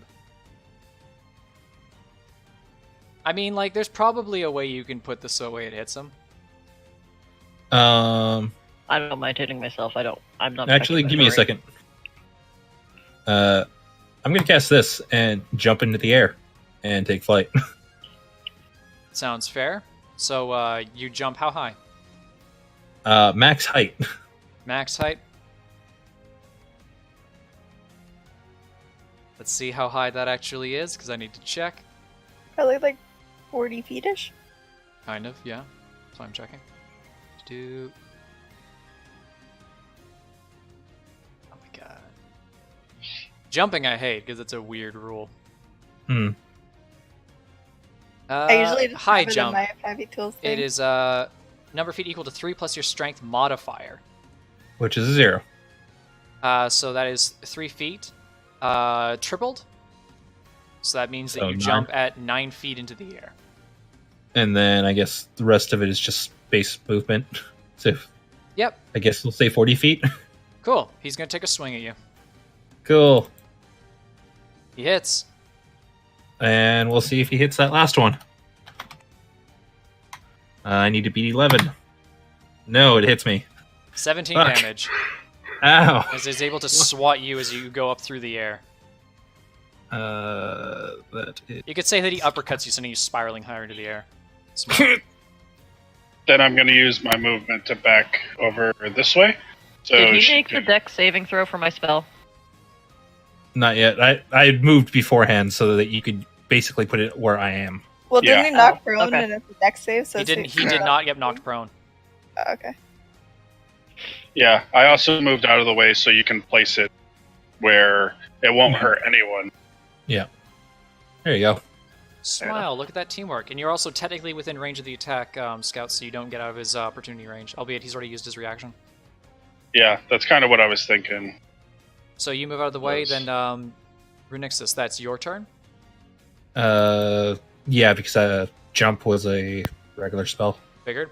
Jaden then goes next. You move the spirit onto Julian, and then you cast which spell? Erupting Earth. I take a bunch of a dex save. I miss it by 1 and hate my life. Yes. As you're able to deal bludgeoning damage to it. That's 4 bludgeoning damage to it. Bastard. I was really hoping that what's it called Sorry, Dex would 7 be used for that bludgeoning high damage. jump. And the explosion of earth underneath of you just doesn't like phase it too much, as it just like falters in amongst the loose earth now, unable to move properly. It's a magical attack. Yeah, so- wait. Oh. Yeah, Right. it's magic. Sorry. Well, technically, the weird thing is that it says like from non-magical weapons, non-magical attacks. Fuck me. That was non-magical Yeah. weapons. Sorry. An extra 7 off of it. Whose turns next? Julian or Scout? Well, I'm just gonna like thunderclap again. So All right. Just so so you you heal. guys are aware, I have not used fire Yeah. yet. He so- would be healing. Hang on, I got. do we need to use Six. fire this turn? If you don't We use fire, should, it will yes. regenerate Yes. HP at the start of every one of its Yes. turns. Well, I didn't want to burn my spell slot, but this also might kill him, so I'm gonna cast fireball. Holy I- shit! This one actually regains HP even if it gets hit with fire. Oh. Really? It's okay. I'm not ruling it that way. That's stupid. uh, It just regains less HP, so it's not going to make a difference. Oh, okay. so But this I is supposed to be need- like a troll that regenerates really hard. I need the 20-foot sphere 20-foot sphere? Yeah. Let's see what we got here. because I'm tired of fighting this fucking monster. I'm just gonna burn the spell slot. 20-foot sphere, which means it will be... Whoops. So go, that'd be 5, 10, 15, 20. There's your 20-foot sphere. Can I put it like here? That will miss that'll hit him. Barely. Okay. It just like tickles him. Technically, I mean, like, depending on the spell, you could put it, like, here as well to make sure. Because it would get Well- underneath Renixus. I'm casting this. Oh, okay. Ha! Wait. How much damage? 30. I'm tired of this fight. I'm bored. No.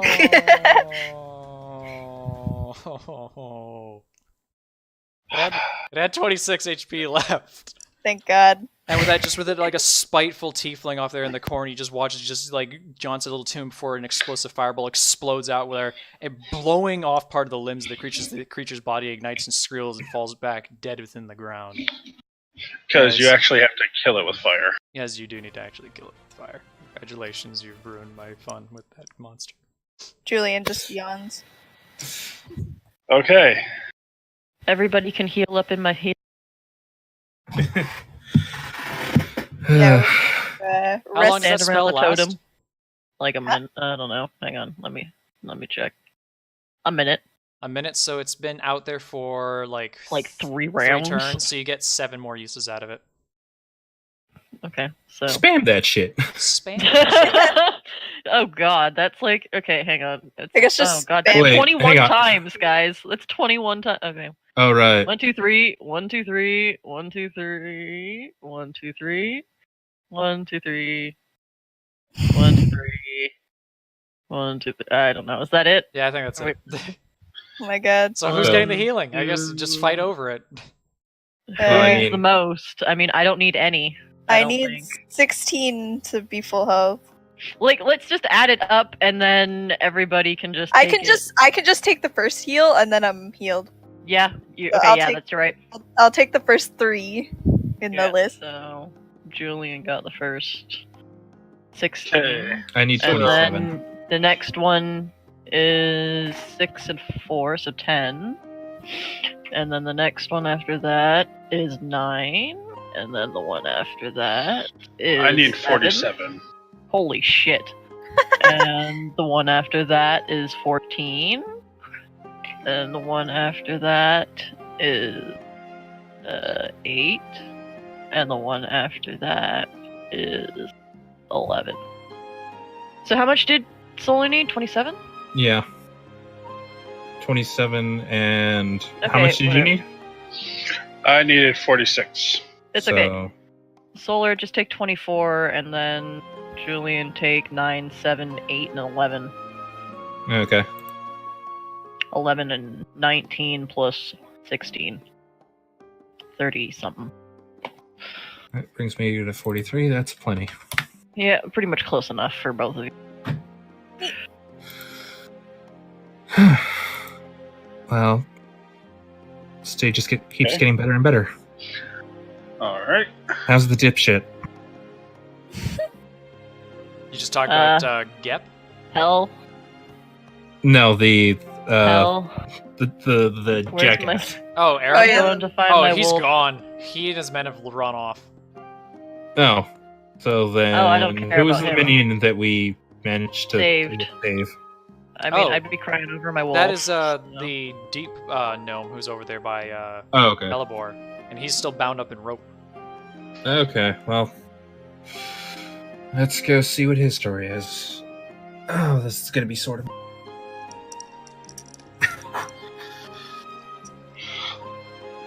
In the process of interrogating him, short. So, sorry, I had to take my headphones off for a second there. You are going to be interrogating the deep gnome? Yeah. Well, talking to him, asking him, we don't need to. Fair enough. I mean, he's already bound up in rope. Already been interrogated once by one guy. Yeah, And, let's try the nicer approach. So you walk up to the deep gnome as basically Hellebore just drops him back down on the ground there, and he goes like, "Oh, I thank you. Can you undo these ropes?" I untie the ropes. Hey, look it, we've got rope. Smile. Yeah. As he starts just like rubs away at his wrists and such like that, he just looks at you and like rubs his face a little bit too, as his nose is like kind of like bent out of shape, and he just looks at you and goes, "Oh, thank you there very much." Well, What was that even about? Sort of just looks at you and he just goes, "Oh, with Aramorn earlier, there's not much really. He's a bratty boy from the village." Yeah, we kind of heard about him, but what was he asking you about? You know something about something? Just sort of looks at them and he just smiles a little bit and just goes, "Oh, I have no idea what he was talking about. He's a completely innocent man in this hair crime." Guys who know how to convince people, can you... He's lying. I was there, I heard it. He's lying. Can you guys do something about it? yeah, know I might people. be able to. But I overheard... What's his face? Aram... Whatever. Or... Dumbass. Fuckboy Supreme. Yeah, that guy. He was asking him about something to give him information. He knows something, I guess, about the ki-rin legend. He really wants to be king, so he knows something about this whole damn thing. I just get it out of him. Mm. Too tired after this shit. I'm worried about my wolf. Somebody deal with it. He's going over and just like petting, like calling your wolf a little bit, just going like, it's okay, it's okay. And he's just like, "Oh." Yeah, no, we were just like cuddling over. I'm tending to all. Meanwhile, you cast hear a Cure Wounds on her. bounding sound down the mountain as you see Gep just sort of roll back down and just like land at the base, dizzy. I was actually about to go look for Gep. He just kind of he just sort of like spirals a little bit, unable to walk straight before falling on the ground face first. I pick him up and put him on the opposite shoulder.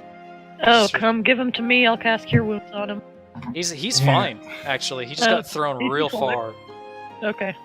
I just pat him gently. He just sort of goes like, "Oh, you're so shiny." Gap, you're okay. Gep, you did well. You did good. Gep slayed the big monster. Yeah, close enough. And at this point, you are speaking to the deep gnome again. So, what's being done there? I'm going to cast this spell. Unfortunately, I lost the lyrics to this one, so we're just going to cast it normally. As well. Oh, bye. So as you weave your words, what do you say?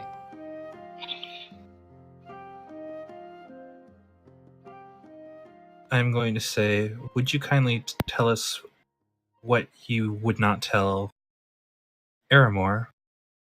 As you kind of do that, you sort of just lean forward, And- letting your cleavage become very visible to him, and it's hard to know if the magic did it or it was that. And would you kindly tell us what you would not tell him? It sort of happens to see the guy's eyes sort of ogle a little bit as the magic seeps into his mind a little bit, and he goes like, "Oh, I say, it's the least I could do for such a lovely lady who saved my life." Sort of looks to all of you and he goes like, but sort of looks panicked for a bit. "You can't tell anyone else. It's got to be Of our course. secret." Scout's honor. In fact, Sorry.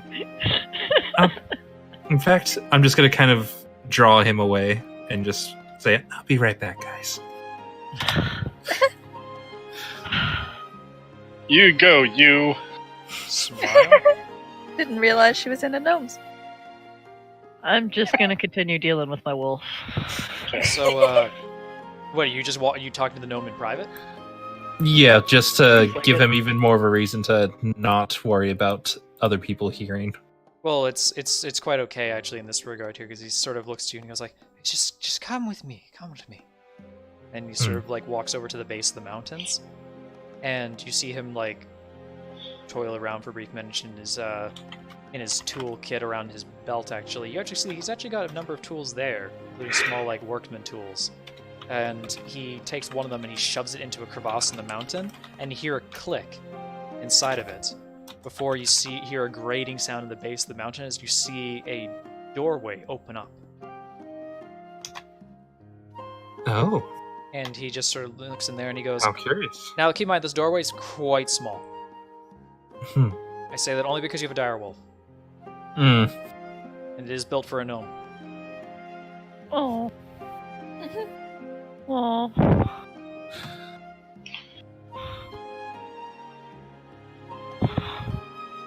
Stay outside. As the wolf nods, as it sort of just like comes in close to the doorway, sort of lays itself back down there and tries to watch. So we're crawling. So you guys enter in through the narrow passageway that's there. Hmm.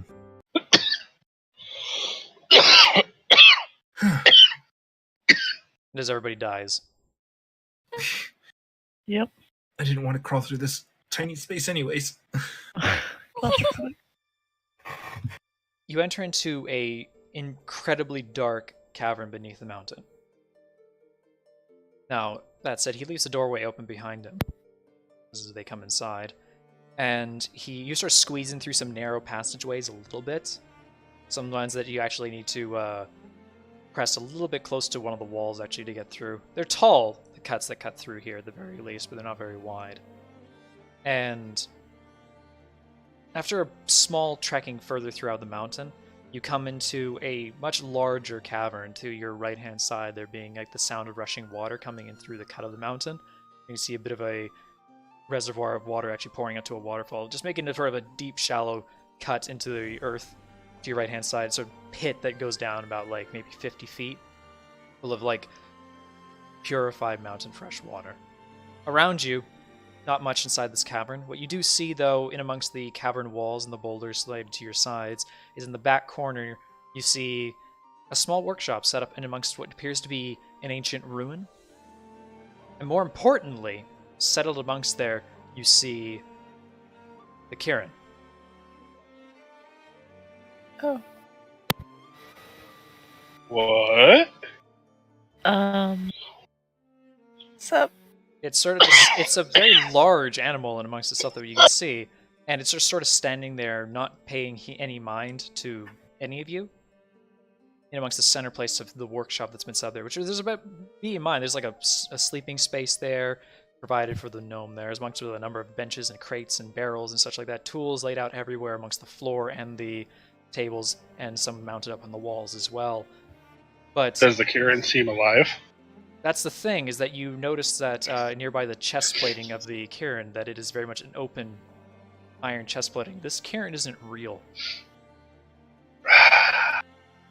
Ah. You came all this Good way craftsmanship. for a hunk of metal. He sort of looks to all of you and he goes like, well, I have no idea where the man heard about it from, but I'm sure someone else in the village gabbed about it.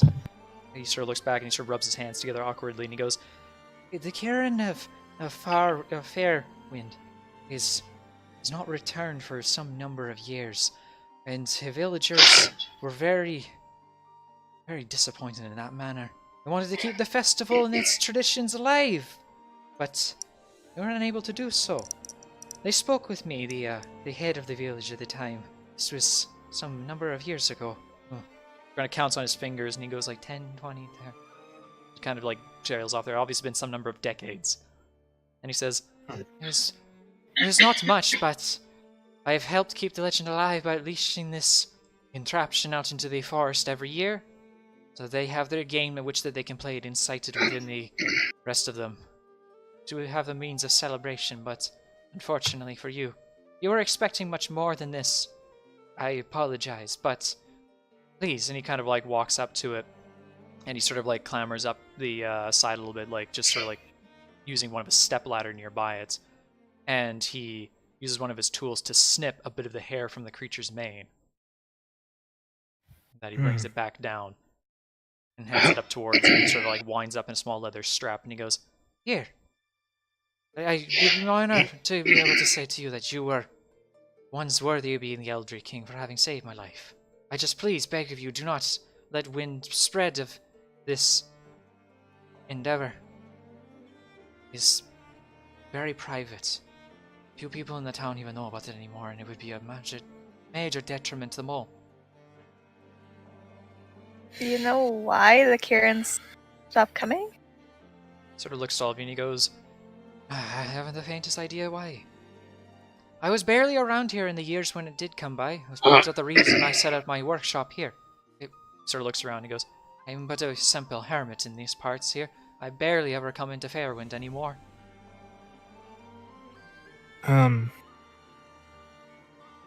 Just kind of looking at it, I'm just like, what did all this damage?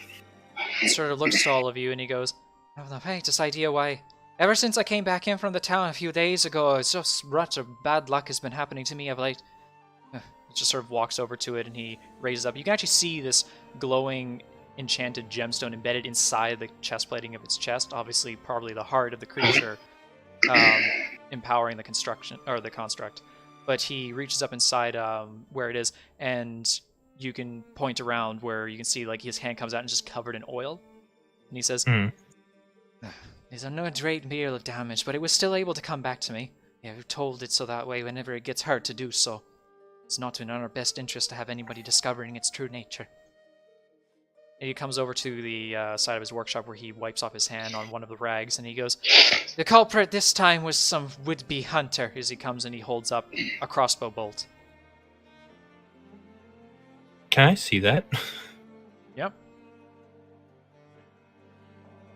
Comes over and he hands the bolt over to you.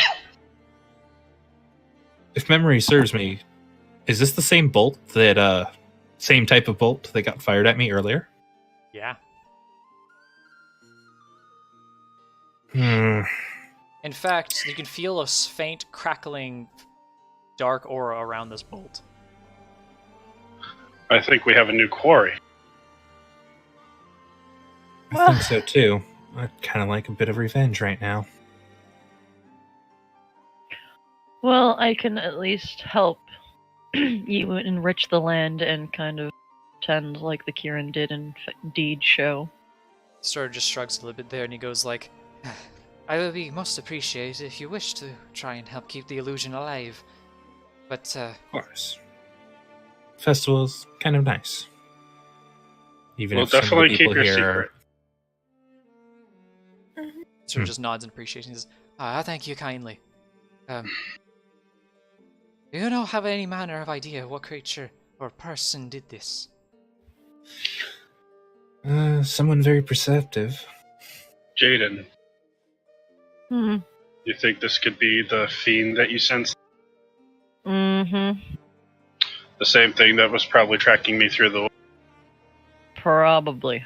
shot at Rin? Hmm. Been watching us the entire fucking time. What do you mean it's a fiend? There's something really, really, really not good around here. We were looking for the ki-rin, so we were looking for something celestial, but instead I found something really, really, really demonic. He sort of looks to you and he goes like, And then we ended up here, and then we fought trolls, but we still haven't really seen anything demonic. But sort of looks around and goes, "Oh, the trolls are being no mind, but fiends this part." He sort of looks around and he sort of looks panicked and concerned for a moment, and he goes, "Have you seen the fiend?" no, Not yet. we're looking for it. Not yet. The only thing that I can really say is that it was heading this way. Sort of looks to you Yeah. and goes, "Oh my. Oh, that's the premonition that the woman told me was right." Oh, for fuck's sake. She gets around like a goddamn whore. Probably more Anyway. so, Jesus. She probably fucking started this all shit. Anyway, what is it? What did you hear? What did she tell you? What is the Goddamn. prophecy? She What did she told say? me when I was in town. She called me aside in the streets. She gave me my Mhm. fortune, and I didn't much believe it. She told me to be careful. She told me that I was to be besieged upon by great evil. The card she drew with me was that of a demon. God fucking damn shit. God damn it. You drew the devil card.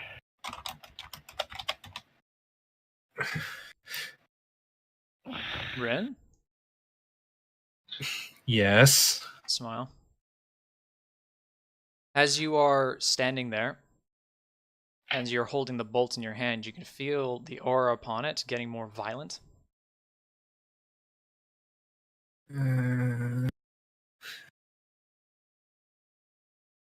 You know what? I'll blow this just to see if I can. Attempt to dispel magic. My God! And most certainly once you do that, the bolt becomes inert. Guys, I think it's on its way.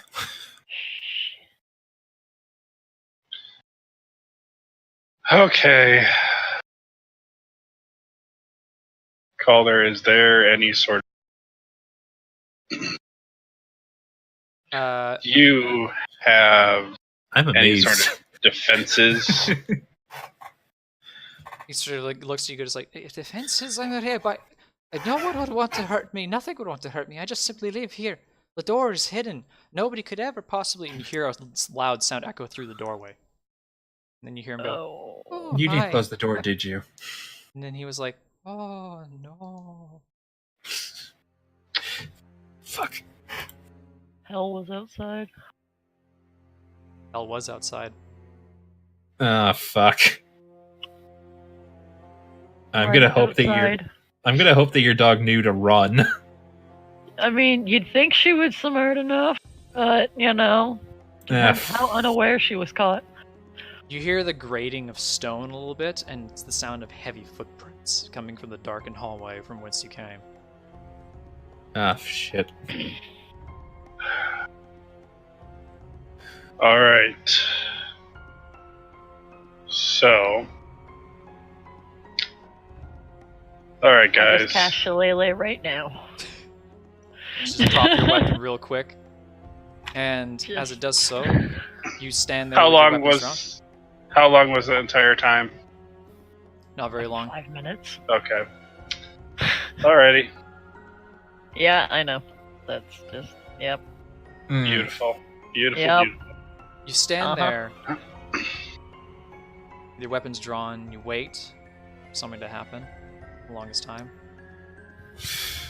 You hear the grating of stone, and yet looking down through the darkness lay beyond you, it's just beyond the range of your vision. You don't hear anything more than just a couple heavy footsteps. And the subtle disheveling of earth reverberating off of the walls. You hear very, very quietly footsteps coming in a little bit closer towards you guys. You don't see anything.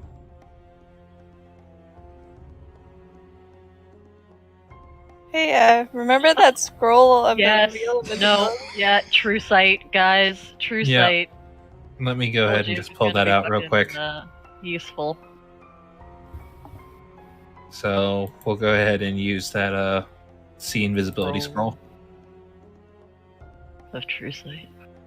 You quickly whip out the scroll and cast it as fast as you possibly can, which allows you to garner the insight of creatures veiled in invisibility. To which, for you, Renixus, you do see something now at the edge of your vision in the darkness. You see a wickedly tall demon. And it's clad up in armaments. You see a dagger the size of a short sword in its one hand, a crossbow in the other. A wicked tusked face with snarled teeth, a flaming mask upon it. Well, you know what? I don't want to waste that spell. Fuck. Definitely something there, guys. You hear a voice call out to you from the darkness, and the rest of you guys can't see, but you watch it match the lips of the demon as it moves. And you hear it say, Goldor, at long last I have found you. and then you hear growling emanating from behind the demon. You see glints of small pairs of eyes coming in around it on its leggings. Oh shit. You count many sets of eyes. Count 8 sets of eyes. And then you hear Calder go, Who goes there? Wait, what do you want? What do you want from me? The voice snarls a little bit more menacing and says, I am Erzloth, hunter of Baphomet, and you are my quarry. and Calder just looks like he's shitting his pants, and he goes, Quarry, I have done nothing to deserve this!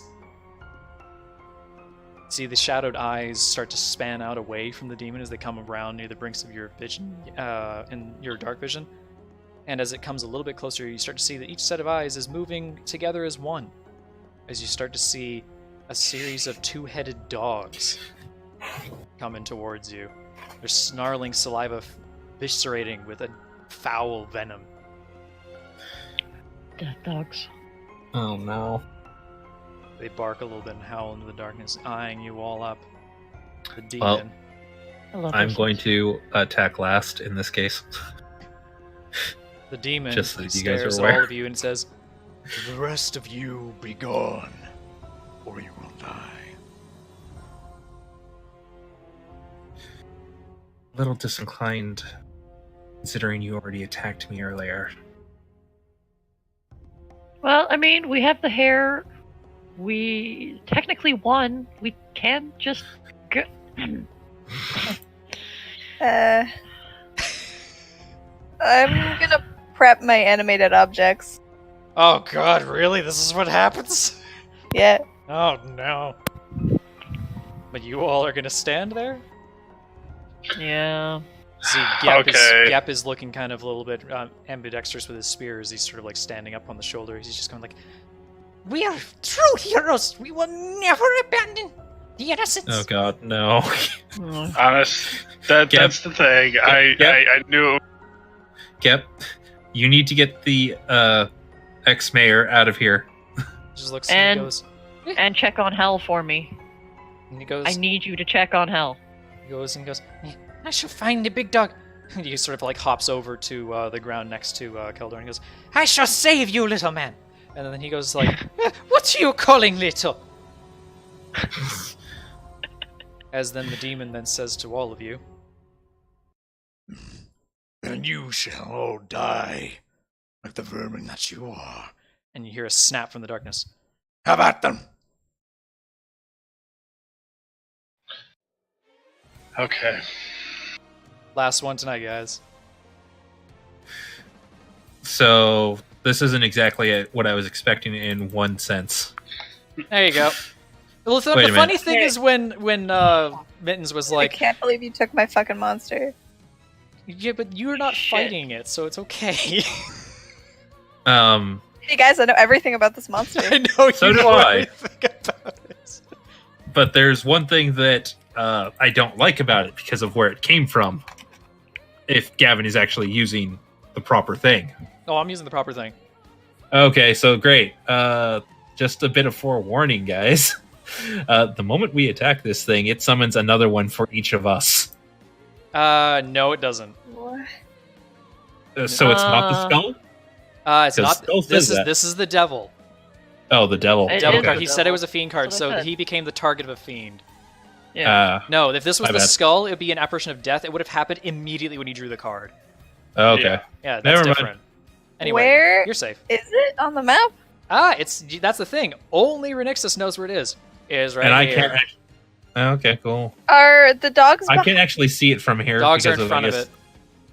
Are the dogs visible or invisible? Oh, they're Hang visible. on, You give guys me a can They're see minute. them. visible. Give It's me just A minute. How many dogs? There are 6 dogs. Fuck. I can see 4 of them from my current area. I I can can't see see 6 of anything. Why Oh, can't I look at see you it? with yours. Probably because you don't have dark vision, or I do. Yeah, why can't I see the dogs? you're further back than us. I have Maybe. dark vision too. And I'm not looking at the screen, so I don't know if I see the dog. All I see is dark. I can't even see anything. Oh, really? Okay, hold on. I'll make an adjustment to your token. Do you see it now? Yeah, because I Okay. have Okay. normal dark vision. You do, but the thing is that's supposed to be dim lighting, so that's why I do that. So that way you guys know that. Uh, Oh, but yeah, I have Anyway, dark vision. I'll make an adjustment to all of your guys' tokens, so that way you can properly see here, where my monitor I can comes s- back. There we go. I can see a little bit. Anyway, there you go. Oh well. Gav, I That's- want 4 beasts of half or lower. I'm You fucking using serious? conjure animals, but I have to use a level 4 slot because I don't have any more 3s, I think, because we didn't have any short rests, and I can only use it once per long rest anyway, I think. So, Well then. yeah. what So, I'm first of using all, right roll now. for initiative. 1 second. I already used my 5th level spell slot, so I can't conjure twice as many. Hey, will 'cause I go was level first 2. tonight sometime? No. Also, No, Gavin. apparently not. What? are they all relying on dark vision in here? I believe that they are. The beasts are at the very least. Okay, the beast. No, you're not going first. I'm invisible to the beast Let's see here. I need to check the because stats. of You're invisible to the beast because of what? the Dim boost lighting. stalker. Oh my, yes, because you're that hunter. Yep. Mhm. Fuck me. Like square in the butt. Oh, Let's see. My dexterity was not a natural 20, so who the fuck cares? You guys go first anyway. cool. I am gonna cast my animated objects. Did you make a token for it? There will be a token for you, provided. What are you animating it on? Shit, I'm pulling out of my pockets. Oh, well, I mean, Hazel kind of did the same thing, Yeah, so just use daggers. Yeah. Hey, Alright. everything. It's like, hey, this is the So last I comment, so need- just fuck or whatever. unfortunately, you can't do that with the magical, Who goes first? potentially magical. All right, so Kind of want to see. I'll go first. Hang on, I'm just trying to remember how many of these I can put up. Really? You guys don't want me to summon animals to combat the dogs? summon Sure. them, but let me. I need 3 medium and 4 small tokens, Gav. 3 medium, 4 small tokens for you? Those will be the same size in terms of their space. Yeah. So just use different symbols. Sounds good. This will be your medium. Okay. And the round will be your small. So you need how many of each? 4 of each? I need 3 medium, 4 small. There you go. Okay. Okay. So at this point, you see just Julian just like empty his pockets, just a bunch of shit onto the floor. He has hand-carved wooden totems that he pulls out and dumps them all on the ground. And as he casts animate object, they all kind of start like bouncing like they're alive. They're ready to bludgeon some assholes. Smile. Huh. Nice. So how? Hang on, this spell's really fucking confusing. How far can they move? 30 feet. Okay. Okay. I hate this spell. Hold on to your butts, everybody. This is gonna be a second. Yeah, that's usually how it came to me. Now that said, you don't get to move them this turn. You just simply summon them this turn. Same goes Yep. with the, same go with the dogs if you summon them, Jaden. Okay. They're all That's fine. summoned up, and I'm also gonna give bardic inspiration to Goat. Oh, Just scout kinda- with his bards. He doesn't even say anything. He just kind of looks over with all his little animated like wooden carvings bouncing around his feet and gives him a thumbs up. Inspired. That's my turn. All right, Scout, what are you doing? I'm gonna use one of my silver arrows. Aren't you know what I'm really glad about when I rolled for those silver arrows? Hmm. You didn't get banishment.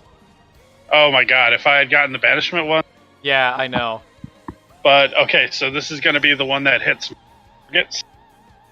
I'm targeting this hound right there Go for it. for the primary, and because he didn't act advantage. Oh god, this is the concussion bolt, isn't it? No, it's the you called it the beguiling arrow, but it's target and all other creatures within 10 feet take 2d6 for stab. All right. So Well, you take that shot at the dog and it hits, surprisingly. Yep. As it takes, surprise, surprise. So the it also takes the 6 force damage. Yep. So that's 10 feet. 16 damage to it there as you just sort of fire the arrow. There's this explosive shockwave around it, and it's for 10 feet around it. Yep. I'm circling it. Cool. Ugh.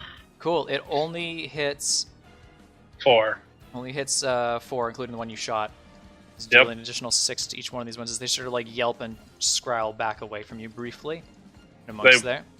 They're wondering where I am Seriously, because I'm this light still couldn't be outside? invisible.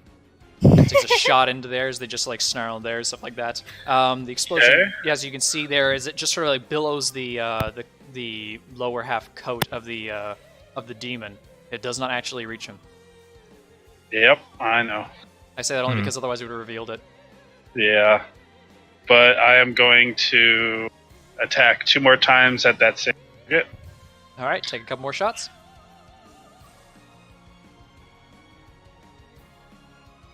And then the last one with the Gloomstalker. Take an additional 6 damage to it as you fire another one there, and you take an I additional could. 10 there. That dog is looking very full of arrows right now. It's actually looking so full of arrows that it drops. I guess that 2 that did it, it was living on 1. So you just fill it full of arrows after the first couple shockwave ones. It's just sort of like yelps and falls down, unable to stand up anymore. And that is it for me. Wait, Alright. Yep. action surge, actually. Oh my god! That way I can get the 3 shots again. Rangers and fuck. fighters, man. Yeah, I know. It's just whatever the fuck you want. It's just like I get to attack again. I get to attack again. No, I attack twice when I attack again. Which one are you hitting? That one. Sounds good. Take a shot out there, pelting it once with a with an arrow as it lodges itself between its heads, and another one. Man, these fucking Let me- rolls. Yeah, but it's also the advantage thing. True. What's your extra damage? I'm checking one thing real quick. Sure.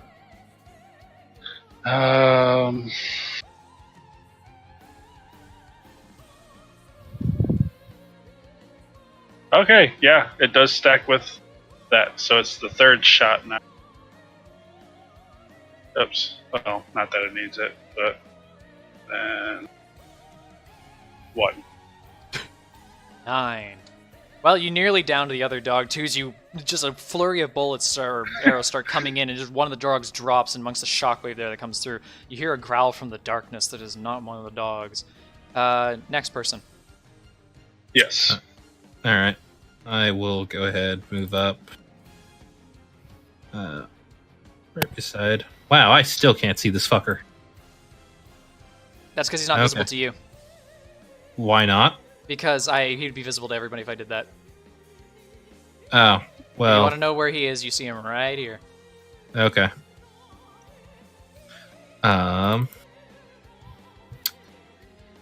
We're going to go ahead and I need a 20-foot cube.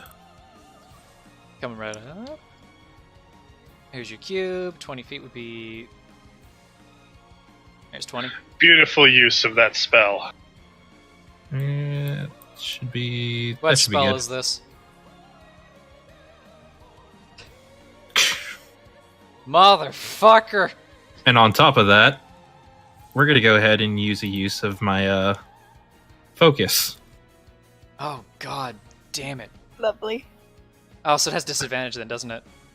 Disadvantage on the saving throw. Okay, well, the first dog gets a natural 1. Second dog will fail that as well. And the demon will also fail that as well. As they've all fallen underneath the effects of fairy fire. Wow. Put this poison cross symbol on them for right now. As you guys see, the hideous form of the demon takes shape. Well, hello there, gruesome. As you see his form Hello, begin to beautiful. glow in amongst the darkness there, as he looks down to himself, and even he can see himself in his invisibility. He sort of like growls angrily you in your general direction. Issues? Anything else? Back one. Now these guys are shedding light too, which means that like they're in bright light. So there's your point there if you need to contest it. Yeah. Oh no, it's dim light they shed around themselves. Well, whatever, you can clearly see them. Yep. Who's next? That would be Jaden. Yeah, fine by me. Yeah, I will... just think Jaden's the only one left. Yep. Other than Gep, which we told, do not move forward.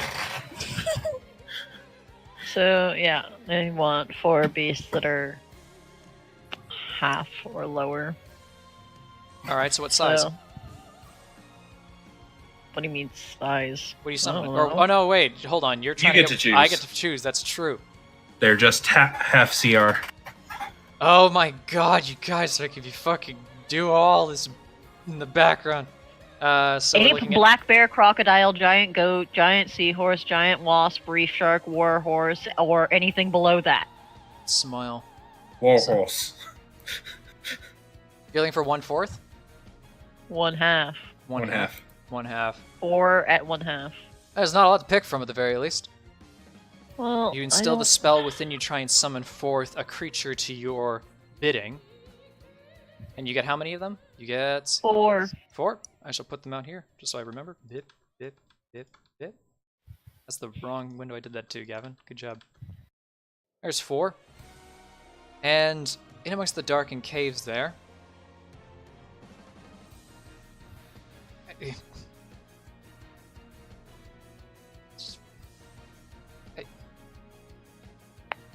What are you doing? To your here's the thing. To your threatening dismay, from the depths of the walls there, you see something clamber over top of the cliff edging face there. You see They better not be fucking spiders. 4 crocodiles clamber over top of the edge. Oh, I could deal with that. There you go, crocodiles. They're very shiny crocodiles. I just They need are- something different. I don't have a conjure animal token. Okay, well, crocodiles attack the dogs. Mm. And that's all they need to know. I don't have to do an action to tell them what to do. They have their own turn, whatever. And I am going to pull out some torch and tinderbox and not do any. Well, can I light a torch after conjuring? Not this turn. spells? Yeah, okay. You can't I will light it this prep. turn. You can pull it out, so that way you can light Okay, the torch if I you will need prep it. As of right now, it's not. Currently, right now, the dim lighting and bright lighting is not influencing combat at all because you all are in dim lighting. No, I know it's not, but Either way, it's good to have and prepare. So now it's the enemy's turn. Having seen these conjured crocodiles clamber their way out of the water there, you sort of see that Kaldor just sort of like shat his pants a bit, going like, "Oh no, it's really in there!" And they're not, but he doesn't know that. You see some of the dogs there turn towards the crocodiles and sort of like fearingly like look at them. The two that are down here bravely rush in to try and deal with one of them. For the other two over here, wanting to keep themselves pretty much as far away as possible from the crocodiles, decide that they don't care about the crocodiles. They couldn't give a single fuck about the crocodiles because they really don't care.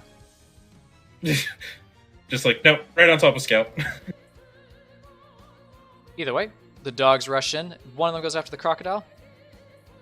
As I roll here. They have pack tactics? I need to check that. Probably. No, they don't. That's good. amazing. As one goes to bite one of the crocodiles, is unable to deal any real damage to it, but it is able. The second one is able to do it, as it takes 5. Oh, So these mark aren't it on nearly its as thing more there. Powerful. And say the disease does not matter on these celestial beings. That said, the dogs do come on top of Scout. I'm invisible to them. Right. Fuck. Sorry. Fuck. You know what? Fuck, I didn't actually cast that beforehand. Oh, this is gonna hurt. One dog hits you. 2 dogs Ow. hit you. As you are bitten.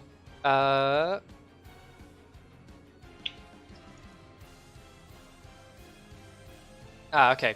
So, because the dogs attack twice, because double-headed and such like that, one of them crits you and you are hit 3 times. Ow. So you 1 crit, 3 times. You take 7, 3, so 10. Another 7, so 17. And you are crit for... Oh, fuck me then. You are crit oops. for 5 damage. Okay. So that is a total of... I can do math in my head, guys. That is a total of 22 damage. Okay. Now, as a that minor point of interest, give me 3 Constitution saving throws. Oh, you motherfucker. Mm-hmm. Yep, they've got a nasty ass poison. Oh, And you can stop now. yep, Fuck. yep. As you become poisoned. Okay. And with that one last point there to be made, your fairy fire is concentration.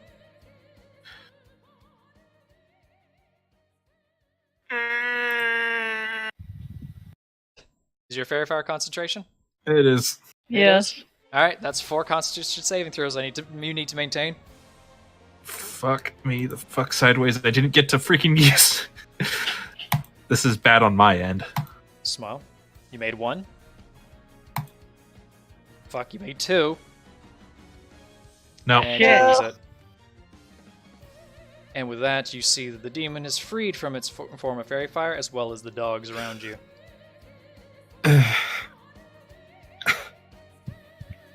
That said, amongst all that, sure.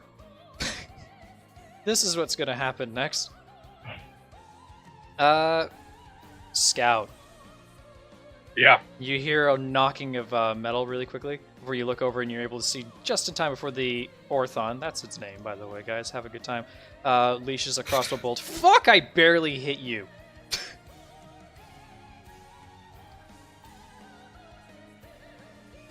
Alright.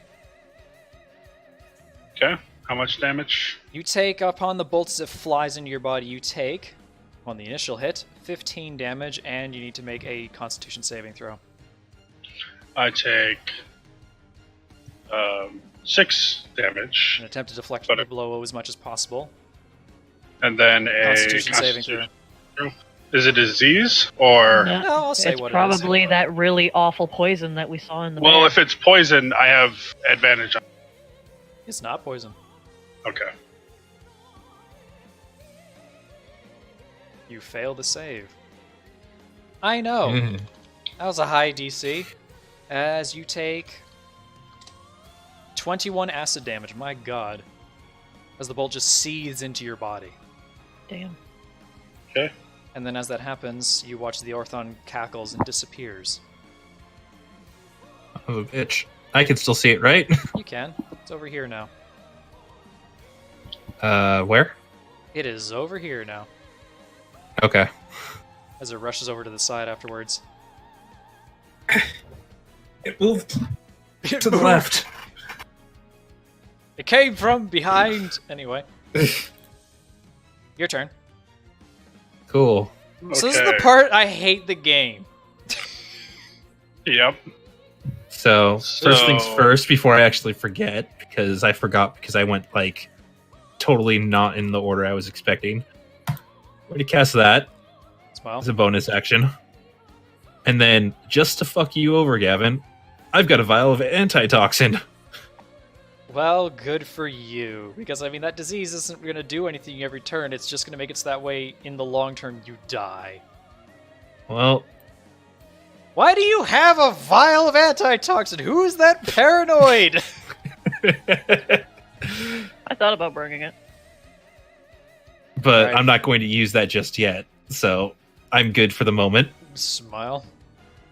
That said, because I hate you, I'm going to cast one of my much better spells. Cast Supernova.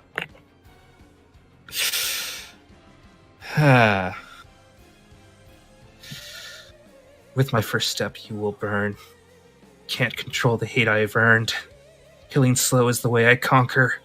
Until you know the meaning of suffer! Destruction wave! Oh, Christ almighty.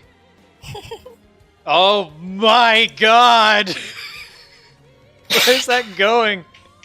That is a 30-foot radius from myself. Targets only who I tell it to. What do you And mean it's only... I'm- What? Here, I'll give you the spell info.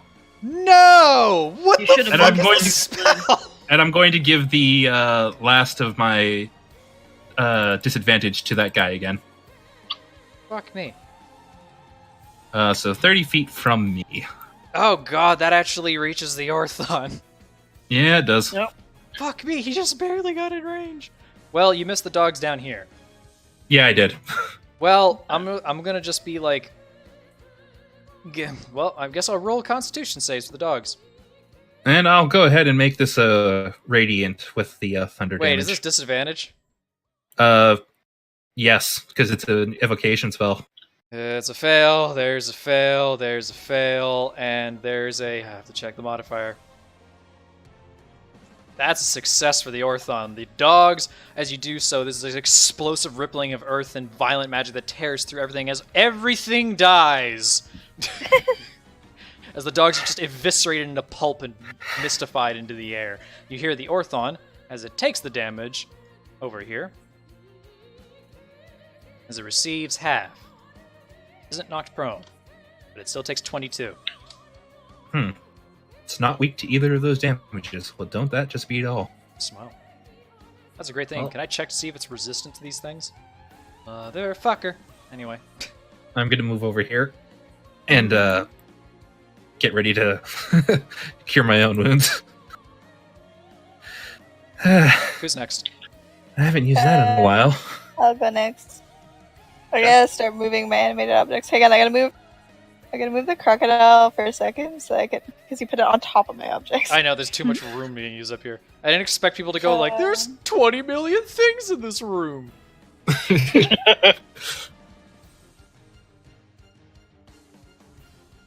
Is that within 30 feet? Yeah, it is. Holy shit! Mm-hmm. Then I guess, like, cause they, like, the crocodiles, like, are there, right? So they can't stand there. Correct. Could like a tiny object, like, But your it- things aren't tiny. But you I can guess get one there's more right that. here. Oh yeah, Well, that's, I could say attack the demon, and the crocodiles could just move. these other ones can just come over here. Just The old armor scout. Just give They don't Skelly- really know where the What do you demon mean is, the but- crocodile's just gonna just go after him? What? I tell them what to do. What Oh. part of I tell them what to do you not understand? You're Oh gonna my move them before my turn? No, you can. Well, if you want to get Well, the dogs, then yeah. Because then I don't could care if they put got these opportunity. guys down here. Yeah, There that's you what I go. was kind of Just- aiming Okay, for. now we're gonna Hey, look it! It's another evil donut. I know. we're gonna gang up on the dog. So hang on, I gotta look up the values. How much damage they actually do. I mean, these dogs are just perfectly innocent animals, Lainey. Could you just That like poisoned me. Yeah. No, perfectly innocent they poisonous carry dogs? awful diseases. A disease that literally just takes away your max HP every single like hour or something like Day. that until it kills you. So I'm gonna attack Oh. with the medium ones first. Yeah. Well, be gentle. Okay, hang Please don't. on. Please. Wreck their shit. No, please be gentle. Good start. Oh my god. Wow. Wow. Holy So shit! They all Oh. hit. What do you Hang on, let me, Those three. No, he doesn't hit. The dog Sorry. parries them. no, let me roll the damage. What the fuck? Hang on, I have to type all this out. I don't have any of it macroed. I should have macroed it. Yeah, you should. And the 220s were crits, so Oh Double yeah. the dice. Oh god. So here's the first one. And then here's the second one. And then here's the one that didn't crit. Okay, so what's this? Okay, I'll just. I guess like the two that crit on the top are gonna attack this one, and then the 8 damage to So the that's bottom one. 14 to that death dog on the first crit, as it sort of just like slams its jaw up into its own mouth, and then the other one just looks over briefly in shock, and then it gets its own jaw also hit up into itself. Fuck me, as that one also takes an additional. Oh god, I'm not doing this math right. It is It's there. 13, That's 13. 26 to one, and then 8 to the other. Yep. Now we're gonna do the small ones. Okay, it was nice Uh, having pets. D20 plus. You didn't need those pets. And I got 4 of these boys. Oh, that misses. Oh my god. Okay. Maybe I didn't need them. The Maybe small I'm ones bluffing. suck. Okay, only the 16 probably hits, right?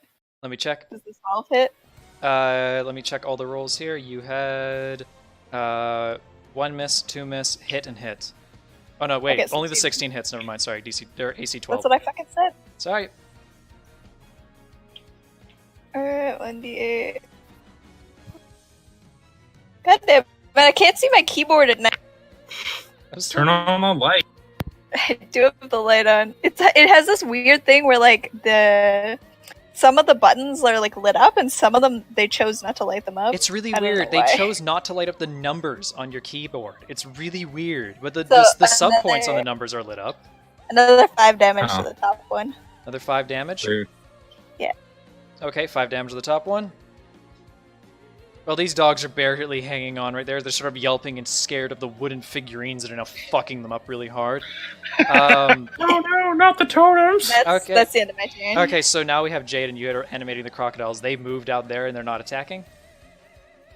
Vroom. Yeah, I'm going.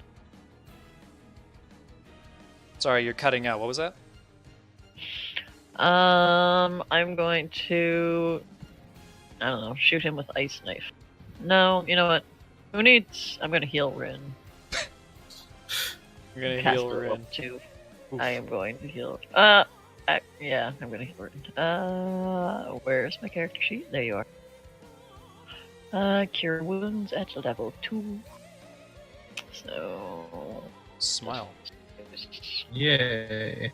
dope. So And 7 and 7 and 8, so you're at 15. 15. That brings me to there.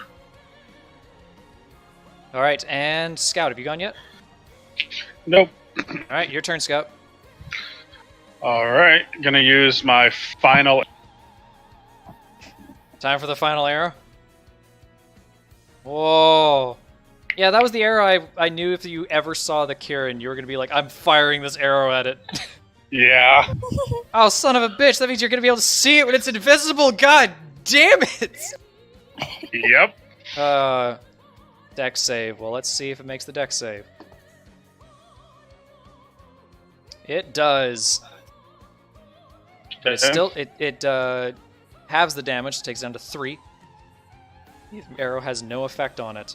As you just fire it off, there's sort of just like clips past of its arm and just embeds itself into the wall behind. All right. Then.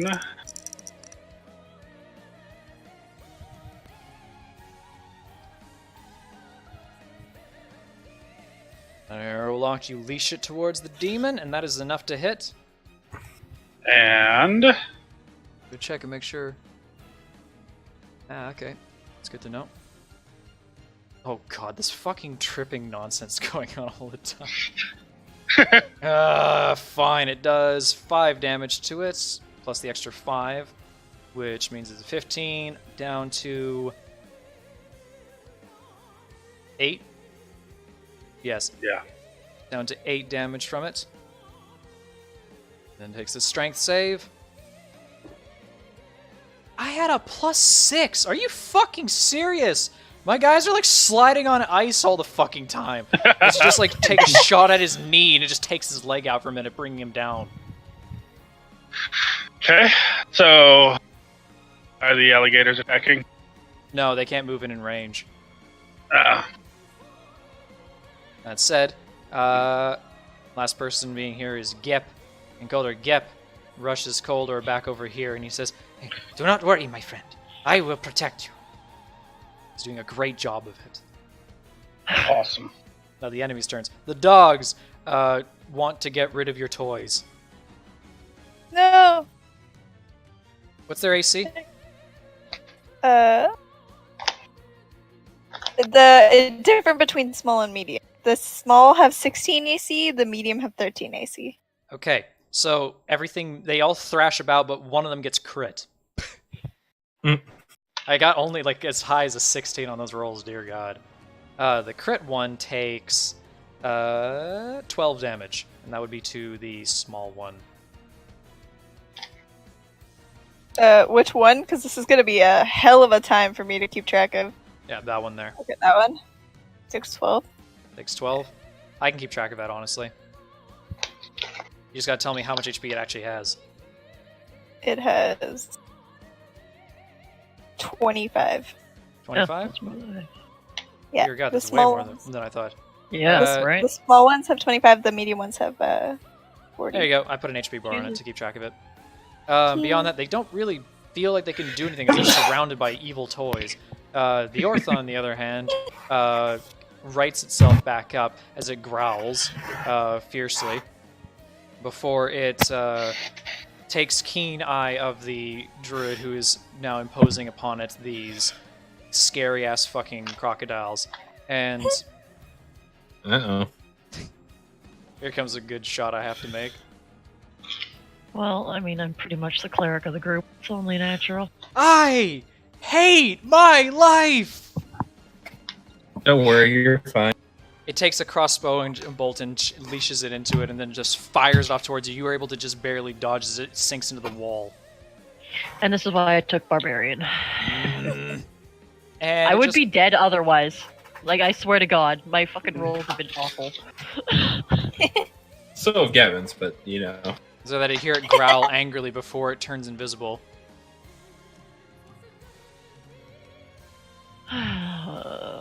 Ah, fuck! I need to see it. Why haven't I used my fucking... Oh. I haven't done Rin, that. where'd it move to? Where did it move to? It's down over here now. I missed that ping. Down here. I needed like way in the bottom left corner. Okay. Yeah. down Okay, there, I saw it basically. that time. Either way, your guys' It's turn. closer to the exit again. Hey, so let's just get the nonsense out of the way right now. Like, Lainey, can you just like do your Oh. toys? Yeah. Hang on, we go in. Pulling up my page. Okay. Here we go.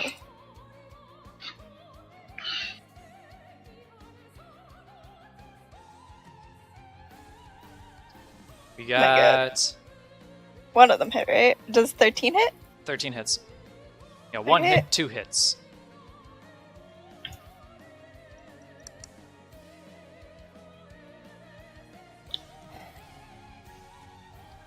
This one. So that's. Well, does 12 damage kill the top one? It does. As you watch it Yeah, just that- bean and as you just see it fall to the ground dead. Such a sad way to die. Killed to death by wooden toys. I guess the 9 hits the other one. Uh, And that. The 9 does hit the other one. Smile. By the way, did Lainey mention the fact that these toys are all like carved after her family that are dead? No. No. Grim. Interesting. Grim. 2 hits. I mean, Jaden kind of tried prying, but she didn't get very far, so. Smile. They're very sad. He's a very sad boy. Another 14 damage. Takes another 14 damage as this dog is barely clinging to life as it's just sort of like yelping sorrowfully for itself. Hey, Alright, what's that's with the it. rest of your turn? Wait, I didn't roll. Did I roll for 2 of the stupid medium boys and not 3? You rolled for 3, you missed with 1. Oh, okay, right. I'm done. Yep, you're That's done with that, but you still have your full turn. Yeah. That was Oh. just them. That's just them acting. I guess I'll go. I have to hold concentration, so I can't really do a whole lot, to be honest. You can still cast a spell as long as it doesn't require concentration on top of it. Oh, really? Okay. Yeah, you get Oh. fireball. I dare you. I don't have any more spell slots for Fireball. Unfortunately. Damn, you have none left above 3? I have, like, fuck all. Wow. I'm pretty much out too. Well, that means I definitely So make this I encounter, pre- right? I don't have anything that I can do, because all my spells that I have require concentration. So I'm just gonna chillax. He's gonna stay way the hell back next and party next to Geb. There's back there, and Gavin goes like, "Oh, hello there." As he sort of like Hey. just Kaldar, our main hand, just going like, "What are you doing?" Okay, I'm- Who's next? Hold on. Ah. 1 second. I'm just.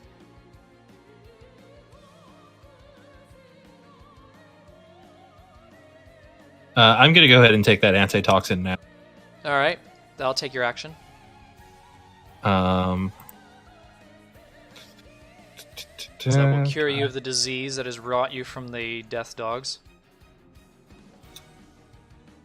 I was expecting maybe somebody would just sadly die like after this session. I'd say, and you died of poisoning afterwards.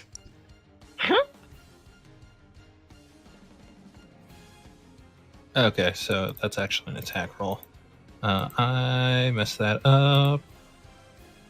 Okay. Alright. So, using Rin's direction, I'm gonna shoot blindly direction. That's disadvantage on the shot, but you can do it. Yep. It's in that vague direction. All right, I'll take your word for it. The fuck did you hit anyway? I mean, Damn. you hit him. It's only fair. Whoop. As you see, you unleash an arrow that just slams into him, breaking his invisibility. As he takes 4 damage. Okay, now that I have him in sights.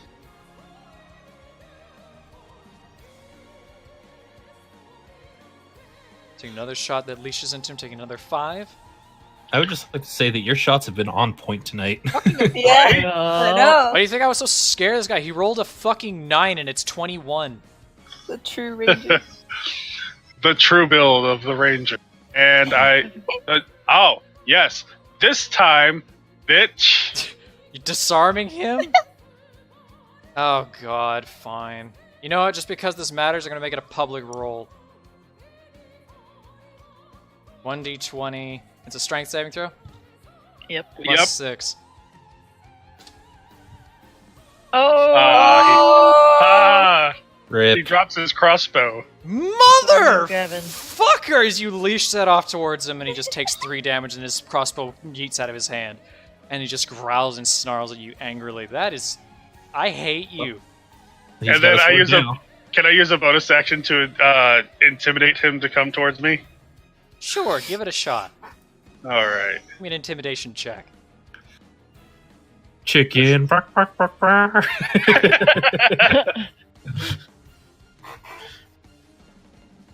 Oh. Eh. Meh. His retaliation is unmet. Alright, who's next? Jaden? Or Nexus? I'm still seeing if I have a. Jaden, your turn. You know, I got one. I will go ahead and cast Healing Word, just because I can. The alligators can see him now. Oh god, I hate my life. Am I gonna fucking lose this guy to fucking imaginary crocodiles? This better gonna happen use a to you little when you thought. use this fucking monster, Laney. Yeah, 5 people are gonna fight him. Here you go, Scout. See, this is how you heal. Oh, Thank you. fucking Christ. Rejuvenated. Anything else for Nixus?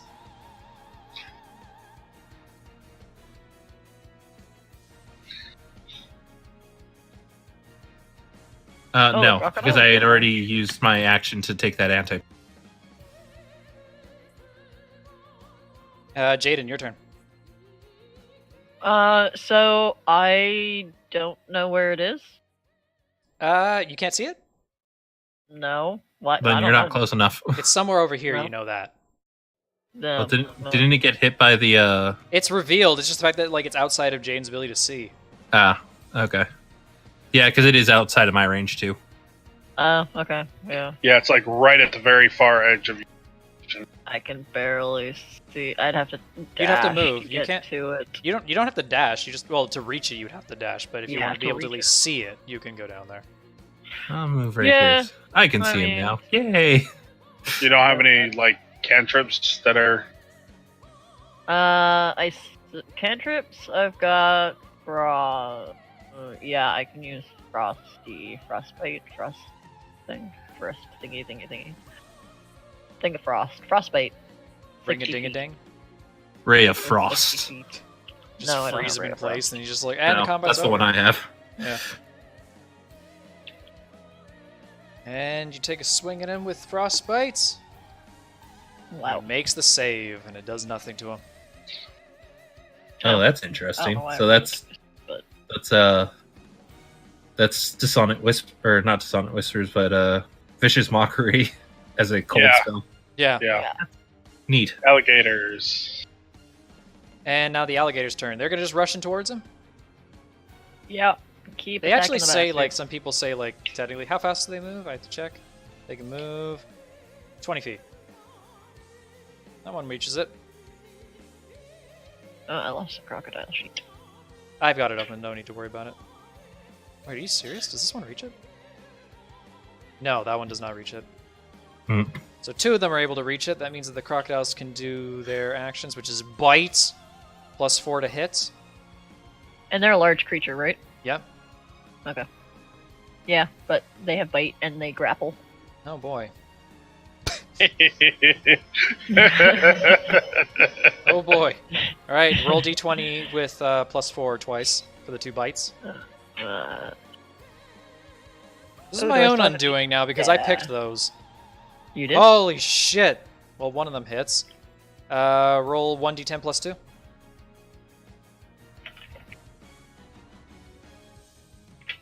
People have always asked me, do they count as magical damage? And I say, no, they do not, even though they're conjures of spells. That said, he has to make his, oh, Grapple, DC 12. oh, it's a free grapple. He's straight up just grappled now. Oh, Yep. yeah, it is grapple. Yes, to escape. Let out. And Yes, what's with you guys not letting me move? It's really annoying! Fine. Says Well- the one who chose the creature. It's now the enemy's turn. You deny me my dog, I summon crocodiles. The dog here, seeing an opportunity, lunges for you. Gives opportunity attacks to your little objects, Julian. That gives How it to many? 2 mediums, Four of them. 2 mediums, 2 smalls. And watch them all miss. As it just Watch sort of them all leaps over crit. them trying to go. And that one hit. That one hit. And then the 2 smalls. Damn. Oh, well, there's the crit. Never mind. Okay, so I'm gonna just tell you, this thing has 8 HP. I'm just gonna say as it leaps through the air, it just think gets beamed to death as it just falls dead next to Jaden. Just fuck I'm off gonna with turn and just give Julian this big, like, thumbs up, like, yeah! Just thumbs up back. Good job. The toys are all like dancing a little bit. Seeing as the seeing, I've just imagined Thomas the Tank Engine. They all do have like really crudely drawn like ugly smiley faces on them. Oh god. All right, fine. So, seeing as everything's gone horribly wrong, sorry about the pinging there and such like that, for the Orthon there, as he's sort of like wrestling with the crocodile there, you see him reach into his pocket and he whips out an iridescent red crystal. And then he just growls at all of you. He just says, "Come out and get them!" as he throws it forward as it lands on the ground, roughly around here where I was pinging. And then you just see it just vibrantly glow red and explode until the earth is singed, and then you watch as 4 flaming dogs pull themselves out of the ground.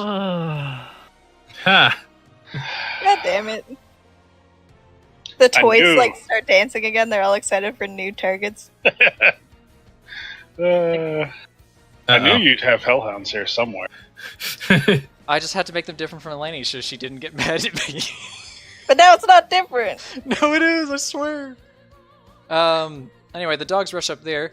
This dog here looks down at your sea of toys and decides he's going to flame breath them all. No, Oh. my sons. Actually, I'll do this one first, because this one will hit all of them and such like that. What's the range of that Okay. flame breath? 15-foot cone? So that means... No. Oh, he has to take 1 step slightly closer. And he's going to miss these 2. The Yeah. other ones will get hit. That means your little toys have to make little tiny dexterity saving throws. What the heck is their dexterity? Okay, they have. God damn it! They have fucking different decks. It's gonna take 1,000 years to roll. We're doing Oh. one. We're doing 2 mediums. How do you do saving? It's just a Rhythm? D20 plus their stat. Okay, but so if their dexterity is 14, that's a plus That means 2? plus 2. Plus Yes. 2, So yeah. pl- And you, then you have 2 12 mediums is and 3 1. smalls being hit. Okay. So 3 mediums. No, 2 mediums. 2 mediums, 2 3 mediums? smalls. Okay, so we'll do the smalls first. Oh, whoops. Nope. Rip. And then the big ones.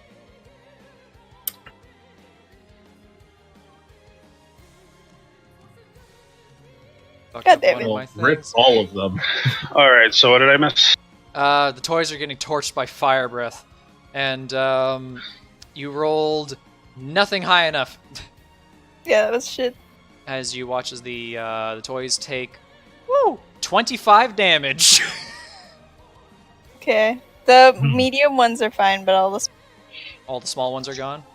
How much does the medium ones take? they still have 15 HP.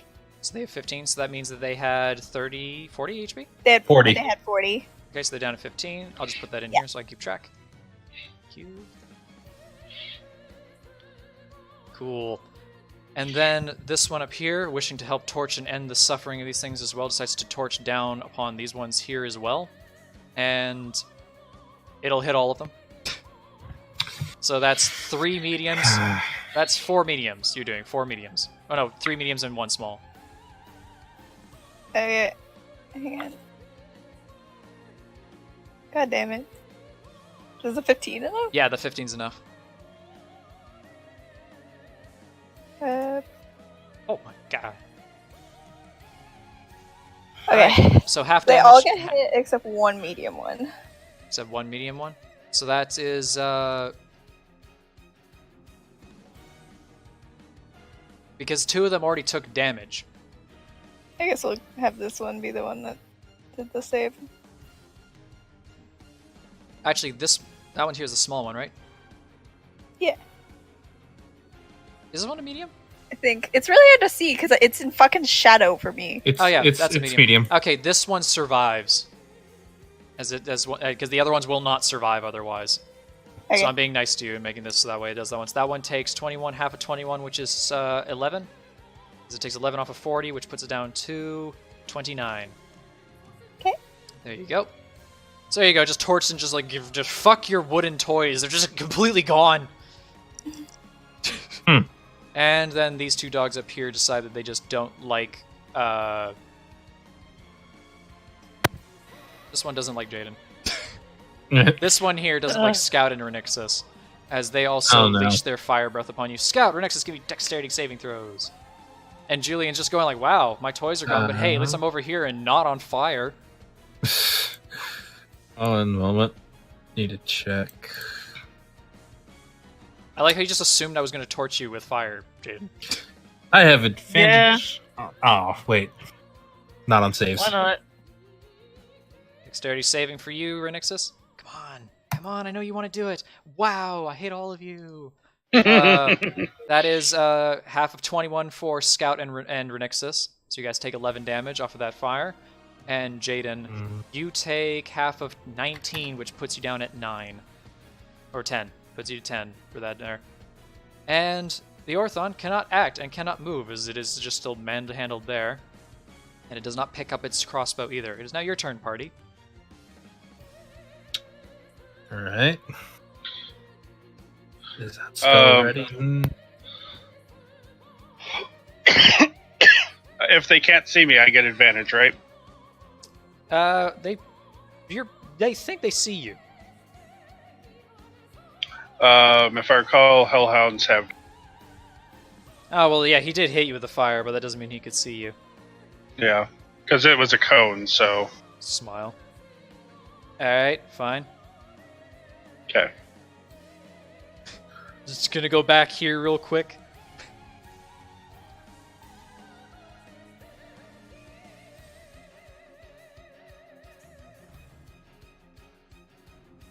Take a slice at it with your Nodachi. You deal 15 damage to it as you just sort of cut into its back as it's now freaking out as it has no idea where it's getting hit. And my god, these fucking hits. They're not even crits. Another 16 off as you just sort of lob through body parts and just taking chunks of molten earth with it. Anything else? No, that'll be it. Alright, who's next?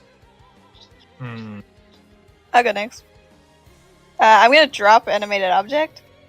Alright, so your toy is now gone. And I'm going to polymorph myself into a T-Rex. Motherfucker!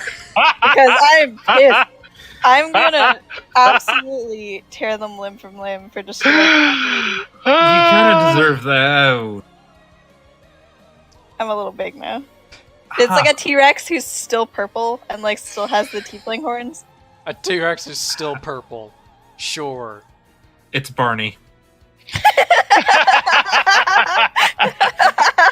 Oh my god. So just hear Jurassic Park in the background as like a fucking T-Rex pops into the cave. It barely fits in there, and everybody's like, "My God!" as it rushes over there, and all the dogs yelp That's in fear. too big. Okay, I'm gonna attack this one. A poor bastard. Okay, So you get 2 attacks, one with bite and one with tail. They both have plus 10 to hit. this is gonna be a good typey type. They're both plus 10? Yep, you have to hit with the Okay, tail cool. first in case you grapple with the mouth, honestly. You can grapple? Yeah, you grapple when you hit something medium or smaller. Yep. Oh, Well, it hits. And again. yeah. Yeah, they both hit. So do your tail first. That's 3d8 plus 7.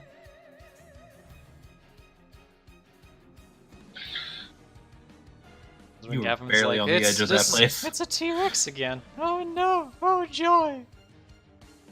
That's not great. Well, on the plus side, for this instance, it's actually the caster that's so she has to maintain concentration on herself. Yeah, you damn well I know that needs to be the case. Yeah.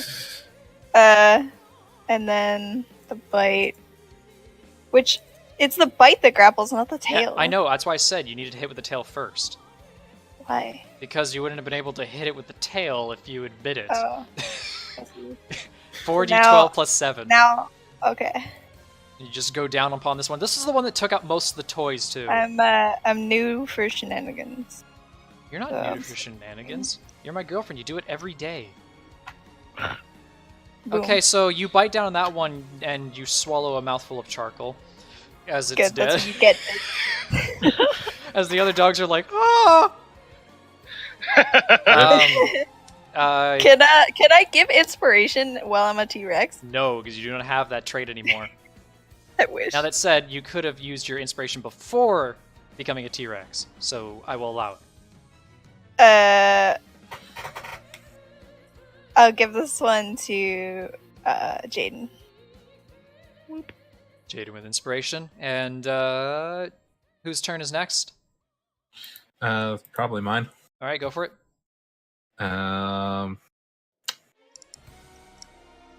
Let's see, does this actually? No, it doesn't. We're going to cast this one. I'm a wizard, Harry. I mean, I am.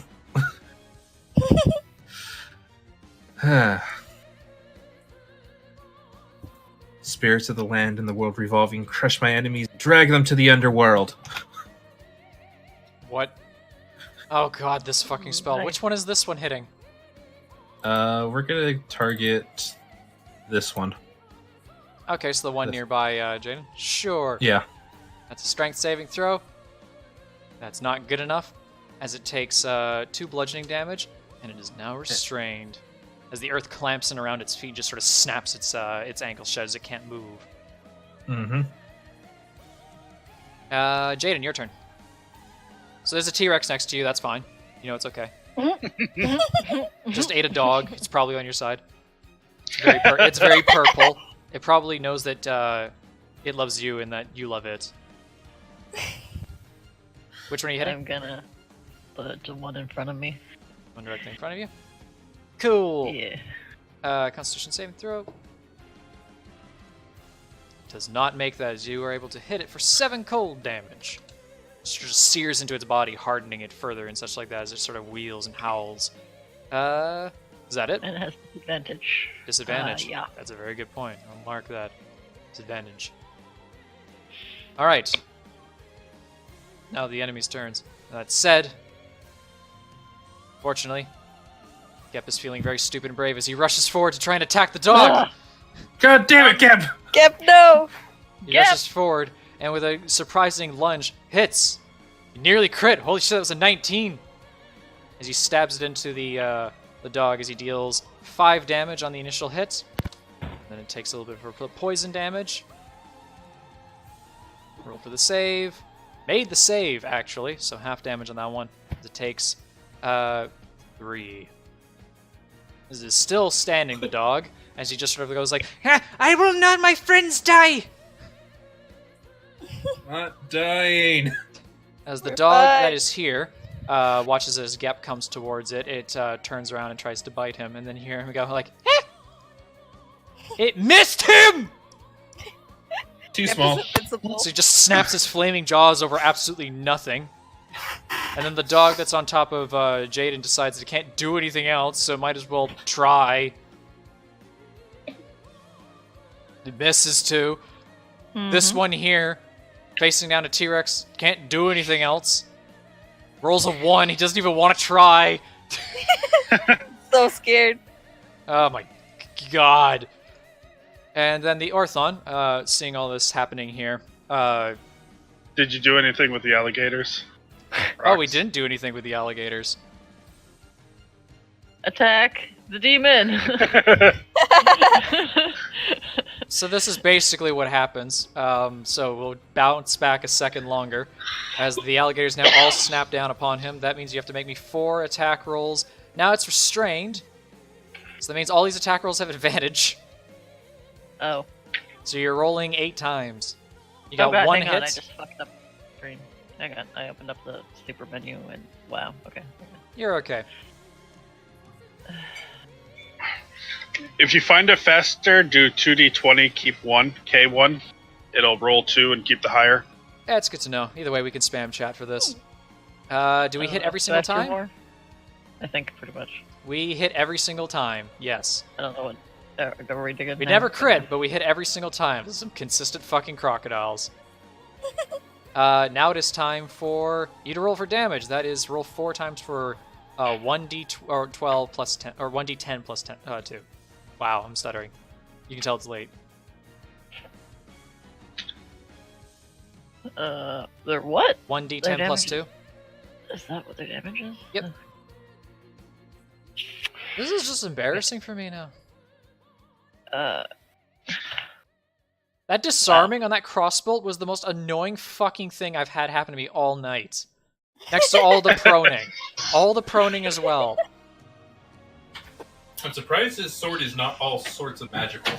Or his dagger, I guess. Yeah. Alright, it takes 2 damage. It takes 2 damage. It takes 6 damage. And it takes 3 damage. These just like start tearing into the creature's angles. Now, fast forward ahead to the creature's turn there.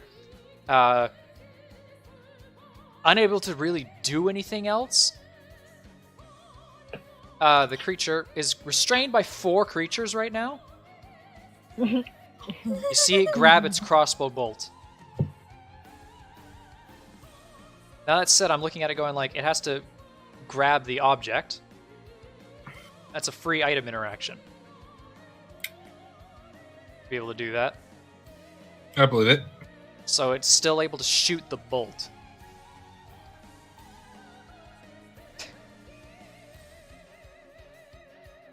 Alright, I guess fuck it. Take the shot.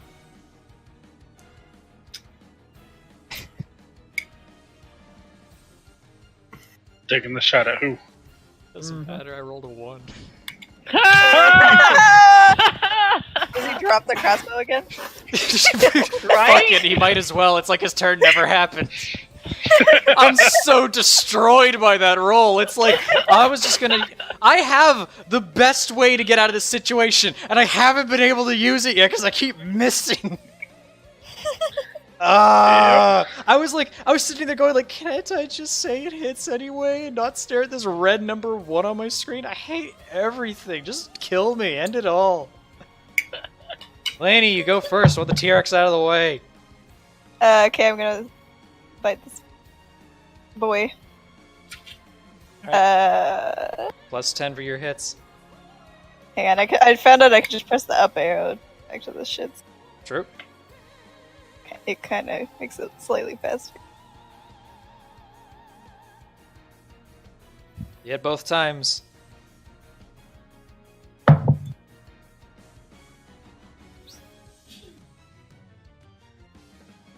That's not a very good tail swipe. It was a very good bite. As you deal 30, you see 40. Deal 40 damage to the dead hellhound. As you just munch it one more time as it explodes in your teeth, just leaving cinders away in your wake. Because the T-Rex has had a very full appetite. You're going to feel very strange in the morning. He burps happily. You can And move. steam comes out. You, by the way. I guess I'll move, like... I don't know, I'm kind of good where I'm at. At At least until the alligators move. Yeah, I'm good for now. All right, so let's go to Jaden now, and let's get your crocodile bites out of the way. So it's with advantage again. So here, so it's D1, 1d20 It's plus. 2d4, 2d20. Yep. K1. 2d20 K1. Yep. And plus how much for the crocodiles? So that It's 4. That's correct. Alright, do that 4 times. That's a neat little thing. Oh, it's a great thing I didn't know about. You hit twice, so roll your damage twice, which is 1d10 plus 2. Sort of just munching on this guy's legs. I mean, not doing a lot, you're still just holding him down, which means the whole point he's invisible makes no fucking sense. I wonder, is like, can they have disadvantage on attacking him when he's restrained and invisible? I'm pretty certain that's not a case. Nope. And that's another 9 HP in total off of him for the crocodiles. Jaden, what's the rest of your turn going to be like? Okay, so I'm gonna run closer. I'm gonna regret this, but yeah. Hellhound takes a snip at you. Yeah, go ahead. As it's restrained. I rolled 3 ones in a row! Whatever. See, whatever. I can't Meh. I want your crocodiles to go away. Whatever. And I'm gonna use my shifting ability to mark him so I can officially just see him where he moves. Well, fine. It's not like he's invisible anyway, but he's marked by you now. Yes, so now I can officially just know where he is. And Renix's scout. I'll tell the crocodiles to make space for Julian whenever. they- Alright. Oh yeah, make space for him when he comes through. I'm attacking the Hellhound.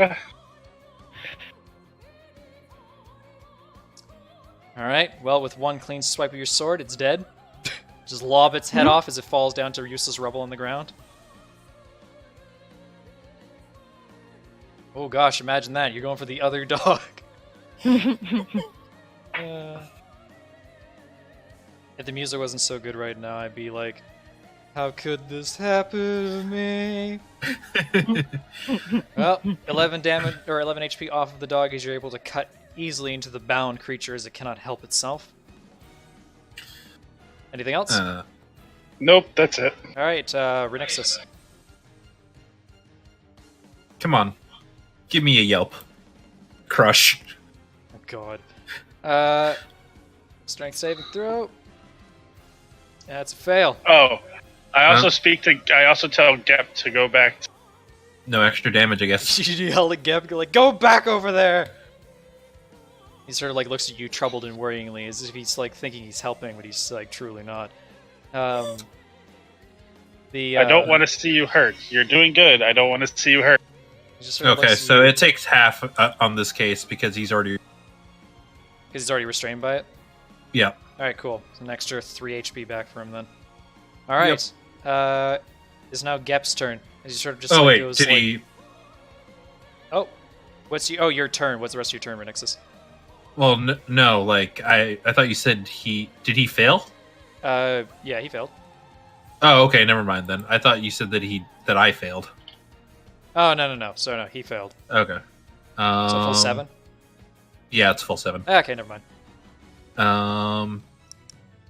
Don't you have What? Vicious Mockery for a bonus? Is that a bonus? No, that's a regular action. Oh, it is. That's right. Yep, it is. No, then I have nothing else. That was my action. So Gep stares Continuously around at crush the all of dog. you, kind of like worryingly, like wondering like if he can be able to do anything to try and help. Gep, where's hell? He just sort of Remember, looks dog? to you and he just goes My like, dog. he just sort of looks to all of you and such like that, and he just looks back towards Kaldor, and then he looks back towards Jaden, he looks back towards Kaldor, he looks back towards Jaden, he looks over to the T-Rex, he looks to Jaden, he looks back to Kaldor and back to Jaden. And then you just sort of see him just go like, as you see him just take off this direction, disappear out of the Where's cavern.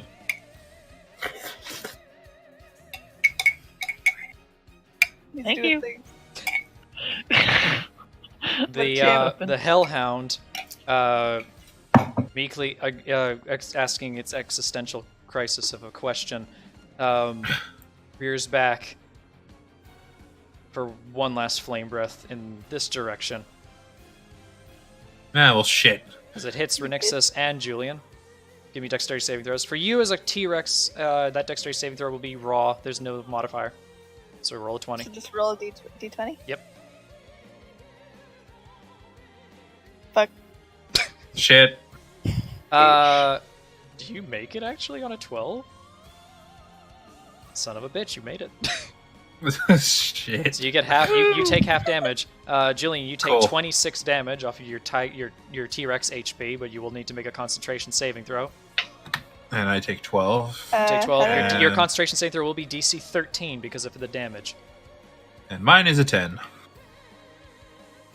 So I just roll a normal con save? Yep. Well, I mean, the con save is the T-Rex, which means that you're going to have a pretty good modifier on it, honestly. Oh, so I roll... Plus okay. 4. So d20 plus 4. Fuck. Oof. Rip. Oof. Bye, T-Rex. So you just after the fire just like singes you quite badly, such like that you revert back to your normal form. That said, you have not taken any actual damage. Yeah, I still haven't taken, like, 1 point of damage. You just got other than like that charcoal and ash smeared all over your mouth. one. Still burping up a little bit from the hell. Well, at the very least, it's Black still smoke restrained. coming out of your mouth. Renexus, you have taken that. Have you lost concentration? No, I get rolled a 19. Fuck yeah, because you have advantage on that. Fang. That wasn't even advantage. Oh, that was the dex just... save. Sorry. Anyway, because Yeah. I was confused with the T-Rex rolls. Anyway, now it's time for the Orthon's moves, and hey, move back there. I know. And the Orthon here, Sure. carrying the crossbow bolts, tries really hard. I say as I hit the hit button. Wow, I just needed to ask hard apparently. Aw. That's fun. It takes the crossbow bolt and it leashes it at Jaden. Yeah, I know. I have advantage on it. You take 13 damage raw from the crossbow bolt, and then you need to give me a Constitution saving throw. Advantage. Man, if I crit with this would have been amazing. I may. How much damage? You take 13, Okay. and then your Constitution saving throw, and you have advantage. Yeah, because I have Warcaster, which is advantage on concentration. Ah, cool. I need to make a Constitution saving throw again. Oh, okay. Not with advantage this time. Still with advantage? Nope. Okay, so this time when the bolt Uh-oh. fires out towards you as it slams into her body, all of you get fucking terrified as you hear this explosive bolt of lightning go off in the room. This is the strongest attack it has. I was really wanting to land with this. God damn it. Uh-oh. As you become paralyzed and take an additional 23 lightning damage. That's it? Yep, 23 lightning damage. Your paralysis, the crocodiles fade. Hmm. The creature, finally happy with itself and its frustration, disappears. And moves where? Moves up here. One more time? Moves up here. You're pinging on the Things aren't GM. showing. Yeah. Ah, the GM layer. I didn't realize that. Boop. Thank Oh. you. Anyway, you're paralyzed now, Jaden. No, I know. I don't care. I was just trying to see. Oh, it's okay. Sorry. I can still see him. I can't move, but I can still technically know where he is. So you just heard Jaden just go like, boom, bolt of lightning. She goes like, ah! And just like everything started like, everything falls apart. See, as a joke for work, because I work with computers all the time, my mind is just instinctively going to any time that we're just tired of working. We'll say, we'll just electrocute ourselves. Workers' comp! Jesus Christ. Alright, it's Rin, it's your where guys' is he? turn again. He's to your left. I'm gonna say you're looking at the wolf right now. Yeah. Alright. About 20 feet, give or take. In that general direction. In that general direction, you whiff. You leash your hands Again. into spears. Another one. Does that one hit? No, you missed both times. You leashed Okay, a I couple take arrows. back what I said.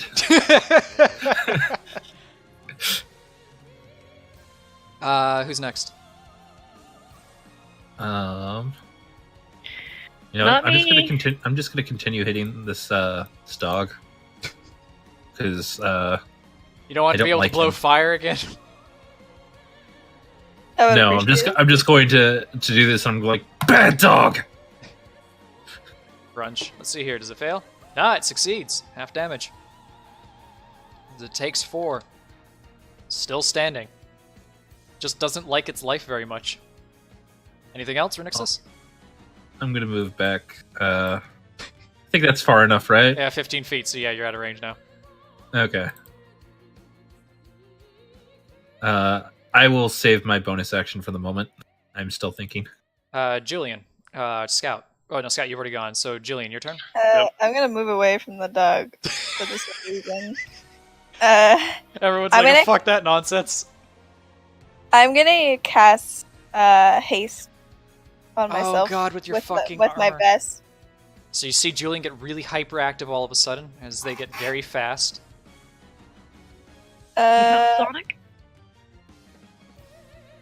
Tiefling? So I was just reading what haste actually does. It's a very complicated get an spell. extra That said, attack. you don't do anything this round because you cast it. Okay, Yeah. I'll just use my bonus action to give Bardic Inspiration to Rin. There you go, Bardic Inspiration to Rin. I think she's the only one that Cool. doesn't have one. Jaden, and then saving throw. You can repeat it. Give me another Constitution saving throw. Do. My sheet.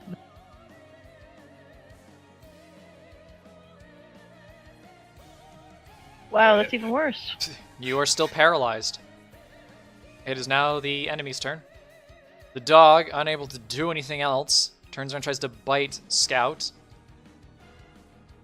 Can't.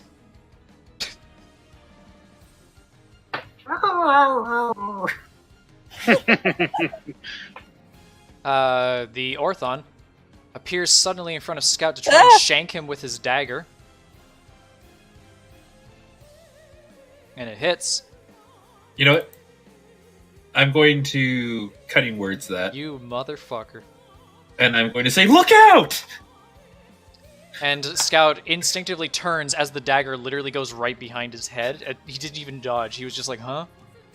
As you made me miss. Again, and I hate you. The creature then fades back. And disappears. That said, You were almost a scout sandwich. Do I hear his feet patter away? yes, you do, so you get to try and swing with disadvantage at him. Okay.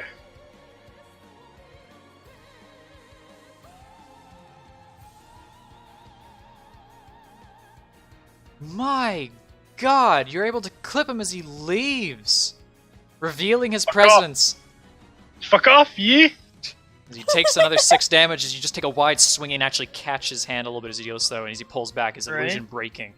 It's Party's turn. How is this dog still alive? Because I've been barely hurting it, Oh my and god. no one else wants to attack it. Give me a lot of chances to Kind of roll for fire breath. incapacitated. Who's going first? Well, I can try to kill the dog. It I would don't be do very it. Wow. nice. I don't do a lot of Fairwind. damage, so Jaden's I gonna can stay move down, fast. apparently. The dog takes an Damn. opportunity attack on you as you leave. Doesn't hit. Oh, the dog's supposed to be trying to break free this whole time, right? Yeah, he can. Apparently, he hasn't been. Neither did my general with the crocodile, so It's I a didn't. good, it's or a, the it's a good demon, thing so that I didn't kind of just expected the dog push to it. die, which is why he hasn't moved. He also hasn't needed to move, so it's fine.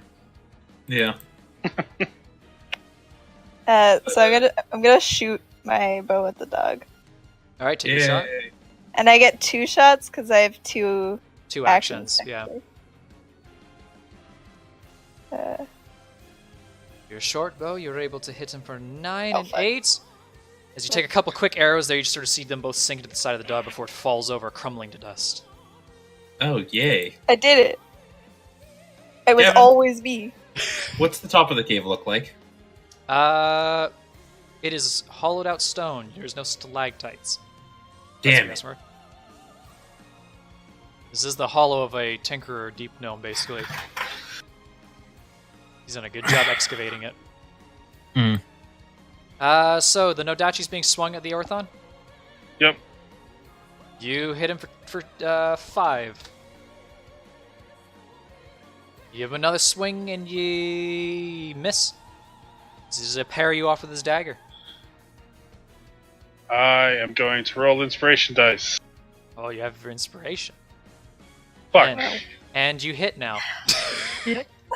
Fantastic. You deal another 8 damage. Sort of nicking his finger as it goes through. The Duel of Fates plays in the background. Dun, dun, dun, dun, dun, dun, I dun, dun. want that strength check.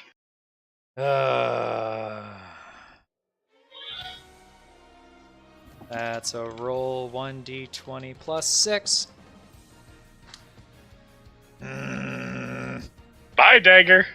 So the dagger's thrown out of his hand now. Can I roll a dex check to catch it? Give me a d100 roll.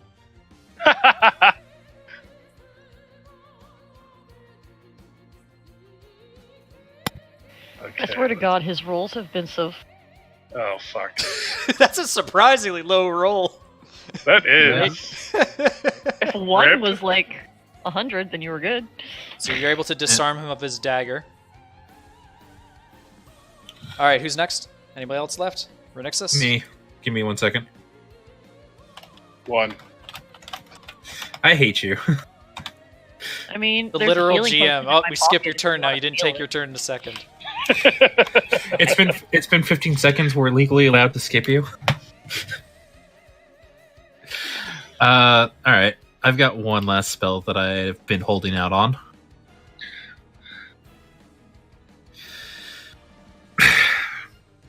You can't do anything, so don't even try. Yes, cry for help. You can do your very best, but don't even try, because now, dead or alive, you're mine! Smile. Oh god, what the fuck? Telekinesis. But your Which your doesn't AC doesn't work on him. Yeah, but this is up for 10 minutes, so I can try again later. Oh really? That's good to know. As you try to slap a grasp down upon him, he breaks free of it the first time. And now it is his turn. Seeing Scout in front of him and the fact that he, very much doesn't like Scout at this point. Backhand?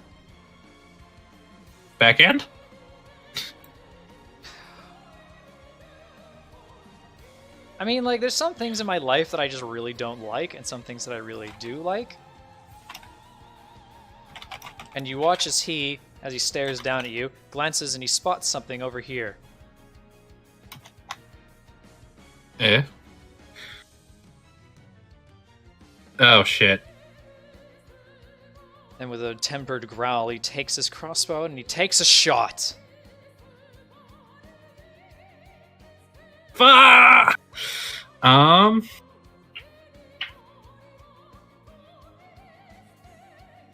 Anything You know anyone's what? gonna do? You know, I mean, Wait, are you going to Julian. allow me to jump in front of it? I'm only Julian, do you have any more inspiration, or did you use it all? I still have 2 inspiration. You should have cutting words. Why don't you try? I don't have cutting words. Yeah, you Oh, don't. right. You didn't take lore. No, Yeah. yeah. You got your magical secrets from actually hitting the button. Right? Fine. Are you cutting words, Renixus? Yeah, I'm thinking on it. Just trying to think of what to actually say. I have like mantle of inspiration, but It has to be a reaction. yeah. I can help get somebody out though if they do go down. Use an NPC. That's not going to happen.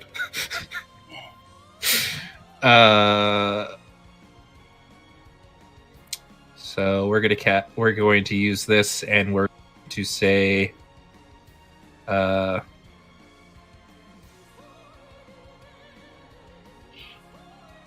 just gonna kind of like fake it out. I'm just like, that's not the right target. Oh shit. Oh! I only needed like a 2 to make that miss too. It wasn't a very good roll. As you do that there, the bolt just fires off, and it actually, like, as you see it, it just embeds itself into the side of the ki-rin, as it just like wobbles back a little bit, and you watch as it falls down onto all fours down in front of him, cutting off his line of sight from it. And then you just hear the demon just growl angrily and stuff like that as it snatches up its dagger, and you see it turn invisible again. Running away like Well, a little bitch. He will run away, so here, take your swing at him.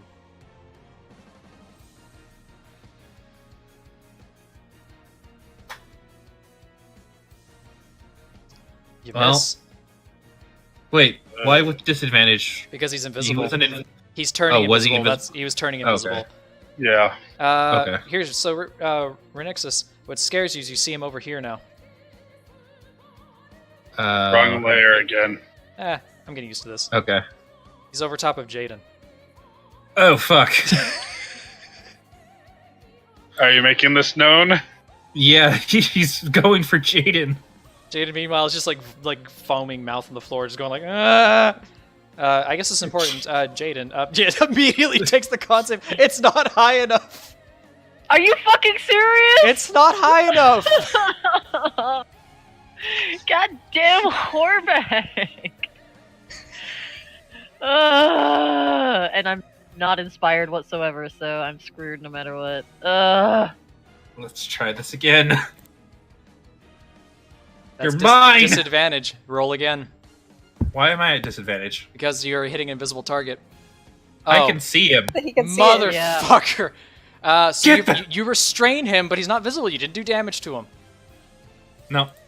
He's Okay, restrained. so That said, he's... No, back up a little bit. One more.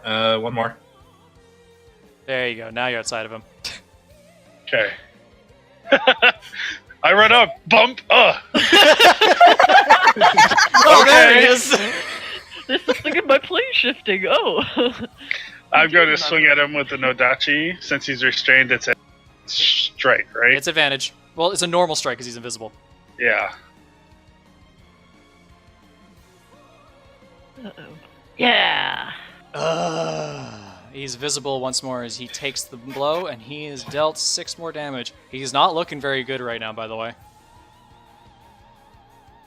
Another swing you miss. He's able to parry you aside with the dagger. Somehow. He has the dagger. Wait. Well. Well, no, he's restrained. Oh, right, yeah. I guess that you just don't cut through his skin then, question mark?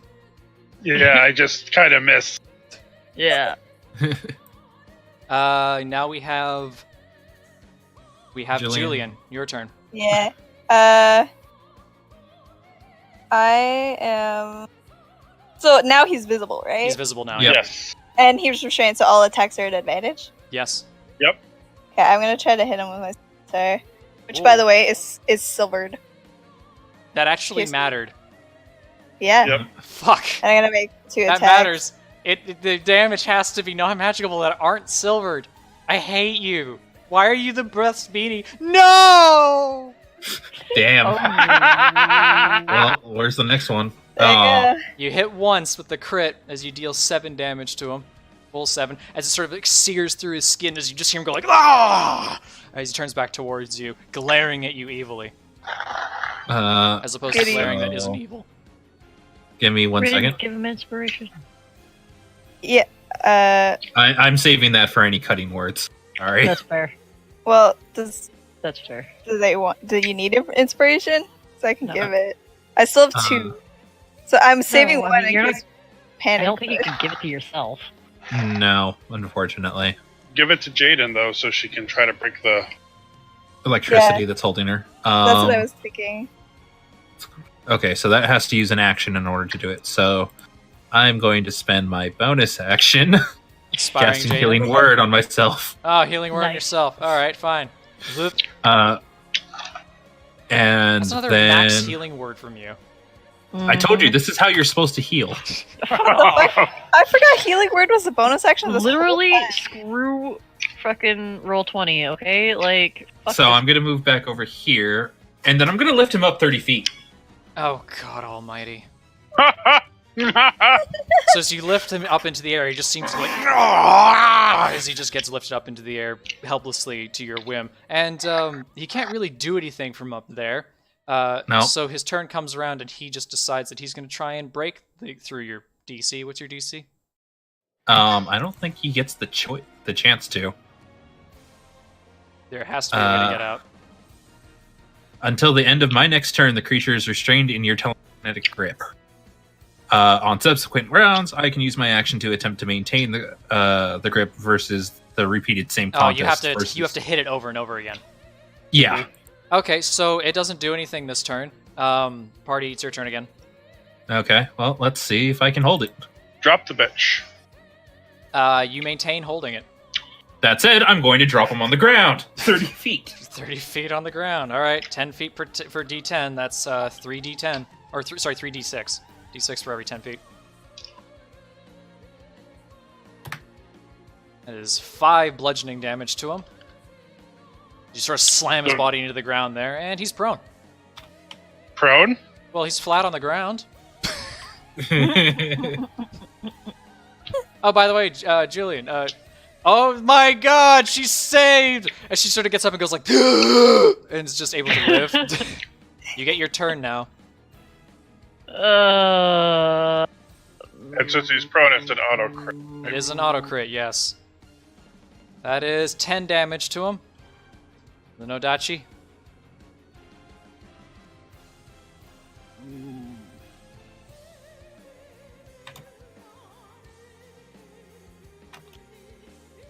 That is an additional 9 damage with the Nodachi. Oh my god, it's getting close. You. Julian, Jaden, what's your turns? I'm just gonna smuck him with my sword again. Oh god, So it's it's- silvered. It's an auto crit too. It's As long as- auto crit. it's So what au- do I roll? You crit on a 1 basically, but you still roll for the attack. You can change the mod Yeah, to you crit have on to. 1 You have to hit him first. instead of crit on 20. That doesn't So you matter. hit, you miss. Next swing. Fuck. Yep. Oh, Wait, is that a natural? Ah! That's a natural crit. so what Yep. happens now? Oh, you do. That's just normal then. So you deal 11 damage to him straight up, and he's just like not looking at all. His body starting to fester and melt and fall apart from hellfire within him. Who needs auto crits? Jaden. It's your turn. Would you like some revenge? But I don't really have much to do. Just smack him. He's not going to do anything to you. He can't.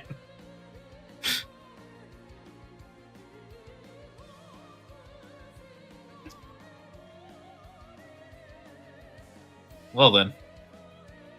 Oh my god. So that's... So as Jaden, you take your hand down, you sort of see the bestial bear-like appendage sort of like coated with a vile toxin. You just sort of jam it into his exposed chest, and you start like savagely rip open his rib cage, and you hear him just like festering on like as you do so, as you start to like tear away the inside of his organs and such like that. I should have just bonus action raged right before that. So it wouldn't have made much difference, but As you begin to go in, throughout the midst of his body there, you start to tear away the insides of it. Until you see the creature is just twitching, lying there on the ground, such like that. You pull your hands Fuck out, you. disgusted with it, insulting it, as you may. And then oh my god. you hear tiny footsteps behind you. Is it over? You hear tiny footsteps behind you. You don't even look over your shoulder enough times to be able to see as... What to do? You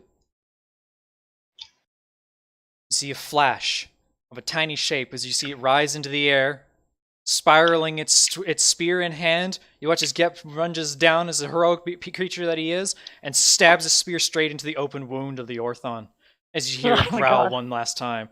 And then you just hear Gep there. And he says, "You will not hurt my friends!" You The, did Orth- it. the Orthon. Damn it. The Orthon lazily stares up, its chest cavity opened up and torn open, stares at the tiny little frog and all the people that are standing up around its body. It says, Know this, mortals. I shall have my vengeance for your interference. It is not the end of me. And you watch as the open wound in his body begins to fester and boil and ripple and glow with hellfire. And then he smiles and he says, But for now, I shall start by taking this one. No, not Grip! What? No! If he takes Gep, I'm gonna throw No! my body. No! all of you need to make dexterity saving throws. Yep. Oh, fuck.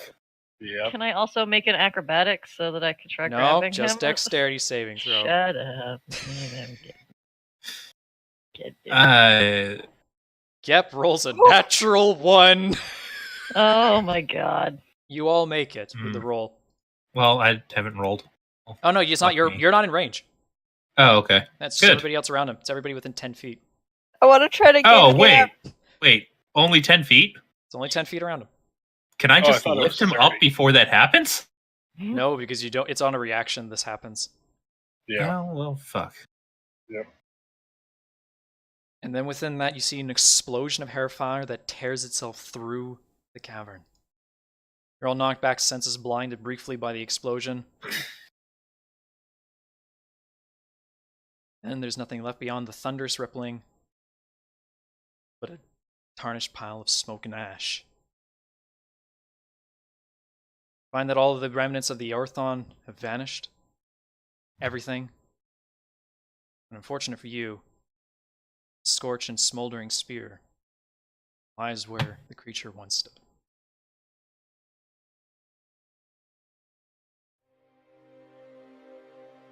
Shit. I'm gonna go take the spear. I'm very sad over it. Can I roll to shoot the GM? How did you do that to Gep? I don't can't think I can believe- use telekinesis from this range, or I'd be choked. Awesome. See, you hear Koldor in the background sort of just like meagerly push his way past the near barely functioning hunk of metal from his construction or contraption, and he just looks to all of you and he goes, "My God, what a foul creature is this? Are you all alright?" Well, my pride is a little bit out now. That shouldn't have happened. Physically, yes. Sort of looks to all of you and he goes like, "Have all of my thanks. I had no idea that such a thing would befall me, or let alone you as well for being here. But had you not, that creature would have surely taken my life." Sort of looks to all of you and he says, "I thank you humbly. Sorry, there's not much more after this I can do." Well, we'll head back to town. Now, at least.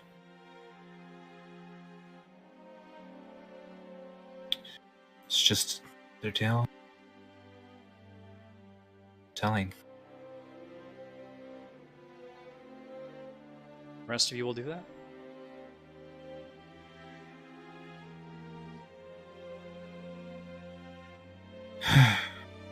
Well, I mean, since there's nothing I could do about Gep, I guess I go see about Hell, since he kind of left without information about my damn wolf.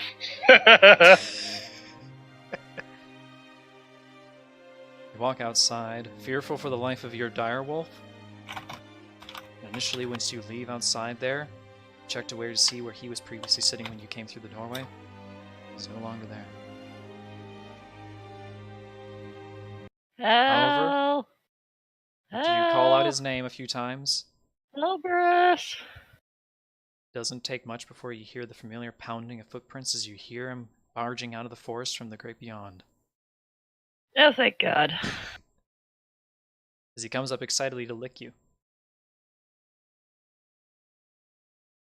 Well, buddy, we lost another friend, but at least you're still around. I'm not that mean, I wouldn't take your dog away. Well, you almost did. Yep, for life. You guys shall return to town. You guys will have, if you head there as quickly as you possibly can, you will make it there. at least a short bit after nightfall, certainly before the festival begins. We still have the ki-rin hair, right? You do. That was Yep. gifted to you. Can I ask for it from the party and the spear? Gep? Yes. Suppose so. Where are we supposed to go to hand it in? It will be at Probably the the mayor's town house. center, in front of the mayor's hall. Okay, I would like to go to hand it in, and I would like them to name Gep as the Eldri King. Aww.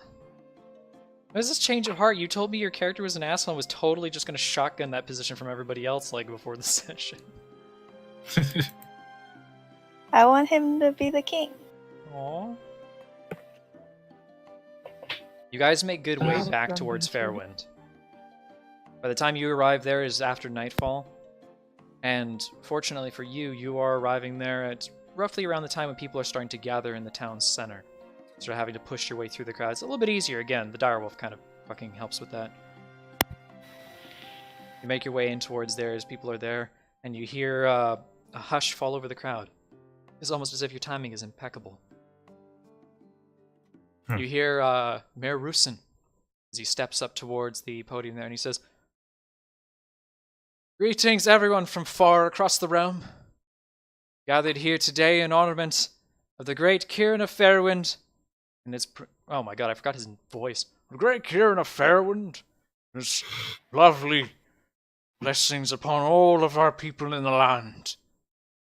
We're glad to have it and be here all today in order to share in such a grandiose occasion as we have held in every year for more than 200 years. But before we begin this grandiose occasion, it is time of which tradition to be upheld.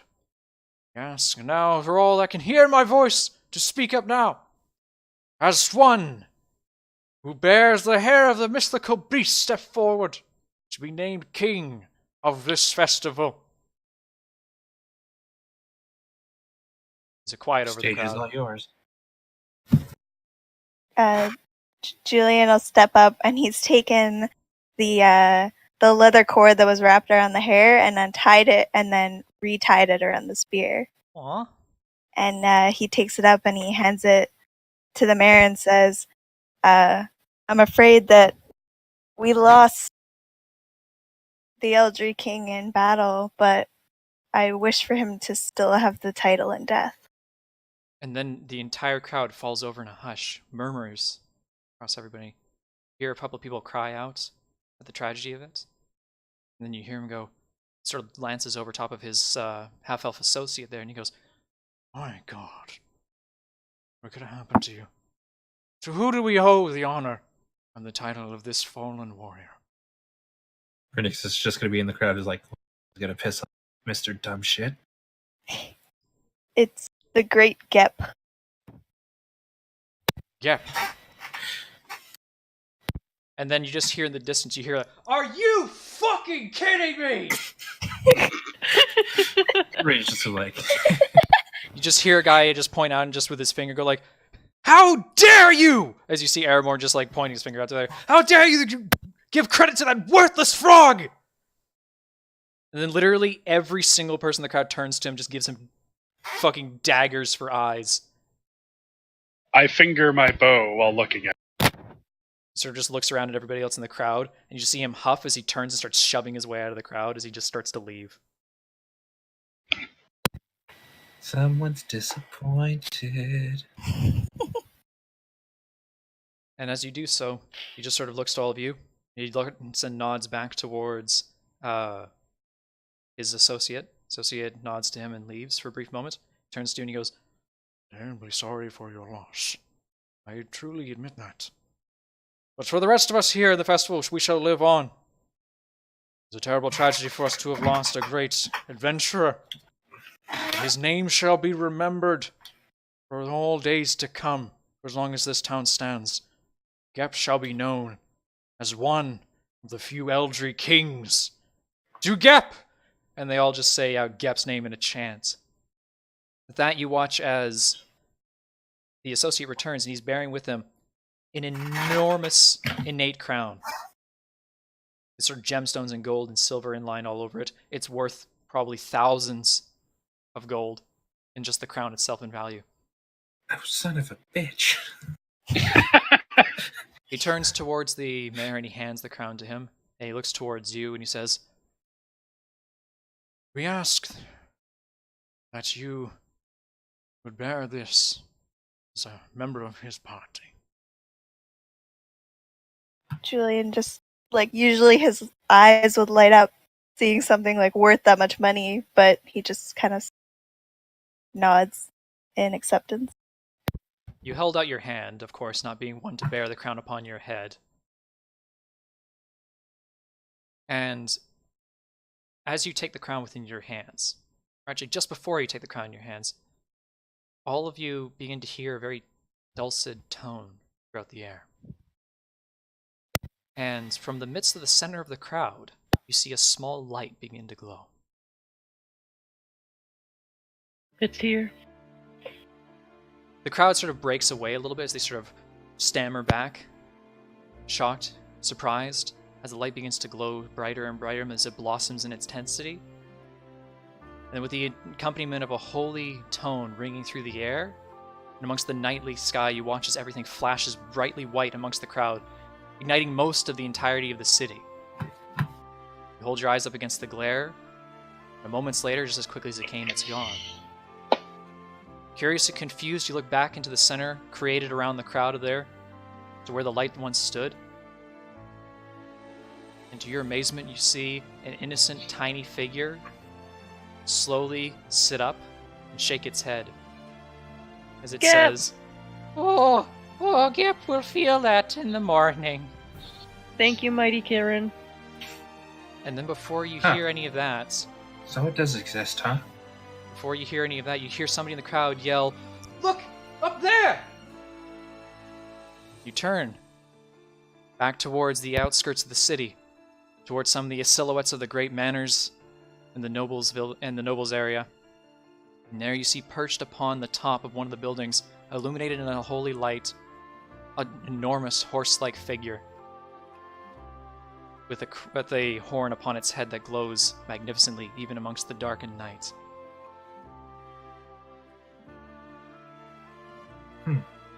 Upon witnessing the eyes upon it, you watch as it rears up, calling out to the heavens as a dulcet, purified call rings out across the city. And you watch it take to the skies as it corkscrews up through the air, scattering bits of light and magic, leaving trails and dustings for all to be able to see and behold. They radiate down over top of the city, sort of an iridescent whitely blue glow. And then in a thunderous boom, you watch in a blurring streak as the ki-rin disappears into the heavens, leaving nothing but falling stars to mark the speckled trail of holy magic in its wake. And suddenly you hear as all the villagers who had maintained their silence throughout all of this cheer out in a glorious uproar of applause, drowning out almost anything else you could possibly say in this moment. I walk, run, push past through everybody to the little frog dude. You gonna hug him? Yeah. You just embrace the small frog as he just sort of like squirms and slips a bit in your grip, and he's just like, Gep! Gep has no idea what is going on. Gep saw many things, many dark things. Oh, Gep does not ever want to be engulfed in the fires again. Please make sure Gep never gets in the fires again. We can try. Julia's gonna walk through the crowd carrying the crown and hold it out to Gep and say, "Here, you earned it." Gep puts the crown upon his head. And you just see gleaming speckled eyes as they reflect off of the iridescence of the crown. And you watch as his simple, innocent, childlike brilliance just goes from awe, and then he starts to shake as his eyes well up with tears. And he tries to smile, but he can't. And he just looks to all of you and he says, "My friends, you have made Gep so happy." And then he just sort of like starts to cry in front of all of you. And then what happens there, amidst the uprising of the festival festivities to begin, can only go down as described as one of the grandest celebrations Fairwind has ever laid privilege to witness. For all of you, certainly, who remember this night as one of the most wondrous nights of your entire lives, the same can especially be said for Gep. He goes on to enjoy all the wondrous moments of Fairwind alongside all of you as his new friends. And you enjoy yourself amongst the merriest of festivals of Eldri to ever be held. Mystery to come. And with that, hey, look, the session's over now. Cool. Woo! All right, Wait, it's over? It's the end? that's the end. It's over? Is it over? It's over. Yes, it's over. So that went a little long, but I knew it was going to because it just was going to go long. But I expected as much. there you guys go, Festival Eldri. So now's the point where you all massively hate me for everything I did tonight. What's the Why? hate? There was Deck of Many Things. There was random evil plants. There was hellhounds. There was demons. I really can't complain. Yeah. I feel Yeah. like it's more In like the me slightest. having my stupidly overly convoluted plots and my misleadings all over the place. I was mostly wondering, like, I was going to say, commending to Mittens, holy shit, you called that out so fast that it was a construct, Kieran. I was like, you said that, I was like, I mean, the oil kind of gave it away, but at the same time, I was thinking it was just like, okay, so there's a construct out here that's doing something, but I didn't really like immediately say, oh, it's construct ki-rin. So, do you know what it almost was? Because I did almost use a construct for this. I was going to go with a, before when I had no idea what the fucking session was, it was going to be a cadaver collector, Oh god. Oh. which that would have been fun. But I decided not against that. Either way, anything else for you guys to say before we wrap everything up? As we have gone horribly long. I kind of wanted to draw more than one card at a time, but oh well. It wasn't my deck of You many things couldn't. to You use. can only draw a card once every hour.